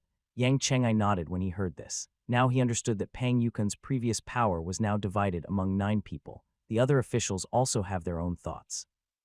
Doesn't this mean that they will become the 3rd batch of officials after all? Under the cabinet ministers are the 6 departments, and under the 6 departments are them. Chang Yuchun said, "It's just that, Your Highness, there are so many new official positions, and the state doesn't have so many officials to fill them." Xiao Ming and Pang Yukun had already considered this issue. He said, "This Prince and Prime Minister Pang have discussed this. Bowen Academy has trained officials for such a long time. Now it is time for these students to pass the examination and enter the officialdom. Of course, you can all take the examination. You all have administrative experience, so this prince will give you extra consideration." As soon as Xiao Ming finished speaking, the officials immediately showed excitement. What Xiao Ming said meant that they also had the opportunity to enter the cabinet and the 6 departments. This was a once-in-a-lifetime opportunity. Jan Xingcheng and the other 7 governors could not help but become ambitious at this time. They were already in high positions, and now that Xiao Ming had re-established an administrative system, they naturally wanted to do more. Moreover, as Xiao Ming said, they have experience in handling government affairs and are more suitable to serve as chief officials in the current cabinet and 6 departments. They don't want to lose to the students in Bowen Academy. "Thank you, Your Highness." A group of officials said excitedly. They were looking forward to the arrival of the exam. After all, they were all exam masters, and although they were not in Bowen College, they all had the government books given by Xiao Ming. The major changes in government affairs this time, apart from the cabinet and the 6 departments, are also in the supervisory yuan, because this is the beginning of Xiao Ming's judicial independence. From then on, officials within the fiefdom will be supervised by officials of the supervisory yuan, and everyone from the doctors to the common people must abide by the rule of law. However, like the cabinet, this organization is currently only in its infancy, without specific structures and personnel, which also needs to be filled by Xiao Ming. The meeting started at noon and lasted until the afternoon.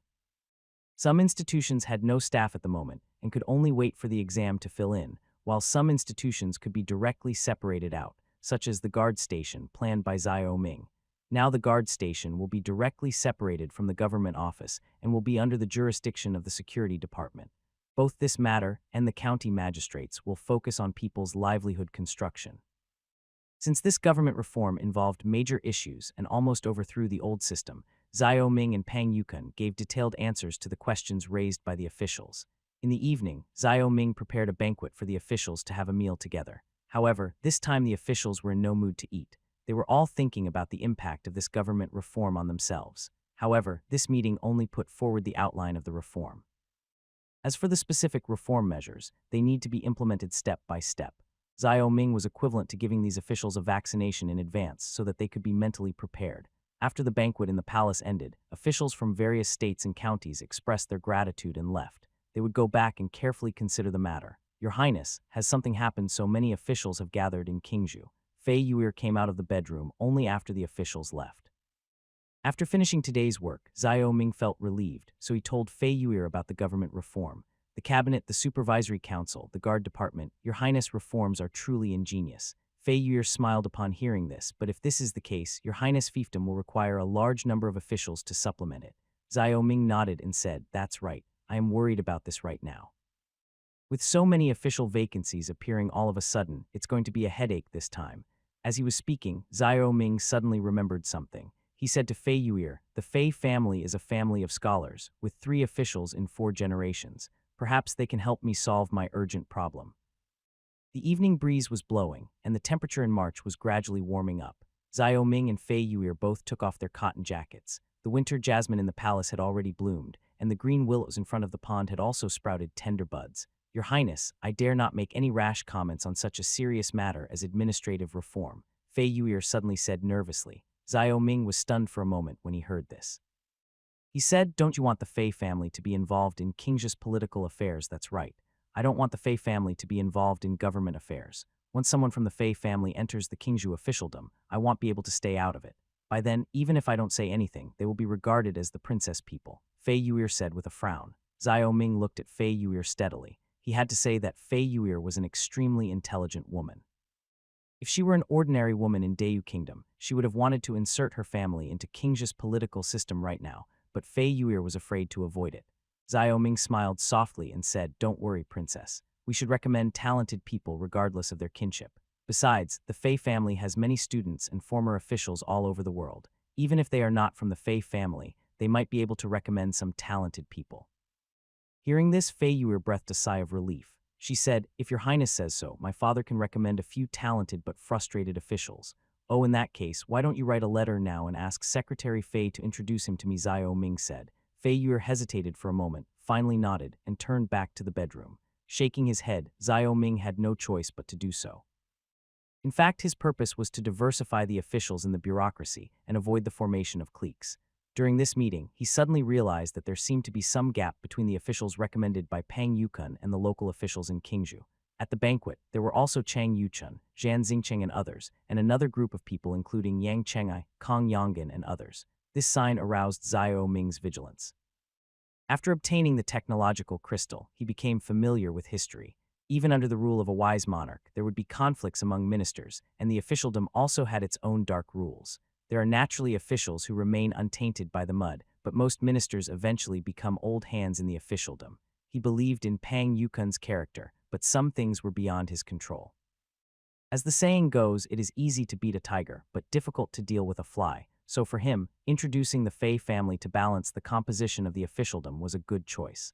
In this way, forming an atmosphere of mutual supervision in the officialdom will be conducive to maintaining the integrity of the officialdom. After the government reform was decided, the government selection examination was introduced. The news quickly spread throughout Bowen College, and the School of Government Affairs, which always had the largest number of students, suddenly exploded. The students were eager to try, waiting for the day when the government office would hold the Imperial examination to select scholars. It's been 2 years. We have studied hard in Bowen College for 2 years, and now we have finally waited for this day. A student shouted to the sky, "Thank you, Your Highness, and thank you, Mr. Pang. We can finally apply what we have learned to the people's livelihood. I never thought a student studying law could achieve this. I never expected His Highness to establish the Overwatch Council. This is truly beyond our expectations."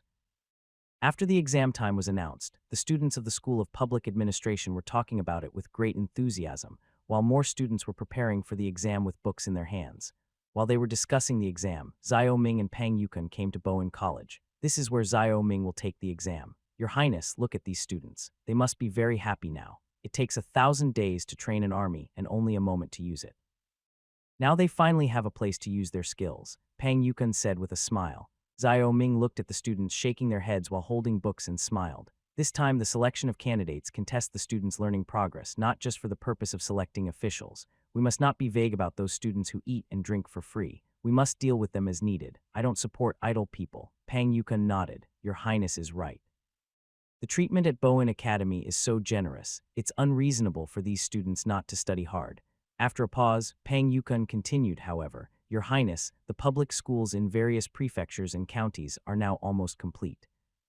Isn't it time to select some students to teach and resolve doubts in these public schools? Generally speaking, the literacy rate in Xiaoming's fiefdom is still very low, and the people are basically illiterate, which is very unfavorable for the future development of the fiefdom. Because only by popularizing education and passing national examinations can the emergence of new aristocratic families be prevented.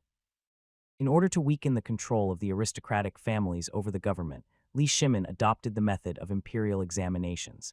He planned to further deepen the imperial examinations, but his imperial examinations were not about testing these rigid things, but a knowledge competition for jobs. The arrival of the two attracted the attention of the students. Some students who were reading read louder. Although their eyes were on the books, they kept looking at the two out of the corner of their eyes, hoping to attract their attention. Hey, these students from the Government Affairs College are finally getting serious. Now they have a better chance of entering the government. That's right.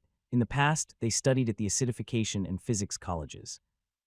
Hey, when will it be our turn as a medical school to be so proud? Dr. Sun always prioritizes his own disciples over everything else, and only teaches us some superficial knowledge. Yurei so arrogant, Yurei just dreaming. As the two of them were touring the academy, the sound of some students talking came from the corner. Upon hearing this, Pang Yukun said, The medical school is now managed by Medical Officer Sun. Right, the medical school has been quite quiet recently and is indeed lagging behind other schools. You are right, this Dr. Sun still has some problems with his thinking. I originally thought that Dr. Sun was concentrating on learning medical skills, but I didn't expect that he still has conservative ideas and has not passed on the real medical skills to the students. No wonder these students have no motivation to make progress. Xiao Ming was a little displeased. Pang Yukun said, "These medical officers are all bad-tempered, arrogant, and conceited. I think we have to teach this medical officer's son a lesson. Not only do I have to deal with him, I will also introduce a new medical officer. This medical officer is also an official, just like the officials. Whoever is capable will be promoted, and whoever is not will be demoted. Don't just occupy the toilet without doing anything." Xiao Ming snorted coldly. Pang Yukun suddenly laughed when he heard this. "Your Highness' metaphor is quite good. Just like an official who doesn't serve the people, he might as well go home and sell red beans." Xiao Ming smiled bitterly and said, "It's better to do it today than to wait for a day. Let's go meet Dr. Sun today and ask him if he wants to continue staying at Bowen College, medical school." Dr. Sun was reading a medical book in his own clinic. This book was written by Xiao Ming, and it contained all kinds of amazing medical skills. In the past 2 years, he has gained a lot from these medical skills, and diseases that were previously incomprehensible have now been solved. In particular, the 2 medical books Compendium of Materia Medica and Qianjin Fang have been regarded as medical wonders by him. In addition, he also read the book on the plague, which has unique insights into human plagues. He also learned some ways to defend against the plague from it. He asked the King of Qi several times about the origins of these strange medical books, wanting to visit the authors of the medical books, but the result he got was that the authors of these medical books were not in this world. Although he was confused, he did not dare to ask too much for fear of upsetting the King of Qi. Just as he was marveling at the medical skills in the book, 2 people walked in from outside the clinic. When Dr. Sun saw them, he immediately stood up to greet them. "Your Highness, Prime Minister Pang." Dr. Sun said respectfully that the students of the Government Affairs College had already reported on the Qingzhou government reforms. Now he naturally knew that the former Pang Changshi had now become Pang Shufu. Xiao Ming took a look at the inn. It was a building with 3 rooms, which served as the school's infirmary. Normally, students would come here when they were sick, and medical officer's son would stay in the infirmary when he was free. Seeing that Xiao Ming and Pang Yukun's faces were not very happy, Dr. Sun felt a little uneasy. He said carefully, "Your Highness, Prime Minister Pang's visit to the medical college is really a great honor for the medical college. Is this humble institution a place of honor?" Xiao Ming snorted softly. "Whether this medical school can flourish doesn't depend on me, but on Dr. Sun." However, Dr. Sun is self-aware and understands that this medical school is just a humble place now. Xiao Ming's words were blunt, and Dr. Sun's face immediately showed panic. He said nervously, "Your Highness, I wonder what I have done wrong to make you so angry. What did you do wrong? Don't you have any idea about it now? What did you say? When I asked you to take charge of the medical school, there are no less than 200 students in the medical school now. How many of these 200 people can practice medicine independently?" Xiao Ming asked. Dr. Sun immediately understood and said, "Your Highness, since ancient times, sages have recruited many disciples to pass on their knowledge. Without a master and apprentice, there is no teaching. This has been a tradition throughout the dynasties. Now I am teaching students in the medical school, which is a violation of medical ethics. These days, other doctors have been pointing fingers at me and scolding me. I hope your Highness will understand this." Who is so arrogant? Pang Yukun couldn't help but frown when he heard that. Now that he is the prime minister of a feudal state, his perspective is naturally the same as Xiao Ming's. There are too few folk doctors, and many people have to travel long distances to Qingzhou to see a doctor. Now this medical school was established precisely to allow the people of the closed country to see a doctor easily. Now that someone is trying to stop it, how can he not be angry? Dr. Sun said, "Prime Minister Pang, all doctors in the world can only trace their origins back to a few great masters. Now that I have broken the rules, I will naturally be despised by all doctors." Frowning, Xiao Ming said, "So what if others spit on you? Don't you know that this medical school is for curing illnesses and saving lives? Are the claims of a doctor's benevolence all bullshit ultimately? You're just a bunch of people who are seeking fame and reputation, harboring dirty intentions for your own selfish gains. The real concern is that you're ruining the inheritance, but you're really worried about losing your job." This Dr. Sun was suddenly speechless. Xiao Ming's words made him unable to refute for a moment. He had to admit that Xiao Ming hit the nail on the head. Being a doctor in Dayu country is a lucrative profession.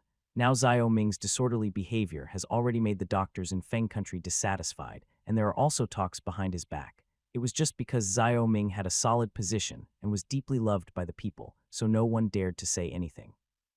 He even dared to kill the nobles of the feudal states, let alone those of them who practiced medicine. With a sneer, Zhao Ming said, "Isn't what I said correct? I want to ask about others. I only want to ask if Sun Yiguan can put aside his prejudice and pass on all his life's knowledge to the student's Dr. Sun's forehead was covered with cold sweat. This was no different from having Zhao Ming hold a sword against his chest. However, after thinking it over, he decided not to say yes or no. Seeing that Dr. Sun was still hesitant, Zhao Ming reached out and collected the 3 medical books on the table. He said, "Since Dr. Sun attaches so much importance to rules, I will take these medical books back. You are stingy in imparting your knowledge, and I am also stingy with these medical books. When Dr. Sun thinks things through, I will return them to you."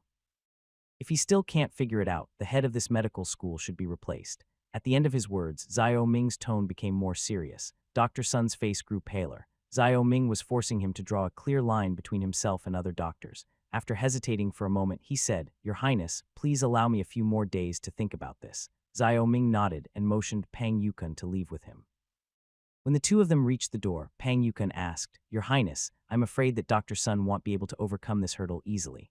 After all, medical skills have always been passed down from father to son, from master to apprentice, and there are strict requirements on the number of disciples a tutelage can hold.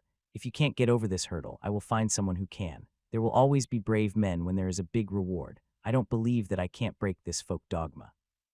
Zhao Ming was a little angry. He is not against respecting teachers, but he is against this small circle maintained by the master-apprentice relationship. It is precisely because of this kind of thinking of keeping academics behind closed doors that a large number of skills have been lost. Because many people are poisoned by this kind of thinking, they would rather die with their skills than easily pass them on to others. Now Zhao Ming wants to break this old idea and make it easy for everyone who wants to learn a craft to have access to this knowledge, otherwise his school will lose its meaning. Pang Yukun smiled bitterly upon hearing this. He said, "Your Highness, the doctor is secondary. Do you know the Kong family in Quafu? The Kong family of Quafu? Are you talking about Quafu and Yunju?" Zhao Ming asked. "That's right. The Kong family has been settled in Quafu for generations, and they are orthodox Confucianists. Every generation of the family head is granted the title of Yanshengong, and the current head of the Kong family, Kong Hongaming, is still the same." Pang Yukun said, "If we talk about nobility, the Kong family is the most aristocratic in Dayu Kingdom." Zhao Ming glanced at Pang Yukun in confusion. Pang Yukun's mention of the Quafu Kong family must have been intentional, and he still had no idea what academic school Pang Yukun followed. He smiled and said, "I forgot that within my fiefdom there is the great Yu Kingdom's #1 noble. No wonder the scholars in Qingzhou are so stubborn, always clamoring for Confucian orthodoxy. But Prime Minister Pang mentioned this. Could it be that he wants me to visit the Kong family and seek their help? Your Highness has misunderstood." "That is not what I meant." The two walked through the corridor of Bowen College. Pang Yukun looked thoughtful and seemed to be hesitant to speak. Seeing this, Zhao Ming said, "Just say whatever you want to say. When did you become so fussy you haven't lost the straightforwardness you used to have as a censor?" Pang Yukun gave a bitter laugh and said, "Your Highness, this matter involves the Kong family, so I dare not speak lightly. After all, I respect the teachings of legalism, and if I speak out, it will inevitably be suspected of suppressing Confucianism." Zhao Ming had never asked Pang Yukun about his academic background, so he was a little surprised when Pang Yukun brought it up. "No wonder you are not valued in the court. I'm afraid this is one of the reasons." "That's right. The legalists are harsh and easily broken. This is exactly my shortcoming," Pang Yukun said. Zhao Ming smiled, but then he suddenly remembered something and said, "No, since you respect the legalists, how can you take the Imperial examination?" Hearing this, Pang Yukun gave a bitter laugh and said, "I am extremely ashamed to say this. In order to enter the court, I had to compromise and study hard, but in my heart I still value the legalist school of thought, because in this chaotic world, only the legalist school of thought can revitalize the country." "I see." Zhao Ming came from the modern era. He treated all schools of thought, such as legalism and Confucianism, equally and did not have any extreme views because he followed pragmatism. As long as it is beneficial to development, it can be used. However, if this kind of academic knowledge affects development, then he has to pay attention to it. The topic had gone off track at this point, so Zhao Ming continued. "Then why did Prime Minister Pang mention the Kong family in Quafu? This political reform is said to have alarmed the Kong family in Quafu, and Your Highness seems to have also been criticized for many of his actions in the feudal state. When I saw the medical school today, this incident suddenly occurred to me, so I'll just bring it up. HMPH, I don't rely on scholars and officials to rule my fiefdom." "So what if the Kong family gossips about me?" Zhao Ming said lightly. Wang Xuan had sent him some news related to the Kong family in Quafu. Just as Pang Yukun said, he was criticized a lot in Quafu, where the Kong family lived. In particular, it was said that he valued business, put tricks before the 4 books and 5 classics, and violated the principles of Confucianism. However, in his opinion, what these Confucian disciples were most dissatisfied with was that he had never visited the Kang family in Quafu since he was appointed as the vassal of Qingzhou. When Zhao Wengshuan ascended the throne, he even came to Quafu to worship the temple in person, which just demonstrated the high status of the Kang family in Quafu in the hearts of Confucian scholars all over the world. Even an emperor is like this, but he, a vassal king, does not attach importance to the Kang family, does not visit the Kang family, and does not employ a group of officials from the Kang family. Zhao Ming's behavior really makes the Kang family unhappy. Pang Yukun said carefully, "Your Highness is absolutely right. However, with this political reform, there are so many official vacancies. From the information I have received, it seems that the Kang family is very interested, and the children of the Kang family are also eager to try." "Do you mean they're going to ask me for an official position?" Zhao Ming asked. "It should be, but I'm afraid it's more than that." Oh, Zhao Ming frowned. In fact, he has been avoiding conflicts with the Kang family of Quafu because his foundation is still a little weak, and Confucianism is still orthodox in the Dayu kingdom. Although he really wants to break the hat on his head, he dare not act rashly for the time being. After all, in Dayu kingdom, the 3 religions and 9 schools are the cornerstones of society. These 3 religions are divided into Confucianism, Taoism, and Buddhism. Now, Confucianism is not just an ideology, but a belief based on officialism. The people and officials of Dayu Kingdom are all believers of Confucianism. To put it more seriously, this has been the state religion of all dynasties. As the saying goes, Confucianism as a doctrine, Confucianism as a class, and Confucianism as a belief, the 3 complement each other and influence this era. It is precisely because of this that despite the changes of dynasties, the Kang family in Quafu has never been affected by war, like a holy place, and has been revered by the imperial courts of all generations. Since becoming the first person under Zhao Ming, Pang Yukun has been worried about it. However, he has some selfish motives in this matter, which is to sell the legalist thought to Zhao Ming. In his opinion, the Confucianism today can no longer lead the Dayu kingdom to revival, and the legalist thought should be promoted at present. He had not originally brought up the issue of legalism because he was worried that Zhao Ming, like others, would regard Confucianism as the state religion. However, during the political reform, when Zhao Ming separated the supervisory council and clarified the status of the judiciary, he felt that Zhao Ming seemed to have his own unique ideas, so he finally plucked up the courage to bring it up.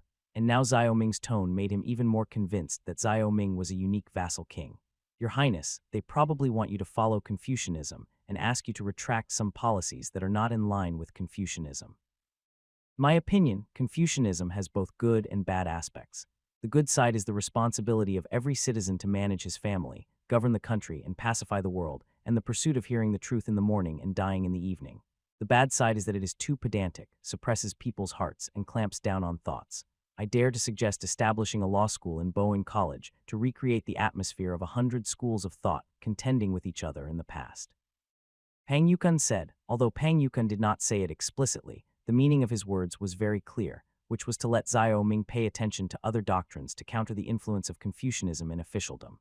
Now Zhao Ming finally understood why Pang Yukun did not try his best to stop his unusually bold policies, but instead helped him to implement them. It turned out that Pang Yukun was just a believer of legalism hiding under the appearance of Confucianism. He understood that Pang Yukun's proposal to establish a law school was a premonition of crisis, but his words were consistent with Zhao Ming's thoughts, so he said, "Prime Minister Pang is right. Only when 100 schools of thought contend can Qingzhou demonstrate its strength and uniqueness. In this case, I will allow you to establish a law school and separate it from the School of Government Affairs." Pang Yukun was overjoyed when he heard this. He said, "Your Highness is truly a man of great benevolence and wisdom. Thank you for your grace. You don't have to thank me first. Since I promised you to establish a law school, you can't be cowards when I am attacked by Confucianism in the future." Zhao Ming said. He agreed to Pang Yukun naturally in order to check the dominance of Confucianism. In fact, for Zhao Ming, what he most hopes to see is that Confucianism can be used by him, so that Confucianism can promote the new Confucianism he set up and completely change the nation's way of thinking that has lasted for thousands of years. However, his Confucianism is the foundation of the Dayu kingdom. He is now only occupying the small land of Qingzhou and cannot change the entire Confucian class at all. Therefore, he can only temporarily organize 100 schools of thought to check and balance the Confucian class in his fiefdom. After all, one cannot use too strong medicine to treat diseases. The atmosphere of facing the exam gradually became stronger at Bowen College. The two inspected the location of the examination rooms and determined the order in which they were set up. This time they left Bowen College. Pang Yukon was naturally very excited along the way. Xiao Ming agreed to his request, which was equivalent to recognizing the doctrine he respected. This was more important to him than anything else. Moreover, he was able to carry forward the ideas of the legalists in the law school. This was probably the most promising moment for the legalists in the past 1,000 years. Seeing Pang Yukon so excited, Xiao Ming couldn't help but shook his head. In fact, the legalist thought is very straightforward, which is to govern the country according to law and not to show favoritism. This is very appropriate when applied to the law. Even if Pang Yukon did not advocate legal scholars, he would have established a law school to cultivate legal talents. Now he has achieved his goal and gained Pang Yukon's gratitude. Xiao Ming is the real beneficiary. And now that Pang Yukon is standing with him, he has someone to act as a shield against the pedantic Confucian scholars. However, when he thought of the doctrine that Pang Yukon respected, he suddenly remembered the two people he recommended, Zhan Xingcheng and Chang Yuchun. He saw some characteristics of the legalists in these two people, both of whom were cold and ruthless. So he asked, are they Chief Minister Pang, Zhan Xingcheng, and Chang Yuchun? Pang Yukon's face tightened when he spoke of this. He said, Your Highness, although I have selfish motives, I will never act recklessly in selecting talented people. Zhan Xingcheng and Chang Yuchun do not venerate the legalist school of thought, but rather they each have their strengths, taking the essence and discarding the dross. It is precisely because of this that I have common topics with them. Xiao Ming nodded. Pang Yukon's selfish desire was just to hope that there would be a fertile ground for the survival of legalist thought. Xiao Ming didn't mind this. Europe had its own renaissance, and Dayu Kingdom also had its own unique renaissance. His current direction is to promote the 100 schools of thought in the field of academia and to make officials no longer believe in Confucianism, although he knows that this is somewhat difficult. The two separated halfway. Pang Yukon returned to the government office, while he went to the palace. Pang Yukon's words at Bowen College still made him feel a little uneasy. He was really worried that the Kong family in Quafu would take action. These people were similar to the current public intellectuals and professors. They talked nonsense all day long, but they couldn't be killed at will. Otherwise, if a big hat was put on him, the court would probably be in an uproar, and all the Confucian scholars in the world would poke holes in his spine. It's a headache. Xiao Ming suddenly realized that it was easy to destroy the enemy physically, but it was really difficult to change the enemy mentally. However, he at least has some advantages. That is, the public opinion position is in his own hands. Thinking of this, he feels that he should continue to strengthen the influence of the newspaper in his fiefdom. From now on, he would require government agencies to subscribe to newspapers and all officials to read newspapers. In addition to reporters going to the countryside to read newspapers, officials would also go to the production teams in each village to convey the policy ideas in the newspapers and resolutely snatch the ideological position from the hands of Confucianism so as to prevent the people from continuing to suffer from harmful ideas. Xiao Ming returned to the palace with an uneasy mood. As soon as he arrived at the door, he saw an elegant and luxurious carriage parked at the door. There was a big word Yang written on the carriage. When Xiao Ming saw this word, he knew that King Yang had arrived. After entering the palace, Ziyuan came up to them with an unhappy look on her face. She complained, Your Highness, Prince Yang is so rude. I told you that Your Highness was not at home, but he still barged into the palace. He didn't do anything to you, right? Xiao Ming asked. No, His Royal Highness Prince Yang just went directly to the main hall and asked us to serve tea, Ziyuan said. Xiao Ming nodded. That's good. At least it shows that Prince Yang still cares about me. If it were somewhere else, he would have caused chaos. Prince Yang is reckless and impulsive, and he always ignores everyone except Xiao Wengshuan. It was not easy for him to behave himself when he came to the palace. Otherwise, according to his personality, he would have started to tease the maids long ago. Xiao Ming went straight to the main hall and met Prince Yang, who was drinking tea and waiting. Seeing Xiao Ming coming, Prince Yang was very happy. He quickly stood up to greet him and said, My dear nephew, you are back. The Emperor's uncle has been waiting here for quite some time. Fourth uncle has come from afar, and I hope your forgiveness for failing to welcome you in person, Xiao Ming said politely. Prince Yang patted Xiao Ming on the back and laughed loudly. My dear nephew, your words are too formal. This time my dear nephew wants to give the musket to the Emperor's uncle to take back. This shows that my nephew has always kept the Emperor's uncle in his heart. Of course, I promised my uncle the Emperor when we were in Chang'an, so I dare not refuse the matter of musket. Xiao Ming said with a smile. Prince Yang has always advocated violence. He was very fond of weapons and war horses. Now that he had cannons and muskets, he was even more obsessed with these two powerful weapons. If it weren't for this, he wouldn't be so polite to Xiao Ming. This time, Xiao Ming asked King Yang to come for two reasons. One was to hand over the muskets, and the other was to eradicate the Shanxi merchants. The Shanxi merchants were located in the gap between the fiefs of King Liang and King Yang. Relying on a lawless area, they resold war supplies from the Dayu kingdom to provide convenience for the barbarians. Over the years, the Shanxi merchants became very rich. If these Shanxi merchants were eliminated at this time, the barbarians could not only cut off their source of war supplies, but also divide up the Shanxi merchants and carve up the wealth of these traitorous Shanxi merchants. And the most important thing is that once the Shanxi merchants are eliminated, his Chamber of Commerce can take advantage of the loophole. Li Kaiyuan has said more than once that trade with the grassland cannot be opened, and the reason is because these Shanxi merchants are obstructing it. Prince Yang laughed heartily and said to Xiao Ming in that case, "Let's go and take a look at these muskets. The Emperor's uncle can't wait any longer." "Uncle, don't be anxious. I still have something to discuss with you." Xiao Ming said. Prince Yang had already stood up, but now he sat down again and asked, "Would you please speak? My dear nephew, I wonder if the Emperor's uncle knows the 9 major Shanxi merchants," Xiao Ming said with a smile. 9 Jin merchants. Prince Yang's expression froze. He said, "Why are you asking this? My dear nephew, I know about the Jin merchants." Xiao Ming continued then, "Uncle Emperor, do you know that these 9 Jin merchants are now collaborating with the enemy and selling war supplies to the barbarians?" Prince Yang's expression suddenly turned ugly. He knew what was going on and couldn't help asking, "What do you mean, nephew? Are you suspecting that I am colluding with the Jin merchants and selling out my country?" "Uncle, you are worrying too much. I have always believed in you, but I may not believe in Prince Liang. Now that I have learned that the Shanxi merchants are collaborating with the enemy, I am sure that father also knows about it. This matter cannot be concealed for long. When father gives the order, it will be difficult for you, uncle." Xiao Ming smiled. The atmosphere in the main hall was somewhat solemn. At this time, King Yang frowned, looking ready to get angry at any time. There was a reason why these Shanxi merchants could get along well with both Yang and Liang. He and King Liang were very aware of the existence of these Shanxi merchants and what they were doing. However, these Shanxi merchants were very generous and gave him hundreds of thousands of taels of silver every year, not to mention jewelry and beauties. Because of this, he naturally turned a blind eye. Who would have a problem with money as long as these Shanxi merchants did not harm their interests? It was enough. But now these Shanxi merchants have obviously made some trouble, and Xiao Ming has discovered it. Are these Shanxi merchants really collaborating with the enemy and selling out their country? King Yang couldn't help but ask. He never cared about what kind of business these Shanxi merchants did with the barbarians, but only cared about how much silver he could get from these Shanxi merchants. Xiao Ming nodded and told King Yang the news obtained by the secret guard. HMPH, these profiteers. I once told them not to go too far, but I didn't expect them to do these things secretly without my knowledge. Don't worry, my dear nephew, I will deal with them when I get back, King Yang said carelessly. Upon hearing this, Xiao Ming sneered. There was no way he believed what King Yang said. The vassal kings of Dayu Kingdom had been ruling their own territories for a long time. In fact, he knew that even bringing up Xiao Wengshuan would not make King Yang surrender. At that time, the most likely thing King Yang would do was to kill some people at random to make up the numbers.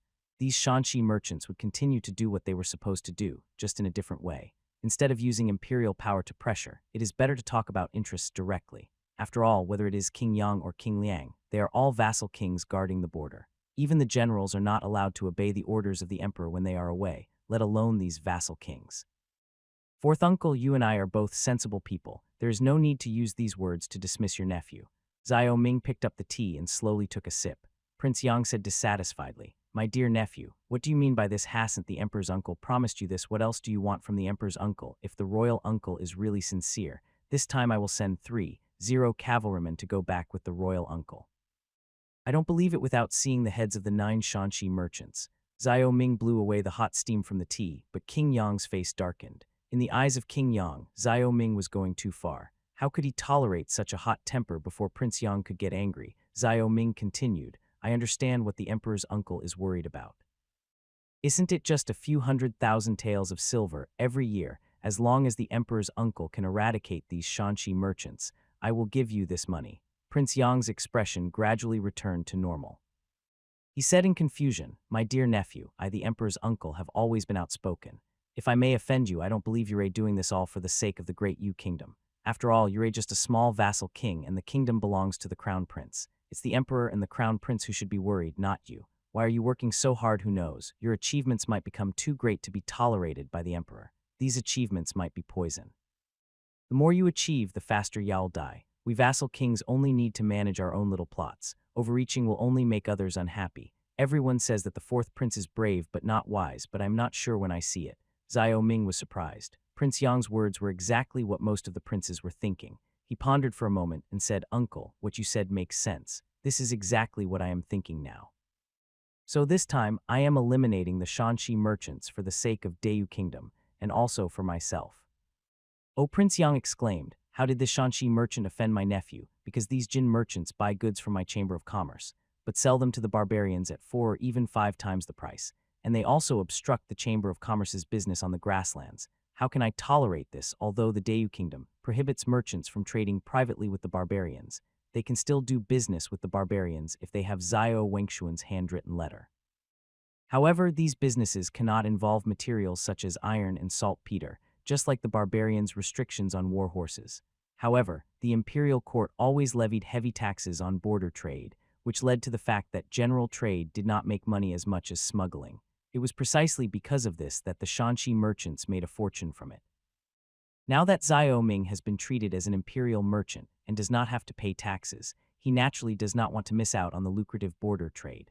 After all, the barbarians' national strength is also very strong. Years of war have allowed the barbarians to plunder a lot of gold, silver, and jewelry from the countries in the western regions. As far as he knew, the nobles among the barbarians also loved luxury goods, and the spirit of comparison was prevalent.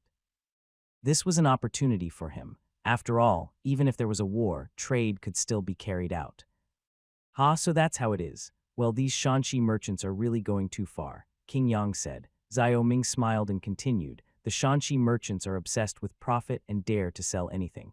How can they compare to the Qingzhou Chamber of Commerce? At least my nephew doesn't sell materials like saltpeter and sulfur. So destroying these Shanxi merchants can not only prevent them from enriching the barbarians, but also allow my nephew's Chamber of Commerce to control border trade, and the emperor's uncle can also take the silver without hesitation." Right, Prince Yang was tempted. He kept these Shanxi merchants only for the silver.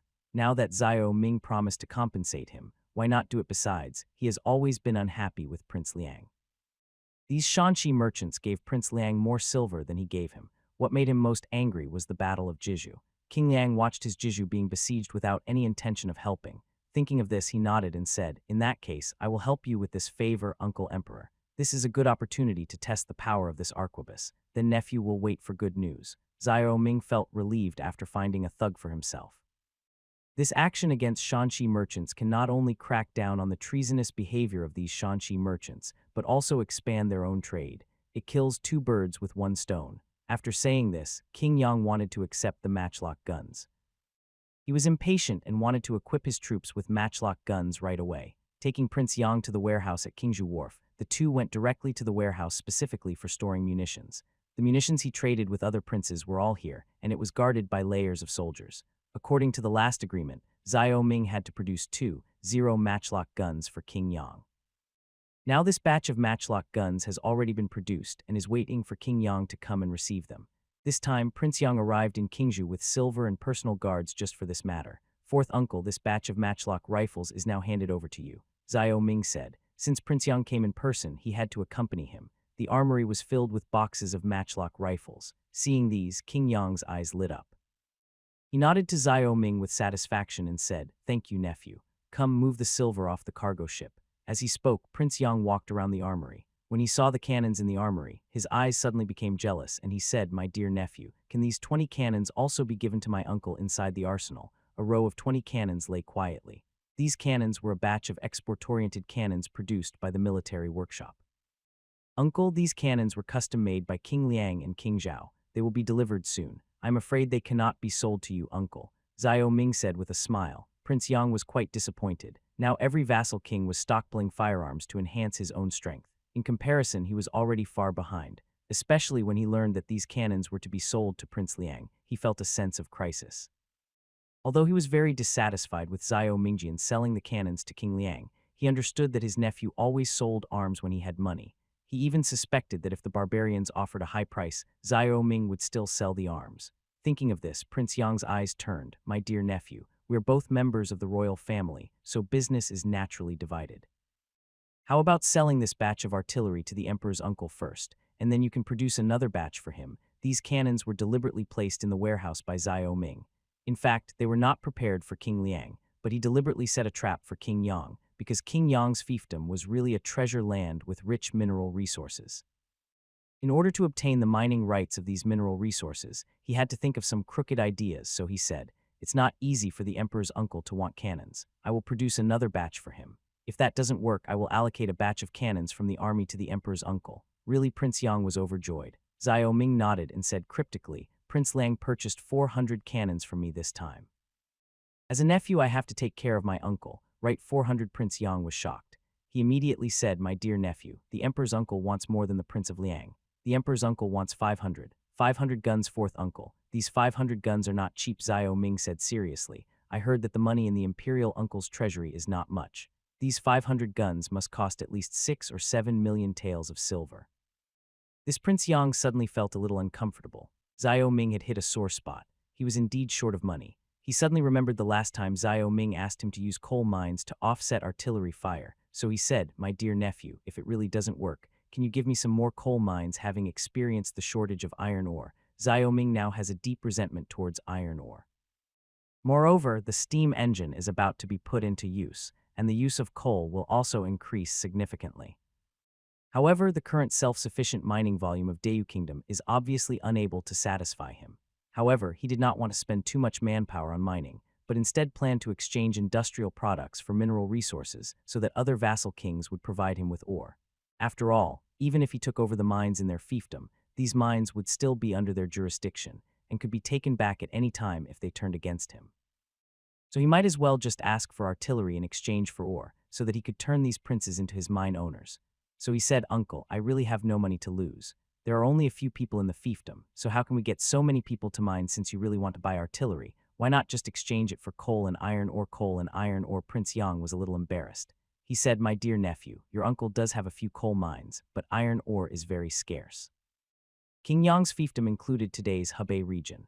In modern times, the iron ore reserves in this place are second to none in the country. It is precisely because of this that it has become a steel base. King Yang is actually in a treasure mountain, but he does not know the true appearance of the treasure mountain. Xiao Ming smiled and said, "Uncle, you are wrong. There are more iron mines than coal mines in your fiefdom. If you don't believe me, I can help you find a few. However, you have to mine the iron mine yourself." Prince Yang has always been a man who lives off the land and the water. Since coal and iron can be sold for money, why not? He said excitedly. "Are you serious, nephew?" "Really?" Xiao Ming said. Prince Yang nodded and said, "If it is true as my nephew said, how about I send people to open the mines and exchange the ore for cannons?" Fourth uncle is extremely generous. "Okay, it's settled." Xiao Ming narrowed his eyes. His first step of the plan had been completed. He had also put in a lot of thought to make Dayu Kingdom a resource supplier for Kingju. For this reason, he didn't care whether they were hostile vassal kings or not. After all, sometimes this kind of relationship between countries is hostile and mutually beneficial. For example, in modern state relations, while people are calling for war and killing, the private economy is still booming. This is the so-called political coldness and economic warmth. After the matter was settled, Xiao Ming carefully calculated the cost for King Yang. The mineral resources to be exchanged for these 500 cannons were equivalent to 100 million shirts in exchange for a Boeing in modern times. In order to purchase cannons, King Yang might have to become a big mine owner, and at this time King Chu had become his cotton plantation owner, continuously supplying cotton to Kingju. After the transaction was completed, Xiao Ming accompanied King Yang on a tour of Kingju for several days. After letting him see the changes in Kingju, he reluctantly returned to his fiefdom. After King Yang left, Xiao Ming continued to plan the future of his fiefdom. To him, the world's resources are limited. If he eats one more bite, others will eat one less bite. Therefore, countries are constantly fighting over the issue of eating one more bite or one less bite. The wealth of the contemporary West is based on a high degree of control over the resources of life. Xiao Ming is well aware of this, so he is preparing to embark on a journey to make the whole world work for Kingju. Now it is his turn to exchange high-tech products for 100 million shirts. While he was busy planning the resource acquisition plan, an unexpected incident suddenly made the atmosphere in Kingju solemn. Dr. Sun is dead. When Pang Yukun said this, his expression was solemn. "Dead? How did he die?" Xiao Ming said in shock. Pang Yukun said, "According to the government's investigation, we can confirm that Dr. Sun was poisoned by arsenic. There are also rumors circulating that Dr. Sun was forced to death by Your Highness. Your Highness, I suspect someone is fanning the flames and slandering Your Highness, putting pressure on you." Xiao Ming's expression was cold. He just asked Dr. Sun to go back and think about it. But Dr. Sun died in just a few days. Not only Pang Yukun, he also felt it was very strange. "Tell me." Xiao Ming was a little annoyed. Although he was dissatisfied with Dr. Sun's rigidity, Dr. Sun was a good doctor after all. He was heartbroken that he died for no reason. Dr. Sun is highly respected in Kingju City. After this incident, many Confucian scholars in Kingju have been discussing it, directly accusing Your Highness Bowen Academy of heresy. The implication is that Your Highness Bowen Academy has broken the rules, violated the ancestral family law, and violated the principles of heaven, which is extremely treasonous. Presumptuous Xiao Ming was furious. When did it become my turn to stop doing my work and talk nonsense all day long? Pang Yukun looked at Xiao Ming cautiously. Xiao Ming's anger this time made him see some of the dignity that a vassal king should have. He bowed and said, Your Highness, please calm down. These Confucian scholars have never looked down upon the Bowen Academy. They are devoted to studying the sages' books, hoping to pass the Imperial examination one day. Therefore, they believe that Your Highness' encouragement of scholars to learn such strange and illicit skills is a despicable act, while they are following the righteous path. It's ridiculous. Can't they see the current development of Kingju? Are they all blind? Xiao Ming was extremely angry. The death of Dr. Sun had already made him a little irritated. Now these Confucian scholars were taking advantage of the situation. How could he not be angry? But the most important thing now was to understand the cause of Dr. Sun's death. He said, These Confucian scholars won't cause any trouble. Your most important task now is to investigate the cause of Dr. Sun's death. Did he truly value the master-disciple relationship more than his own life? Speaking of this, Xiao Ming suddenly felt a sense of frustration. He had not expected that deep-rooted ideas could be so powerful. Yes, Pang Yukun nodded. He hesitated for a moment and said, Your Highness, should we arrest and interrogate these Confucian scholars who spread rumors and caused trouble? After hesitating for a moment, he said, No need. Let them continue to make trouble. It's better to let them make some noise. Otherwise, I will have no reason to deal with them. Allowing these Confucian scholars to slander and denigrate Your Highness would probably damage Your Highness' reputation. Pang Yukun was a little worried. Xiao Ming laughed at this time. Pang Changshi is worrying too much. If this happened in Chang'an, I would be worried, but don't forget what Kingju's foundation is. Now that the aristocratic families are gone, I rely on the common people, and these Confucian scholars are of little use to the fiefdom. Your Highness is absolutely right. As long as the people are stable, these Confucian scholars will not be able to cause trouble, Pang Yukun said. After saying that, he turned and left. After watching Pang Yukun leave the main hall, Xiao Ming sent someone to call Li San to the palace. There were secret guards monitoring everywhere in Kingju, so he could just ask him what the root cause of the matter was. But just when the servant was about to leave, Li San had already arrived at the palace. Your Highness must have asked me to come here because of Dr. Sun's matter, said Li San. Xiao Ming nodded. Since you already know, tell me what you know now. Li San nodded and said to Xiao Ming, Your Highness, Dr. Sun did commit suicide by taking poison. Before he did so, he told his family that he didn't want to offend Your Highness or be criticized by doctors, so he had no choice but to die. It was these words that reached the ears of the Confucian scholars, who then started to discuss Your Highness. I see. Xiao Ming sighed softly. Why is this necessary? Li San said, however. Your Highness, Dr. Sun's suicide may not be your fault. I believe this incident is also closely related to Dr. Sun's senior brother. Because just the day before Dr. Sun committed suicide, Dr. Sun's senior brother Dong Haoran visited Dr. Sun, and as far as I know, the two of them parted on bad terms. Yes, you have made progress now. You figured out the whole story right away. Xiao Ming felt comforted. Wang Chuan is in charge of external affairs, while Li San is in charge of internal affairs. The two of them cooperate with each other to form a complete secret guard. In the past 2 years, he has invested millions of taels of silver to build the secret guard. Now, he finally has spies throughout Kingju City. Your Highness, I have said that I will not let you down, Li San said happily. He was ashamed of himself because Wang Chuan had stolen his limelight many times. He has been working hard to train his subordinates during this period, and now he has a firm control over the fiefdom. Well, you should immediately hand over the clues you have obtained to Prime Minister Pang and ask him to arrest Dong Haoran immediately, Xiao Ming said. Li San nodded and turned to leave. Xiao Ming also walked out of the main hall at this time. At this time, a murderous intent was already rising in his heart. He had not been afraid of the Battle of Kangju, nor had he been afraid of the Battle of Jiju. Could it be that he was afraid of this deep-rooted feudal ignorance and the gossip of Confucian scholars all over the world? He was very surprised by the death of Dr. Sun, but if someone wanted to use this incident to criticize his policies, then he was thinking too simply. If necessary, he wouldn't mind a head-on confrontation with these Confucian scholars to see whether their words were stronger or his guns were harder. The reason why he had maintained tolerance towards these Confucian scholars in the past 2 years was simply because he didn't want to cause unnecessary trouble. But this time, the death of Dr. Sun touched him deeply, and he felt it necessary to warn these Confucian scholars. But before that, he had to deal with the matter of Dr. Sun completely. Otherwise, his medical school would be finished, and his army would have no battlefield medical institution. Frowning, Xiao Ming sighed. He felt that it was necessary to establish an astronomy college in Bowen College. In his opinion, this is the most advantageous weapon to deal with feudal ideas, but he will not use this weapon for the time being, but will use it when necessary, because once he introduces astronomy, it means denying the idea of divine right of kings. The person who would be most terrified at that time would probably not be the Confucianists, but the current Emperor Xiao Wengshuan. If these Confucian scholars add fuel to the fire, Xiao Ming would probably be no different from a rebel.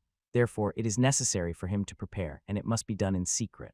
Once he has the opportunity, he can publish this astronomical knowledge and even use this astronomical knowledge as a weapon. He already had a plan for this, which was very risky and bold, because if it succeeded, the Kong family in Quafu might be able to be used by him. While he was thinking, Li San had already brought the news to Pang Yukun. After receiving this news, Pang Yukun immediately ordered the arrest of Dong Haoran. He understood Xiao Ming's idea. He wanted to rectify the malpractices among the doctors in the fiefdom, and Dong Haoran was the key point of this incident. At this time, in a medical office in the south of Qingzhou City, Dong Haoran was sitting opposite three people dressed as scholars. One of the scholars said, "Dr. Sun is a man of great righteousness. To uphold Confucian teachings, he would rather die than submit to the king of Qi. He is truly a role model for our generation." That's right. This Bowen Academy has long been unpopular and despised by Confucian scholars like us. In this land of Qi and Lu, the home of sages, only such absurd things can happen. Now, we have already sent a letter to Quafu to report these absurd things, asking Confucius to speak for us Confucian scholars. That's right. Why can't Confucian scholars like us take the exam to enter the officialdom? Because of this national political reform, what qualifications do those scholars in Bowen Academy who have forgotten their roots have to compare with us? A faint herbal scent permeated the clinic. Dong Haoran held the teacup in his hand, his eyes slightly narrowed. He was indeed frightened for a while after Dr. Sun died, but the Confucian scholars who came to visit him calmed him down. Because so many Confucian scholars supported him in this matter, it proved that he did nothing wrong and it was his junior fellow student who was wrong. What you said makes sense. We have no objection to the king of Qi wanting to reform, but this reform cannot break our rules, whether it is the rules of the clinic or the rules of the officialdom. Don't you agree? Dong Haoran said indignantly. That's right, that's right. No other vassal state has ever acted so recklessly as the king of Qi. We have been enduring it, but this time the king of Qi has really gone too far. The three Confucian scholars immediately looked like they were united in their hatred of the enemy. The four of them chatted back and forth, growing increasingly excited. Suddenly, a loud was heard, and the door to the clinic was pushed open by a group of ferocious soldiers. The leading general strode into the main hall of the clinic and asked, "Who is Dong Haoran?" When so many soldiers suddenly broke in, the clinic fell silent. The three scholars turned pale as paper with fright. At this moment, they all stood up and pretended to be seeing a doctor. Dong Haoran was so frightened that his entire body was shaking. He looked at the three Confucian scholars who had been so unyielding a moment ago. Now they looked as if they didn't recognize him at all. He couldn't help but curse them inwardly, two-faced and cowards. I am seeing that these Confucian scholars could not help him. Dong Haoran could only admit it. In that case, come with us. The general snorted coldly and signaled to the soldiers behind him. The soldiers immediately stepped forward and escorted Dong Haoran out of the clinic. When Dong Haoran was taken away, the three Confucian scholars immediately breathed a sigh of relief. After exchanging a glance, one of the scholars said, "This is bad news. The king of Qi is truly furious. What should we do?" The other two Confucian scholars were also panicked. Another Confucian scholar said, "Let's go back and tell Zaizian about this and let him make the decision." The three nodded and walked out together. At this time, Dong Haoran was escorted directly to the Qingzhou government office, where he met Pang Yukun and King Qi. "Your Highness, Dong Haoran has been brought here." Xiao Ming and Pang Yukun turned around and looked at Dong Haoran. After looking him up and down, Xiao Ming sat down in the main seat and said, "You are Dong Haoran. Dr. Sun was forced to death by you, right, Your Highness? Dr. Sun is my junior fellow apprentice." "How could I kill my own junior fellow apprentice, Your Highness? It's unfair, it's unfair." Dong Haoran knelt down and cried bitterly. "Unjust if so. What did you say to Dr. Sun before he died?" Xiao Ming questioned. He had always had a kind image in Qingzhou. He felt that some people had forgotten that he could also kill people. This incident was caused by Dr. Sun, but now it was pushed by some people with ulterior motives to make him the subject of public discussion. He must get to the bottom of this matter and severely punish those who took the opportunity to cause trouble in the fiefdom. Dong Haoran's expression suddenly changed. He hadn't expected that the king of Qi would know about his meeting with Dr. Sun. cold sweat broke out on his forehead as he defended himself. I was just sharing some old stories with you. As for why you committed suicide, I'm also very confused. You really won't cry until you see the coffin. I know everything you did to the Sun family. Have you forgotten who owns Kingju back then? The 4 great families of Kingju were all wiped out by me. Do you think I would care about you doctors? As he spoke, Xiao Ming's tone suddenly turned tough. This matter did make him a little upset. He was wholeheartedly committed to promoting medicine, but now these people were going against their conscience and obstructing it for their own selfish interests. Dong Haoran's body stiffened for a moment. He once again recalled the bloody February in Kingju 2 years ago. The wealthy families in Kingju were strangled to death almost overnight. To this day, some dried black bloodstains could still be seen occasionally in front of the lotus pond outside Kingju City. Your Highness, I deserve to die, I deserve to die. I was blinded by greed. I shouldn't have forced my junior brother. Please spare my life, Your Highness, please spare my life. Dong Haoran suddenly understood at this moment that the king of Qi, who was amiable in the eyes of the people of Kingju, was once a murderer. Now that Xiao Ming brought this up, wasn't he just telling him that he could kill him at any time at this time? Pang Yukun shook his head helplessly. He finally understood why Xiao Ming wanted to arrest Dong Haoran. There was no need for torture. Now just a simple threat was enough to make Dong Haoran behave himself. Nowadays, the people of Kingju live in peace and contentment, and no one wants to lose their life for no reason. Dong Haoran was filled with fear. The reason he was dissatisfied with Xiao Ming's decision to open a medical school was that his clinic had made more than 3 or 4 times as much money in the past 2 years. The merchants coming and going from Kingju and the increased population made him earn a fortune every day. It was precisely because he wanted to monopolize this profit that he forced Dr. Sun to not agree to this matter. Faced with the fact that he had saved the life of Dr. Sun in the past, he was in a dilemma, and finally Dr. Sun committed suicide. I'll spare you, but who can spare Dr. Sun? Xiao Ming shouted angrily. I've thoroughly investigated the entire situation. If you hadn't threatened him with the memory of you saving his life, he wouldn't have committed suicide. What's the difference between what you did and murder? Come, take Dong Haoran to jail and execute him at noon tomorrow in the East Market. Your Highness, Your Highness. Dong Haoran felt his entire head go numb for a moment. When he came to his senses, he rolled and crawled to Xiao Ming's feet and shouted, Your Highness, please spare me, Your Highness, please spare me. This was not intentional. It was all Zai Ziyan's idea. If it weren't for him, I wouldn't have forced my junior brother. Your Highness, please spare me. Zai Ziyan. Xiao Ming looked at Pang Yukun. Who is this Zai Ziyan? Pang Yukun explained. Your Highness, this Zai Ziyan is the leading Confucian scholar in Kingju and is said to have studied under Qi Hao. Qi Hao. Xiao Ming's eyes narrowed. This is quite interesting. Your Highness, Qi Hao is a famous Confucian scholar in Dayu Kingdom. Quite a number of Confucian scholars have studied under him. In Kingju, there is also a group of Confucian scholars who visit Qi Hao when they go to Beijing for the Imperial examinations every year. In the past 2 years, Qi Hao seems to be more and more fond of the Confucian scholars in Kingju and has taken good care of them, Pang Yukun said. Xiao Ming nodded and looked at Dong Haoran. Is everything you said true? It's absolutely true. I dare not say anything false. Dong Haoran's face turned pale. In that case, do you dare to confront him face to face? Xiao Ming continued. He didn't want to cause a big fuss, but now it was necessary to shoot the first bird to stick its head out so that these Confucian scholars would behave themselves. I dare you, I dare to confront you. Dong Haoran shouted as if he had grabbed a life-saving straw. He was just a doctor who ran a clinic, and what he wanted was different from what those Confucian scholars wanted. As the 3 of them were confronting each other, a sudden commotion erupted from outside the government office. An officer came in and said, Your Highness, hundreds of scholars have arrived outside, making a fuss and demanding that Dong Haoran be released. They claim he's innocent, so why are they arresting him? Scholars Xiao Ming and Pang Yukun looked at each other. Upon hearing this news, Dong Haoran's expression became complicated. To atone for his mistake, he cautiously said, Your Highness, these people are probably the Confucian scholars colluded by Zai Ziyan. In my humble opinion, their intention to help me is fake. Their real intention is to use this incident to get Your Highness to allow them to take the exam. In my clinic, these Confucian scholars brazenly claim that the vacant position should be theirs. Faced with the threat to his life, Dong Haoran immediately switched sides. He was a smart man, and his collusion with the Confucian scholars was only for his own benefit. Now that Xiao Ming has singled him out and threatened his life, he naturally dares not go against Xiao Ming anymore. Saving his life is the most important thing. Xiao Ming snorted coldly. This Dong Haoran was, after all, nothing more than a profiteer, only interested in money. He said, It's just right that he's here. I'd like to meet these Confucian scholars and see what kind of waves they can stir up.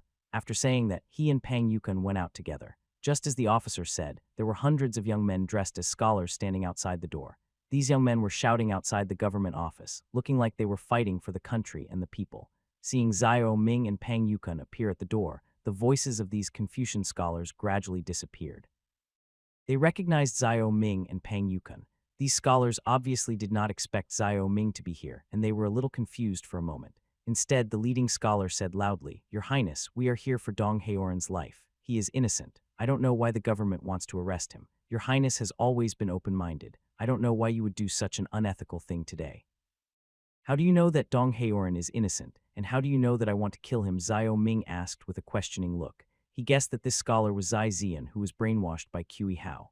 Dr. Sun is dead, but the government arrested Dong Haoran. Isn't it to cover up the fact that Dr. Sun committed suicide just as Xiao Ming thought? The leading scholar was Zai Zian. When these scholars who claimed to be Confucian scholars learned that they had no part in the revamped Qingzhou examination, they were furious. These dissatisfied people gathered together, and Zai Zian, who was a disciple of Qi Hao, quickly became the leader of the scholars. They worked with Zai Zian to plan how to change this situation. At this time, the incident involving Dr. Sun gave them an opportunity. They tried to use this incident to prove that they, the Confucian scholars, were the right path and that they should have a place in the political reform examination. "You mean that Dr. Sun's death is my fault, right?" Xiao Ming said lightly. "I dare not say it." Zai Zian looked very terrified. "Don't dare to say it," Xiao Ming sneered and looked at the scholar behind Zai Zian. He said, "What else are you afraid of? Do you think that just because the law doesn't punish the masses, you can use these scholars to threaten me? I dare not." Zai Zian still looked calm. Xiao Ming laughed when he saw this. He had to admit that although Confucianism had its advantages and disadvantages, its advantages were also very obvious. Even those who were truly influenced by Confucianism had some stubborn people. However, he did not believe that Zai Zian was a stubborn person. No one who acts for personal gain is a tough guy. He rolled his eyes and said, "Humph, I won't fall for your trick. Since you want Dong Haoran, I will return Dong Haoran to you." After saying that, Xiao Ming gestured, and the officers immediately brought Dong Haoran out of the government office and pushed him in front of the scholars. Xiao Ming's action made Zai Zian's expression change suddenly. He thought that the government office would not release him at all, so they could make some noise and let the Kong family come forward to put pressure on King Qi. "But what exactly is the King of Qi up to now? Why are you still standing there? Don't you want Dong Haoran's? Didn't I return it to you? Why are you still standing there? Let's go, let's go." Xiao Ming said. "Your Highness, even so, shouldn't your Highness say something about the death of Dr. Sun?" Zai Zian finally revealed his true purpose. Xiao Ming was waiting for Zai Zian to say this. He said, "Come forward and I will explain to you." Zai Zian looked back at the group of scholars, mustered up the courage to walk forward and stand in front of Xiao Ming. At this time, Xiao Ming's mouth suddenly moved a few times, but he didn't hear anything. Then, without waiting for his reaction, Xiao Ming suddenly said to the group of scholars, "I have said everything that needs to be said. You can ask him." After that, Xiao Ming entered the government office. Upon hearing this, a group of scholars suddenly gathered around and asked, "Zai Zian, what did His Highness say?" "Your Highness didn't say anything." Zai Zian looked confused. "How is that possible? We clearly saw His Highness open his mouth." Said a scholar, "I saw it too, and His Highness seemed very happy to say it." Another person said. Zai Zian was very depressed. He explained again, "Your Highness really didn't say that, I swear." Zai Zian, "His Highness clearly opened his mouth. Why do you say he didn't say anything?" Dong Haoran also asked at this time. After Dong Haoran said this, a group of scholars became more dissatisfied and many of them left angrily. Zai Zian stood there in a daze. He had a very bad premonition. This premonition came true the next day, which was the day when the list of examinees for the political reform examination was released. In addition to the students from Bowen College, there was another person's name on the list, Zai Zian. Okay, this Zai Zian, he fooled us all. He asked us all to go to the government office to make a scene, and even said that the law does not punish the masses. It turns out that he was doing it for himself. Now their names are on the list. What else can we say in front of the list? A Confucian scholar who participated in the riot yesterday shouted loudly, "Shameless villain, your Highness must have told him about this yesterday, and he acted dumb. No wonder he stopped making trouble. We just let him fool us. Bastard, we're going to beat him to death, this despicable guy." Someone shouted, "Beat him to death." A group of Confucian scholars were outraged. At this time, Xiao Ming was standing in a corner not far away, watching the group of Confucian scholars. Pang Yukun stood beside Xiao Ming and said with a smile, "Your Highness has a good plan to sow discord." First, he released Dong Haoran so that the Confucian scholars had no excuse to cause trouble. Then he pretended to say a few words to send Zai Zian away. Then he arranged for Zai Zian's name to appear on the exam list. Now Zai Zian is so full of himself that he can't even explain himself. Xiao Ming smiled and said, "This is just the beginning. Through this incident, I want to let the people see their true colors. The East Market was in chaos, and the candidates were indignant because Zizian's name appeared on the list. After being extremely angry, they all went to Zizian's residence. They could not hide their resentment in their hearts without scolding Zizian. Everyone in the world is fighting for profit. If they really understand the righteousness, why can't they see their presence in the moment of crisis? So to deal with these hypocrites who are weak to the outside world and full of benevolence and morality at home, just throwing a bone to them is enough to make them kill each other and divide and become one. Zio Mingdu smiled faintly at Pang Yukun. Pang Yukun nodded. Your Highness is absolutely right. If the officialdom is filled with these people, our kingdom will soon become no different from other places in the great Yu kingdom. But does the death of Dr. Sun end here? Of course not. Whether for Dr. Sun or for Bowen Academy, we must take this opportunity to crack down on Feng Guizhong's decadent thinking. Zio Ming pondered, talked to Fan Zheng over the next couple of days. We should use this opportunity to denounce Dong Haoran and other quack doctors and Zai Zian and his gang of corrupt scholars in the newspapers. The harsher the better. It's best to make the seriousness of this matter a concern for the interests of the people. That way, these people will become the rats crossing the street, and everyone will shout and beat them. Yes, Your Highness, I am very good at this. Pang Yukun smiled confidently. He used to be a censor, and his ability to curse people without using any dirty words was first class. After agreeing on this matter, the two returned to the government office. Pang Yukun called Fan Zheng to draft a newspaper manuscript criticizing Dong Haoran and Zai Zian, as if he wanted to throw the two into the ocean of people's war. At the same time, Zai Zian was leisurely drinking tea in the tea house when a group of aggressive scholars suddenly rushed in. Without waiting for Zai Zian to explain, these scholars started punching and kicking Zai Zian. While beating Zai Zian, the scholars shouted, "Traitor, traitor." Ouch! Zai Zian lay on the ground with fists and kicks hitting every part of his body. He had no idea what was happening and could not make any excuses. The constables who usually appeared quickly seemed to have disappeared today. It was not until the scholars were beaten to death that they seemed to feel relieved and left. The diners in the tea house looked at this scene in shock and whispered to each other. What's going on? Why was this man beaten? Asked a businessman.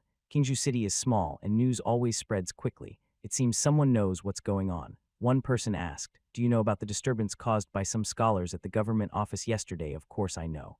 These scholars are really tired of living. They even dared to ask for people from the government office. Who do they think they are? If this happened in other vassal states, they would have been beheaded immediately. It is only because of the mercy of His Highness that he indulges these scholars. That's right. This person is Zai Zian, the leader of the trouble. He took advantage of Dr. Sun's suicide to satirize Your Highness' decrees in Kingju. Not only did he ask Your Highness to close down Bowen College, he also wanted Your Highness to classify us merchants as lowly people again. The merchant's face flushed with anger. He deserves to be beaten to death. Another merchant suddenly shouted angrily, Your Highness is the most virtuous prince I've ever met. He always considers us, the common people, and the status of merchants and craftsmen like us has been elevated. And these poor bastards want to return us to our former hardship. The merchants in the tea house immediately started shouting, these Confucian scholars are really going too far. Who's willing to come with me and give them a kick? I'll go. I'm going too. All the businessmen stood up and punched and kicked Zai Zian, who was about to get up, until Zai Zian fell to the ground again. Some merchants shouted, everyone, everyone, even if we kill this Zai Zian, so what there will always be a second Zai Zian, and a third Zai Zian. The problem now is that this bunch of corrupt scholars is always trying to return Kingju to the days 2 years ago when it was ruled by the aristocratic families.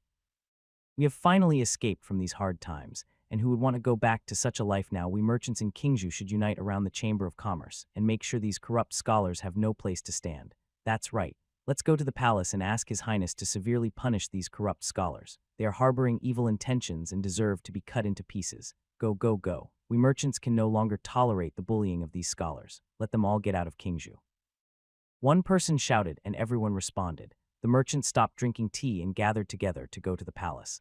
Along the way, they recruited friends. A dozen merchants soon became hundreds, and hundreds soon became thousands. These merchants came to the gate of the palace, knelt down one after another, and shouted, Your Highness, the King of Qi, please uphold the will of the people of the feudal state.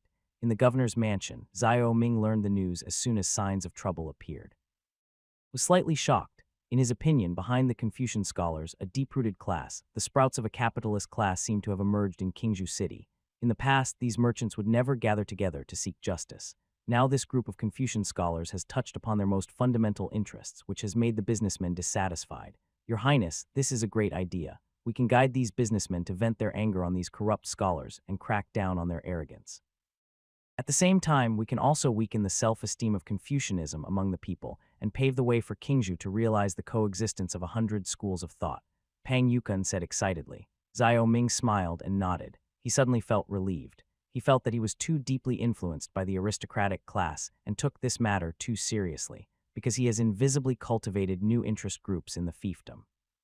The first interest group is the people of the fiefdom, the second group is the merchants of the fiefdom, the third group is the craftsmen, and the fourth group is the students of Bowen Academy.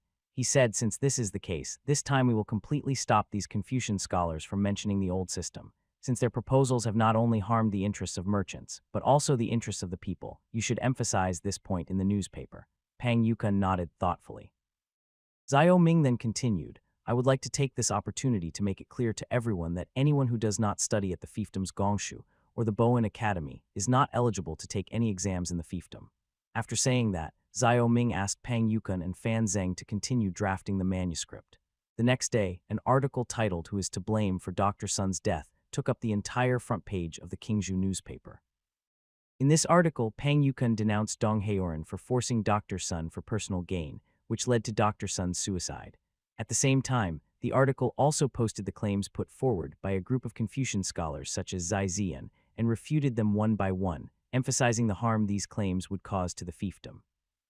Finally, the article proposed that from now on, scholars who had not studied in Gongshu or furthered their studies in Bowen Academy would not be allowed to take any examinations in the fiefdom. As soon as this article was published, it caused an uproar in the fiefdom.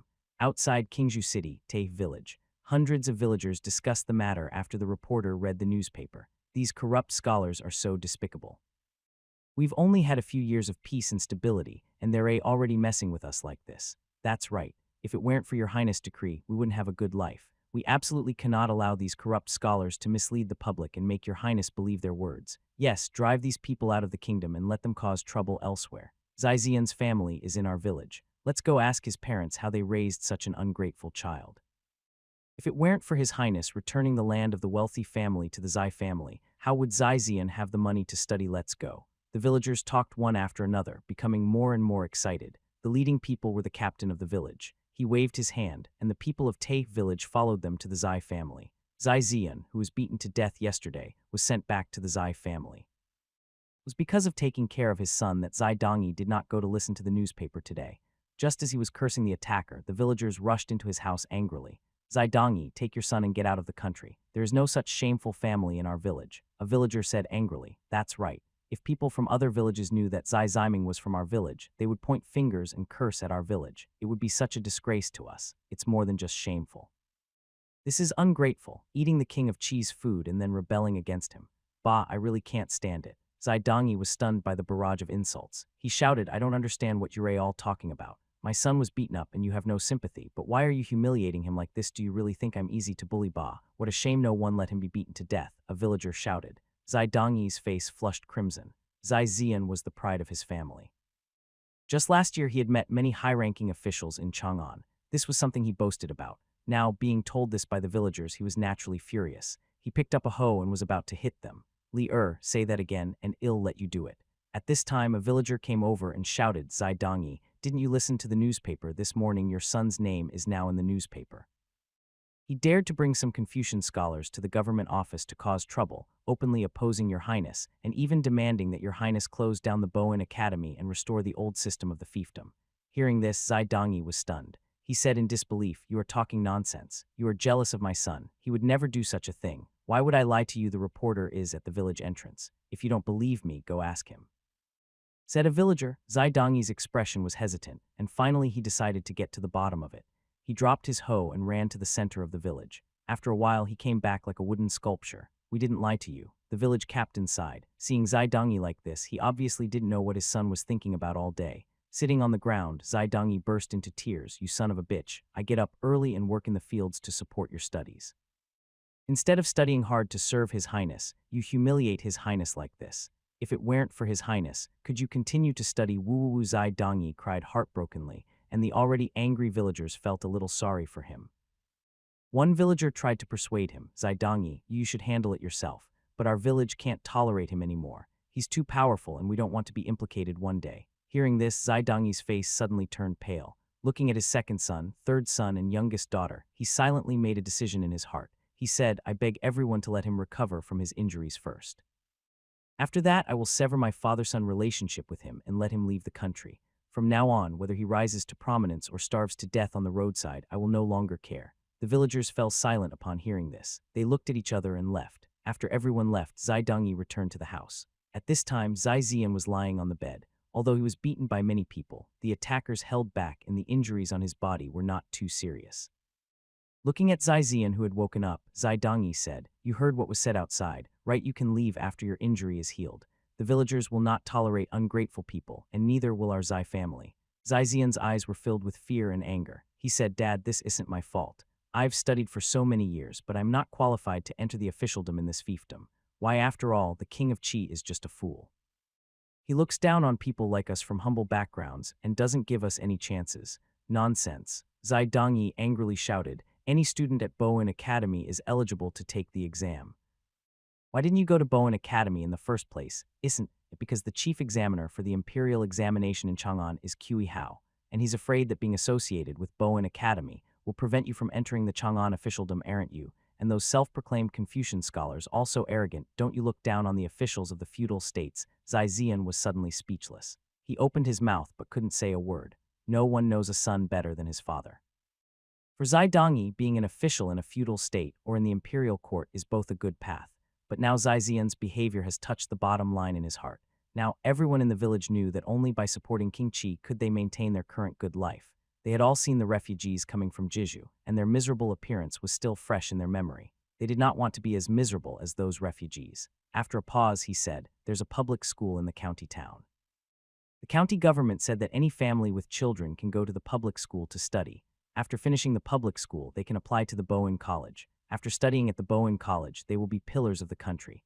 Dad plans to send your second and third brothers to study. Dad, my second and third brothers are both going to school. Do you have so much money to support them? Zai Zian argued. Who doesn't want money? Zai Dongyi sighed. You don't want to serve such a good prince. Why do you want to do that? Upon hearing this, Zai Zian fell silent. While he was thinking, the Confucian scholars who followed him to the downtown area also encountered similar situations. Many of them were just making trouble. After learning the pros and cons, they wrote letters of repentance and submitted them to the government office, promising not to commit the same crime again. They also applied for the Bowen College. This time, the surging actions of merchants, common people, and craftsmen completely frightened these Confucian scholars, and no one opposed the decree announced by Zhao Ming. News kept coming in, and Zhao Ming was very satisfied with the reactions from all parties. He didn't expect that, by taking this opportunity, he would completely establish his own talent training and selection system. Just when he was feeling proud, a craftsman from the glass workshop came to the palace and handed him a telescope. Your Highness, this is the telescope you requested, the warden said as they held a stick about 2 meters long and 5 centimeters in diameter. After the Confucian scholars caused trouble, Zhao Ming ordered the glass workshop to make astronomical telescopes.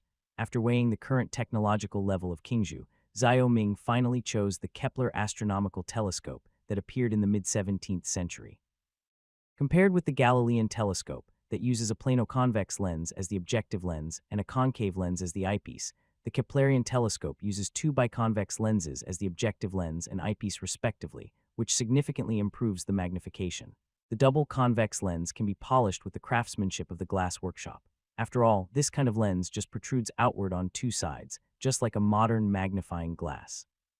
After taking over the first astronomical telescope of Dayu Kingdom, Zhao Ming looked at the sky. It was already evening, and a crescent moon was hanging in the sky. Through the telescope, the craters on the moon were clearly visible. It was a crescent moon at this time, and the contrast between light and dark was significant. Looking at the bright moon, Zhao Ming fell into deep thought. This time, the incident against the Confucian scholars was a victory due to his deliberate manipulation. The new interest groups in the feudal country showed a one-sided trend in the confrontation with the old interest groups. This was a great encouragement to him. But for him, the real old interest groups outside the closed country have not yet launched the final attack on him, but have been dormant. In particular, there is a behemoth sitting in his fiefdom, and he wants to prepare a sharp sword for this behemoth, a sword that can kill it at any time, and this sword is astronomy. However, now that he has an astronomical telescope, he is still troubled by who to ask to study this subject. Just like modern feudal dynasties, astronomy was the study of the emperor. During the Ming Dynasty, the public was forbidden to study this subject. The idea that the king's power was granted by God made emperors of all dynasties very wary of this matter. During these 2 years, Xiao Ming wanted to establish an astronomy academy more than once, but in the end he postponed the plan because once the matter was made public, it would basically be equivalent to his rebellion. What was the purpose of a prince having his subordinates delve into astrology? Was he denying the emperor's divine right of kingship, or was he preparing to start a new one for this reason? He could only choose to study astronomy in secret and wait until the time was right to use this sword. Don't tell anyone about this. Understand, Xiao Ming said in a deep voice that the reason he concealed it was because he didn't want to cause any trouble. After all, the imperial court was a backer for him. After Zai Zian was beaten and driven away by the villagers, Qingzhou was in turmoil for more than a month. The incident of the Confucian scholars making a scene in the government office gradually subsided. For a time, no one in the country dared to speak out against Xiao Ming's various policies. Moreover, private schools in various parts of the state were closed one after another, and the children of the common people who had previously studied in private schools all flocked to public schools to study.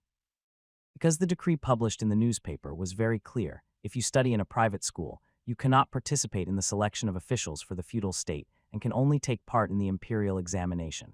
However, if you study in a public school, you can take part in the examination for the feudal state and the imperial examination for the court. In this case, why not do it? The most important point is that you don't need to pay any money to study in Gongshu. Your Highness, this is the Qingzhou Gongshu. According to Your Highness instructions, the Qingzhou Gongshu will be divided into 2 parts. Children aged 6 to 12 will study in the building on the left side of the Gongshu, while those aged 13 to 16 will be placed in the Gongshu building on the right. Passing the Gongshu's examination will determine whether these people are able to enter Bowen Academy. As they walked, Zhan Xingcheng introduced the situation of Qingzhou Gongshu to Xiao Ming. Qingzhou Gongshu is located only 100 meters away from Bowen College. There are a total of 72 quaint schools in Gongshu. These schools are made of green tiles and red bricks and are arranged in rows. There is a blackboard and a podium in front of each classroom, which are the basic characteristics of a modern teacher. According to the data provided by Zhan Xingcheng, the population of people in Qingzhou City has now reached 450, and the number of children who can enter the public palace is about 6. The vegetation in Gongshu is lush, and the rockery and pond complement each other. There is also a large stadium on one side of the school. Overall, Xiao Ming is very satisfied with the construction of Gongshu. During the period of building Gongshu, he seldom came here. This time, taking advantage of the public outrage in the fiefdom, he felt that the time had come to open Gongshu. This was the beginning of his popularization of education. After all, although Qingzhou's military industry is not much different from Europe's due to his intervention, he is still far behind in terms of talent reserves overall. The pressure of recruiting 6 teachers this time may be very great, but your government office must withstand it. In addition, I am not afraid to spend money on teaching and educating people. Remember, the salaries of these teachers must be high, and the selection must be strict so that these teachers can teach wholeheartedly. I don't want my government office to be filled with a bunch of unqualified teachers. Those who can't even be role models are out of the question. Xiao Ming's tone was very serious. What he could not tolerate most was teachers who misled students, so he would rather pay high salaries to hire high-quality teachers. Zhan Xingcheng had a smile on his face. In the kingdom of Deu, there were few princes who attached so much importance to teaching. For these princes and even the aristocratic families, they only hoped that the people could not read or write so that they could consolidate their position. This had never changed over the years, but everything had changed here. Now Duke Shubian of Qingzhou alone has trained 6 people, and the entire fiefdom can train 40 to 50 people at a time. What a terrifying number this is. Yes, Your Highness, we all support Your Highness in this matter, and we are unwavering, Zhan Xingcheng said firmly. Xiao Ming nodded and continued, also, we shouldn't be too rigid in public education. Students who are able to receive advanced education in advance can be allowed to skip levels. This way we can cultivate useful people earlier. This time, Gongshu did not copy the modern style. After all, in this era, men could get married and have children at the age of 13, and sons of the gentry at the age of 15 or 16 could even enter officialdom. Moreover, there is no need for him to follow modern quality education, which is not in line with current reality. It is enough for these students to master the knowledge system of the 18th century. Because of this, what they learn will not be as complicated as modern ones, and the time they spend on education will be greatly shortened. After the age of 18 or 19, they will be able to contribute their own efforts to the construction of Qingzhou. The warm breeze blew on the clothes of Zhan Xingcheng and Xiao Ming. After inspecting the Qingzhou Gongshu, Zhao Ming and Zhan Xingqing went to the county town outside Qingzhou City to check the construction of other gongshu. It was almost time to start school, and he didn't want to delay it for another year. After confirming that gongshu basically had the conditions for students to attend school, he asked all states and counties to begin preparations for the opening of gongshu. At the same time, another farming season is coming. Your Highness, last winter's publicity campaign was very successful. This spring, many people came to the government office to inquire about growing potatoes. Now, I'm not sure if there are enough potato seedlings. The farming season is about to begin, and the most excited person is none other than Pang Yukun. These days, he gets up early and goes to bed late, and every day he goes to the outskirts of Qingzhou to visit the people and ask about the farming season. In his opinion, nothing is more important than farming. It's definitely not enough. These seedlings are probably only enough for the people of Qingzhou to buy. I'm afraid there is no way for other states and counties for the time being. If it's not enough, I will find a way. If the harvest this year is good, I will establish breeding bases in other states next year, Zhao Ming said. In his fiefdom, potatoes can be planted twice a year. The first season is planted in March and April and harvested in June and July. The second season is planted in August and September and harvested in November and December. Now is the season for planting spring potatoes. Since last year, Zhao Ming has asked Qi Wu to cultivate potato seedlings, but because of the small base, there are still not many potato seedlings now. Pang Yukun showed a trace of regret and said, "What a pity. Such high-yield potatoes could be planted throughout the fiefdom. The people would live a prosperous life. We can't be too greedy. Even if all the people in Qingzhou can plant potatoes, the harvest will be very impressive. Besides, these potatoes are so productive in Qi Wu's hands because he has carefully cared for them. This may not be the case in the hands of ordinary people. We'd be lucky if we could get 3 or 4 times the yield. Triple or quadruple is not bad." Pang Yukun was very satisfied this time. Then he asked, "Your Highness, what should we do with the corn and peppers we want? Give this to the people for now. Let's satisfy our slave plantations first and then publicize it to the people. If they want to plant, well, give them the seeds, and if they don't want to plant, then forget it," Zhao Ming said lightly. Pang Yukun nodded. The yield of corn and pepper was not very high, and it was indeed not enough for the slave plantation. After a pause, he remembered something and said to Zhao Ming, "Your Highness, didn't you say there's a crop that's even more productive than potatoes? When can we plant it?" Mentioning this, Zhao Ming brings tears to my eyes. The last time Yue Yun risked his life to go out to sea, the only regret was that he was unable to bring back sweet potatoes. Sweet potatoes are a crop that is more productive and easier to preserve than potatoes. When Zhao Ming was a child, he often ate sweet potatoes. The leftover sweet potatoes at home would be sliced and dried into sweet potato chips, which could be preserved for a long time. Sweet potatoes can also be made into vermicelli, hot and sour noodles, and other things, which are very refreshing. It won't be too far away. I have already talked to the Dutch and asked them to transport a batch of sweet potatoes to Dengzhou. I guess the day will be here soon," Zhao Ming said. Sweet potatoes, like potatoes, are native to the Americas. Therefore, they are not unfamiliar to the Western powers that have completed the colonial division of the Americas.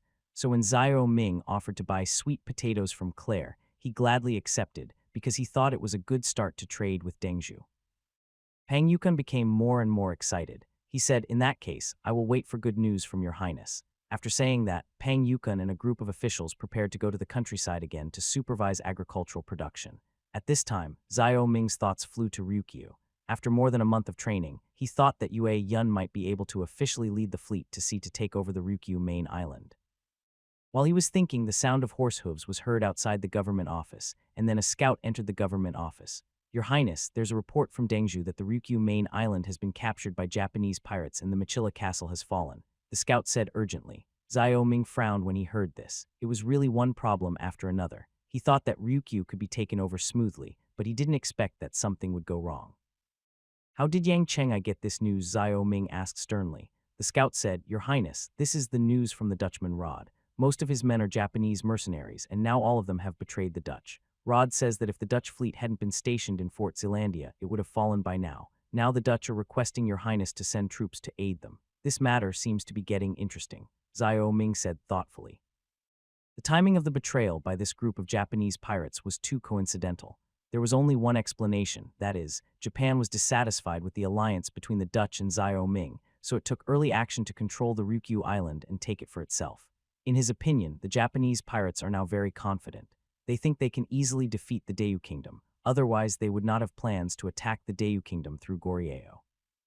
This spirit is more like arrogance than confidence. After a moment's silence, he said to the scout, Go back and tell Yue Yun to hold his troops for now and wait for reinforcements from Qingzhou.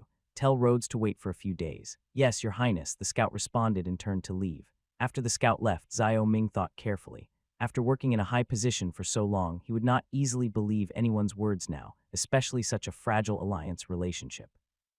He's still not sure whether the occupation of the Ryukyu main island was a conspiracy of the Dutch or a plan of Japan. If the two cooperated with each other to set a trap for him, a rash rescue would probably cause him heavy losses. So in order to confirm this matter, he had to investigate. Thinking of this, he sent someone to call Wang Xuan. Now the secret guards were already monitoring Fort Zealandia, and he knew best if there were any clues. Soon, Wang Xuan arrived at the governor's office. He seemed completely unaware of the fact that the Ryukyu Islands had been occupied by Japanese pirates.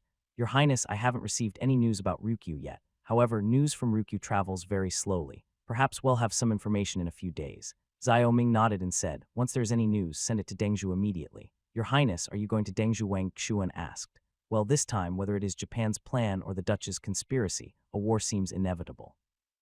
Now that the barbarians are ready to move, there can't be any mistakes on this sea route, Xiao Ming said worriedly. After saying that, he set off for the Qingzhou camp. This time he had to show his claws. Ryukyu Japanese rebellion in the Qingzhou camp. Niu Ben and other generals were excited when they learned that the Ryukyu island had been occupied by Japanese pirates.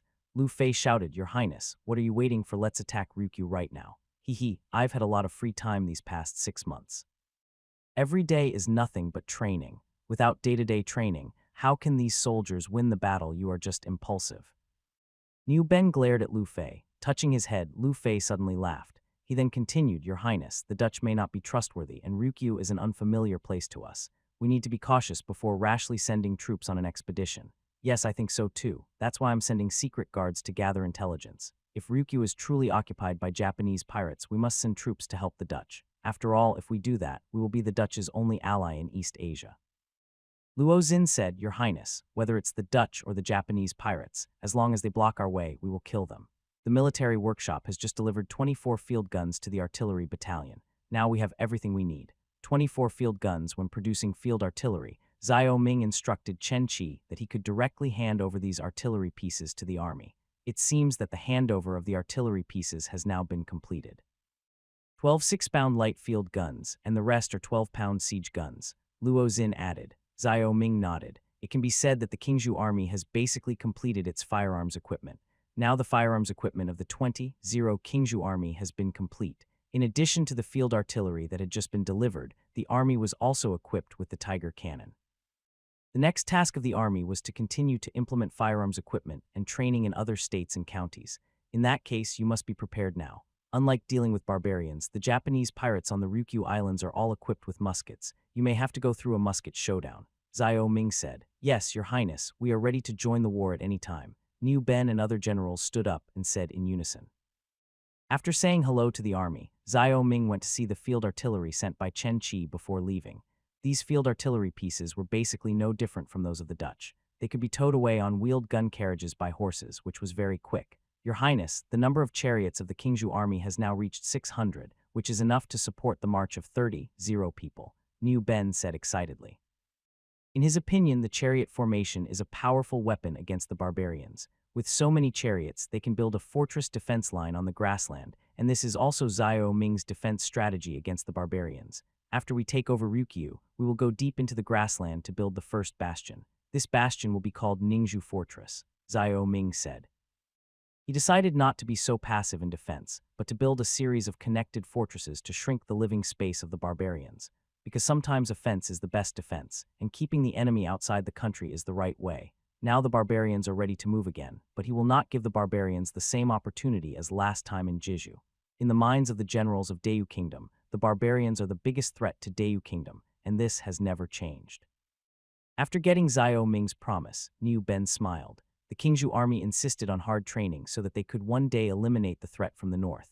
After talking to Niu Ben about prioritizing the reform of the Yuzhou and Dengzhou armies, Xiao Ming returned to the palace. On the third day, the secret guard's intelligence arrived in Qingzhou, and Wang Xuan appeared in the palace as soon as possible. Your Highness, I'm afraid what the Dutch said is true. The Japanese pirates attacked the Dutch, and more than 300 Dutch soldiers in Fort Zealandia were killed. Now the Japanese pirates have occupied the bastion opposite, and more Japanese pirates are constantly reinforcing the bastion. It seems that they are preparing to take over Fort Zealandia as well, Wang Xuan said in a deep voice. After hearing the news, Xiao Ming suddenly laughed. These Dutch people are really playing tricks on themselves. Japan is a dog that can never be tamed. Now that they have been bitten, they will learn their lesson in the future. Your Highness seems very happy about this. Wang Xuan was a little puzzled. Xiao Ming explained, it's actually very simple. The Dutch have been trading with Japan for a long time. Now that the Japanese pirates have attacked the Dutch will no longer trust Japan. In this way, we will become the Dutch's only trading partner. Do you think this is a good thing? That's true in this respect? Wang Xuan came to his senses. After a moment of contemplation, he said to Wang Xuan, continue to monitor the movements of the Ryukyu and Japanese pirates and report back to me at any time. Yes, Your Highness. After seeing Wang Xuan off, Xiao Ming formally ordered Niu Ben's troops to march to Dengzhou to prepare for an attack on Ryukyu. The Japanese invasion along the coast has always been a headache for the Kingdom of Deu. Since these people are Japanese pirates, his action this time can also be said to be a bandit suppression. After receiving Xiao Ming's order, Niu Ben assigned Lu Fei and Luo Xin to Xiao Ming and asked the two to lead 10-0 troops to be responsible for the Ryukyu War. Xiao Ming was very satisfied with this arrangement. The two of them were among the best generals. In war, excellent generals could reduce casualties among soldiers. Rhodes is still waiting for Xiao Ming in Dengzhou.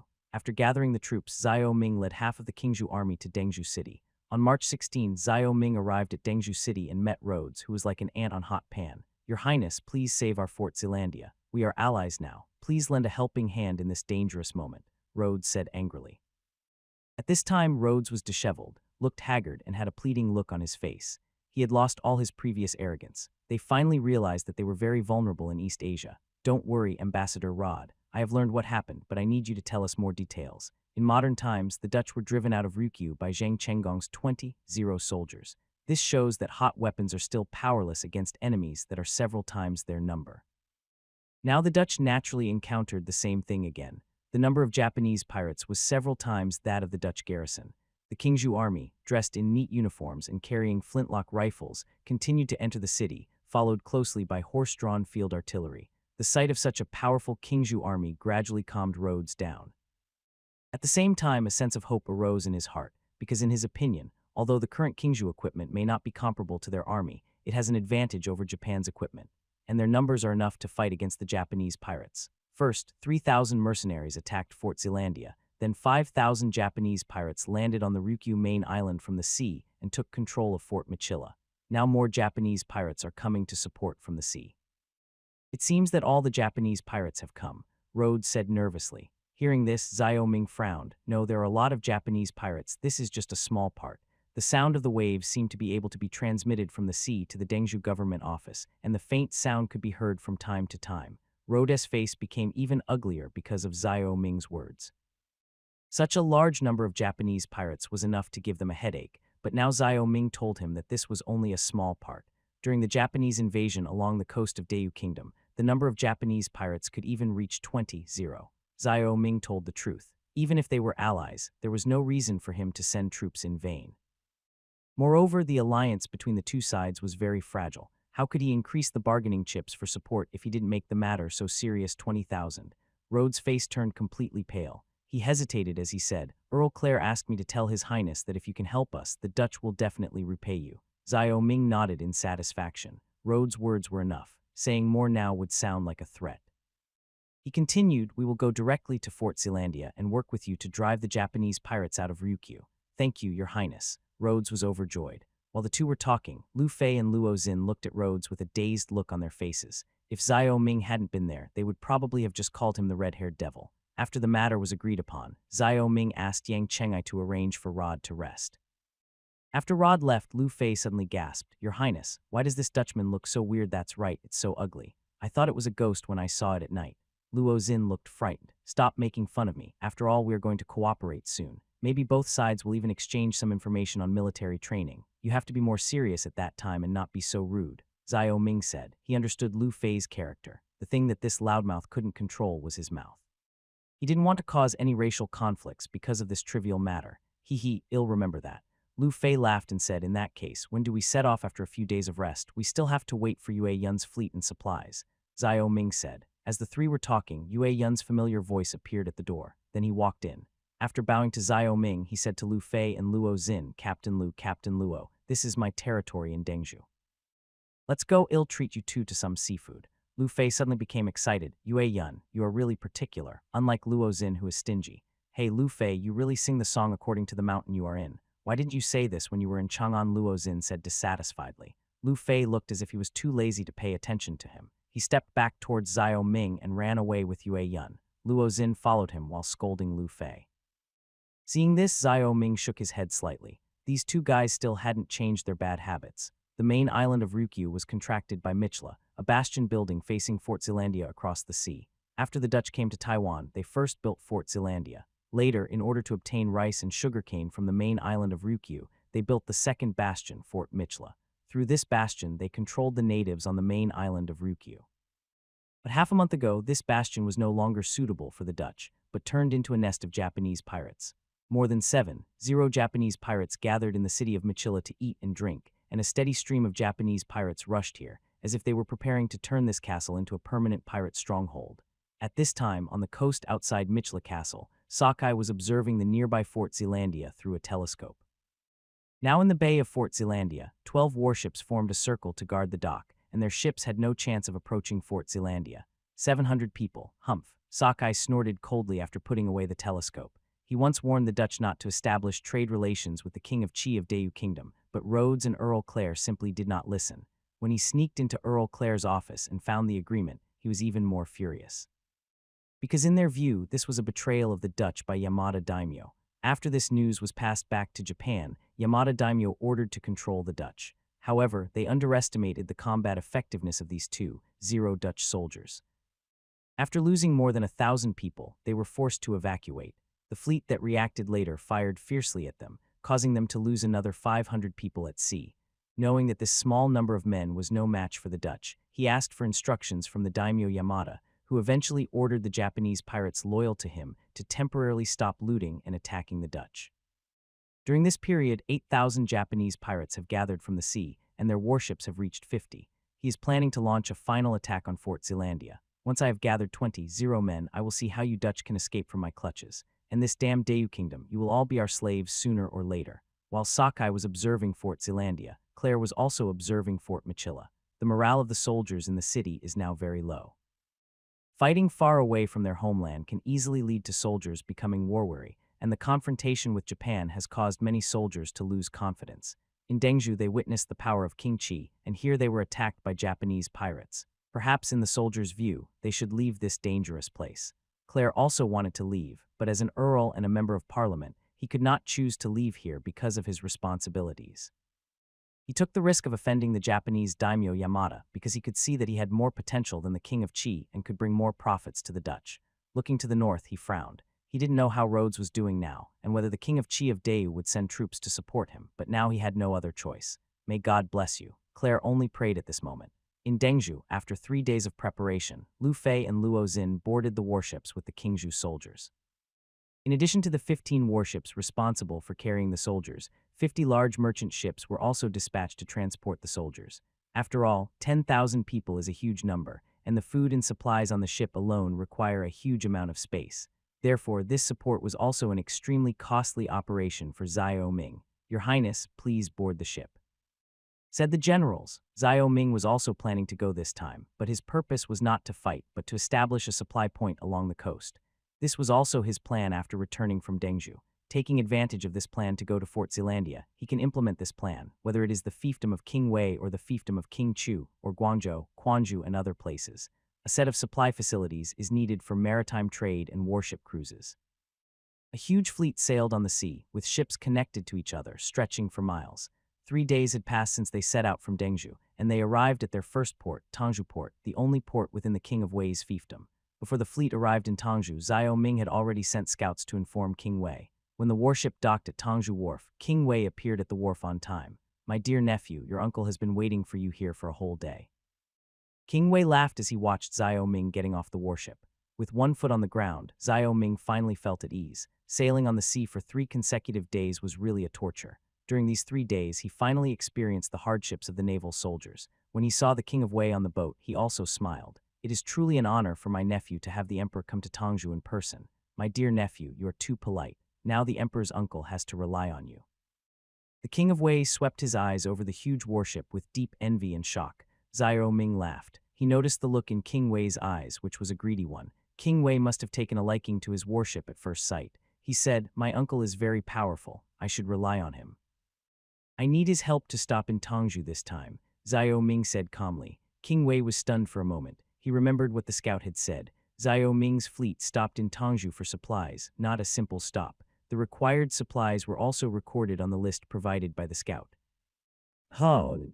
Yes, the Emperor's uncle has remembered. Don't worry, my dear nephew. The Emperor's uncle has prepared the supplies and you can get them now," said the King of Wei. Xiao Ming felt relieved, but he was still a little worried. He hoped that King Wei would not make things difficult for him again. Otherwise, he would make King Wei's life miserable in the future.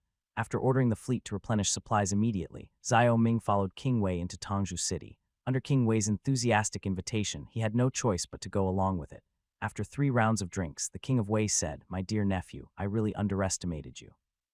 I didn't expect you to have such a powerful fleet. This fleet can even fight the Dutch on equal terms." There was envy in King Wei's tone. He knew the Dutch and how powerful their warships were. From the information he had received, Xiao Ming's warships were very similar to those of the Dutch. Now that he suddenly led such a powerful fleet here, how could he not be envious? "Uncle, you are too kind. These warships are just warships used by my nephew to guard merchant ships. I dare not say that they are used to fight against the Dutch," Xiao Ming said with a smile. The King of Wei was envious. He asked tentatively, "How did my nephew come to build these warships? Oh, now I remember. It must have been the work of the missionaries. Why doesn't my uncle have this luck? But how many of these warships can my nephew build for me?" Xiao Ming's expression changed slightly. He didn't expect that King Wei would make such a request. He might give King Wei cannons and muskets, but he would definitely not give King Wei warships. After all, in such an era, a warship loaded with artillery posed a great threat to shipping routes and was extremely difficult to capture. "Uncle, these warships are complex to build. In 3 years, I've only built about 10 of them. Furthermore, they're very expensive, costing over 1,000,000 taels of silver each." 1,000,000 taels. King Wei's face turned pale. Of course. This smallest warship also has about 60 cannons. The cannons alone cost 2,000,000 taels, not including the cost of the warship. King Wei nodded. He understood that the cannon on this kind of warship was called naval gun, and its price was more expensive than ordinary cannon. This is indeed a bit expensive. King Wei stroked his chin. He already knew that King Chu had purchased thousands of naval guns from Xiao Ming, and that he was going to build a fleet using these guns. His fiefdom was only separated from the King of Chu by a river. The King of Chu was in a dominant position. After hesitating for a moment, he said, "Since that's the case, the Emperor's uncle doesn't want to embarrass me, so why don't you sell me some naval guns?" Xiao Ming laughed when he heard this. Now that the steam engine has officially gone into production, King's industrial capacity is about to undergo earth-shaking changes, and the forging technology of this artillery will also be accelerated. The King of Wei was now offering to buy artillery as a gift of silver. He said, "Uncle, this isn't a problem. It's just the silver." According to Xiao Ming's tone, 1,000 naval guns would cost 20,000,000 taels of silver, which was a huge expense. However, in order not to be overtaken by the King of Chu, he gritted his teeth and said, "No problem. At most we can just raid the homes of a few wealthy businessmen." Xiao Ming suddenly felt sad for these businessmen. No wonder many businessmen are now trying to find ways to stay in Qingzhou. There is really no human rights in other places, but he didn't care about the life or death of the merchants in Wei. All he wanted was these 20,000,000 taels of silver worth of supplies. "Uncle, you are so straightforward. So how many cannons does you need?" Xiao Ming asked. 1,000 gates, said the King of Wei. Xiao Ming understood that this was a competition between the King of Wei and the King of Chu. He said, "Then how does the Emperor plan to pay this money?" Nephew, it's not that your uncle is stingy. In business, 1 is 1 and 2 is 2. Since you plan to use Tongju as a supply point, the supply materials must be calculated in silver. The warship docking at the dock also costs silver. The King of Wei looked cunning. There's no such thing as a free lunch. Xiao Ming naturally knew that the King of Wei wouldn't give him Tongju as a supply base for nothing, so he said, "Uncle Huang's words make sense. In that case, all supplies for Qing's official ships will be deducted from this fee. However, even so, there's still a lot of silver to be paid, that's for sure. The supply cost for Tongju Wharf will be temporarily reduced to 2,000,000 taels. After all, it cost 20,000 taels to supply the Emperor's uncle this time. The amount will be more if it happens more frequently in the future. We can discuss it again after this money is spent." The King of Wei's eyes flashed with shrewdness. Xiao Ming nodded in agreement. He thought doubling the price of the naval guns was already unfair enough, and he had to at least give King Wei some psychological comfort. The King of Wei then said, "There are still 18,000,000 taels left. To be honest, my nephew, I also have some large merchant ships. I am willing to use 100 of these large merchant ships to offset the remaining 10 million taels. The remaining 8 million taels will be paid to you in the form of 400 taels of gold and 4 million taels of silver. How do you do that? Xiao Ming sighed in his heart. The land of Wei was indeed rich, and the king of Wei was really a tycoon. Deal. Xiao Ming nodded heavily. This deal was very profitable. He not only got the Tangzhou supply point, but also made an arms business. After a brief stay in Tangzhou for one day, Xiao Ming led the fleet to continue out to sea the next day. The next place he would arrive at would be Ningzhou, the capital of King Chu. At Tangzhou Wharf, King Wei looked at the slowly departing warship with a complicated expression. Third uncle, Xiao Ming is becoming increasingly difficult for us to understand. Xiao Qi appeared behind King Wei. He came to Tangzhou with King Wei, but did not meet with Xiao Ming. Instead, he secretly observed Xiao Ming's fleet. What do you think Xiao Ming is going to do with such a large fleet? King Wei asked in confusion. Xiao Qi pondered for a moment and said, I sent someone to observe. This time, Xiao Ming's fleet carries over 10,000 soldiers, all armed with the muskets he mentioned. Such a large-scale army must be going out to sea for conquest. He naturally wouldn't dare attack the great Yu kingdom, so his only destination is Ryukyu. Ryukyu, you mean Xiao Ming wants to go to war with the Dutch? King Wei said in surprise. It's possible, not to mention the powerful fleet comparable to the Dutch, plus 10 musketeers. Only the Dutch are worthy of being his opponents. Xiao Qi said confidently. The king of Wei was overjoyed. Hee, this is fantastic. If Xiao Ming and the king of Wei come to blows, we can reap the benefits. Perhaps maritime trade can even reopen. Third uncle, it's too early for you to be happy. If Xiao Ming defeats the Dutch, he will have the final say on the seas from now on. Will he allow us to engage in maritime trade so easily? Then the king of Wei pondered for a moment and said, it's much better than being in the hands of the Dutch. Xiao Ming is at least a royal relative, so he can at least have a say in the court.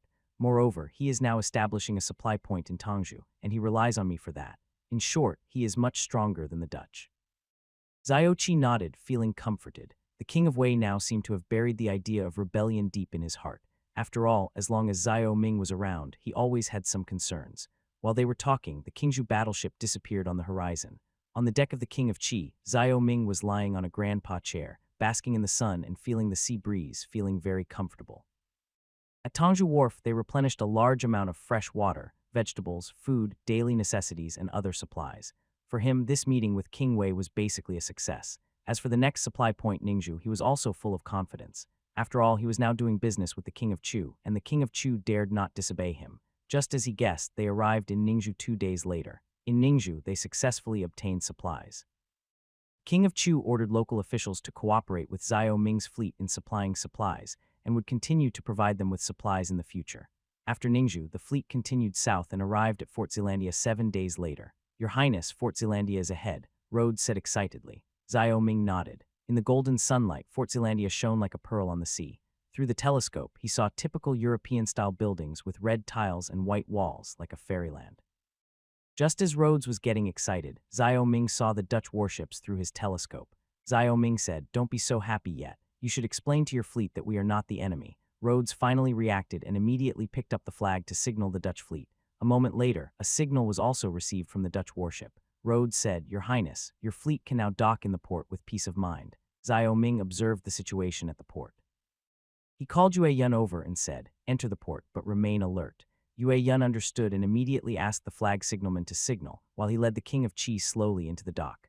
At this time, Lu Fei and Luo Xin also came over. They asked the soldiers to blow the assembly call, and the Qingzhou soldiers immediately walked out of the cabin and onto the deck, lined up in an orderly manner. After sailing cautiously, the fleet stopped safely at the port. When more than 10 Qingzhou soldiers disembarked, Xiao Ming breathed a sigh of relief. It seemed that the Dutch were really in crisis this time. Hello, His Royal Highness the Prince of Qi. Claire appeared at the dock first. He spoke in the Pordeu language as his first sentence and then communicated with him in Dutch with Rhodes translating. Thank you for coming, Your Highness the Prince of Qi. Your arrival proves that you are a qualified ally. Perhaps from today on, we can establish a firm friendship. Claire was very excited. These soldiers from Qingzhou were well equipped and their numbers were not inferior to those of the Japanese pirates, which made him very confident in this war. No need to thank me. As the Earl said, we are allies on the sea and there will be more opportunities for cooperation in the future. Xiao Ming said with a smile. Claire became more and more happy. He pointed at Fort Zealandia and said, Your Highness, this is Fort Zealandia. I will show you around here. You will spend a beautiful night here tonight. Lu Fei and Luo Xin looked at the small island surrounded by the sea with surprise in their eyes, but they were soon attracted by the Dutch soldiers. Luo Xin, did you see that this soldier's uniform looks very good, especially his leather boots? When will we be able to wear leather shoes? I always feel that this uniform and cloth shoes don't match. Lu Fei said. Luo Xin's attention had long been drawn to the artillery on Fort Zealandia. When he saw the two field guns at the city gate, his eyes widened. He said, leather boots or cloth shoes are not a big deal. The Dutch are well equipped. They seem to be on par with our Qingzhou army. I just wonder how these weapons perform. This is not difficult. We are here to help them. It's okay to use their weapons. It should be okay to tell His Highness about it when the time comes. Lu Fei said. While the two were talking, Xiao Ming and Claire had already entered the city, and they immediately followed. At the same time, the Qingzhou army also entered various parts of Fort Zealandia, and the small Fort Zealandia suddenly became crowded. When they arrived at the governor's office, Claire took Xiao Ming to the window. Opposite was the Michla Bastion. The Michla Castle could be easily seen from the tallest building in Fort Zealandia. Your Highness, the Japanese pirates have been reinforcing the bastion during this period. There are about 10 pirates in the city now. I believe that these pirates were ordered by Yamada Nobunaga to occupy the main island of Ryukyu. After all, this place is very close to Japan. Once they capture it, they will control the shipping route. Claire looked solemn. Xiao Ming raised his telescope and looked through it. The Japanese pirates' expansion and invasion plans were no longer a secret. Xiao Ming was very interested in any action that caused trouble for Japan. He asked, "What is your offensive plan?" The setting sun was blood red, dyeing the sea red. Claire looked into the distance with a solemn expression. In his view, the two East Asian countries are destined to be naturally hostile because they both have ambitions to dominate East Asia, but there can only be one hegemon in the same region.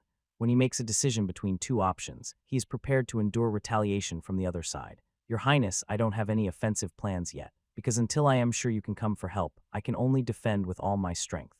Well, now you can think about it. Are you going to let us face the Japanese pirates alone? Xiao Ming frowned. He was not willing to sacrifice for the Dutch in vain, and the most important thing was that Claire understood the combat effectiveness of these Japanese. Claire smiled bitterly. The King of Qi was not that easy to deal with. He had originally wanted not to send out soldiers, but now it seemed impossible. After a pause, he said, with the strength of our fleet, these pirates at sea are no match for us. So we can land at Baixiao Beach, 10 miles outside of Michila Castle, and then attack Michila Castle from Baixiao Beach. While the two were talking, Claire led Xiao Ming to a map. This was a map of the main island of Ryukyu, which marked the various colonial areas on the main island of Ryukyu, the number of residents, the crops grown, and other data. Then Claire picked up a quill and drew the location of White Gull Beach and the attack route on the map. Michila Castle is located on a high ground, making it easy to defend and difficult to attack. There are large open areas around the castle, which is very suitable for artillery firing from the bastion, said Claire. Xiao Ming frowned. Since Michila Castle is so easy to defend and difficult to attack, how did the Japanese pirates capture it so easily? The collapse of an empire usually comes from within, and so does the collapse of a strong fortress. We made a foolish mistake by relying too much on the Japanese to help us manage Castle Mikra. After a pause, Claire continued, but fortunately the artillery on Castle Michila is still decades old, and there are not many of them. What's the specific range? Xiao Ming asked in a tortured tone. The Dutch now use cast iron cannons and are equipped with flintlock rifles. On the surface, there is no apparent difference in equipment, but if he takes out the data, he can make a comparison. Claire shared the same idea as Xiao Ming, so he said, the bastion has a total of 120 cannons on all four sides, 30 on each side. The range of these cannons is about 10 meters. I wonder if Your Highness cannons can suppress these cannons on the city walls. You have truly brought this king great trouble. Xiao Ming was somewhat dissatisfied. A rash attack on such a bastion would likely result in the loss of all 10 Qingzhou soldiers. I'm sorry, so I don't recommend attacking the bastion directly. Instead, we should first cut off the support of the Japanese pirates and adopt a siege method to force the Japanese pirates in the bastion to go out of the city to fight. After all, the food in the Michila Castle is only enough for the Japanese pirates to eat for 1 month. Claire finally explained. This news made Xiao Ming breathe a sigh of relief. Originally, the Michila Castle should not be so difficult to attack, but now there are tens of thousands of Japanese pirates gathered in it, and it has become a fortress. However, at the same time, so many Japanese pirates gathered in it also accelerated the consumption of food in the castle. If that's the case, besieging the city is the most appropriate method at the moment, Xiao Ming said thoughtfully. Claire nodded. With our forces, we can't complete the siege of Michila Castle, but with Your Highness soldiers, this plan will be easy to implement. The two hit it off immediately. Xiao Ming and Claire both agreed that it was worth waiting for a month to reduce casualties. After discussing the matter, the two of them left the governor's office. Lu Fei and Luo Xin were waiting outside the door. Seeing Xiao Ming coming out, Lu Fei said, "Your Highness, can we have a weapons competition with the Dutch?" When Claire had just mentioned that artillery pieces from decades ago had a range of 1,000 meters, Xiao Ming had some doubts. He was thinking about verifying whether the Dutch equipment had been upgraded, so he nodded and said to Claire politely, "Count Claire, our generals would really like to compete with you. I wonder if you can grant their wish, of course. I also want to see your Highness' army so that we can trust each other when we fight together." Claire also wanted to explore it. "Oh, then let's go and take a look together." After that, Xiao Ming and Claire went to the military camp in Fort Zeelandia together. There was a training ground for the Dutch army here. Then Claire and Xiao Ming each selected 100 soldiers and 2 groups of artillery from each other's army. "Your Highness, do you want to start first or do we start first?" Claire was very confident in his army. Although the artillery on the Machilla castle was old, he brought a batch of brand new weapons after arriving in Ryukyu. These weapons cannot be said to be the most advanced in Europe, but they are at least the main equipment currently in the Netherlands. We in Dayu Kingdom always let the guests come first. Xiao Ming's words were a double entendre. First, he wanted Claire to come first, and second, he wanted to remind Claire that even if they occupied Fort Zeelandia, they were still guests. Moreover, after taking over Machilla this time, these Kingju soldiers will be temporarily stationed here to fulfill the terms of the contract until the Marines come to replace them. Nodding, Claire signaled the officer to demonstrate the power of the flintlock rifle.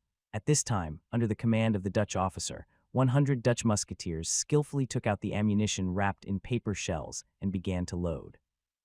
After loading, they fired at the target about 150 meters away from the training ground.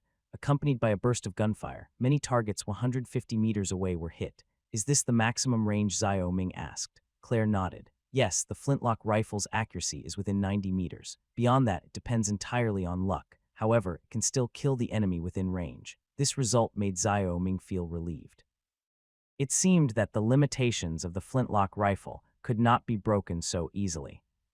Just as he was rejoicing, Claire suddenly changed the subject and continued, "But we also have a more advanced gun. This gun will surely surprise His Highness." After Claire finished speaking, he waved his hand and a pair of 12 soldiers came over. He continued, "The guns in the hands of these soldiers have a range of about 400 meters. Xiao Ming and Lu Fei looked at each other with surprise. It seemed that, as he had guessed, rifled guns had already been equipped in small quantities in European armies. But he was not far behind, for rifled guns were now being produced, and with the advent of the steam engine, their production would become much easier. A burst of gunfire rang out, and the rifled rifle hit the target 400 meters away. At this time, the 12 Dutch soldiers put away their flintlock rifles. Claire's eyes were filled with pride as he said to Xiao Ming, "Your Highness, it's your turn now. It's really surprising. I have to say that we are slightly inferior in terms of guns. We don't have a gun that can hit targets within 400 meters. Xiao Ming said. Out of sincerity, Xiao Ming still let Lu Fei lead the soldiers to perform. The effect was no different from that of the Dutch soldiers, but it was enough to shock Claire. In Europe, a musketeer army of 10,000 people could easily occupy a rich colony, but he didn't know how many such troops the king of Qi he was facing now had. Your Highness, there is no need to feel discouraged. These rifles cannot offset the advantages of flintlock rifles on the battlefield. For now, they can only be used as a surprise attack. If your Highness needs it, I can sell you the manufacturing method of this rifle." Claire's eyes flashed with shrewdness. Xiao Ming chuckled. This Claire was really a shrewd person. She was trying to squeeze money out of him right away. He casually asked, "So how much are you going to sell it for according to the trading methods of Dayu Kingdom?" "How about 5 million taels of silver, of course. This silver can be replaced by tea, porcelain, and raw silk," Claire said. Xiao Ming burst out laughing when he heard this. These 3 things were the best-selling luxury goods in Europe. As long as he could ship a shipload of such goods back, he would make a fortune. It was also for this reason that the Cao family and the King of Chu had accumulated huge wealth over the years. In order to pay for these goods, the Dutch brought a large amount of silver from Europe in exchange for these goods. It was also because of this that the Cao family was able to establish a money shop throughout the Dayu Kingdom. This bank was built on a large amount of silver. Looking at the fiefdom of the King of Chu in the northeast, Xiao Ming couldn't help drooling. When docked in Ningzhu, Xiao Ming saw the prosperous scene on the dock. Compared with Qingzhou, the current Chu land is still a place where merchants gather, which is much better than Qingzhou. Most of these merchants are sea merchants traveling overseas. However, due to the provocation of the King of Chu against the Dutch, these merchants have now lost their sea trade routes. For Xiao Ming, after opening up the sea trade routes, this group of people will be the first wave of fat sheep to be slaughtered. No need. After pondering for a while, Xiao Ming gave Claire a disappointing answer. He was buying military technology from Europe. It was a joke. However, he wrote down the price Claire wanted. It wouldn't be long before Claire would be begging him to buy military weapons. Claire's disappointment was beyond words. He believed that if the manufacturing technology of flintlock rifles was handed over to Japan, Japan would give them even 10 million taels of silver. However, Xiao Ming was not interested in this higher-end firearms manufacturing technology.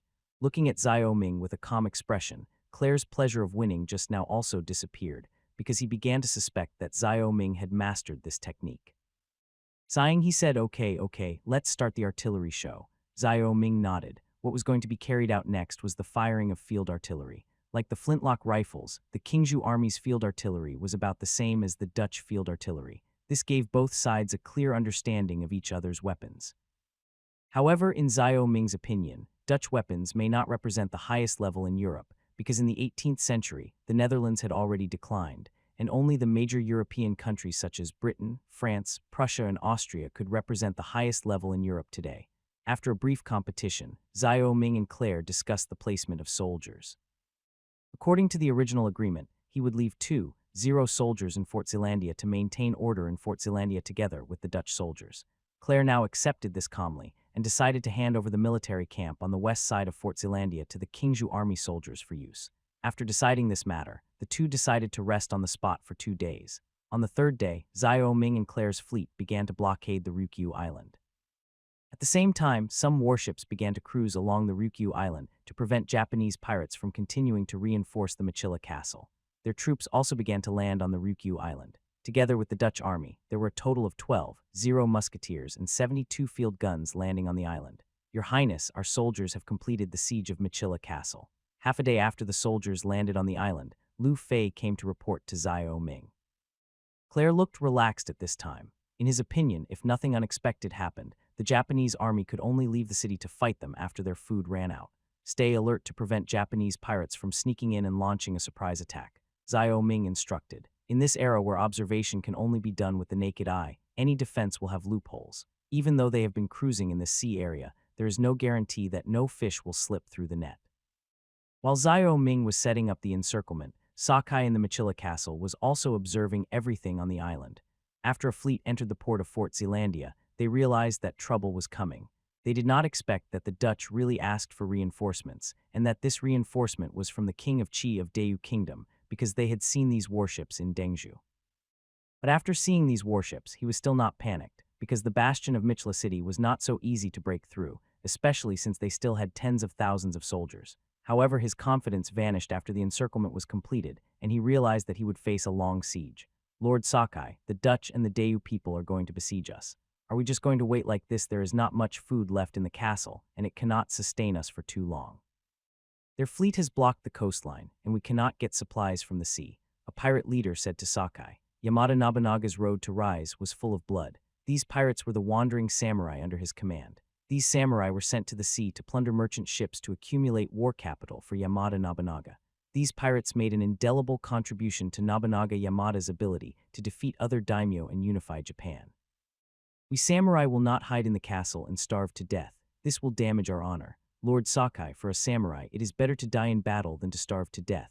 Let us go out of the city and kill these poor weaklings. Our samurai swords will cut them in half. That's right, for Daimyo Yamada we can die without any regrets, without any scruples, and without any hesitation, said another samurai. Fight, fight. Other warriors also shouted. Looking at the angry warriors, a hint of ruthlessness flashed in Sakai's eyes. You are all brave warriors, but now is not the time. There was fanaticism in Sakai's eyes, but he understood that war could not be won by courage alone, especially when facing the Dutch army. He knew clearly that the matchlock gun was no match for the flintlock gun on the battlefield, and victory could only be achieved by relying on numbers. But now, with the arrival of the Dayu soldiers, they have lost this advantage. In order to achieve a greater chance of victory, he can only hope for more support. How long do we have to wait? Asked a warrior. After a pause, Sakai said, once Makino Haruaki's men arrive, we'll be able to leave the city and fight. Makino Haruaki, all the warriors fell silent. Among the pirates, Makino Haruaki's name was well known to everyone. Under his leadership, his pirates attacked many cities along the coast of Dayu, and the wealth they looted was the highest among many pirates. The warriors under Makino Haruaki were also known for their ferocity.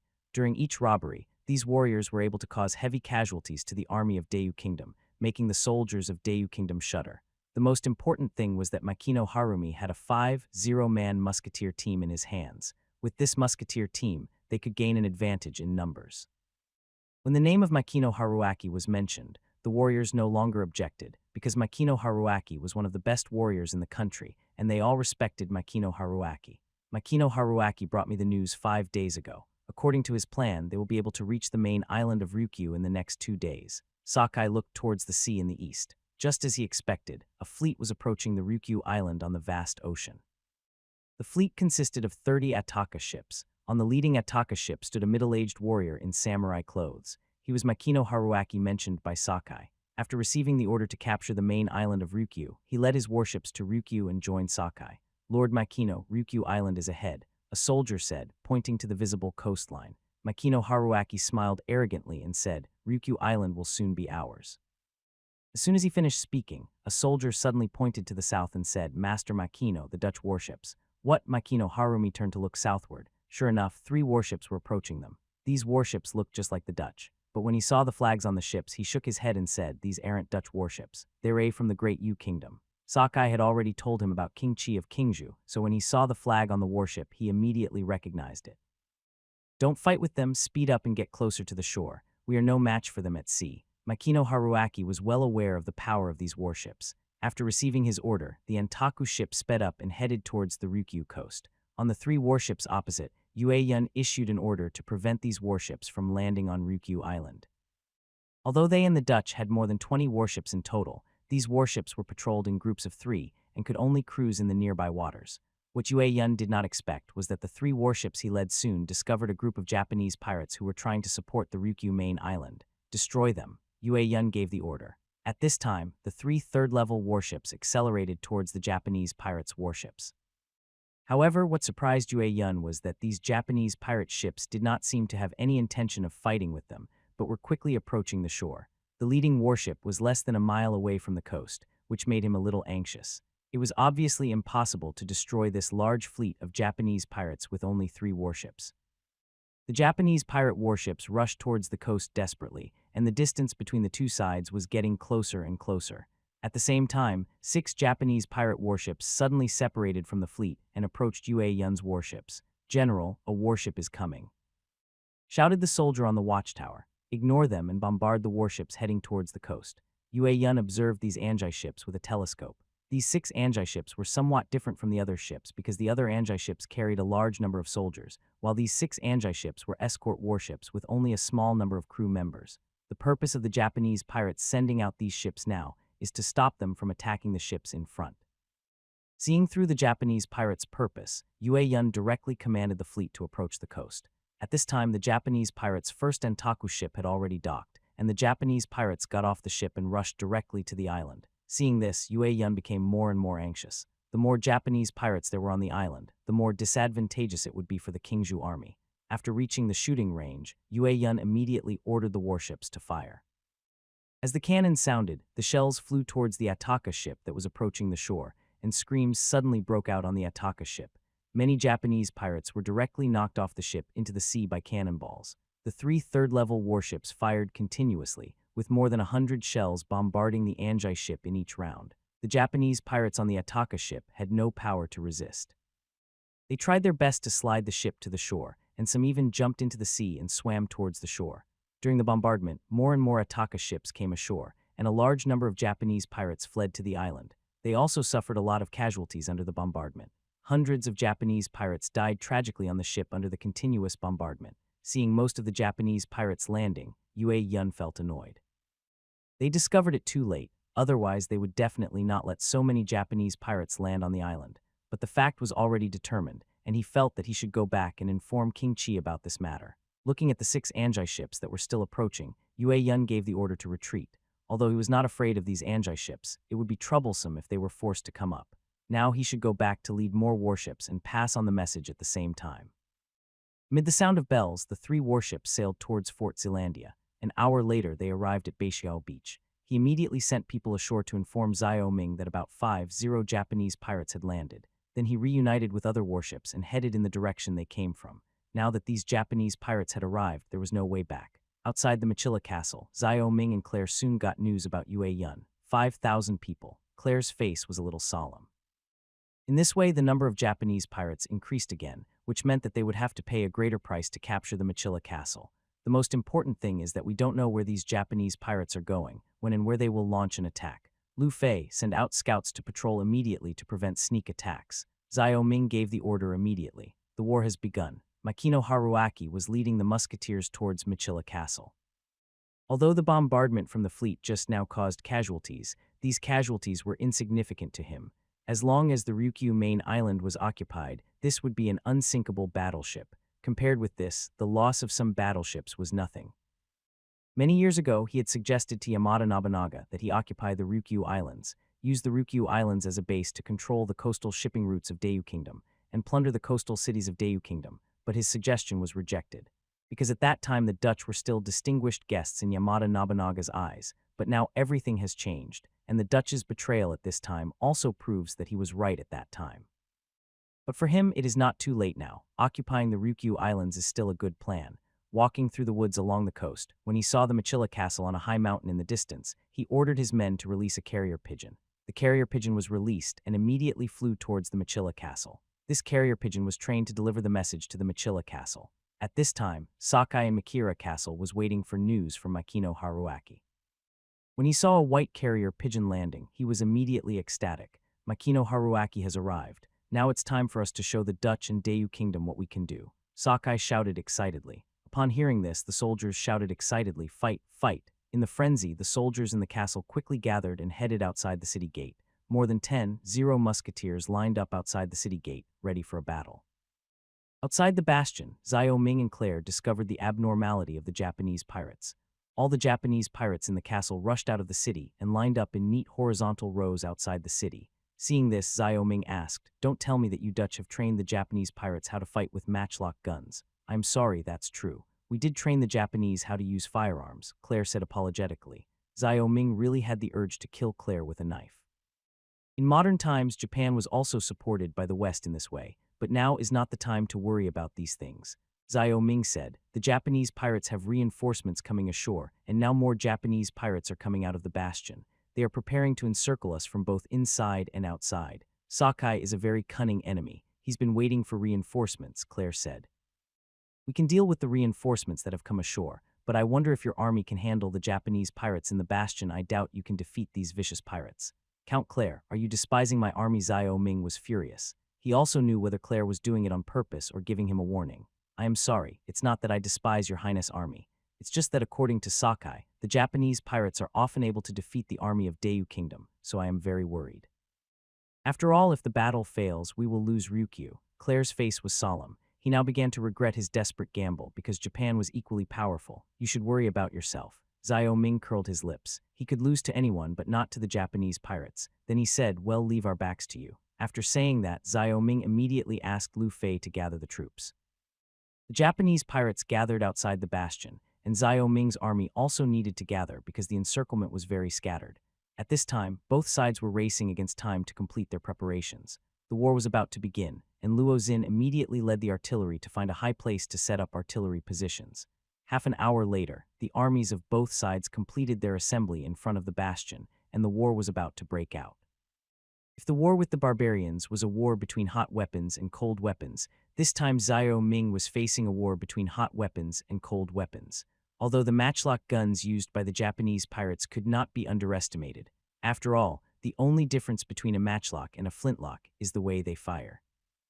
At this time, under Lu Fei's command, the Qingzhou army also formed a horizontal column, with 200 soldiers as a command unit, ready to attack. "Your Highness, the Japanese pirates are moving here." After the army assembled, the Japanese pirates' formation began to advance towards Zhao Ming, and at the same time, the sound of artillery came from the direction of the Japanese pirates.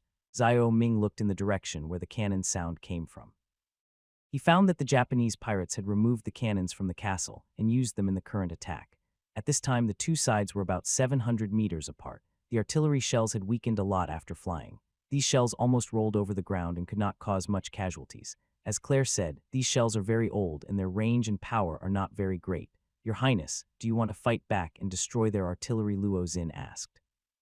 "The range of field artillery is not far. I'm afraid there is no advantage at this distance. Let's wait until the distance is shortened." Their artillery is clumsy and they are no match for us. Xiao Ming and Luo Xin stood together at the artillery position, from where they could clearly see everything on the battlefield. Knock, knock, the drums sounded, and under Lu Fei's command, the Qingzhou soldiers also marched towards the Japanese pirates' formation. The soldiers formed a tight formation and advanced slowly. As the distance between the two sides got closer, their artillery began to fire at each other. Shoot the Japanese soldiers with the 6-pound cannons, and the Japanese artillery with the 12-pound cannons. He gave the order when the two armies were only 300 meters apart. In an instant, 12 6-pound field guns began firing at the Japanese pirates. The black shell hit the dense array of Japanese pirates, and the Japanese pirates who were hit fell down in a row. However, after a gap was blasted in the formation, the Japanese pirate soldiers immediately filled the gap. Seeing this scene, Xiao Ming frowned. This was enough to show that the Japanese pirate soldiers were well trained, but he was not worried because they had the advantage in weapons. Compared with the old artillery of the Japanese pirates, the shooting error of the field guns with sights was relatively small. The artillery that moved with the Japanese pirate formation was directly smashed by the bombardment of the 12-pound field guns, and the gunners also suffered heavy casualties.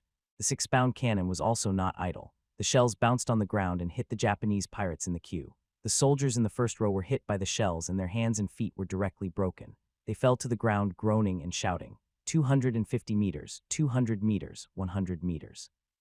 Despite the constant bombardment, the Japanese pirates did not retreat. The two armies moved closer and closer. When they were within 100 meters, Lu Fei ordered the soldiers to stop and shouted, "Shoot." At this time, the soldiers raised their flintlock rifles horizontally, and a burst of flames and white smoke came out. The Japanese pirate army on the opposite side immediately fell down. "Reload," Lu Fei shouted again. After enduring the first round of shooting, the Japanese pirates continued to move forward. At this time, Sakai's expression was a little gloomy. The matchlock guns given to them by the Dutch could only be fired at a distance of 50 meters. He could only let the soldiers continue to advance to the shooting area. Fire. On the vast plain, the army of Dayu Kingdom and the Japanese pirates were getting closer and closer. Lu Fei looked solemn and calmly commanded the army to complete the second round of shooting. Suddenly, the Japanese pirates in the front row fell down again, but the Japanese pirates in the back came forward and immediately filled the gap. At the artillery position, Xiao Ming stared coldly at the Japanese pirates' formation. At this time, the two sides were confronting each other like two vertical lines in the huge open ground. After Luo Xin destroyed most of the Japanese pirates' artillery, his artillery began to bombard the Japanese pirates' lines fiercely. After each bombardment, there would always be gaps in the Japanese pirates' ranks caused by artillery shells, but these Japanese pirates were very tenacious and would quickly fill in the gaps with soldiers every time.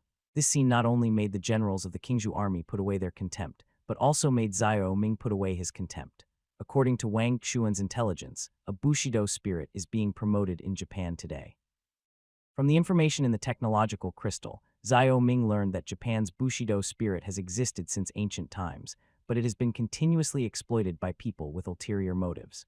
This was true in contemporary times, and it is still true today. Yamada Nobunaga vigorously promoted this spirit, so that his samurai and soldiers would sacrifice themselves for him.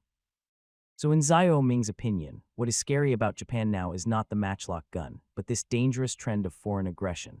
This kind of thinking will turn a group of sheep into ferocious beasts, and in fact, Japan is now developing in this direction. Under attack after attack, Sakai led a column of 3 rows of soldiers into musket range when he shouted, "Shoot." At this moment, he was suddenly filled with confidence. He believed that as long as the Dayu Kingdom suffered the same losses, these troops would collapse. In fact, when attacking the coast, the Dayu Kingdom's army would always flee when it lost 1/10 of its troops. White smoke and flames rose as the Qingzhou soldiers standing in the front endured the first round of shooting from the Japanese pirates. Bullets exploded on their flesh, blood splattered, and many Qingzhou soldiers fell down with a groan. The soldiers in the back row immediately stepped forward to fill the empty space, while the other soldiers did not forget to reload their bullets. Shooting. Shooting on the battlefield, the two armies fired at each other, and the artillery roared without stopping for a moment. Lu Fei's eyes were red as he looked at the soldiers who kept falling, but he understood that they could not retreat. This was the soul of the Qingzhou army and the dignity of a nation. When these soldiers picked up their guns, they knew what they were fighting for. The soldiers of Qingzhou army did not panic. Death was a kind of honor for them. The Hall of Heroes outside the Qingzhou army city always told them what a soldier's destiny should be. The sound of gunfire continued to ring out, and the advantages of the flintlock rifle were highlighted in the war. The number and power of the Kingju army's shots were obviously better than those of the Japanese pirates. At this time, the Kingju army's tight formation, orderly command, and artillery support caused the Japanese pirates' casualties to continue to increase. Gradually, the replenishment of soldiers in the Japanese pirates' lines began to become chaotic. Seizing this opportunity, after completing another round of volleys, Lu Fei suddenly drew his steel knife and shouted, "Charge!" As he roared, a charge horn sounded in the queue, and the Kingju soldiers raised their bayonets and collectively charged at the Japanese pirates. How is this possible? Sakai stared at the Deu soldiers rushing towards him like a flood, his face filled with disbelief. Errant Deu soldiers supposed to be callous, errant Deu soldiers supposed to be cowards, errant Deu soldiers supposed to collapse at the first sign of danger. Why are these soldiers so fearless and brave? Why are their morale so high? But now there was no time for them to think. He shouted loudly, and the warriors hiding behind the formation came forward one after another. These warriors were all proficient in enlightenment among the Japanese pirates. Their fighting skills and spirit, and the samurai swords in their hands could cut off the swords in the hands of the soldiers of Deu Kingdom. With the sharpness of their samurai and katana, these warriors became a feared existence among the soldiers along the coast. On the high ground, Luo Xin aimed his artillery at the rear of the Japanese pirates and continued to bombard them. Having witnessed the entire battle, he said, "Your Highness, these Japanese pirates are indeed quite capable. No wonder the King of Chu and the King of Wei are so troubled. That's true. Even with such heavy losses, these Japanese pirates still haven't collapsed. It's really difficult to deal with the Japanese pirates now," Zhao Ming said thoughtfully. However, he was not worried about Bushido, religious spirit, and the like. Facts have proved that the advantages of technology cannot be compensated by spirit alone. During this confrontation, the Japanese pirates' weapons, training, and soldier formations were inferior to those of the Kingju army. If the Kingju army was as solid as a rock during the shooting, the Japanese pirate soldiers could only be as steady as green pines, but green pines are not as solid as rocks after all. The large number of corpses left behind by the Japanese pirates also proved that they had already lost the shootout, and what was supporting them now was only their confidence in the samurai. However, this confidence disappeared instantly after facing the bayonet charge of the Kingju army. When a samurai swung his bushido with all his strength to chop the bayonets of the Kingju army, they found that they could not cut the thin weapon in two. This attack left him in shock. When he came to his senses, the dense bayonets of the Kingju army rushed forward at the same time. He had no time to dodge and was pierced by several bayonets. At the same time, more and more warriors were killed by bayonets, without even having the chance to demonstrate their martial arts skills. The soldiers of the Kingju army were already bloodthirsty. They watched their comrades fall beside them, and their hatred for the enemy turned into rage in their hearts. They have suffered from the bullying of the northern barbarians, and now the small barbarian country in the eastern sea has also raised its butcher knife against them. Under the influence of the chief historian, they have understood what a country and a nation are. Today, they are no longer ignorant and numb in the face of national crisis. They want to say no to the insults of foreign races against their own nation. The morale of the Kingju army soldiers remained high, and they rushed forward one after another towards the already shaky Japanese pirate formation. At this moment, the Japanese pirates collapsed under heavy casualties, followed by the musketeers who fled in all directions. No retreat, no retreat. Sakai's expression was distorted. He kept waving Bushido to kill the fleeing soldiers, but this still could not stop the soldiers from disintegrating. Seeing more and more soldiers fleeing, Sakai gradually became desperate. He unwillingly forgot about the Kingju army artillery position on the ground and escaped by blending in with the soldiers. Watching everything on the battlefield through the telescope, Zhao Ming felt relieved, but he was not proud, because in his opinion these Japanese pirates were just ragtag soldiers. It's a pity the cavalry didn't show up this time, otherwise none of these pirates would have escaped. Lu Fei walked up to the high ground, covered in blood. These pirates are courting death by trying to challenge me in martial arts. As he spoke, Lu Fei threw the 3 samurai swords on the ground. He continued, "Your Highness, these Japanese pirate swords are really good. Our old weapons really can't withstand the slashing of these swords." In history, the quality of the Japanese pirate samurai swords was indeed good, but Zhao Ming no longer looked down on these things. What he wanted was Japan's silver, gold, and sulfur. The war is still going on, and Lu Fei came to ask Zhao Ming for the next order. "Luo Xin, you must cooperate with Lu Fei to immediately take over the Machilla contract and allocate another 4-0 people to support Claire. Their situation seems to be not good," Zhao Ming said. From where he was standing, Zhao Ming could also see Claire commanding his troops to fight against the Japanese pirates' reinforcements. Facing the overwhelming numbers of the pirates, the Dutch were still at a disadvantage. "Yes, Your Highness," Lu Fei and Luo Xin responded at the same time. Then Luo Xin immediately ordered the soldiers to use horses to pull the field artillery towards the Michla castle, while Lu Fei gathered 4,000 people and headed towards Claire, and he took the remaining soldiers towards the Michla castle. After receiving support from the Qingzhou army, the Japanese pirate reinforcements from Claire's direction were quickly defeated, and taking advantage of the chaos, Luo Xin and Lu Fei successfully captured the Michla castle. After the victory, the Dutch army and Xiao Ming continued to send soldiers to eliminate the remaining Japanese pirates, while most of the soldiers moved into the Michla castle. The war lasted from noon to dusk. When night fell, Lu Fei handed the data of the battle to Xiao Ming. "Your Highness, we killed 6-0 Japanese pirates this time and captured more than 1-0. The remaining pirates all escaped. We did not find the bodies of Sakai and Makino Haruaki," Lu Fei said.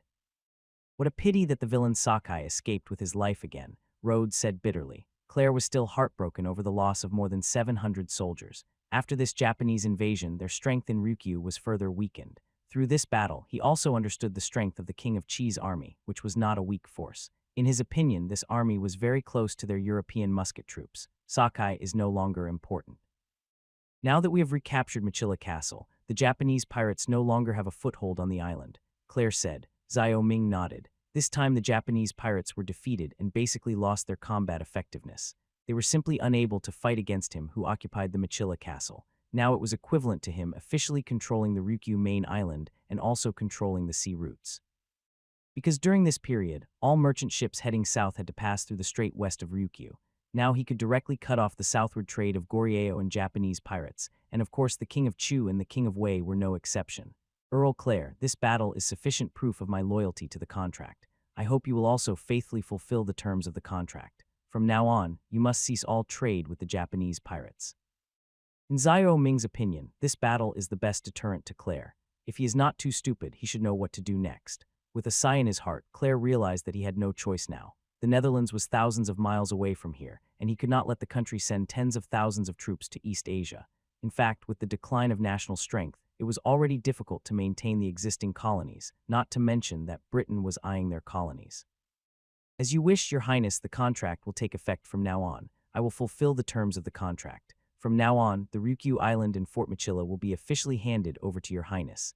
At the same time, I hope Your Highness will send a permanent army of 2-0 people to Fort Zealandia." Claire felt ashamed in her heart. This was one nation bowing to another nation. The current trend in Europe is that whites are supreme, and the rest are inferior, because in the centuries-long colonial journey, there has never been a case where Europeans lost to people of color and were forced to sign humiliating agreements. So Claire is now extremely unwilling. Although he chose to give in for the benefit of the company, like the mainstream thought in Europe, he despises people of color from the bottom of his heart. In his view, these people of color were only fit to be their slaves and servants. Xiao Ming noticed the fleeting arrogance in Claire's eyes, and he also understood Claire's unwillingness, because compared to Claire's forbearance, the Dutch soldiers' emotions were more direct and clear. But he enjoyed this feeling because he wanted to prove that they lost because of technology, not the color of their skin. In the future, he would let more Europeans understand this truth and let them put away their arrogance. In silence, Claire and Rod left Michla Castle with the Dutch soldiers. Looking at the Dutch leaving, a smile appeared on Xiao Ming's lips. He had to admit that in the contemporary era of ocean navigation, Europe was the stage, but he would not miss this feast here. "Your Highness, these red-haired ghosts don't look very happy," Lu Fei said, scratching his head. Luo Xin curled his lips. "Of course they're unhappy. Now both Fort Zealandia and the Ryukyu Islands are under our control. They can only become our vassals." Xiao Ming nodded after hearing this. Luo Xin is right. We and the Dutch are just using each other. We can't completely trust each other. After all, they are Europeans, and they are very wary of people outside of Europe. Lu Fei and Luo Xin nodded when they heard this. After a pause, Xiao Ming continued. "Have the injured soldiers been properly taken care of? It's okay. They are receiving treatment from Dutch medical officers in the castle," Lu Fei said.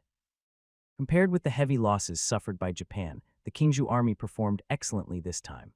After all, the advantage of the flintlock rifle's range was reflected in this battle, and Qingzhou's losses were relatively small. "Your Highness, what should we do with these captured Japanese pirates?" Lu Fei asked again. Xiao Ming walked to a table with a map on it that showed the details of the Ryukyu Islands. He said, "I'll stay on the island as a slave and be used as coolie. There's so much sugarcane on the island and we're short of manpower to load it onto the ship." Sugarcane. Luo Xin's mouth watered. He asked, "Does Ryukyu Island grow sugarcane? It's very sweet." Lu Fei had never eaten sugarcane before, and he looked confused at this moment. During the years that the Dutch occupied Ryukyu, they mainly planted sugarcane and rice on the island. Now is the time for a bumper sugarcane harvest, and most importantly, the Dutch also built a white sugar workshop on the island. The sound of waves is the main tone of the island night. After resting for a night in the Machilla Bastion, Xiao Ming took the map provided by Claire and began to formally take over the Ryukyu Island and Fort Zealandia the next day. Luo Xin was ordered to take 2,000 soldiers to station in Fort Zealandia. Xiao Ming and Lu Fei were ordered to take 2,000 people to the sugarcane planting area marked on the map, and the remaining soldiers were responsible for the city defense in the Machilla fort. Your Highness, where are you going? The army was gathering, and Xiao Ming and Lu Fei were preparing to set off when a voice came. Xiao Ming looked over and saw Claire and Rhodes walking towards them.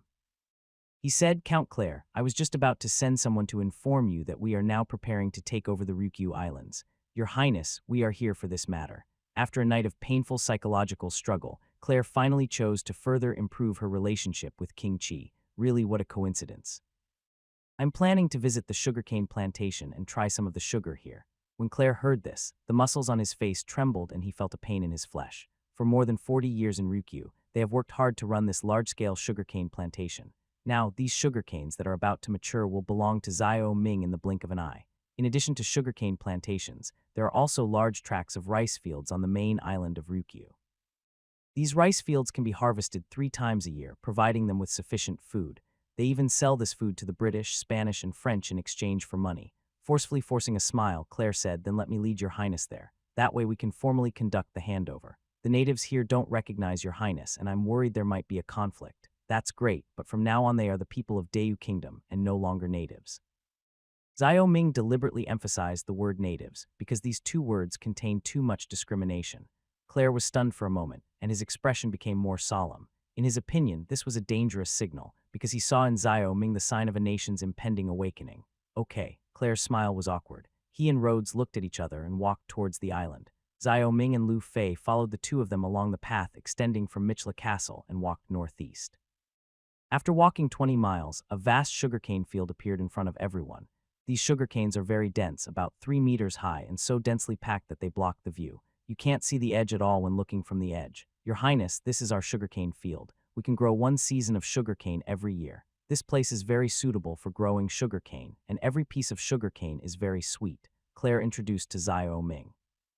After a pause, he pointed to the large rice fields across from the sugarcane field and said, This area is rice, which matures 3 times a year. 3 harvests a year. Lu Fei's mouth opened wide. He said to Xiao Ming, Your Highness, this is a big profit. 3 harvests a year. How much rice can be harvested? Zhao Long and Zhao, who followed behind Xiao Ming, also looking excited. So how many people on the island are responsible for growing sugarcane and rice? Xiao Ming asked. Claire said the land here there are 30 people, 10 of whom are responsible for the sugarcane plantations, and the remaining 20 are responsible for rice cultivation. There are about 50 mu of sugarcane plantations in this area, and about 150 mu of rice fields. This is really a huge fortune. Xiao Ming was very excited. Taking over Ryukyu was like adding a granary to him. If he allowed Xiao Wengshuan to relocate another 50 to 60 people to the Ryukyu Islands to open up wasteland, then Ryukyu would show greater value. Claire nodded. Indeed, Your Highness. This is sufficient proof of our sincerity. I hope Your Highness can also demonstrate your sincerity. Is the fact that I am leading a large army here this time enough to prove my sincerity? Oh, of course, I will definitely not let you suffer any loss in trade, Xiao Ming said lightly. After the group finished talking, they visited the planting group under the leadership of Claire. The most important thing was that Claire introduced the supervisor in charge of the plantation and rice fields to Xiao Ming. Lin Fu pays his respects to Your Highness. A dark and thin young man saluted Xiao Ming with a thick Fuzhou accent in his tone. Hearing this authentic dialect, Xiao Ming realized that this person was not from the main island of Ryukyu, but had migrated from across the sea. He said, Claire, you've made it very clear. From now on, this island belongs to me, and the people you govern also belong to me. Do you understand? Lin Fu looked at the soldier behind Xiao Ming who was carrying a musket, with a look of fear on his face, and said flatteringly, Yes, Your Highness, from now on I will obey you. Just give me the order if you have any. Xiao Ming nodded slightly. He and Claire walked forward for a while and found a village. There were many villagers in this village. There was also a blackboard in the middle of the village with some Dutch words written on it. These Dutch words probably mean that the Ryukyu Islands were originally Dutch territory, and the residents of the island also belonged to the Netherlands and had to serve the Dutch for the rest of their lives. Seeing the blackboard and the stool in front of it, Xiao Ming understood that this was the slave education carried out by the Dutch in Ryukyu. With a light hum, Xiao Ming erased all the words on the blackboard and wrote the 5 words King's territory on the blackboard stroke by stroke. Seeing this, Claire's eyes showed a trace of deep sadness. Now most of the residents on the island can speak Dutch, but now this situation is about to change, and all traces of the Netherlands will be erased. Xiao Ming's behavior further proved that he was different from the vassal kings of Dayu Kingdom. Only people with a sense of national honor and disgrace would be so angry about this matter. If he hadn't considered the overall situation, he really wanted to wipe out the Dutch completely, just like other colonists were doing. These colonists were assimilating this land, and this was the most terrifying thing. If you want to destroy a clan, destroy its history first. When the first generation of people on this land disappears, the second generation of assimilated children will no longer identify with the identity of their ancestors, and they will become another nation completely. This is the viciousness of falsifying history. In Xiao Ming's opinion, this is more terrifying than a nuclear bomb. That is why he was so angry when he saw that the Dutch were erasing the historical traces of the King of Ryukyu.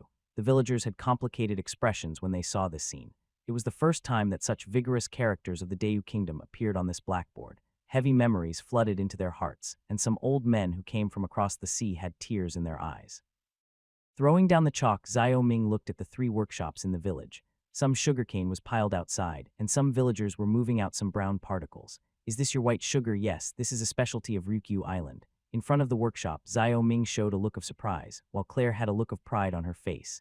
This white sugar process is the most advanced sugar-making process in Europe today, which is enough for them to be proud of.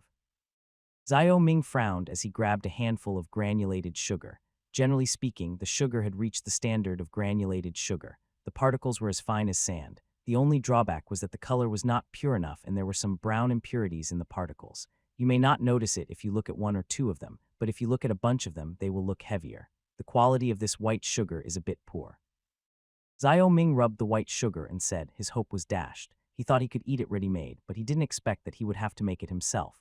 Poor Claire looked at Xiao Ming with a shocked expression. He emphasized, "Your Highness, this white sugar is made with the most advanced sugar-making technology in the Netherlands. This sugar is very popular in Japan. It is 100 times better than the bitter brown sugar in your Dayu Kingdom." Xiao Ming said disdainfully, "It's already very bad. The white sugar I want is crystal clear. From a distance, it looks like white snow. How is that possible? There's no such sugar," Claire said firmly. "Your Highness, forgive my rudeness, but even if there is such sugar, the Great Yu Kingdom doesn't have it. The process of refining white sugar is not something that everyone can master." Xiao Ming sneered. He looked at another pile of white powder beside the workshop and said, "Count Claire, if I am not mistaken, you're using the lime purification method." As soon as these words were spoken, Claire was immediately shocked and dumbfounded. Xiao Ming continued, "In fact, the production of white sugar is very simple. It's nothing more than chopping and tearing the sugarcane to fully break it up. Then it goes through multiple pressing and maceration to extract the sugar. After the sugarcane is pressed, the juice and bagasse are transported separately. At this point, the mixed sugarcane juice is a dark green turbid liquid. The next step is to boil and purify it. The purification process will determine whether the white sugar is pure." When Xiao Ming finished saying these words, Claire could no longer use the word shock to describe her feelings at the moment.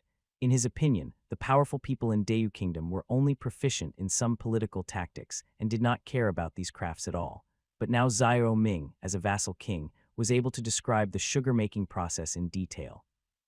The most important thing is that the sugar-making process is a process with very strict confidentiality measures in Europe, and this person actually mastered it, which shattered his original idea of selling the sugar-making process for money. However, he sensed from Xiao Ming's tone that he seemed to have mastered a more advanced refining process. He asked seemingly casually, "Your Highness, can you make this sugar as white as snow?" Of course. Xiao Ming made no secret of it. Although the white sugar produced by the workshop did not meet Xiao Ming's requirements, for Xiao Ming, the workshop had already mastered part of the sugar-making process. Moreover, the Dutch also produced sugar-making equipment for the workshop, which would save him a lot of trouble. "So what is the solution?" Claire smiled and looked very amiable. Xiao Ming laughed and said, "Count Claire, this is a secret, but I can promise you that you can sell sugar to Europe."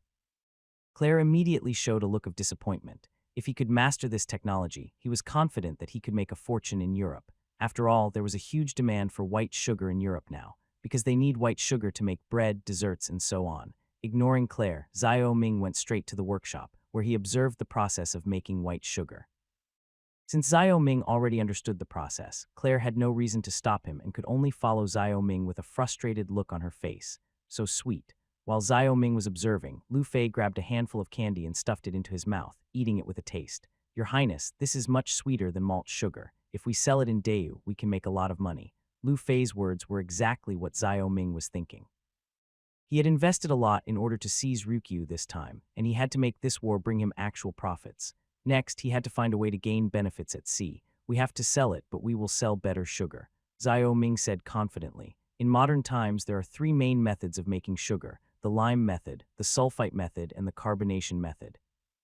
The lime and carbonation methods are not satisfactory, and only the sulfite method can directly produce the white sugar we eat today. This kind of sugar is called sulfonated sugar. Xiao Ming produced sulfuric acid 2 years ago. Although there is no large-scale production of sulfuric acid, there is always small-scale production. There is basically no big difference between the processes of preparing sulfurous acid and sulfuric acid, so this time when Xiao Ming returned, he asked Lu Tong to develop sulfurous acid and establish a sugar industry, so that the 50 acres of sugarcane on the main island of Ryukyu can be fully utilized. After visiting the White Sugar Workshop, Xiao Ming went to the island to visit the granaries. However, there was not much grain stored in these granaries, and most of them had been sold. Xiao Ming didn't care about this. Anyway, what he wanted was this precious land, and the rest didn't matter. After officially taking over the Dutch industry on Ryukyu Island, Xiao Ming and Claire returned to Michla Castle. Now Claire is more and more looking forward to the cooperation with Xiao Ming, because in his opinion, the King of Qi is likely to bring him a miracle, and as for the current losses, they will definitely be able to recover. Back at the castle, Claire suddenly remembered something and reminded him, "Your Highness, Japan suffered a crushing defeat this time, and many Japanese pirates have fled to the north of the Ryukyu Islands." The north was a hiding place for Japanese pirates in the past, as we haven't explored that area yet. Now that Your Highness has occupied the main island of Ryukyu, you should consider completely eliminating Japan's influence on the island. Xiao Ming nodded. The Dutch had only occupied a small area in the southern part of the Ryukyu Island, and most of the place was still uncultivated. For Xiao Ming, he planned to establish 2 bases in Ryukyu. One is the current Michila Castle, and the second is in the north. After all, there is a world-class deepwater port in the north of contemporary Ryukyu, which is an excellent location for building a military port, because in this way, he could not only control the northern part of Ryukyu, but also prevent the Japanese pirates from moving south along the route east of Ryukyu. Thank you for your reminder, Count. I am considering this issue, but before that, let's talk about the next trade issue. Xiao Ming showed a look like a big bad wolf. The time to monopolize maritime trade has finally arrived. He wants to convert the domestic commodities of Dayu into a large amount of silver. After all, Europe obtained a huge amount of silver from the Americas during this period. From the top floor windows of Michila Castle, you can see the entire view of Fort Zealandia opposite. At this time, Xiao Ming and Claire were both looking at the merchant ships shuttling back and forth in the port of Fort Zealandia. These merchant ships came from Manila, and after being loaded with cargo, they headed to the Dutch colony of Manila again. In Manila, the Dutch Chamber of Commerce will forward the goods back home. Ever since the relationship with the King of Chu broke down, and Japan is now trying to invade Ryukyu, Claire has no choice but to do business with Xiao Ming. After all, the Dutch merchants who have arrived at the port in recent times have been complaining about the shortage of goods. Your Highness, we have been waiting for a long time. Now our merchant ship is docked at the port waiting for goods. We hope Your Highness can provide us with the goods. Claire looked solemn. The chaos in East Asia during this period seriously affected trade. In that case, you may now submit the required goods list to me. I will dispatch a merchant ship from Dengzhou to bring back the goods you need. Of course you will pay for the goods. Claire looked out at the sea and said calmly, of course. We always abide by the rules of commerce. Europe is currently in great demand for dais porcelain, raw silk, and tea. These goods are also relatively expensive in Europe. They are also our main trade commodities. I hope Your Highness can provide them to us as soon as possible. No problem. You'll be back in Dengzhou in the next 2 days and the goods will arrive shortly. Xiao Ming smiled broadly. The King of Chu had previously held a near monopoly on maritime trade, and now this piece of juicy meat finally fell into his grasp. However, something occurred to him, and he curiously asked, "Pardon my intrusion, but could Earl Claire tell me how much silver has flowed into the King of Chu's hands?" Hearing this, Claire frowned. However, thinking that she and the King of Chu might not have much contact in the future, she said to Road, "You should know this better than me. In the past 40 years, we have paid a total of 30 tons of silver to the King of Chu. According to the measurement of Dayu Kingdom, the total amount is 60 million taels of silver," Rhodes said as he recalled the accounts of these years. 60 million taels of silver. Xiao Ming almost jumped up from his chair. He finally understood why the Cao family was so wealthy and why the King of Chu was so fearless. It was all because of their excessive wealth. Closing his eyes, Xiao Ming let out a light breath. He searched through the technology library for some contemporary economic data, and his heart suddenly became filled with waves. During the Ming and Qing dynasties, China had a long-term trade surplus in overseas trade. In addition, the exchange rate of gold and silver was lower than that of foreign countries most of the time. This made foreigners think that they were getting a good deal. After all, it was like using 1 yuan to buy goods worth $1. Who wouldn't be happy because of this? Europeans began to use silver as currency to purchase goods. At first, this silver mainly flowed in from Spain and Portugal, and later the Netherlands and Britain established an absolute position in silver exports. This large net inflow of silver lasted roughly from the 1570s to the 1830s. Domestic and foreign scholars have made various estimates of the amount of silver inflow into China during the Ming and Qing dynasties, concluding that in the 250 years before 1800, China obtained nearly 48.0 tons of silver from Europe and Japan, and may have obtained 10.0 tons or even more from Manila. Together with other amounts, the total amount was about 60.0 tons of silver, or 16 billion taels of silver. 16 billion taels of silver. This data kept circling in Xiao Ming's mind. In fact, due to the missing of some data, Xiao Ming thought that this data was even seriously underestimated. After all, there was a lot of unregulated trade in the atmosphere at that time. Claire noticed Xiao Ming's expression and smiled. That's indeed a considerable sum, but as long as Your Highness sincerely does business with us, I guarantee that Your Highness will get more than the King of Chu. Europe is not short of silver these days. In addition to our large open-pit silver mines in Mexico, the land of silver, Europeans have discovered that Peruvian silver mines in South America are even richer than Mexico's. European countries are now actively mining them. Oh, sorry, Your Highness may not know about places like Mexico and Peru yet. In talking about North and South America, which were dominated by Europe, Claire's face once again revealed the arrogance unique to Europeans of that period. Curling his lips, Xiao Ming was too lazy to refute Claire, because in his opinion, it was as boring as a primary school student showing off 1 + 1 = something in front of college students. One day my worship will tell me where Mexico and Peru are. Xiao Ming smiled faintly. Claire and Rhodes looked at each other and tried to hold back their laughter. Although they admitted that Xiao Ming was very powerful in this sea area, it was only in this sea area. If he were in Europe, any country's fleet could easily defeat him. So in their opinion, Xiao Ming was just telling a cold joke. Snort, Xiao Ming could tell from the expressions of the two that they didn't believe that such a day would come. He was too lazy to explain. For him, he liked to prove himself with actions rather than words. What he needed now was to make the fiefdom prosperous and improve his overall strength. As if realizing their actions were inappropriate, the two men regained their composure. Claire said, "Your Highness, I hope the goods will arrive soon." Xiao Ming nodded, and then he discussed the specific trade details and the establishment of a Dutch Foreign Affairs office in Dengzhou with Claire. At the same time, in order to prevent Dutch merchants from conducting espionage in Dengzhou, Xiao Ming decided to establish a trading house, where Dutch merchants could only live during their stay at the port.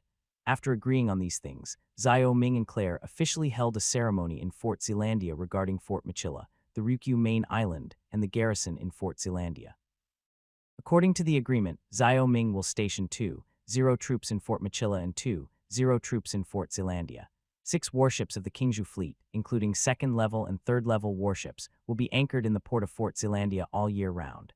They will be responsible for escort and patrol missions within 1,000 miles of the Ryukyu Sea, and this number will continue to increase.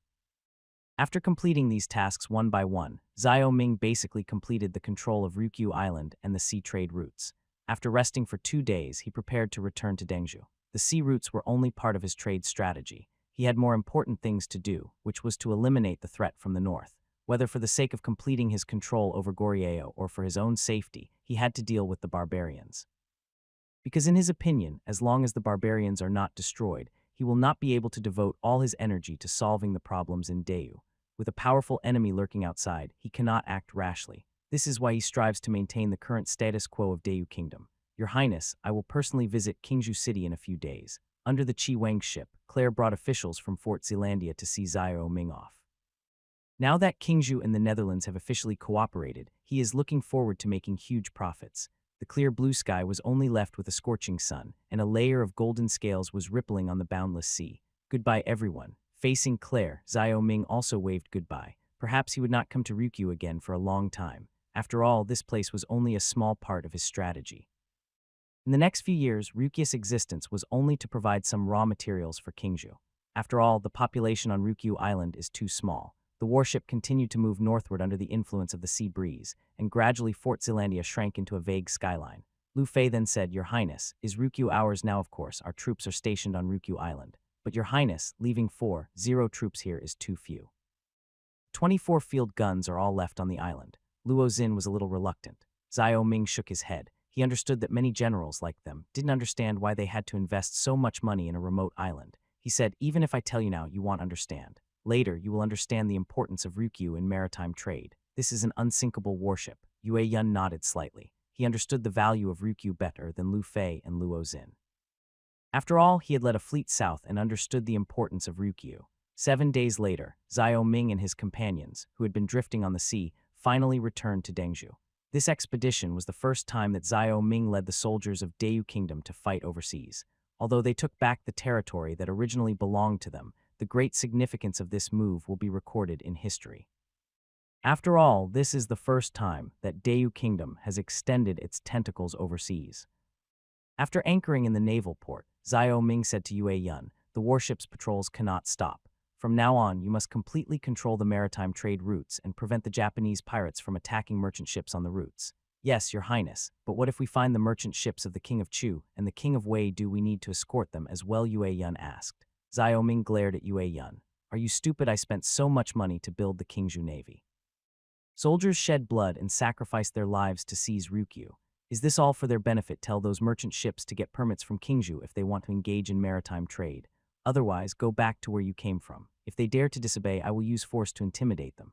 Yue Yun looked embarrassed. He said, "Your Highness is right. We took this route back from the Dutch. Now it belongs to us, and the profits generated by it should also belong to us." "That's about right," Zhao Ming nodded. After getting off the warship, Zhao Ming and his party did not go to Dengzhou City immediately, but went to the shipyard in the military port to find Zhang Liang to inquire about the construction of the warship. At this time, 12 third-level sailing warships were being built on the beach of the military port, 6 of which had basically taken shape.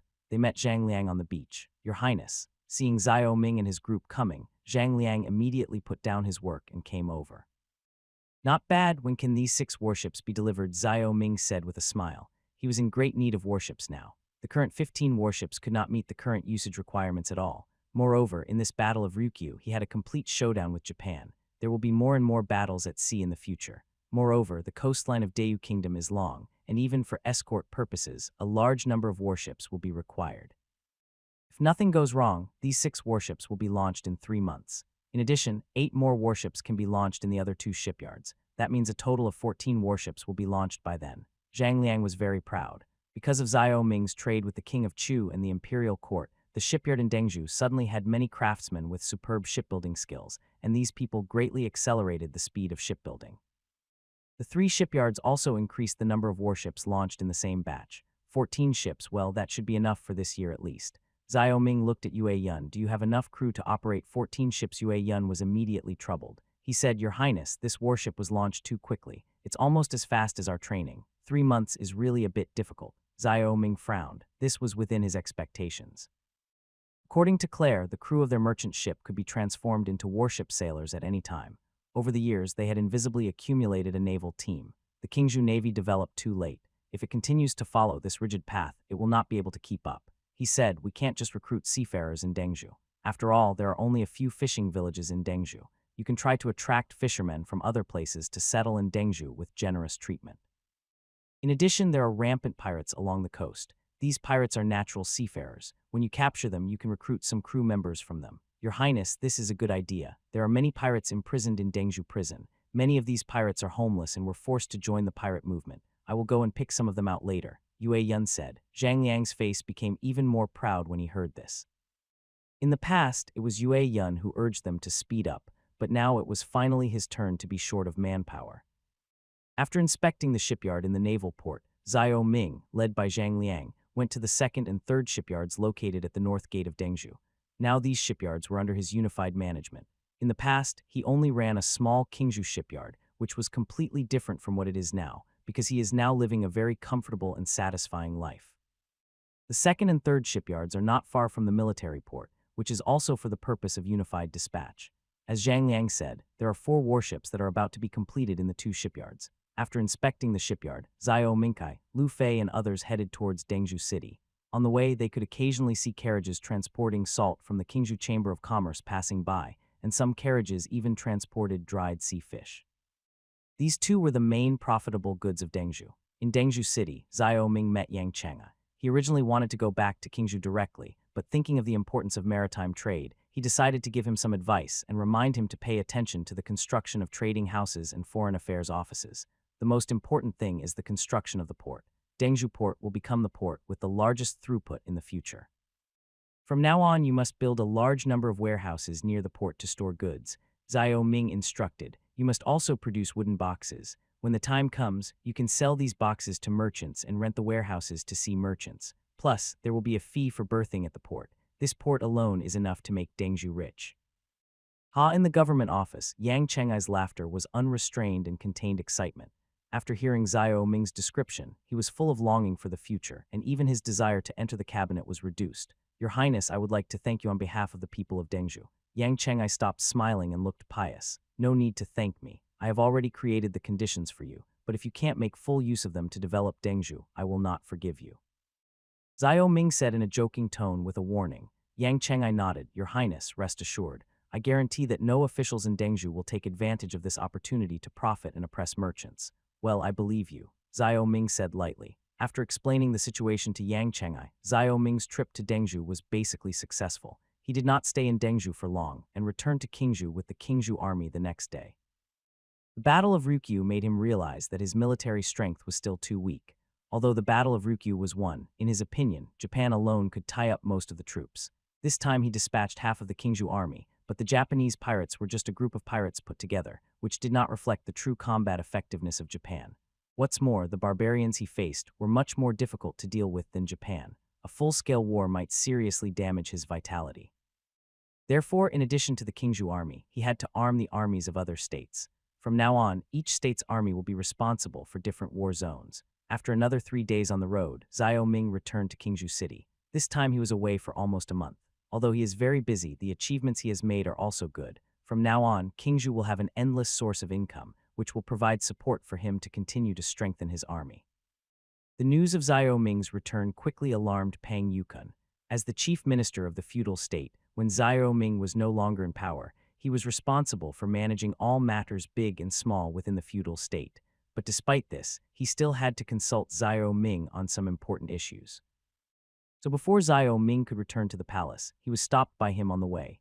Zhao Ming had no choice but to go to the government office with him to discuss matters. Your Highness, the first round of exams for Bowen Academy has concluded. A total of 237 students have passed the exams. How should their positions be assigned, Your Highness? Please give us your instructions. Pang Yukun was having a headache over this problem. The questions for this exam were all set by Zhao Ming. Different positions had different subjects. Now, students had achieved excellent results in government affairs, law, and commerce. 237 people. Zhao Ming was somewhat surprised. These students from the Government Affairs Academy were truly working hard. It seemed that the official-centered mentality of the Great Yu Kingdom had not diminished its torment on these students at all. After a moment's hesitation, he said, First, draw up a list for me. Also, give me a copy of the identities and backgrounds of these students. Yes, Your Highness. Pang Yukun breathed a sigh of relief. Appointing an official was a big deal. He had always been cautious in doing things and did not want to arouse Zhao Ming's suspicion on this matter. After all, this matter was very sensitive. After discussing the Qingzhou exam, Pang Yukun continued, Your Highness, there's more news coming from Chang'an. Queen Zhao has given birth to a little prince. The emperor is delighted and has issued a general amnesty. The second prince is also said to be included in the amnesty. Although his status as a prince is no longer secure, he has been allowed to return to the capital. Zhan Xingcheng was also in the government office. He examined Zhao Ming's expression and saw that he looked calm, so he said, Your Highness, aren't you angry at all? What's there to be angry about? My father didn't want to deal with the second prince in this way. It was just because the evidence was conclusive that he demoted the second prince to Baju to appease me. Now that Queen Zhao has given birth to a prince, he has reason to recall the second prince. Zhao Ming said, The emperor is the emperor after all. He does this to tell Your Highness who is the master of Dayu Kingdom. Pang Yukun said with his eyes slightly narrowed. Zhao Ming smiled bitterly and shook his head. Pang Yukun saw through it very clearly. Zhao Wengshuan had been unwilling to demote the second prince. If another prince was really ruined because of Zhao Ming, he, as the emperor, would lose face. Therefore, this time pardoning the second prince was also to establish his authority in front of the ministers and tell the ministers in the court that his, Zhao Wengshuan's, dignity was still inviolable. You are right, but I am not interested in the affairs of the court now. Now that I have opened up the sea routes, the top priority is to make the people in the fiefdom prosperous, Zhao Ming said with a smile. Upon learning that the sea route had been opened, Pang Yukun and Zhan Xingqing both smiled. Pang Yukun said, now that the sea route is open, I can look forward to counting my silver every day. At this point, the three of them burst into laughter, full of longing for the future.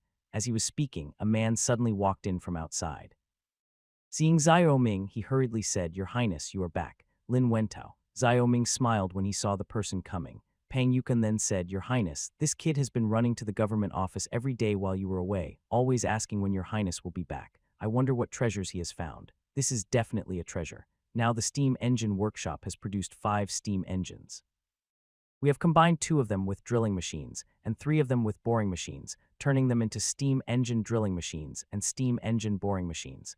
Lin Wentao said excitedly. Steam engine drilling machine. Zhao Ming was pleasantly surprised. This hydraulic drilling machine and the steam engine drilling machine were not on the same level of power.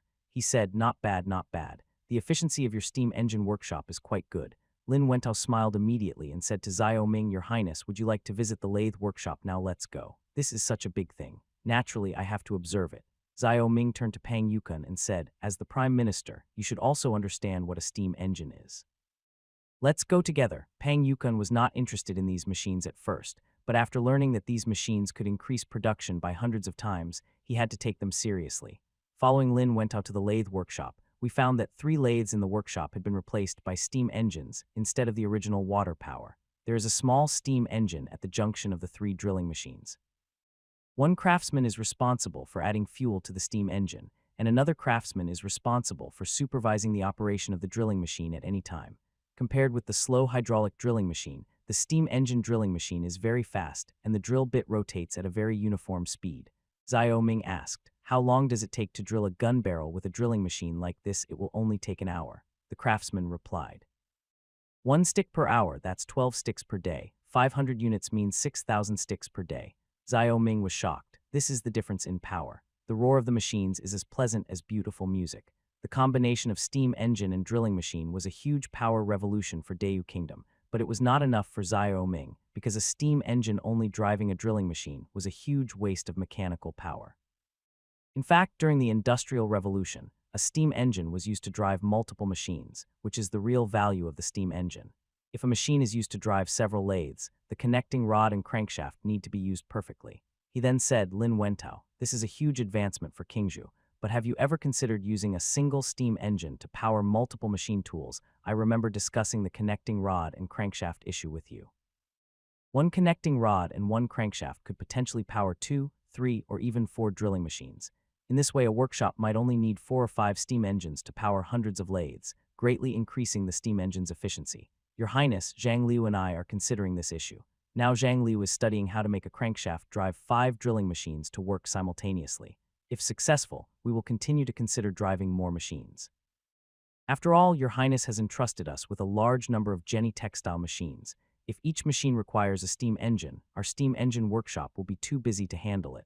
Lin Wentao said seriously. Zhao Ming nodded. He felt relieved that Lin Wentao had already put in the effort in this area. He didn't want Europe to surpass him in industry in this time and space. At least he wanted to be ahead in some areas.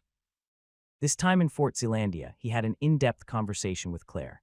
Claire was still full of confidence in the development of Europe, which meant that at least for now, Claire believed that they were still in the lead. That puts my heart at ease. You and Zhang Liu must speed up and get the steam engine running to turn the looms as soon as possible, Zhao Ming instructed. Qingzhou's textile industry depends on you.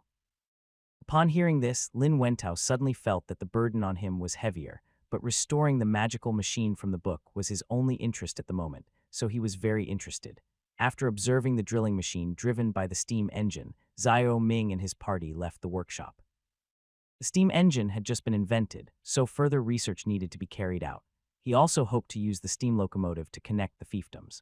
Moreover, if he wants to truly suppress the barbarians, the steam locomotive is also necessary, because in this way he can use the steam locomotive to transport troops and supplies to the grassland, and the barbarians who have lost the mobility advantage of cavalry will always submit to him. However, he could only imagine these scenes for now. After all, just building a steam locomotive and rails was a huge project, and for this he needed a large number of slaves as labor. This steam engine has truly opened my eyes. It's just as your highness said. If steam engines were to be widely used throughout the enclosed realm, it would increase productivity 100-fold. As the group strolled leisurely along the Zioking River outside the workshop, Pang Yukon exclaimed in surprise. Zhan Xingcheng was also silent.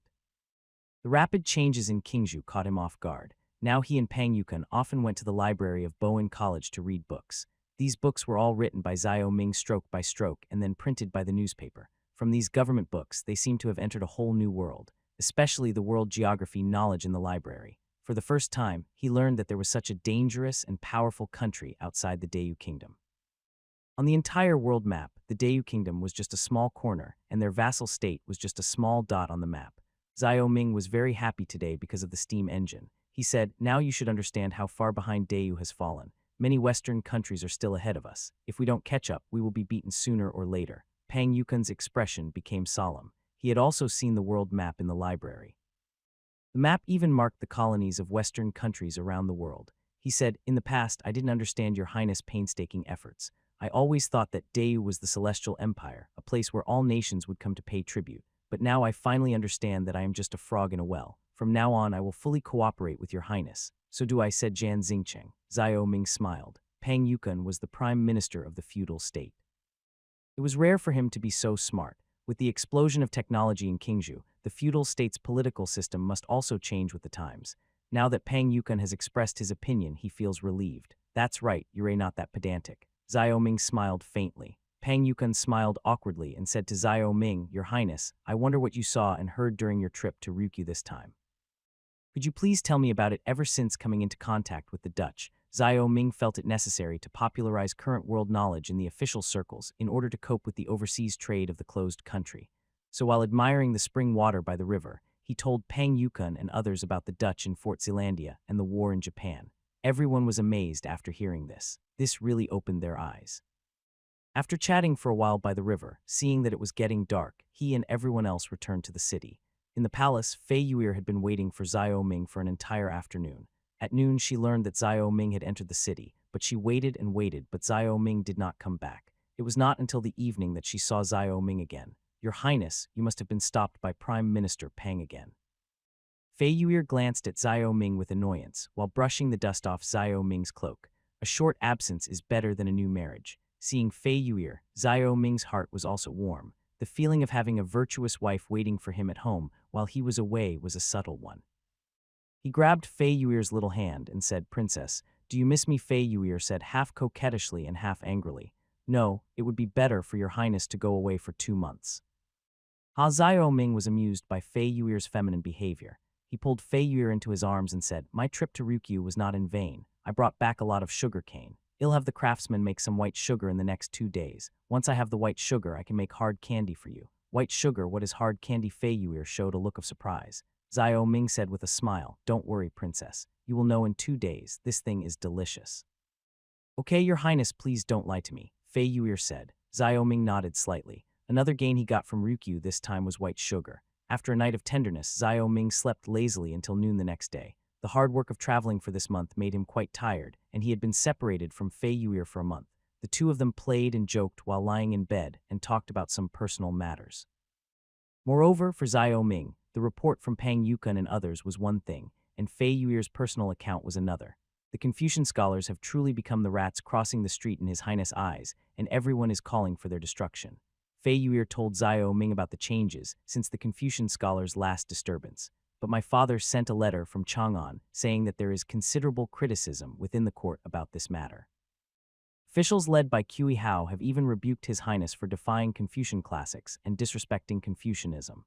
They've even demanded that the emperor strip His Highness of his title of Prince Urju. Humph, these scoundrels." Zio Ming showed disdain on his face. It was precisely because of these people in the court who were disloyal and only knew how to attack their colleagues that the government was becoming increasingly destitute. "What else did Secretary Fei say?" Zio Ming asked. Generally, Fiji would not write to him unless there was something important. Dad also said that the emperor suddenly fainted a few days ago. After waking up, his health was not as good as before, and he was absent from the morning court every few days. When she said this, Fei Yuir's expression became solemn. "If I am not mistaken, my father is already 59 years old today." Xiao Ming pondered. Fei Yuer nodded. That's what Daddy said in the letter. Xiao Ming narrowed his eyes. Fiji must have a deep meaning behind mentioning this matter in the letter. Perhaps in his opinion, Xiao Wengxuan really didn't have many years to live this time.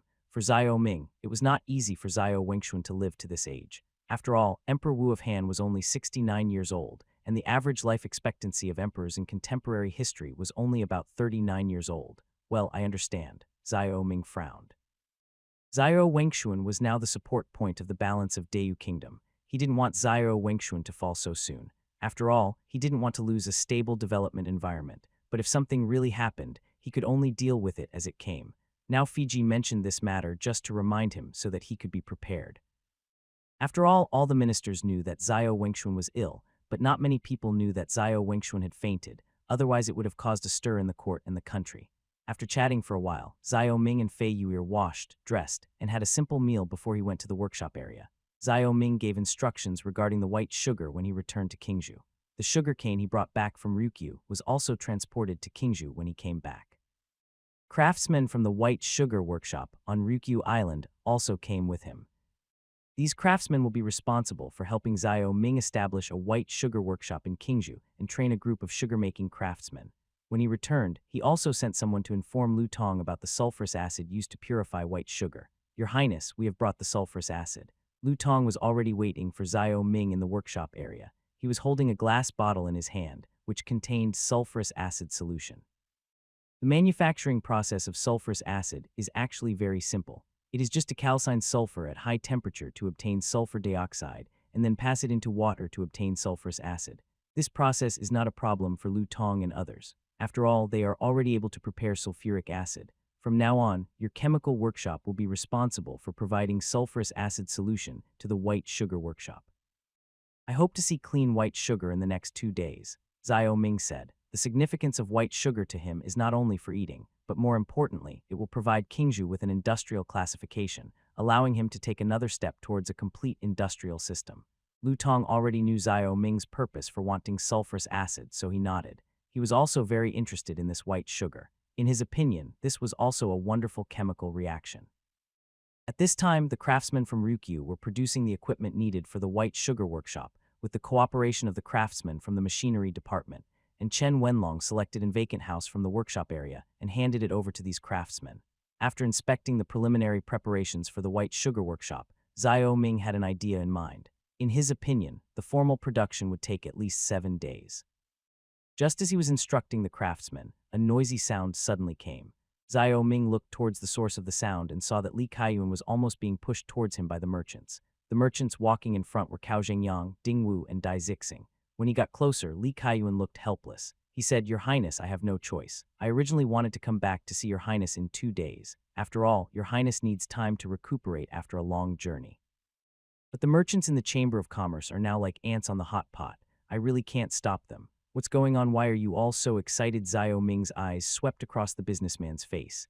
These businessmen all looked excited, with their mouths open and their teeth showing, as if they had encountered great joy. Cao Zhengyang had now become the representative of the merchants. He said to Xiao Ming, "Your Highness, it is said that the Qingzhou Navy sailed south to recapture Ryukyu and reached an agreement with the Dutch. From now on, this maritime trade route will belong to Your Highness." While Cao Zhengyang was speaking, the other businessmen were all eagerly waiting for Xiao Ming to confirm the news. As expected of the Cao family, you are quite well informed. Yes, I have recaptured Ryukyu and stationed troops in Fort Zealandia. From now on, all the coastal shipping routes are under my control. As soon as Xiao Ming finished speaking, the merchants fell silent. Then a huge cheer suddenly broke out. "Your Highness is a man of great talent and vision, and your name will go down in history. This is a great achievement that will benefit future generations. Wise, Your Highness." The merchants were extremely excited. They had long been coveting maritime trade, and now that they knew the rights to maritime trade were in Xiao Ming's hands, how could they not be excited? The most excited among them was Cao Zhengyang. Ever since the relationship between the King of Chu and the Dutch broke down, the Cao family's maritime trade has plummeted. Now he has finally found an opportunity to revitalize the Cao family. "Your Highness, does this mean that from now on we can sell goods over the sea?" Cao Zhengyang said expectantly. "Of course not." Xiao Ming's words were like a bucket of cold water poured over the merchants' heads, but his next words gave them hope again. Only merchants under the unified jurisdiction of the Chamber of Commerce can engage in maritime trade. Moreover, all merchant ships engaging in maritime trade must pay taxes. Anyone who dares to evade taxes in this king's fiefdom will lose the right to trade at sea forever. Your Highness, paying taxes is a matter of course, and we will definitely not commit fraud, Ding Wu promised. Don't worry, Your Highness. We absolutely wouldn't dare to do that. The businessmen spoke one after another and made promises with their chests padded. Noisy and enthusiastic voices continued to come from among the merchants. Looking at these merchants, Xiao Ming couldn't help but shook his head. No one would believe the merchants' promises, but now that the sea trade routes have been opened, Xiao Ming also wants to profit from the sea trade as soon as possible. The most direct way for him to make a profit is to collect commercial taxes. After all, he cannot undertake all the maritime trade by himself, and most importantly, he does not have much manpower. So he wanted to establish a maritime trading company with Qingzhou Chamber of Commerce as the core and other merchants as vassals. This company would be similar to the contemporary Dutch East India Company. Surrounded by merchants, Xiao Ming naturally could not continue to worry about the issue of white sugar. Now that the merchants knew about the sea trade routes, he had to carefully study how to maximize his profits. He asked the merchants to go back first, and he and Li Kaiyuan returned to the Chamber of Commerce. For the past 2 years, Xiao Ming had been imparting business knowledge to Li Kaiyuan that transcended his time. He tentatively asked Li Kaiyuan, "How do you think we should handle maritime trade routes?" After a pause, Li Kaiyuan said, "Your Highness, I believe that the right to trade at sea should be open to merchants. However, any merchant who wishes to engage in maritime trade must obtain a permit from the Chamber of Commerce. Otherwise, it will easily cause chaos in maritime trade. These permits also serve as proof of tax payment." Well, what else while opening up maritime trade rights to merchants? The Chamber of Commerce must play a leading role in maritime trade. We eat the meat and let the merchants eat the leftover meat scraps so that we can maximize our profits, Li Kaiyuan said. Xiao Ming looked at Li Kaiyuan in surprise. This kid had made great progress. He was right. Maritime trade was a big dish. The Qingzhou Chamber of Commerce could not eat all of it. At this time, the merchants needed to eat some of the leftovers, and they would eat the most abundant parts. In terms of trade, the Chamber of Commerce takes the most profitable business, and the other less profitable businesses are handed over to the merchants, and they can also collect taxes from the merchants. You have made rapid progress in the past 2 years. It seems that I was right to choose you as the vice president of this Chamber of Commerce, Xiao Ming said with a smile. Li Kaiyuan said with a grin, "Your Highness is indeed a man of great insight, able to transform a small fish like me into a lucky fish. Don't be so modest. Since we're talking about business, do you have any other ideas?" "Yes," Li Kaiyuan said seriously. "Your Highness, 90 of the merchants in the Chamber of Commerce come from outside the area. The number of local merchants has basically not increased. I think we should support the local people to become merchants. After all, the merchants in the Chamber of Commerce are very diverse and their backgrounds are not simple. You're right. This is also what I've been thinking about." Xiao Ming's expression became serious. "Go on." Li Kaiyuan cleared his throat and said, "Your Highness, some production processes should be opened up to the people, just like the road construction last time. The government can lend money to the people and let them pay patent royalties to open private workshops. This way, our slaves can be freed from some low-profit trades and do more important things." "Well, you're right. This time, I plan to promote the development of private capital and revitalize capital within the sealed country." Xiao Ming knocked on the table and said, "Also, I have a few technologies that I am ready to release. But as for the loan issue, I think it's time for banks in various states to open for business." "That's right. We have spent a lot of time preparing for this bank. During this period, Cao's bank took advantage of us. Now we have to take it back." Li Kaiyuan laughed evilly. When talking about the bank's matter, the two went to find Pang Yukun together. He had always been in charge of the affairs of Liuzhou Bank, and he was the one who knew the situation best. When they arrived at the government office, Xiao Ming and Pang Yukun talked about the bank. He immediately took Xiao Ming and Li Kaiyuan to the East Market. Among a row of shops along the street in the East Market, he saw the official bank with a plaque of Qingzhou Bank hanging on it. "Your Highness, this is it." The bank has been open to the public for a month, but there are very few people coming to the bank. It's not as lively as Cao's money house. Pang Yukun sighed. Li Kaiyuan hurriedly explained, "But Your Highness, the Cao family's bank is bustling because of the merchants. Ordinary people rarely go there. Whether it is a bank or a money house, it is an unfamiliar matter to the people of the feudal state. They would rather hide the silver at home than take it out and deposit it in the bank." Even though Xiao Ming is very popular, the people have their own plans. The facade of Qingzhou Bank is almost identical to that of Cao's money house. Both look like a prison, with the accountant locked inside and the people making deposits and withdrawals outside. After glancing at the plaque, Xiao Ming and Pang Yukun walked in. This piece of land was bought by the government from a businessman because the government valued the flow of people in the East Market.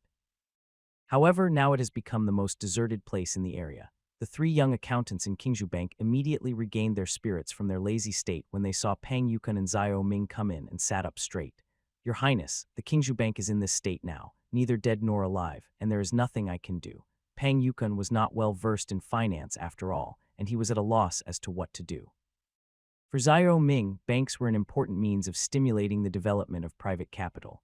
He asked one of the accountants, "How do you handle deposits and withdrawals for the people just like Cow's Money Shop? We collect part of the silver to help the people deposit the silver in the bank, and at the same time issue them silver bills," said the accountant. Upon hearing this, Xiao Ming's face turned green. This did not explain to Pang Yukon how to run the bank, and this problem really arose. He sighed and said to Pang Yukon, "From now on, no money will be charged to the people for deposits or withdrawals. Also, tell them that their money will increase in value in the bank. Raise the price." "Your Highness, aren't we losing money in vain?" Pang Yukon asked in confusion. Xiao Ming said, "How can we lose money? The bank collects the money and then lends it to the people to set up workshops. We can collect some interest on the money lent out. We are really making money out of nothing." Pang Yukon didn't react for a moment. After pondering for a while, he suddenly realized, "Your Highness, it's high. It's really high. This is equivalent to us making money with other people's money, and then taking a portion of the money we earn to distribute to the people. That's right. For example, the common people can get 0.3 interest every month when they deposit silver. When we lend silver, we can charge 0.5. In any case, the government office will never suffer a loss. This is banking finance. Prime Minister Pang, you should learn this from Li Kaiyuan," Xiao Ming said with a smile. "I am sorry to have made you laugh, Your Highness. As Your Highness said, there is indeed no end to learning." In the bank, Pang Yukon waved his hands repeatedly, looking ashamed. "Prime Minister Pang, there is no need to blame yourself. After all, this is my mistake. I should have told you these things in advance. Let's do this. When I get there, I will compile the key points of the bank's operations into a book," Xiao Ming said.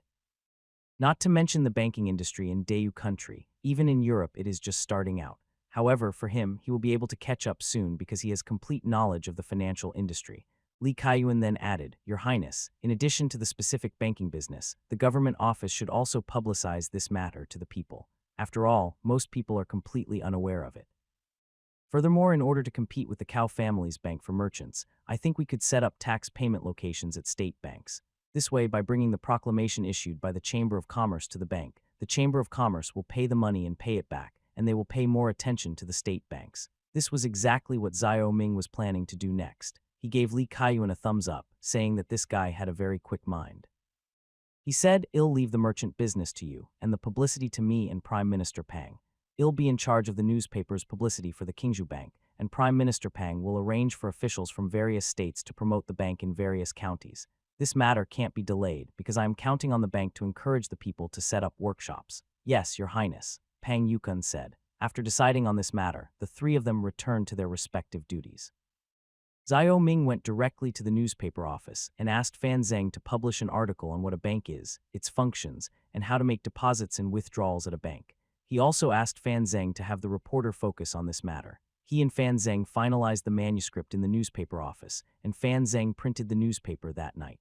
The next day, the newspaper began to be circulated in the country. "Bank, isn't this the Qingzhou Bank in East City?" Three businessmen gathered together looking at the newspaper, and one of them said, "No, I remember there are some in every state," said another businessman. "Where the bank is not the important thing. The key is that I can earn interest on my deposits here," said the merchant holding the newspaper, "and I can borrow money from the bank, which is much more economical than the Cow family's bank. It's a good deal, but what if the government office refuses to pay? We can't do anything about it. If the Cow family owes us money, at least we can make a fuss. That's not right. This is a manuscript written by His Highness himself. Shouldn't we trust His Highness and the Cow family instead?" "That's true, but the Cow family is probably going to have a hard time. With this bank, what's the point of having a money house at Cow's Money House?" Cao Zhengyang looked very unhappy. Since he had lived in Qingzhou, it had become his habit to read the Qingzhou newspaper every day. However, the news published in the newspaper today was undoubtedly a wake-up call for him. Xiao Ming had talked to him about the Qingzhou Bank before. At that time, Xiao Ming clearly stated that the two companies would not interfere with each other. This was also the agreement reached in the exchange of interests at that time. But despite this, he has always been afraid of the official opening of Qingzhou Bank, because it means that Cow's Money House in Qingzhou will not be the only place where merchants can go. Once this happens, the status of their Cow family in the hearts of merchants will be reduced, and the status of the Cow family in Qingzhou will also be reduced. Over the years, the Cow family has had close contact with the Dutch. He knows that the Dutch banking industry is controlled by big businessmen. Because of this merchant's family has a respected status in the Netherlands because the money of the country and civilians is in the bank. It was precisely because of this inspiration that the Cow family worked diligently to build the Cow family bank, and they have indeed benefited a lot from it over the years. Many people thought that the Cow family only earned a lot of silver from the sea, but they didn't know that they also accumulated a lot of wealth through the bank. The symbol of the Cow family is a picture of the Cow family bank standing on a boat. Second young master, do you want to pass this news back? The owner of the money shop also read the newspaper and was equally worried. Cao Zhengyang sighed. Of course we have to report this. We underestimated the king of Qi. He has a firm grip on maritime trade, banking, and the two carriages that made the Cow family rich. He is unlike any other powerful person in Dayu. It seems we need to keep a low profile. Are we just going to watch Qingzhou Bank defeat Cao's money house? The shopkeeper was a little unwilling. In other places in Dayu Kingdom, any official had to give some face to Cao's bank, but here he felt nervous. Of course not. Since your highness promised fair competition, we don't have to worry. Send someone back immediately to ask for instructions. I believe that Qingzhou Bank's business is also suitable for our bank. Why not implement it in the future? Yes, second young master. The shopkeeper nodded and turned to leave. Watching the shopkeeper leave, Cao Zhengyang frowned. The title of second young master made him a little irritated. No matter what, he was still a bastard of the Cow family. Even if he worried his heart out, the Cow family bank would still belong to his brother and had nothing to do with him. I have been a servant from the beginning to the end. Cao Zhengyang thought with some pain. The last time his brother arrived in Qingzhou, he immediately became an insignificant person, which made him very depressed during that time. Why can't I start my own business? As long as I surrender to his highness, I might be able to get the upper hand. Just as he was worrying, a terrible idea rang in his mind. He was so scared that he immediately threw the idea out of his mind, but this thought seemed to be stuck in his mind and could not be shaken off. While Cao Zhengyang was struggling, the newspaper followed the reporter to a village outside Qingzhou City. With the reporter's focused explanation, the people gradually understood what a bank is.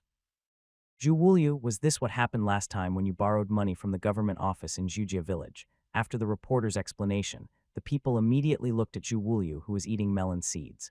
Zhu Wuliu was now quite the village boss. His last contract for the Qingzhou City roads had greatly increased his prestige. He spat out some melon seeds and said, "Is that even a question? When has His Highness ever cheated us? I didn't know the bank was open. If I had, I would have deposited the 300 taels of silver long ago." 300 taels. The surrounding villagers gasped. They all knew that Zhu Wuliu had made a lot of money last time, but they didn't expect it to be so much. The young men who followed Zhu Wuliu to Qingzhou City to work said, "Wuliu, if you want to go, we will go too. Next time there's work, His Highness will think of us, right? Hee hee, you guys have learned your lesson.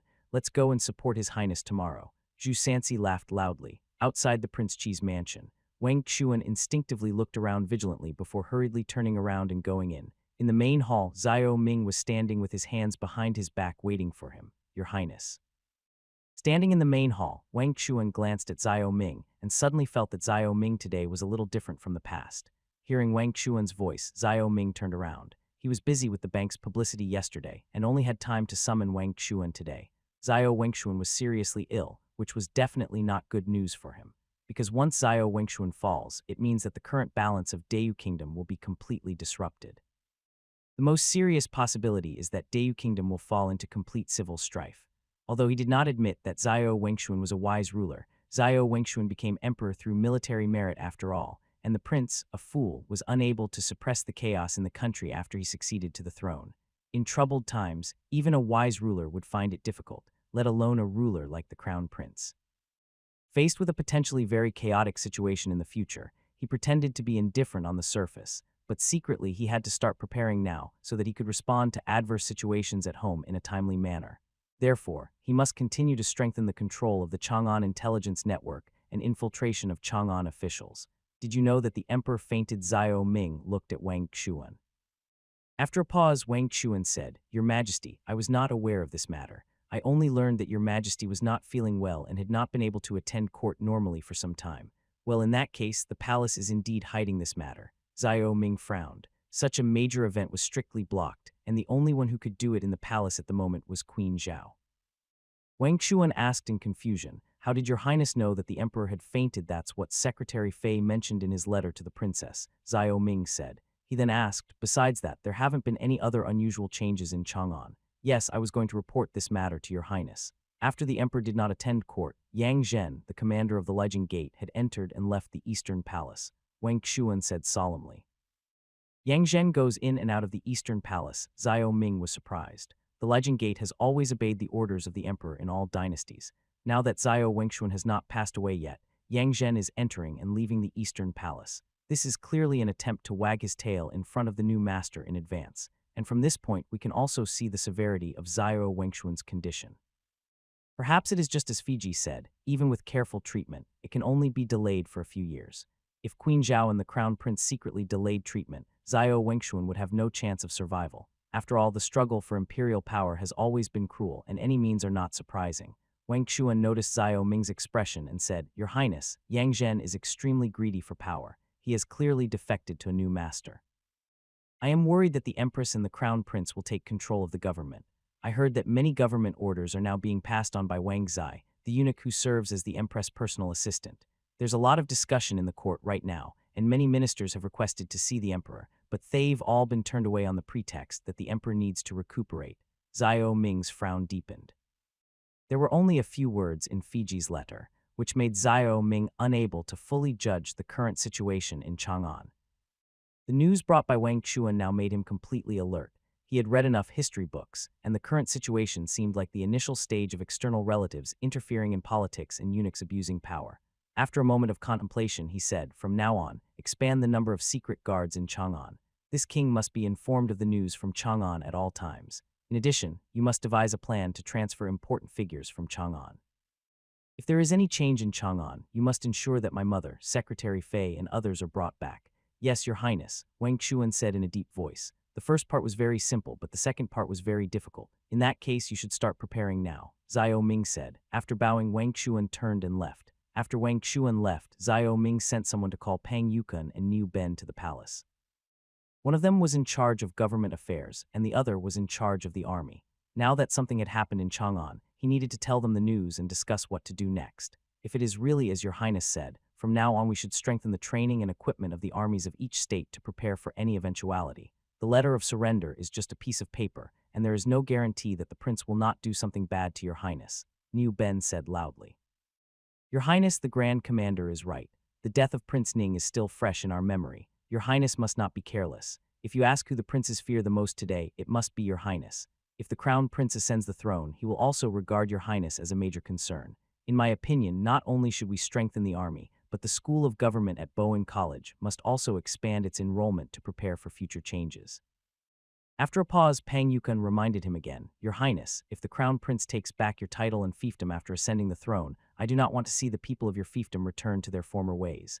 I don't want to see my soldiers bleed in vain in the past 2 years." Niu Ben's eyes widened. Xiao Ming rarely saw Niu Ben so impulsive. "I understand what you mean. If everything goes peacefully, that's fine. But if you go too far, I won't follow King Ning's footsteps."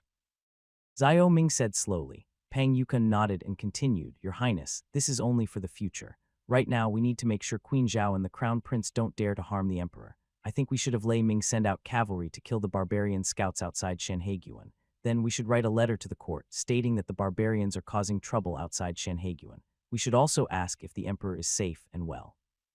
We can then tactfully ask the Crown Prince and Queen Zhao to take good care of him. This way they will surely be wary and won't dare to act rashly." "Yes, this is a great idea." Xiao Ming laughed. "The old ones still have the best experience." Niu Ben laughed heartily. "The Yuzhu army has been training for so long, it's time to go out and stretch their muscles. When I return, I'll have Lei Ming kill the barbarian scouts outside Shanhaiguan." Pang Yukun glanced at Niu Ben, then said carefully, "Your Highness, the Great Yu Kingdom is currently in such a state of decay.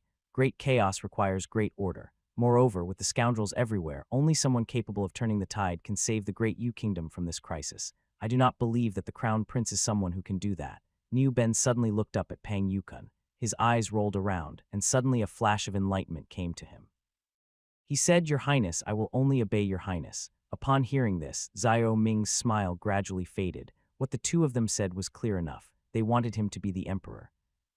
They might not have dared to have this idea before, but ever since the Qingzhou army took over Shanhaiguan, the officials of the feudal state probably had some ulterior motives in their minds. And now that Xiao Wengxuan was seriously ill, they were even more emotional. As for him, it's not that he doesn't want to be the emperor, he just doesn't want to be the first to stand out and become the target of public criticism. After all, no one in the Dayu Kingdom likes him as an outsider, and he doesn't want to be beaten up. The atmosphere in the main hall was somewhat solemn. Pang Yukon and Niu Ben's eyes followed Xiao Ming's figure. After a moment of silence, Xiao Ming said, "I understand your intentions, but the political situation is ever-changing. We should wait for the opportunity to act." "Yes, Your Highness." Pang Yukon and Niu Ben were overjoyed. This sentence was enough to make them excited, because it was equivalent to Xiao Ming indirectly acknowledging a certain possibility in the future. Seeing the two of them so excited, Xiao Ming couldn't help but shake his head. He said, "The iron must be strong before it can be forged. I don't want you to put too much energy into this matter. Instead, I want you to make the country stronger step by step. Do you understand?" Pang Yukon and Niu Ben nodded when they heard this. After saying this, Pang Yukon suddenly remembered something and said, "Your Highness, I just passed by the East Market and noticed many people depositing money at the Qingzhou Bank. I even saw Zhu Wulyu among them. This shows that the propaganda is effective." "Zhu Wulyu, could this be Zhu Sanxi's younger brother?" Niu Ben asked with interest. Xiao Ming nodded. "Yes, it is Zhu Sanxi's younger brother." Now Zhu Sanxi is in charge of the Ryukyu garrison in Ryukyu, and Zhu Wulyu is also actively responding to the government office. This family is a model of a feudal state, and they should be given priority support. That's right. Zhujia village outside Qingzhou City is the one that supports Your Highness the most. I think we should focus on supporting Zhujia village and set it as a model for the feudal state. What do you think, Your Highness? Pang Yukon said with a smile. Xiao Ming nodded. He was now promoting the development of private capital in order to revitalize the economy of the feudal state. After all, the more prosperous the business, the more commercial taxes there would be. In that case, let's go to Qingzhou and talk about this matter with the people of Zhujia village. The haze in Xiao Ming's heart dissipated a little, but the intrigue was still very tiring. In comparison, he still prefers to slowly build his own fiefdom. After agreeing on this time, the three of them headed towards the East Market. When they arrived, the villagers of Zhujia village had not yet finished their business, and the villagers who had already done their business had not left, but were waiting for their fellow villagers. Xiao Ming's arrival immediately attracted the attention of the villagers, and Zhu Wulyu was pushed to the front by the villagers. Your Majesty, Your Majesty." Zhu Wulyu stuttered and was still nervous when he saw Xiao Ming. Xiao Ming smiled, patted his shoulder, and said, "I am very happy that you can come to Qingzhou Bank to deposit money. It shows that you trust me very much. Your Highness is dedicated to making decisions for us, the people. We don't believe who Your Highness would trust. Besides, if it weren't for Your Highness, we wouldn't be able to contract the roads in the city." Zhu Wulyu scratched his head and chuckled. "In that case, I have another way to make money." "Are you willing to continue a new path?" Zhu Wuliu's eyes lit up. He had been thinking about doing something else with the 300 taels of silver, so he said, "Of course I am willing. As long as Your Highness gives us a chance, we will definitely not let you down." The other villagers in Zhujia village also echoed this. Once they became rich, who would be willing to go back to hard times? They all wanted to make more money. "Okay, I have a white sugar production process that I can teach you. If you're willing, you can go back to the village and build a white sugar workshop. You can go to the workshop area to learn the specific process." "How about that white sugar?" The villagers looked at each other, none of them knowing what Xiao Ming was talking about. Seeing their confused expressions, Xiao Ming immediately understood. He said, "How about this? You go to the Qingzhou workshop in 6 days. I will have the craftsmen waiting for you." Zhu Wulyu smiled shyly, bent his body 90 degrees, and said yes loudly. By this time, the business in the bank had basically been completed, and Zhu Wulyu and the young people in the village went towards the village, playing and joking. After the villagers of Zhujia village left, Xiao Ming and Pang Yukon entered the Qingzhou Bank. The people's deposits were the best way to understand the current living conditions of the sealed-off state. He asked the bank manager, "How much silver have they deposited this time, Your Highness?" A total of 300 households came to Zhujia village this time, bringing in a total of 20 taels of silver. Among them, Zhu Wulyu brought the most silver, a total of 353 taels, and the others all brought in around 5 taels. Pang Yukon felt proud upon hearing this. In his opinion, the people of the feudal state had indeed become much richer in the past 2 years. These 5 taels of silver were simply unimaginable in the past. "Your Highness, even a village like Zhujia village is like this. If all the people in the entire feudal state come to deposit silver, it will indeed be a considerable amount. I finally understand the importance of Qingzhou Bank now," Pang Yukon said with a smile. Xiao Ming was also very satisfied. He said, "We need to continue promoting this during this period so that every citizen can understand what banks are. Only then can the banks truly play their role." As the two were talking, another citizen wanted to enter the bank to inquire about the deposit, but when he saw Xiao Ming and Pang Yukon, the citizen immediately ran away. Helplessly, the two had to go back to avoid affecting the bank's business. In the next few days, Xiao Ming continued to use various methods to promote Qingzhou Bank. Through hot air balloon advertisements, graffiti on village walls, and newspapers, Kingju Bank gradually became known to the people, and more people went to the bank to deposit money. At the same time, the production of white sugar did not stop.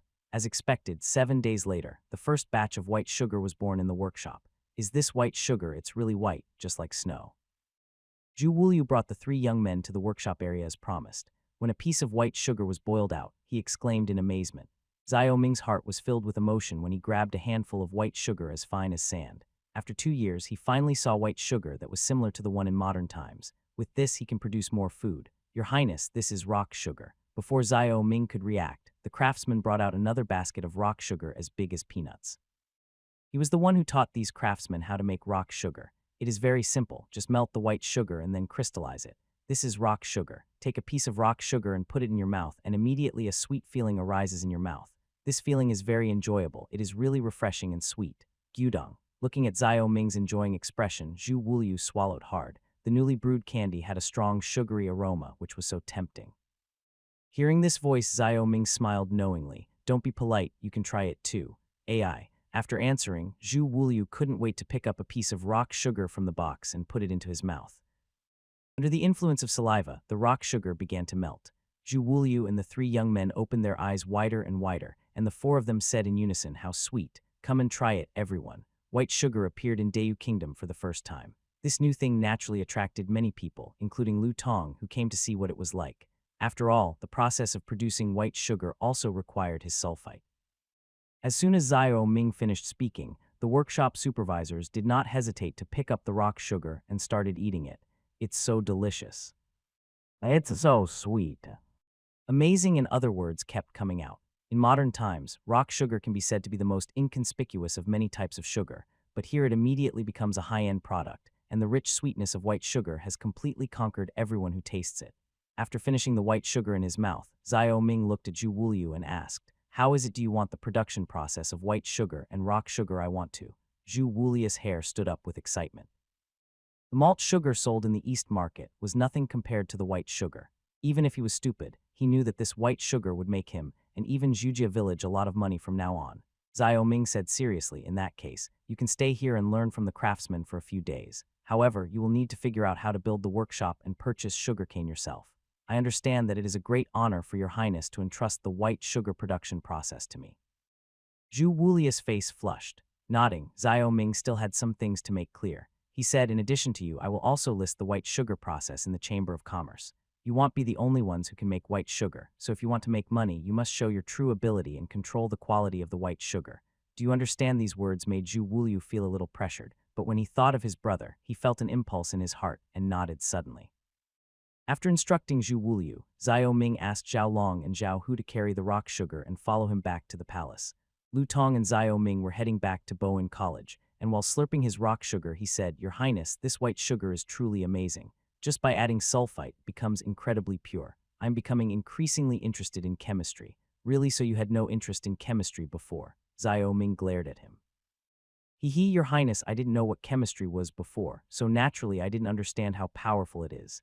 But now I understand it more and more, and many students in the School of Chemistry have also changed their minds. Now they don't just deal with it to get by, but have become interested in it," Lu Tong said. Xiao Ming smiled. This kind of change was what he was most happy to see. Real science is driven by those who are passionate about science. He said, "This is a good phenomenon. In the future, we should guide students to turn tasks into interests." "Yes, Your Highness," Lu Tong replied. The two chatted along the way and soon arrived at the fork in the road between Bowen College and the palace. At this time, Xiao Ming returned to the palace with Bingtang. He promised to give Fei Yuer hard candy that day, and this rock candy can be said to be hard candy. Zhao Long and Zhao Hu followed Xiao Ming into the palace, carrying the boxes. They ate while carrying the boxes along the way, and now their mouths were covered with syrup. The 3 of them entered the palace and headed towards the bedroom. Soon they heard the sounds of chirping. It turned out that Fei Yuer, Xiao Huan, Luluo, and Ziyun were chatting and laughing in the pavilion in front of the front hall. Moreover, Xiao Ming told them about the white sugar before leaving, so it seemed that Fei Yuer called them all back on purpose. "Your Highness, have you got the candy back?" Seeing Xiao Ming coming over, Fei Yuer stood up and asked. The 3 maids also looked expectant, especially Liu, whose mouth was watering. She loved candy the most, and she always ate the most malt sugar she brought back from Chang'an. "Of course I brought it back. Look, this is rock sugar." Zhao Ming asked Zhao Long and Zhao Hu to put the bamboo basket in the middle of the pavilion. As soon as the bamboo basket was put down, Liuliu's saliva almost dripped out. Ziyuan patted her and she realized it and immediately wiped her mouth with a handkerchief. Fei Yuir said gently, Luluo loves candy the most, Luluo, try one first. Although she wanted to be the first to eat, Luluo still remembered the hierarchy. Although Fei Yuir was good to them, a maid had to follow the rules. She said softly, Princess, I dare not try Luluo. You should be the first to taste it.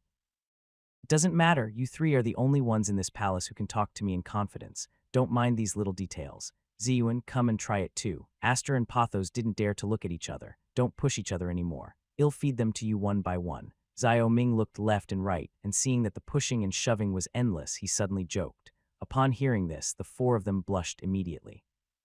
At this time, Zhao Ming picked up the rock sugar and first fed it into Fei Yuir's mouth, and then put the rock sugar in the palms of the three girls one by one. He was just talking, but he didn't really feed the three girls, otherwise it would be too unruly. Seeing this, Fei Yuir gave Zhao Ming a sidelong glance, meaning that at least he didn't do anything wrong. However, the four of them soon forgot about Zhao Ming's joke, because the sweet taste of the rock sugar made them unable to stop, and they kept sucking on the rock sugar. It's so sweet, so delicious. Liuliu ate the fastest, and soon she finished a piece of rock candy. She asked, Your Highness, what is this rock candy made of sugarcane? Zhao Ming said with a smile, No wonder it tastes so special. Liuliu said excitedly. She picked up another piece of rock sugar and put it in her mouth again. Fei Yuir was also eating rock sugar for the first time, and she couldn't help but be impressed by its sweet taste. She exclaimed, Your Highness, this white sugar will definitely be a big hit. The four of them ate and laughed, their faces full of enjoyment. However, for Zhao Ming, white sugar is not just limited to eating rock sugar. After all, white sugar is almost indispensable in modern sweets. While Fei Yuir and the other three were eating rock sugar, Zhao Ming called the chef from the kitchen and asked him to prepare a special dish tonight, which was the modern candied silk. However, just as he was excited about the trophy of white sugar, the Battle of Ryukyu had already caused an uproar in Japan.